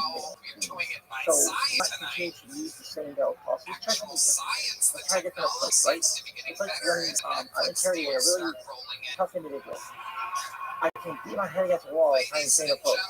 I say, you know what, this isn't working. Let's try something different. We can still do their objectives, try a different approach. With Russia, why we didn't have to pursue this complete adversary? We keep saying, well, Russia invading all these foreign, in the neighbors and all this stuff like that. The borders of NATO have not. Russia didn't expand its border with NATO. NATO expanded its border for it. Right. That's not, Yes. but it's all defensive, right? It's all. That's what you're saying. It's all defensive. Well, here's my question: why can't Russia be part of NATO? Why not? That's a good question. Why not? Because if people say, well, I know NATO is designed to defend Russia, right? Yeah. By definition. Well, let me ask you this. Okay, so we can say, why can't Russia be part of NATO? Recent those two nations have hated each other for thousands, just countless wars in this place. They are also both put into NATO, jammed in there together, and they can't fight anymore. They can't fight. They're not an open conflict because they are part of NATO. They're members. There's a process for them to have dialogue and disputes and handle these problems and resolutions. And so when we have this issue with Russia, NATO is bound to deal with Russia. And Russia is becoming aggressive and adversarial against the U.S. 2000. Let's see on May 1st interview.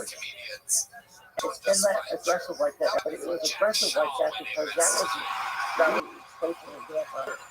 And they said, well, if you're going to advance on our border, we need to these communities, we're going to be with the land, and that's why we need weapons. When they invaded Georgia, do you remember who wasn't? I'm gonna fuck this up, but wasn't the leader of Georgia somebody paying like some incredible salary? I was in Iraq at the time when that happened. It was kind of funny because the farm I was working at had a whole ton of Jordans living at that farm. They were in Iraq with us in 2000, I think. Loaned in and brought into Baghdad and on C-130, C-17. So they were in Iraq, and then a few days later,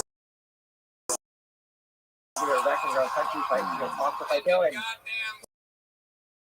by intelligence and those any aircraft that you have, yeah, you move those to this way over here, move this one here, and just look here. Right. And then next thing you know, Russian planes are flying through that. So there you go. They didn't have that capability. But they also got steamrolled. Russians just steamrolled right through them, and they had to make a, they've got a ceasefire stuff right. I believe on the outskirts of Fallujah. I'm remembering this right. I don't remember if it was Georgia or was it governor of state in like southern Ukraine. But they found out this guy actually posted his Facebook page, his salary or what he was paid, and America was paying him like $250,000 a year, and he was being paid more than the governor of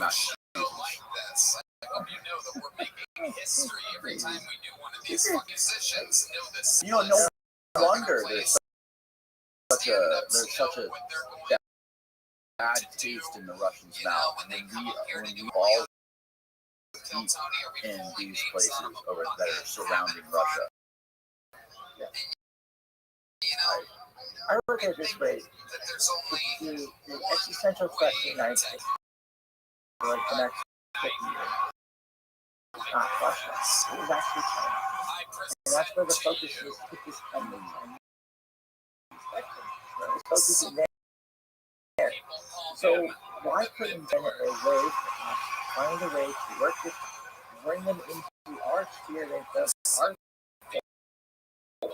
instead of coming as an advocate, bring them in with and get Russia to align with China. Because you can't be friends with a dictator like you. We're friends with other dictators. That's children. The other dictators that we're friends with. Who are we friends with? What's his name? Bibi. He's elected. We elect him, whether we like him or not. He's an elected official. He's come to the type election. He's political. Now they came to the current coalition and they win. And so that's not a good thing. Yeah, like them, or maybe some people do, but that's he's elected by.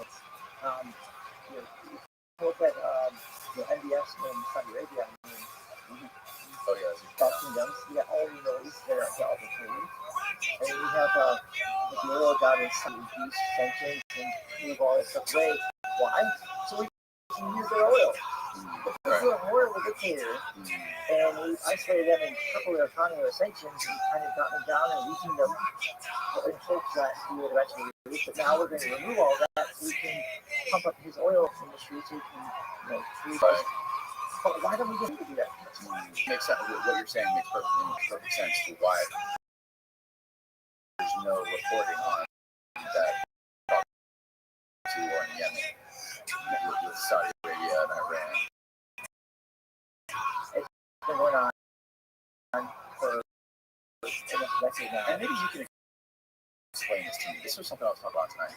Why is there Iran and Saudi Arabia in Yemen, which is the other one? They can't fight each other. Not directly. The U.S. is actually a shield between them with air bases, Washington area, in the Red Sea or in the Pacific Ocean. There's a lot of oil pollution out there with all the... In Yemen? No. Through the Strait of Hormuz going into the... Can you pull up a map? Pull up a map of like what that is. Yeah, you'll see a big whole string of military bases with US on there, and so if the Iranians try to go across the act, they're going to run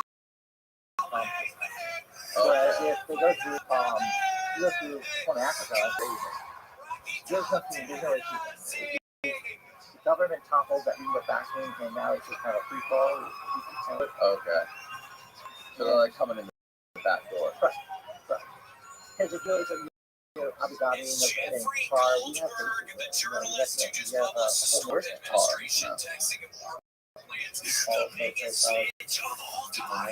That's where the World Cup was. Okay, I see it. I knew that. But that whole area is very localized. If you go into one end, there's not a lot of things. So we sold Abrams battle tanks to Saudi, electric tanks to so we have spent these tanks in combat by non-U.S. non-imports, right? So if you're using YouTube videos like using Abrams battles in the war in Yemen, sure, right? But then there's armored deadly. Vulnerable is the type of it's a concept. It doesn't have it. They're not getting that. No one gets that. That's a special mowing thing. And it helps our tanks also pay less higher. So when we're getting tanks to Ukraine, we're not giving them the same equivalent to it's the same quality. It doesn't have some of the same weapon technology and anti-firing systems, our stuff there. But that's what makes it special.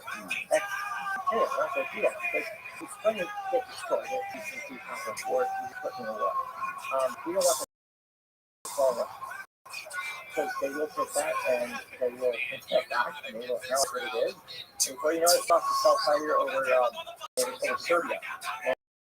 And then the Kosovo-Serbia war.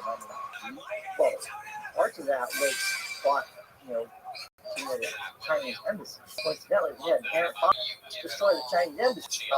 We didn't want that falling into the technology, the shell of what the material of it. We didn't want them to reverse it. After the show last night, we went to the beautiful Vanderbilt University campus. It's just not going to be the same, and then you're going to have this logistical night trying to get parts for the pens. Not a lot of pens either. So, and then the same with the trends. They're not sending in like the top of the line muscle. They're sending their tanks in the 14. It's not even a battalion of tanks. You do a 14. And you combine how it is under 30 conflict. If we're going to, it says in this, our intervention, if you're going to go to war, you go to war to win. Don't go to war to lose. We haven't won. If you look at it, we haven't won a war. So we'll win a lot. We win most battles in life. We still lose. And that just sucks. I spent it's just, yeah, it's the late 20s and early 20s. You know, and you have to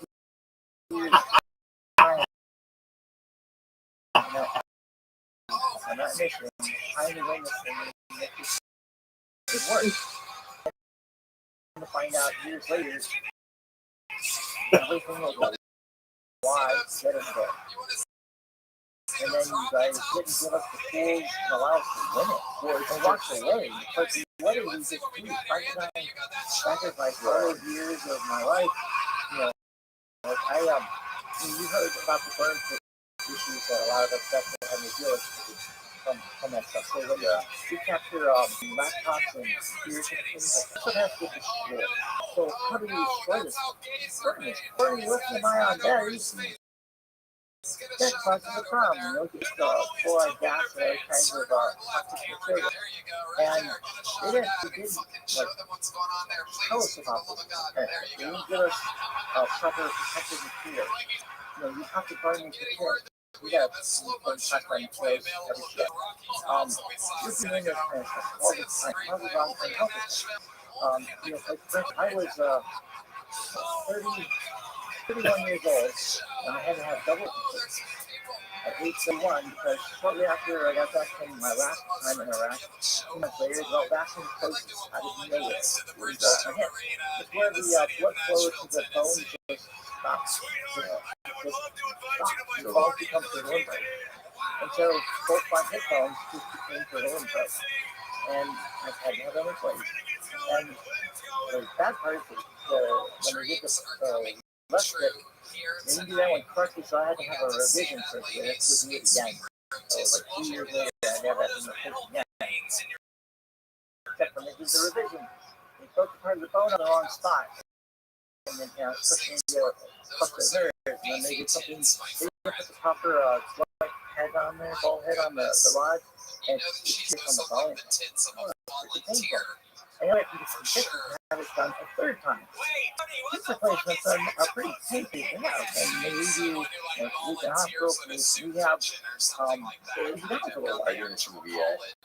I will do it next time. I didn't do it the first time. The first surgery I had to have was actually done in Germany. I was working in Germany at the time. And I had the revision done in Chicago. But, you know, I'm going to have this place done a third freaking time. And I stopped because we're starting to have physical problems and issues now from this war. And this crap is going to play that for decades. You know, just, and I'm not going to get this. It's other guys. Right. Like, my son died.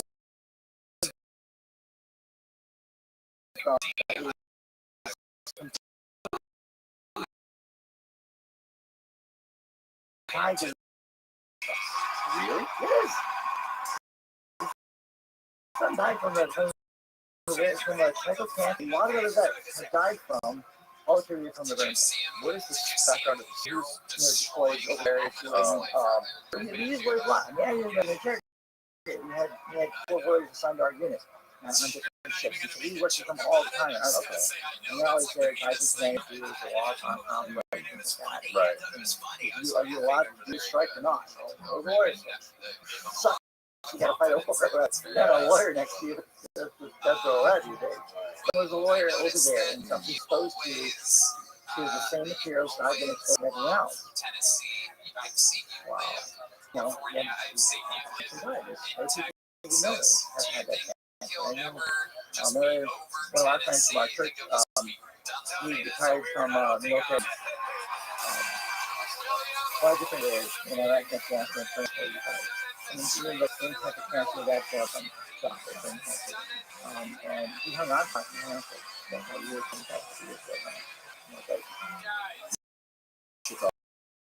burn pits. Materials, you know, you're just like the Vietnam guy had that 8 million before race just raining down on it.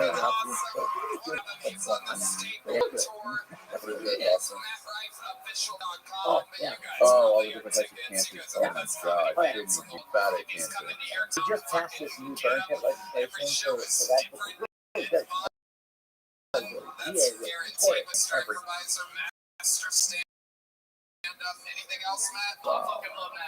it's just, it's really, it's another time bomb. It's in our body and explodes.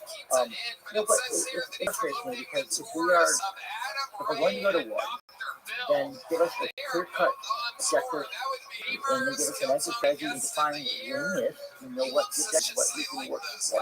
Give us another win. Like, is it the case with proxy wars like the one in Yemen? Is it true that the dynamic is basically be helpful to our allies, Saudi Arabia, because we need them, they need us. We want to maintain the relationship. So we want to basically look like we're doing everything we can to help them, but we don't really want to talk about helping them. We just want to make it seem like, I know, so plus also that. So that's why you don't give them the best tanks. You give them this. Well, Look, yeah, but it's even worse than that. Okay, so with Saudi Arabia, do we really want them to win? Not necessarily.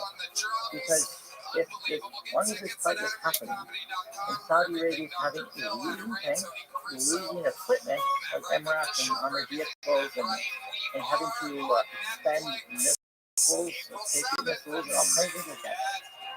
That is a continuous. That's a continuous of supply, a demand. It's kind of like a drug deal, right? He doesn't want to kill you by giving you too much drugs. He wants you addicted, coming back for more. So if Saudi Arabia is fighting the Houthis, the more they owe us, the more we give them, they owe us. Well, more but they're losing equipment. They need to buy more from us. We've got a claim they keep buying more from us. Well, if they're having to buy equipment from us to make sure they don't lose to the Houthis, which Saudi does something we don't like, we now have a little more leverage on them. Well, okay, maybe we are going to put these weapon sales on hold. And that's because they built their army around our goods. And so when we took off the supplies for parts and servicing and everything else, that means a lot. So with that,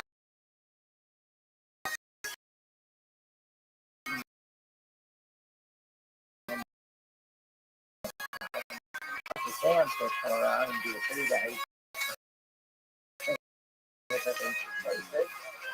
And because we don't have anyone indigenous equipment, it's not ice. You can control your ability to defend the nation by putting the supply to sign it off if you don't comply. So you want to make sure you own your own defense system. If I say Poland, you buy a lot of American weapons and artillery and things like that. But also playing with South Korea to buy a lot of your own vehicles and equipment and start your own business systems and your own industry buying your controls. They weren't even paying. Right. Poland has a horrible history of being screwed by Cal. And, you know, so I want to say it's not. So, have you ever watched Putin interviews? Yes, really interesting. What did you think about that? It's really interesting. I think Alex Cohen has own stance and interesting, but then I'm not trying to side with Putin or whatever it's about saying. I just like saying people. And I like learning what makes them tick and why countries and wars is yeah, it's brilliant. And because as a writer, someone can create these. I want to, create, book 2 or book 3 for this series. I use those research to help me better understand the conflict, better understand the scenario. In this particular one, so in the note, one of the things we really expose and look at is the type of road initiative, where they have type of action country. What they want is a link their country with markets around the world to have a constant supply of customers, and keeps them going. So Belt and Road is basically a global infrastructure plan where they will come in to say a country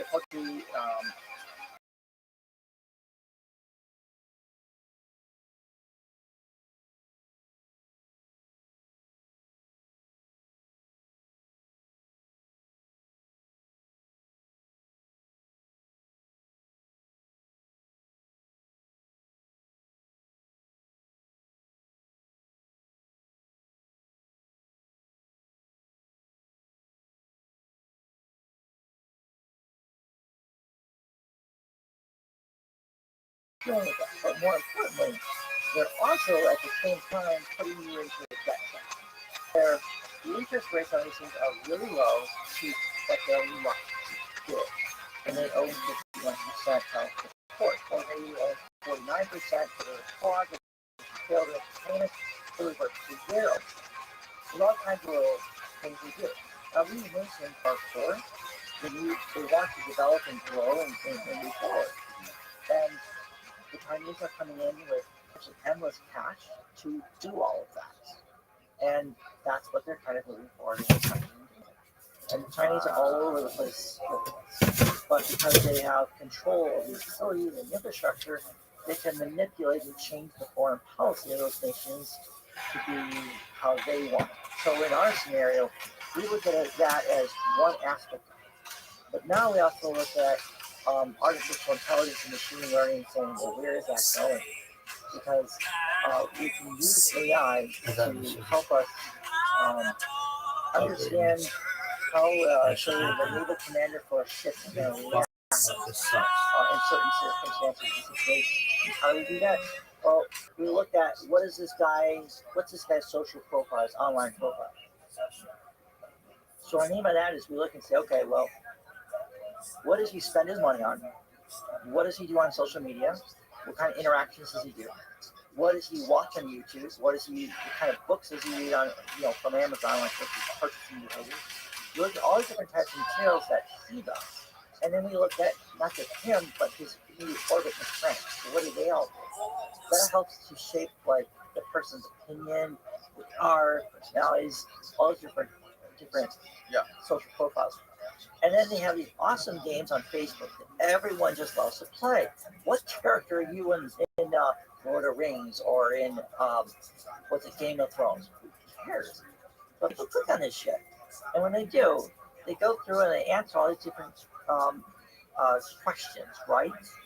And those questions give a certain type of social, it's like a social assessment. They're like assessing individuals and people. And then when you're also doing that, there's also a clause that actually grants them access to then see everything you do on the site and from there and do more. So it really is a track bunch of things. But they're getting you to play this game where you're helping them build a social profile willingly, and you're giving them access to all of your social media.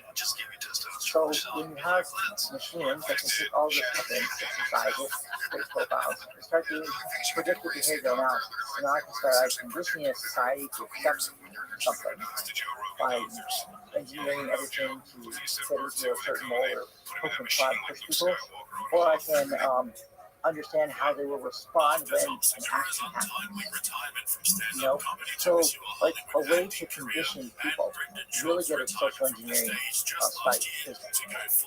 Look at last year when Florida passed the parental rights bill. Right? So the parental rights bill, different organizations were not labeled the same, don't say gay. And that's what they tried to call it. They called the same as that. Who labeled it that? Oh, serious, left-wing groups try to label this and don't say gay. Well, it has nothing in the bill so you can't use the word gay. There's nothing in about homosexuality at all. Okay? All it's simply saying is that kids between the ages of kindergarten through third grade, so 5-year-olds to 8-year-olds, should not be taught sexual content or sexually related materials. Okay. What was the name of that? It was a parental rights. Parental rights act. And this was a massive thing that they took in a bill that had nothing to do with being gay and made it into something it wasn't, and renamed the whole thing, and then ripped up everyone into this frenzy over something that was never even mentioned or a part of the bill. I mean, I have yet to find an adult who can explain to me why we need to teach 5-year-olds, sex ed. Right. They're 5. Right. Why are we telling them they need to start understanding gender pronouns and using gender pronouns? Dude, they don't understand what a noun or a verb is. They can't even write their names yet. Right, You're making them right. do this? Why are you doing this to them? Let them be kids. Why was that? Do you know why that act was put in place? Because they were doing that. Because schools in Just Florida over were there. actually They were doing that? permeated. It's so permeated through there. They were actually putting this stuff in there. I mean, you can. What schools were doing it? I don't have the list of them off the top of my head. That's fucking There's a insane. whole slew of them though. That's you can crazy. see. And like there's this one gal, and I don't use TikTok, social media. That's a Chinese spy app. I'm not on that thing. But there's this group called Lives with TikTok, and Familiar with it? yeah, so this woman runs this thing. She doesn't do anything with it. She's literally taking whatever it is you made on your TikTok thing and just sharing it. Right. So you made it. Reposting it. You admitted to this. You said, I'm doing X, Y, and Z, and I'm proud of it. All she did was just repost it. Right. You put it out there. She didn't create it, just put it out there. And that's how everyone found out about this. Because you have these teachers talking about this, getting their gratification and like just feeling like importance. When I got my group of kindergartners to understand why I go by my pronoun or different things, like, dude, you don't educate kids. You don't. Just, why is this important? Right. Why is this part of it? And it comes back to our schools are failing to the basics, just making sure that our kids can read, write, and read, right? We're just not doing this. So if we're not getting those things right, then why are we going to expand into other areas, social areas like this, when we're not even getting the basics right? Our emphasis needs to be on why are our kids not being able to meet and exceed their grade levels in their education? We spend more money on education than almost any other developing nation. We do? We spend huge sums of money on education, and we have the worst results from this stuff. How come an elementary school teacher makes the same amount of money as a Burger King manager?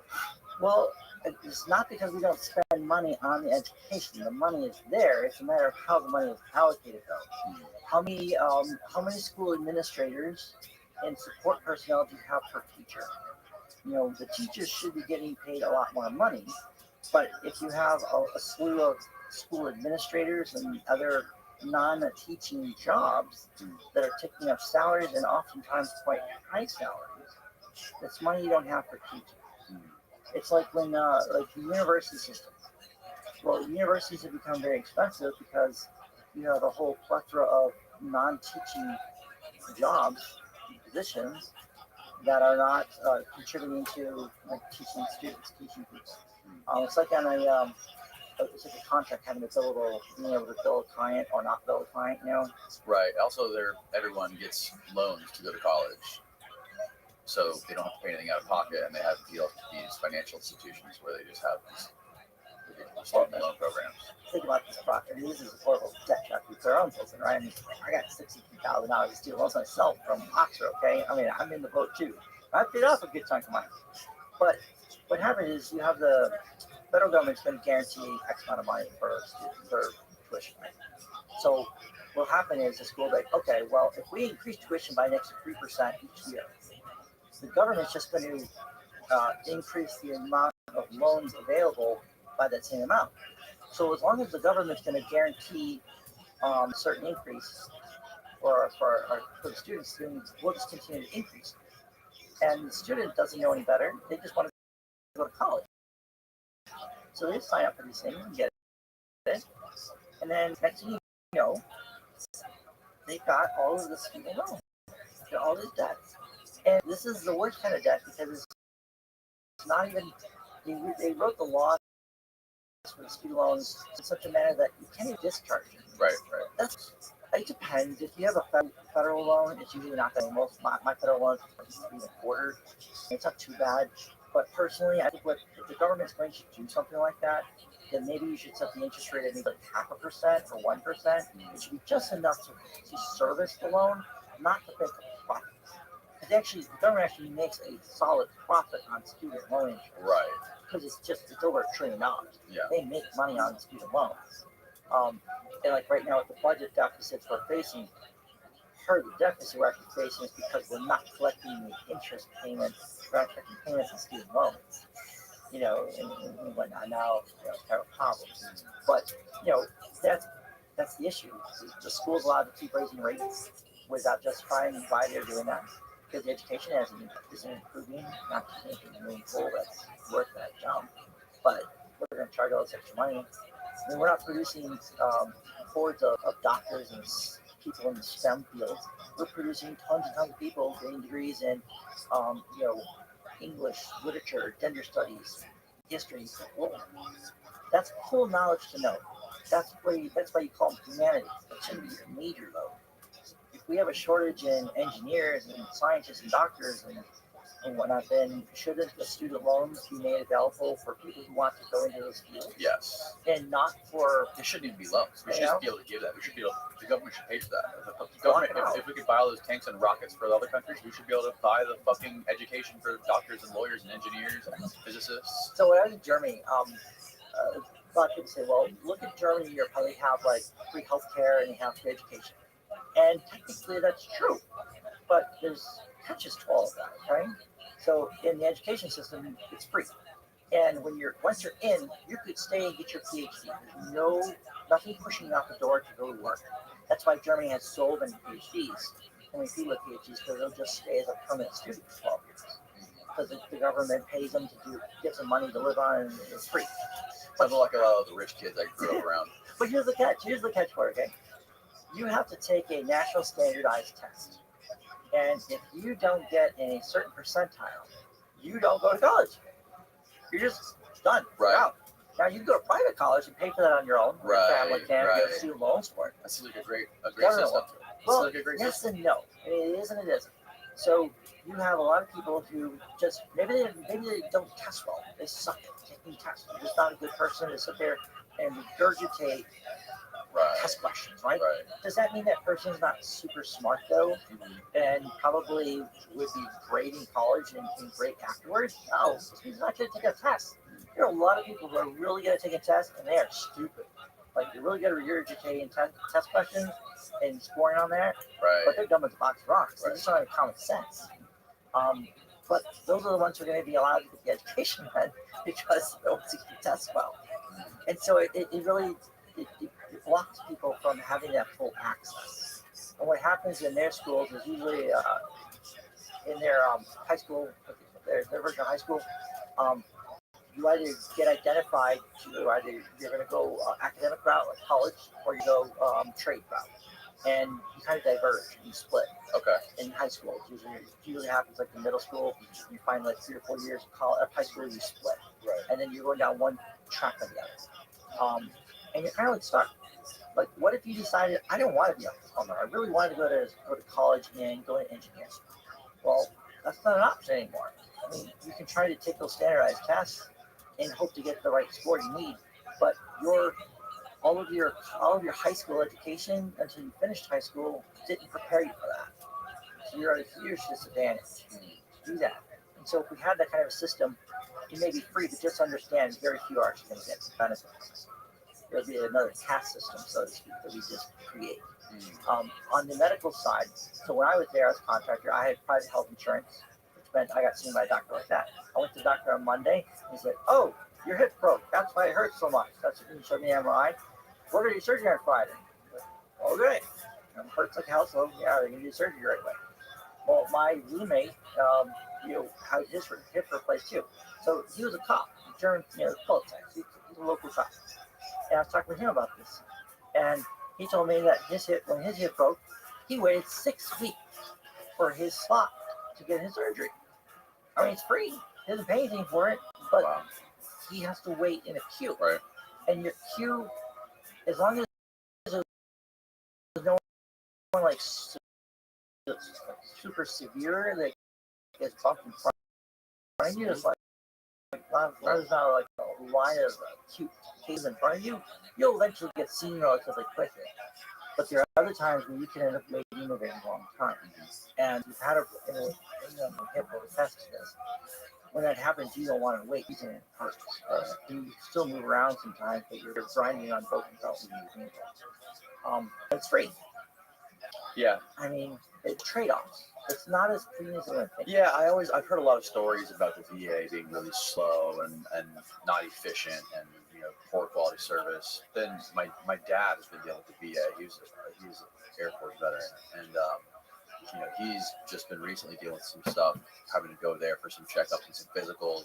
He had to get hearing aids. He's losing his hearing, and he's had a really positive experience with the VA. He says it depends where you're at. Yeah. I've had really great experiences with the VA here. Mm-hmm. I did not have a good experience with the VA in DC or in Chicago. Right. Just terrible VA. Yeah, I had Kristen Beck. Are you familiar with Kristen Beck on here? Navy SEAL. Her name. His name was Chris Beck. He transitioned to being Kristen Beck. Does he manufacture the firearms? Right. There's another person kind of like that. Maybe SEAL. There's a firearms manufacturer here. There's a book and a documentary made about her, and it's called Lady Valor. It was like I think it was either CNN or HBO documentary made about his story or her story. It was pretty incredible. I forgot where I was going with this. Oh, she's talking about challenge with the VA. She's talking a lot of problems with the VA. A lot of problems with the VA because she, dealt with a lot of psychological issues. Being a SEAL in Iraq and it's tough. Yeah. Yeah, I mean you're in combat for a very intense period of time, and you go home and you're back in intense combat. And that's kind of a difference between like the special warfare guys versus like line units, like in front. They're there for a year. Sometimes they see action, sometimes they don't. Sometimes they go through the whole time without having any issue. Whereas the special warfare guys, they go in and they're there for whether it's 3 months or 5 months, but that period they're there, it is high intensity for that period, and then they go home. And high intensity, and they go home. It's tough on those guys, man. Yeah. Tough, really tough. But it's like future warfare stuff, man. That's scary as hell. Yeah. The technology, where it's going with the drones and the AI and everything else. Like there was Textron they have a really interesting remote controlled ground vehicle. Like you can look it up. The Army's got these really unique the future Army combat systems. Part of it are making these autonomous ground vehicles. So what you'll be able to do is you'll have different size, like armored fighting vehicles and tanks will have different kinds of weapons on them, different sizes. But these vehicles will be able to, kind of like a UAV, they'll be remotely controlled. So they can go into combat zone area while the guy who's actually operating may be hundreds of miles away or even the other side of the world. And the vehicle will go in and be able to conduct its operations, its missions. It's kind of scary to think about because there's going to come a point where, like, you have, take for instance Tesla, right? They've got their self-driving AI software, and that is getting better every single year because you have hundreds of thousands of people using it, reporting more data. But it's not going to be long before you're going to have that same kind of technology and capability that can operate this armored vehicle that will be able to autonomously go into a combat zone where you just say, okay, everyone in like this area here is classified as an enemy combatant. So just go in and as it identifies people, just start engaging them. And you have that, you have aircraft, helicopters, zoom underwater. So we already have that stuff though. It's crazy, but they're all man in the loop right now. They're being physically operated by something. We're not far away though, where this is going to be a semi-autonomous to fully autonomous weapons. And then you're going to have these things just moving across. That's going to be scary, What was the story a couple months ago that San Francisco was going to start? Police, right? Yeah. They were going to have robots kill people. It's so crazy. Like, what do you mean? Robot police with basically the authority to murder people. I guess they rolled it back once it started getting a lot of publicity. It's nuts. It's nuts where we're going with some of the technology. But then on the other hand, you think about technology and AI and where we're going. It's spooky where it's going, but then you see this goofy ass balloon, spy balloon, floating across America. Like, are you kidding me? Are we really still using balloons in 2022, 2023? I think, I don't know. They say it's weather balloon gathering Is that a atmosphere smoke stuff. screen or Who what knows? is that? I think it was maybe it was just like a middle finger that floated across the country. Missed And you. saying, Where it's oh, hard. what we can do is Yeah, float right me across too, the country, buddy. and you didn't do anything about it. You know, kind of a black eye from there. But as a writer, okay, here's a scenario. Imagine this balloon, and you place a nuclear device on top on this balloon, right? And it explodes at those high altitudes. What's it going to create? Electromagnetic pulse system that would blanket a big chunk of the United States, fry all our circuitry, and take us out. Right. So, Right. you know, the writer in me looks at that and says, wow, that's a cool scenario. How could that work? You know, and what if they did something like that? What if they wanted to test it and say, hey, can we float a balloon across the United States without getting Right. seen or anything? And the scary part is, had this rancher out there, was it Wyoming or whatever, not seen it and reported it, we probably never would have known about it. And it sounds from the reports from the Pentagon, they wouldn't have known about it. Because apparently they're trying to say that this has happened in the past and we didn't know about it. I'm like, really? You have balloons the size of 200-foot tall, 200-foot long balloons Yeah. floating across the country, you didn't know about it?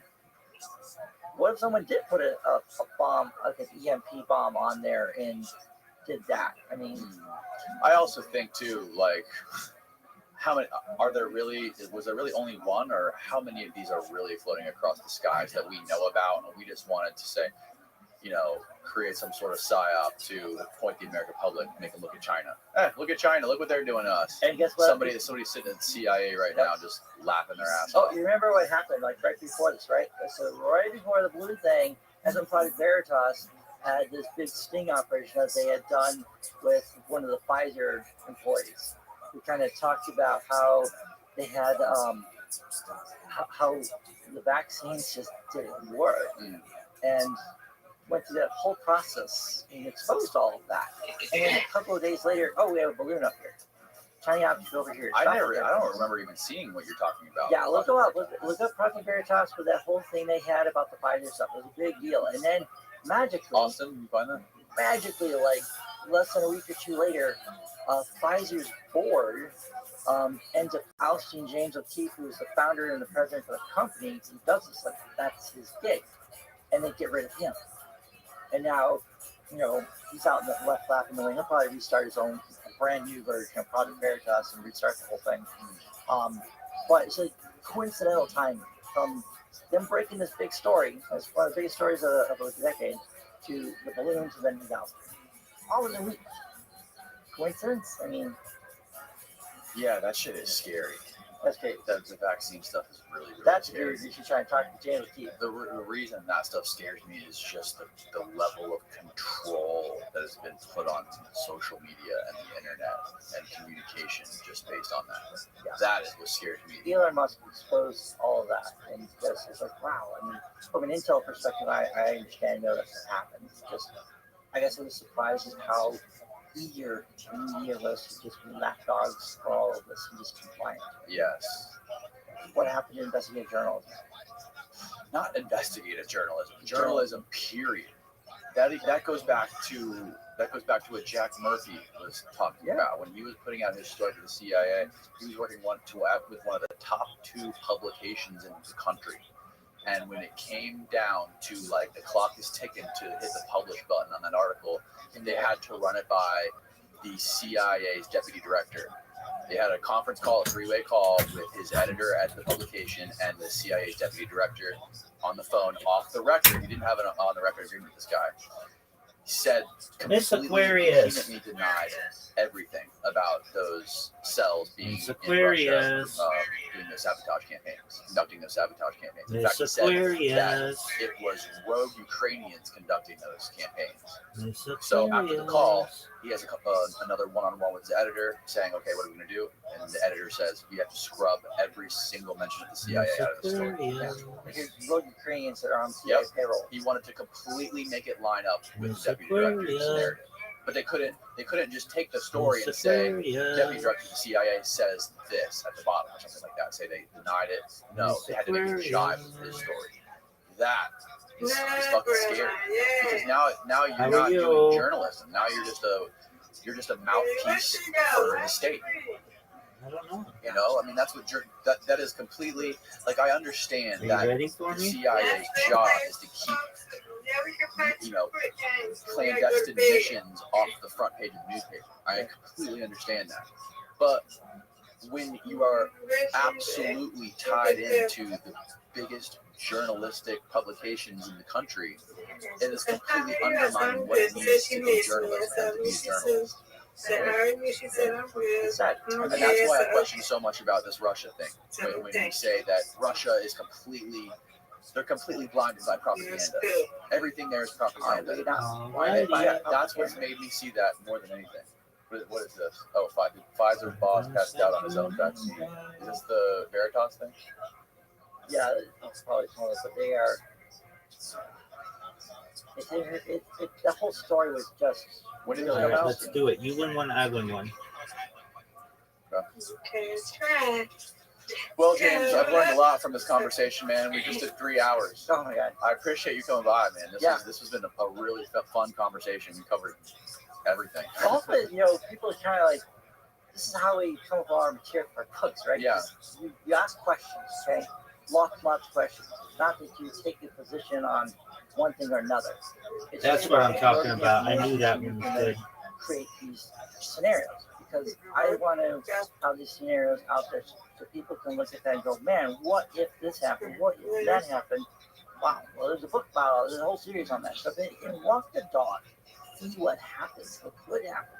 Maybe we go, damn, that is not something we should pursue, because here's a somewhat realistic scenario. How could it possibly play out? Mm-hmm. And that's kind of almost like warnings and stuff like that, but just trying to put ideas out there, how things can shake out. And I think that's kind of important. Come on. People to see how This is a tough split, Miss Aquarius. Right. Get it. It's a very Come on. Come on. They should have given me that. That took some skill just to get it over there. Sort of endeavor that you can go down. That it's really fascinating how you can predict things that happen in real life when you're just writing fiction. All right. I see you. Get these three. Just look and say, well, get these it's three. an exercise that not a lot of people do, or maybe they do. I'm just not. Well, you have to think nefarious. Right. Think on the nefarious mode. Got it. Big time. Boom. Okay, now this is a very tough split. Let's just get these two. Come on. How would I I'll take it. How would I manipulate to gain control? It's all about control mind. Right. Most of the world revolves around that. So you just figure it out. And then say, all right, well, let's create a series on that. Create a series on that. And walk the dog. Ooh. And then, all right. Unfold. You're like, damn, I shouldn't have made that. When I make the blueprint. Right. Right. And it's really cool, too, to see someone like yourself. Nice spare. That was great. Actually finding some sort of meaning in life and create a career for that yourself. That was great. Develop some sort of purpose for yourself. Whoa. Yeah. I've got 2 other veterans that oh, for sure. No doubt. Got them all right here. Come on. And they're making money. Oh. They're making $3,000-4,000 a month and growing with their book sales and building that out. And it's creating alternative works, alternative jobs and careers that help them overcome. Let's go. Whether it's a physical disability or just the get another one. And you did. Miss Aquarius making it tough on me. 3 in a row, right here. Powerful stuff, man. Tell people where I think you got it locked up. Buy your books. You got it locked up. Website, social media, all of it. Yeah, you got it locked up. Find all of our books on Amazon.com. We're available in Kindle, Get one. Print, nope. and audiobooks. And I'm not going to get this split. All of them are audio. Yeah, do you read them? No, I don't. Okay. I have professionals to do that because I'm way better than Miss Aquarius with the victory. Big time victory. You got your 80. You got your 80th win. All right. Oh, for sure. No doubt about it. To learn like the digital marketing side of it all. And we found out last year with on Amazon, we hit the top 100 most read writers. I think it was like 7 out of the 12 months through the Kindle Unlimited program. We had almost 74 million read through their Kindle Unlimited Two's program. the minimum. Of the books. It's insane because we're self-published. Get 3. We Get 3. don't have a publisher that works for us. We have an man. agent. nothing like that. It's our own. So it's our own. We pick stories, edit them. There you go. That's how we started. That's how we started. All the skills I learned from the government and apply it in marketing and creating books and so work. Incredible work. Yeah. Man. Well, thanks again for doing this. I really appreciate it. Yep. Get this.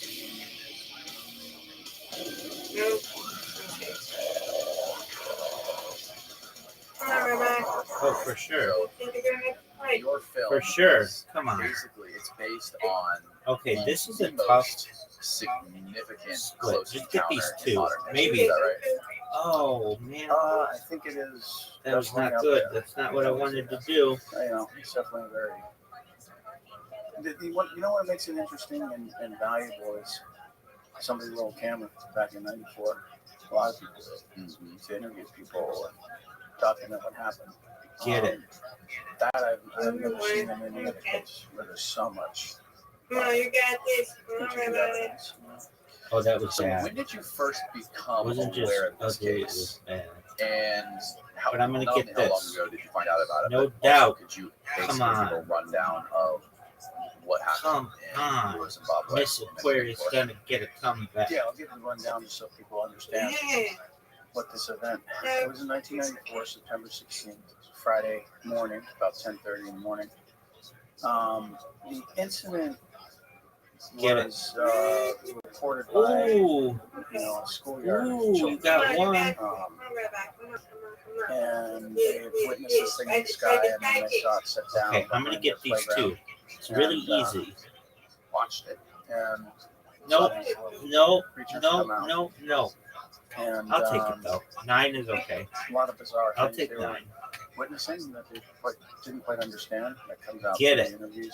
But when you do that, One of these creatures you approached it. become very difficult to beat. There was some kind of communication attempt. Oh, and in the last And, frame, Miss that's Aquarius. when all the kids did. Miss a whole bunch of Aquarius. One more. No, I'm winning right now. We aren't playing another one. I'm gonna win this game right here. You got it. You got it. No doubt, Miss Aquarius. Yes. The sound. Got it. Well, according to several of the witnesses, yeah. All right, I gotta get What- these What two. was that sound? How do they describe it? They Got described it 'em. like Miss Aquarius, I don't need another game.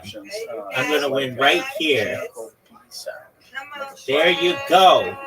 Miss Aquarius trying to give me another game. I don't need it. I don't need it.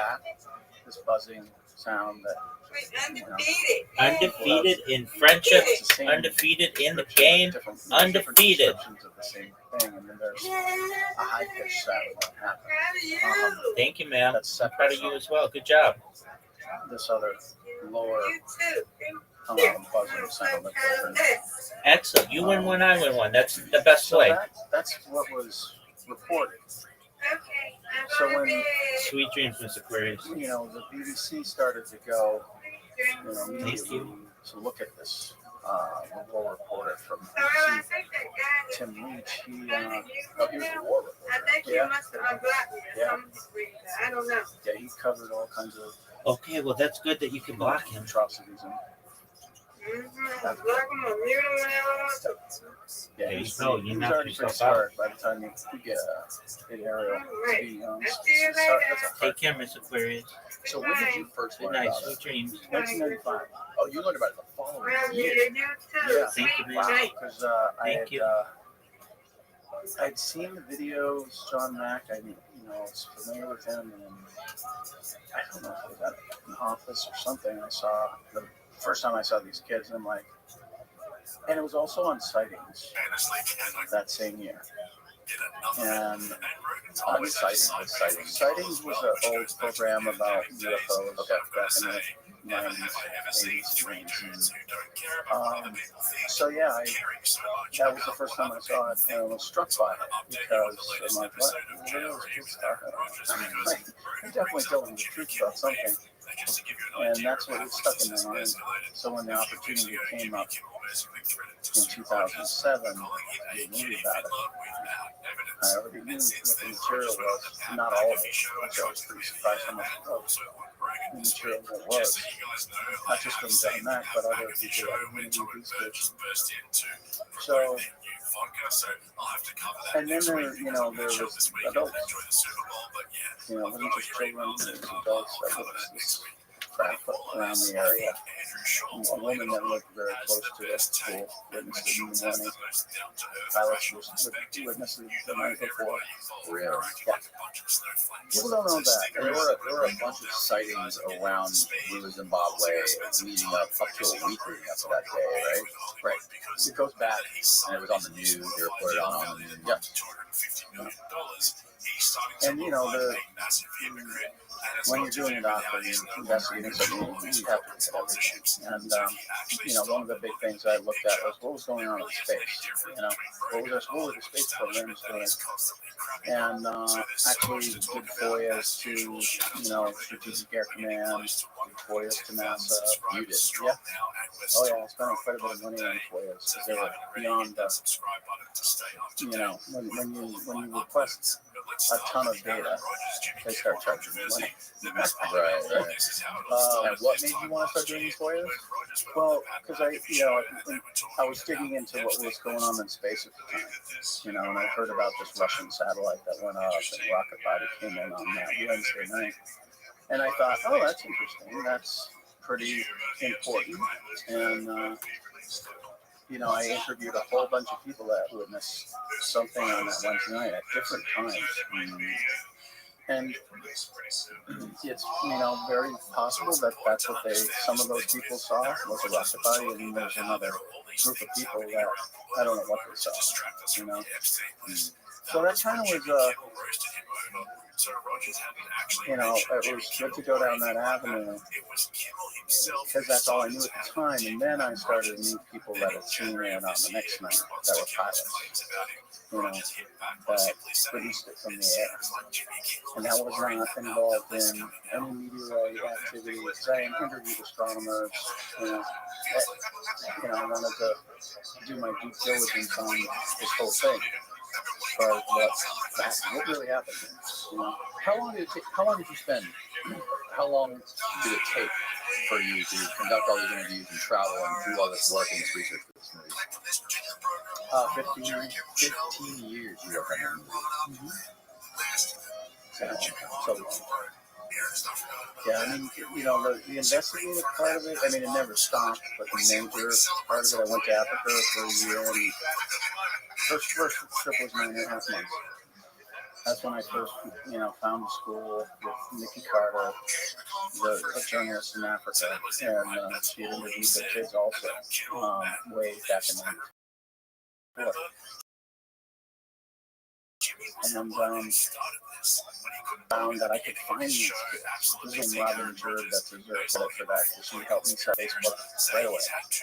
She went in Africa and she just donated her time.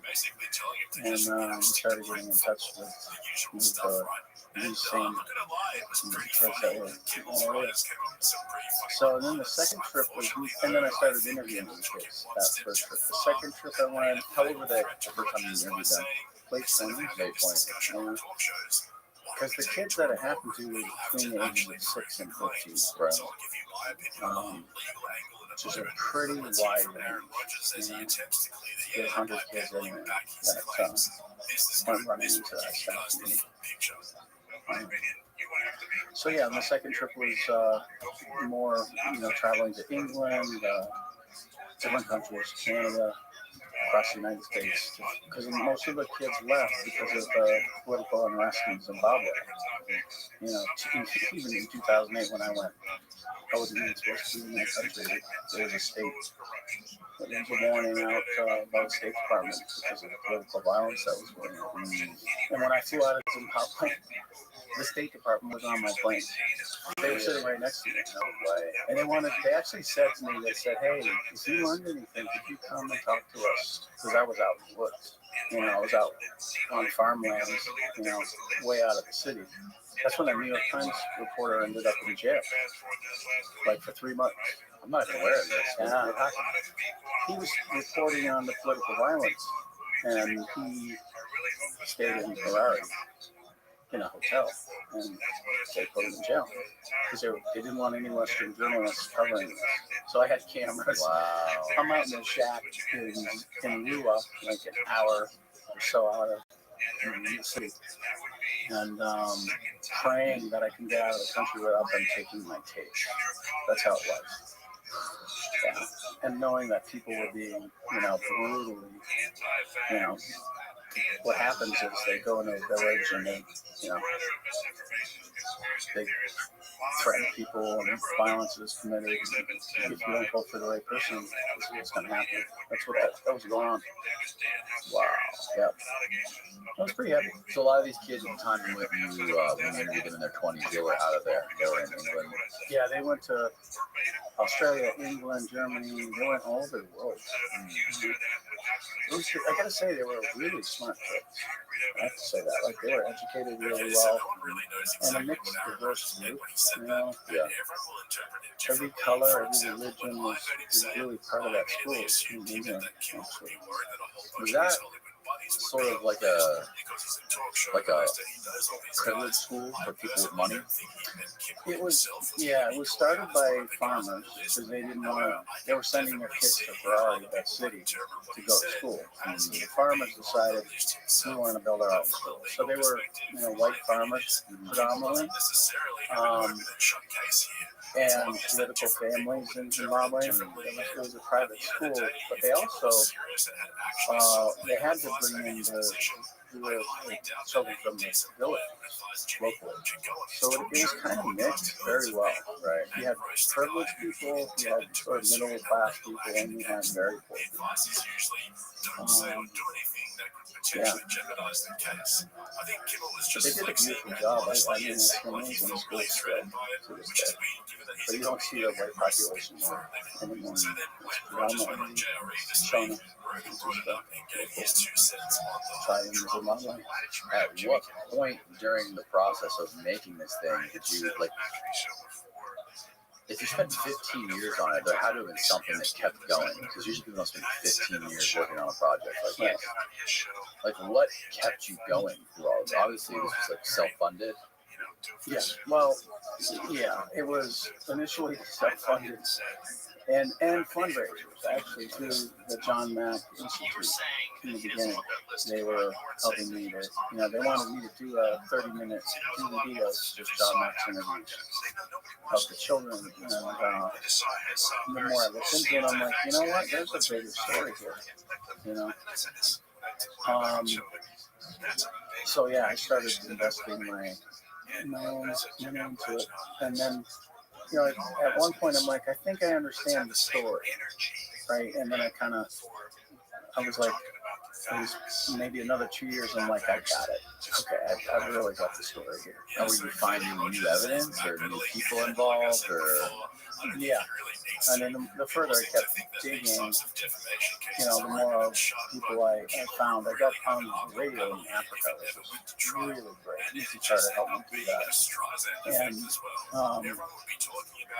that brought a lot of people forward, the pilots and people that never forgotten what they'd seen. A lot of the kids also, a lot of other witnesses, and they contacted me from those radio interviews. So why did it take 15 years? I mean, it was, the first 7 or 8 was just investigative, and then it's like, how do you tell it? How do you tell the story? And then that was the difficult choice, was make a standard UFO doc, or, the hard part was doing it without narration, and have the people talk about it themselves. You know what I mean? Yeah. So that was so difficult. That's the hardest movie I think you can make, is Ghost Doc. Because they have to say it, right? And they do. And you have to have so much material just to be able to have all that work. Yeah, to string together and put a story together.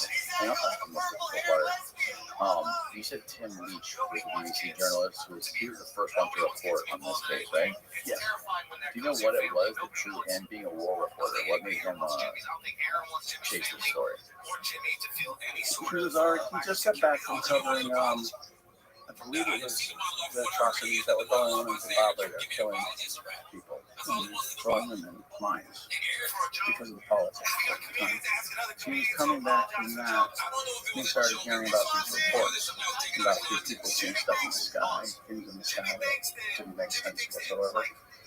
And then, so he was covering that, and then aerial maps. And he heard about that. Somebody called him, one of the parents actually, of the children. And he went and was the first one on the scene. And he called a UFO researcher because said he was out of his ball game and he had no idea what to do. He called Cynthia Hind, and then Cynthia Hind recommended that he call Dr. John Mack. He was, prominent, and he was researching these type of events. At that time, Dr. Mack was doing this, seeing how widespread this phenomenon was outside of the United States. For a long time, people thought it was just a U.S. phenomenon. Right. And then he started traveling South America, Africa, and finding out the same things are happening. Now, did you sit down with him, or did you what sort of insight did you get from him by sitting down with him personally? He's so funny. Yeah, it's like kind of a weirdo. Oh, definitely. I mean, he was just like, he used to photograph. He used to be the photographer for the Rolling Stones. Like, his history is really interesting. So a movie should be done about that guy. Yeah. I mean, he keeps getting shot.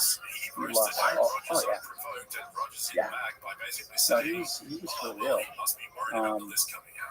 He just made me laugh all the time. I spent about a week with him.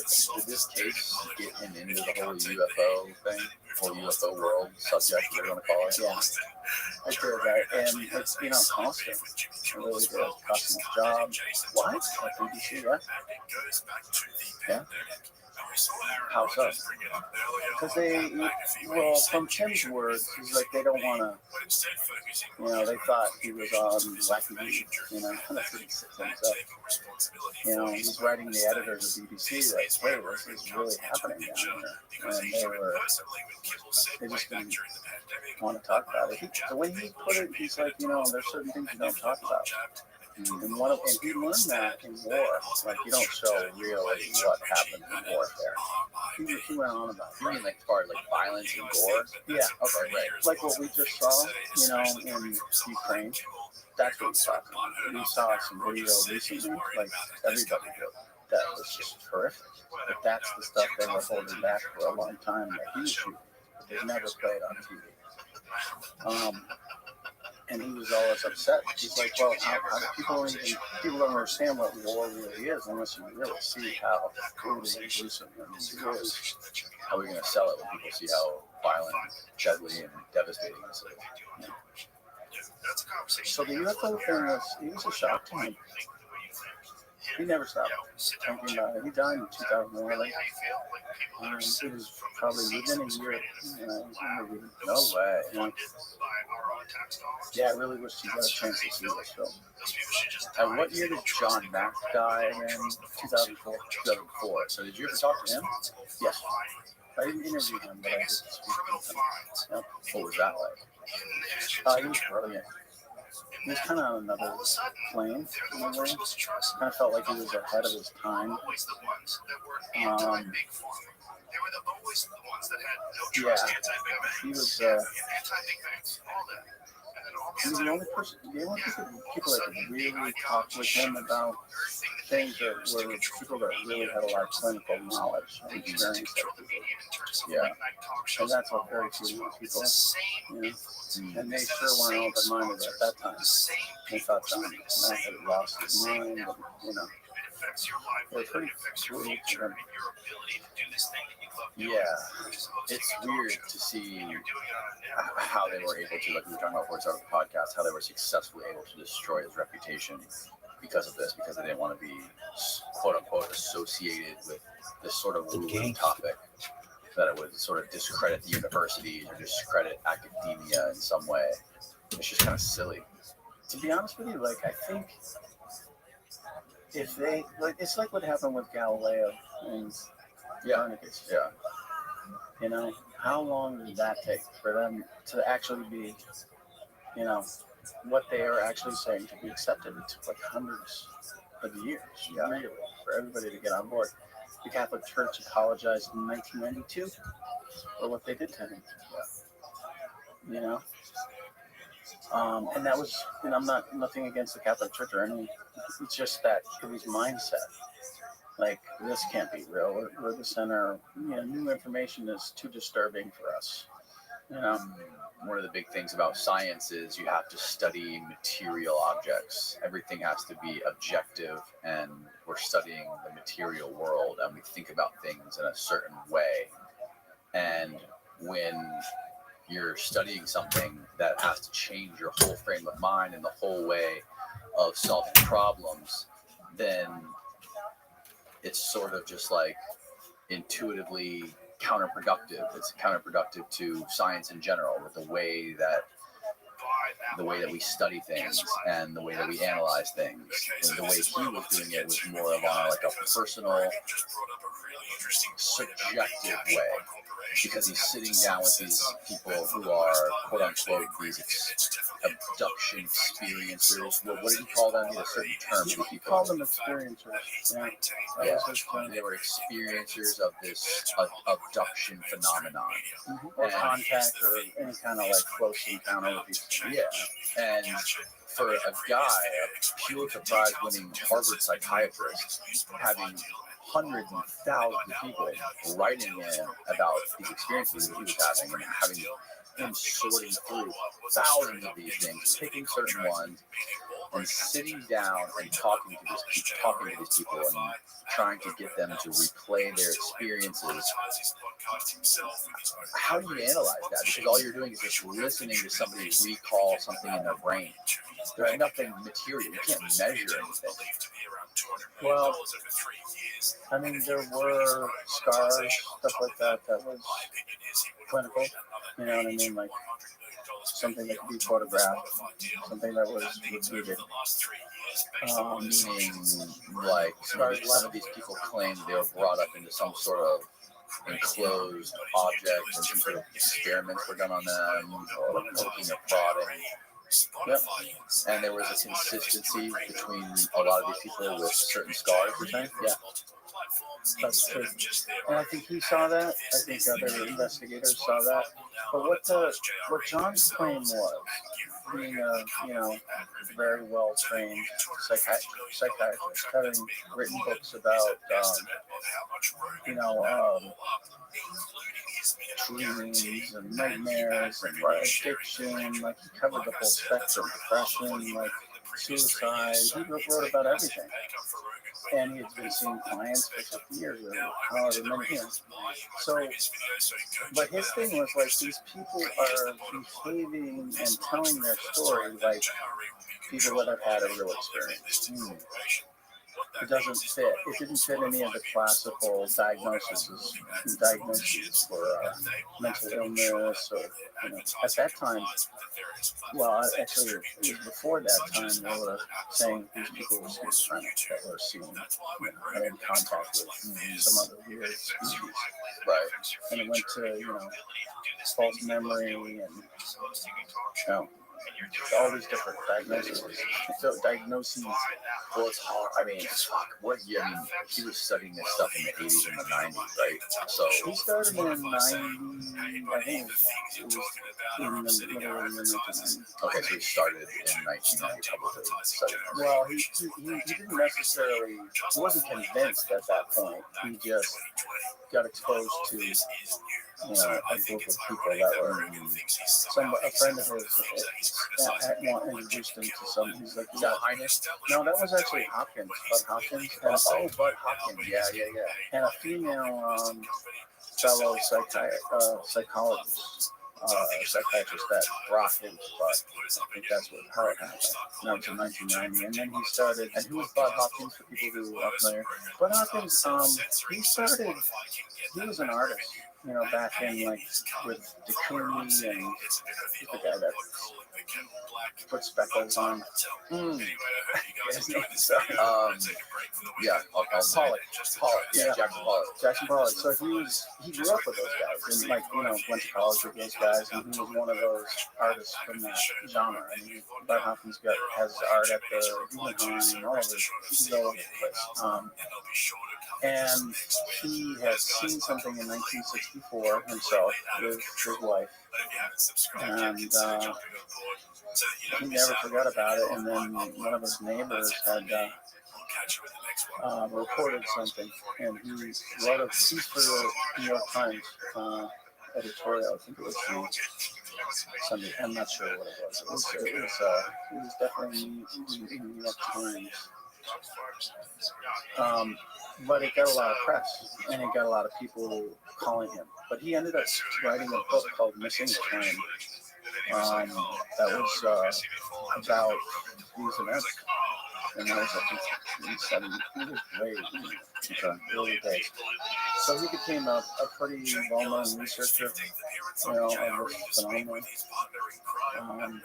So and then John Mack linked up, and they started comparing stories. No, I think it was the psychiatrist friend of John's that said, you have to meet this guy, and you have to meet the people he's hearing from. And that's what John did. He went down. He thought they were going to be crazy, and, to be able to easily diagnose them, and that wasn't the case. These were like people that had jobs and careers, in public, so I think that's what, I think his clinical, he couldn't rule it out he couldn't rule it to be something that was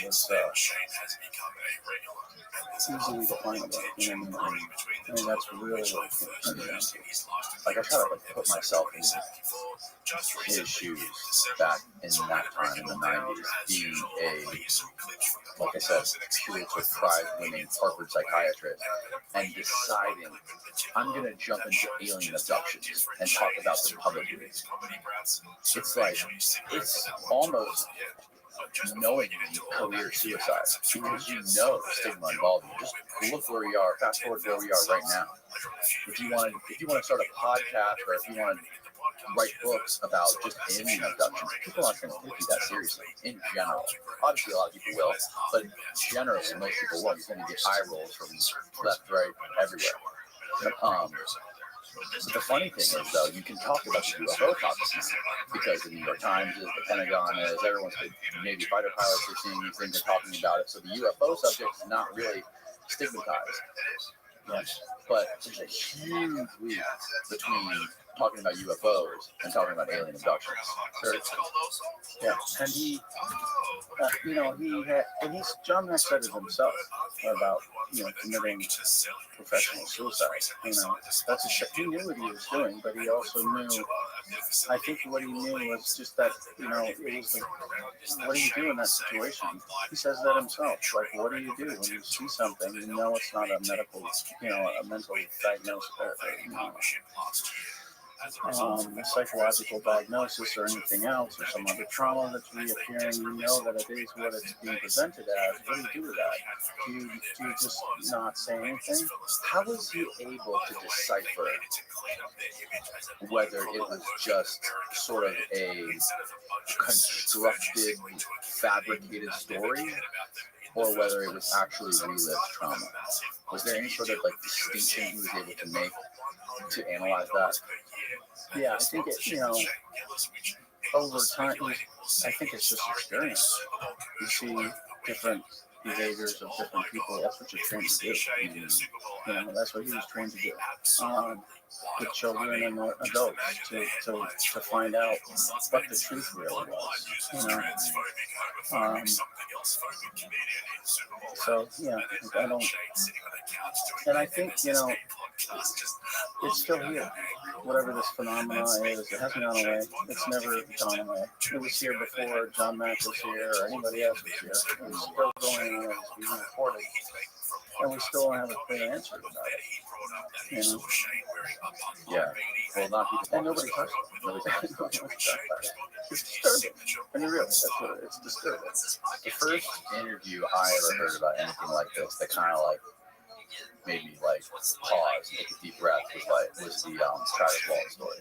When I heard him explain that, I was just like, holy shit. Like I was like, my bullshit detectors were out and ready to fucking pick on anything. But it seemed very, the way he described it and the way his stories stayed consistent really kind of fucking blew me back in my seat. It's like Travis, those 5 witnesses. I believe it's 5 other guys. They've never changed their story. They watched it happen. And, you know, I've talked with him. That man, he's another person who's really put himself that don't benefit him. You know, in the long run, it hasn't benefited him to talk about this. You know, and it's. I mean, who's making millions of dollars and you know what I mean? Like, what's History Channel? That's true. Okay, that's different. Yeah, that's true. But yeah, that's it, you know, there's a lot of people that feel like, and I've run into so many, you know, just in the process of doing this movie, who, you know, they feel like it's just important that humanity knows that there's something that's out here. Did John Mack ever meet with Travis Walton or interview him or do a session with him? I don't know for sure about Travis. I don't think so. It's just because of their distance away from each other. But it could have happened. What was some of the biggest criticisms of John Mack with his colleagues or with anybody? Like, what was the biggest pushback against him and his credibility? You said they were successfully able to destroy his credibility. What? I think they did that in the press. It was kind of childish in a way. Like they just called him Wacko Macko and just told, you know, I think there were a lot of, well, the people that were really concerned were alumni. That's how it really got raised. And then also the school itself. And talking Harvard? Yes, okay. And, you know, John Mack had submitted a document for the New England Journal of Medicine, a paper written about this, what he was, you know, working on, saying this is not a mental illness. And, you know, they would not publish it. They wouldn't publish it. And it ends up that guy who was the head of the New England Journal of Medicine was the guy going after him from Harvard. Like, within 6 months.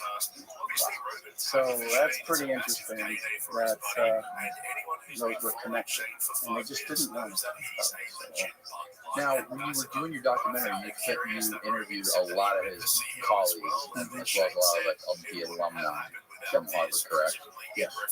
What sort of sense did you get from talking to those guys? I mean, I can't imagine did you talk to anybody who talked negatively about him, or was it all sort of people who loved him and supported him? Well, a lot of the people that talked negatively were public, so I could get that data. You know, those interviews and stuff like that. So I didn't really need to. It was all said pretty openly through interviews or newspaper articles. People really, but you know what it really looks like to me now, and probably it's just people couldn't even go there. Didn't want to go there. They were really disturbed that somebody in their, you know, circles was going there. To think way outside, you know, what was reasonable in their minds.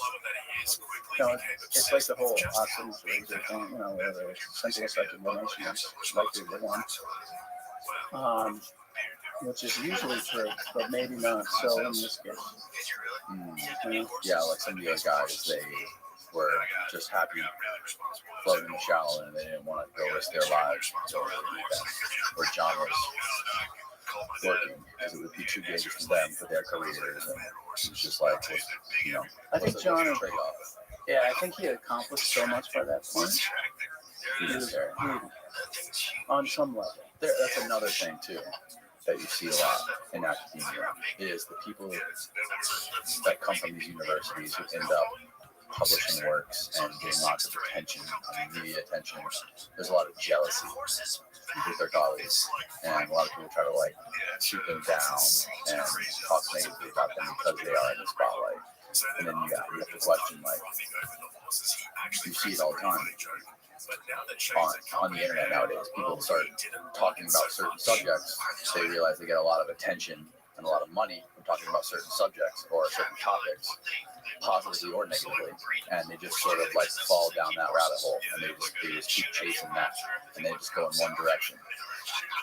So that's a legitimate question you could ask about John Mack, is that did he see this thing, study it a little bit, realize he's getting a lot of attention, and just sort of lean into it because of, hey, I'm getting on Oprah, you know, I'm writing all these books, getting all this money off these books, everyone wants to interview me, I'm a huge public figure. What's the point of just stopping this and doing something else, even if he's not consistent, you know? No, I just don't see that. I mean, I think he was very moved by it. You know, because he was, you know,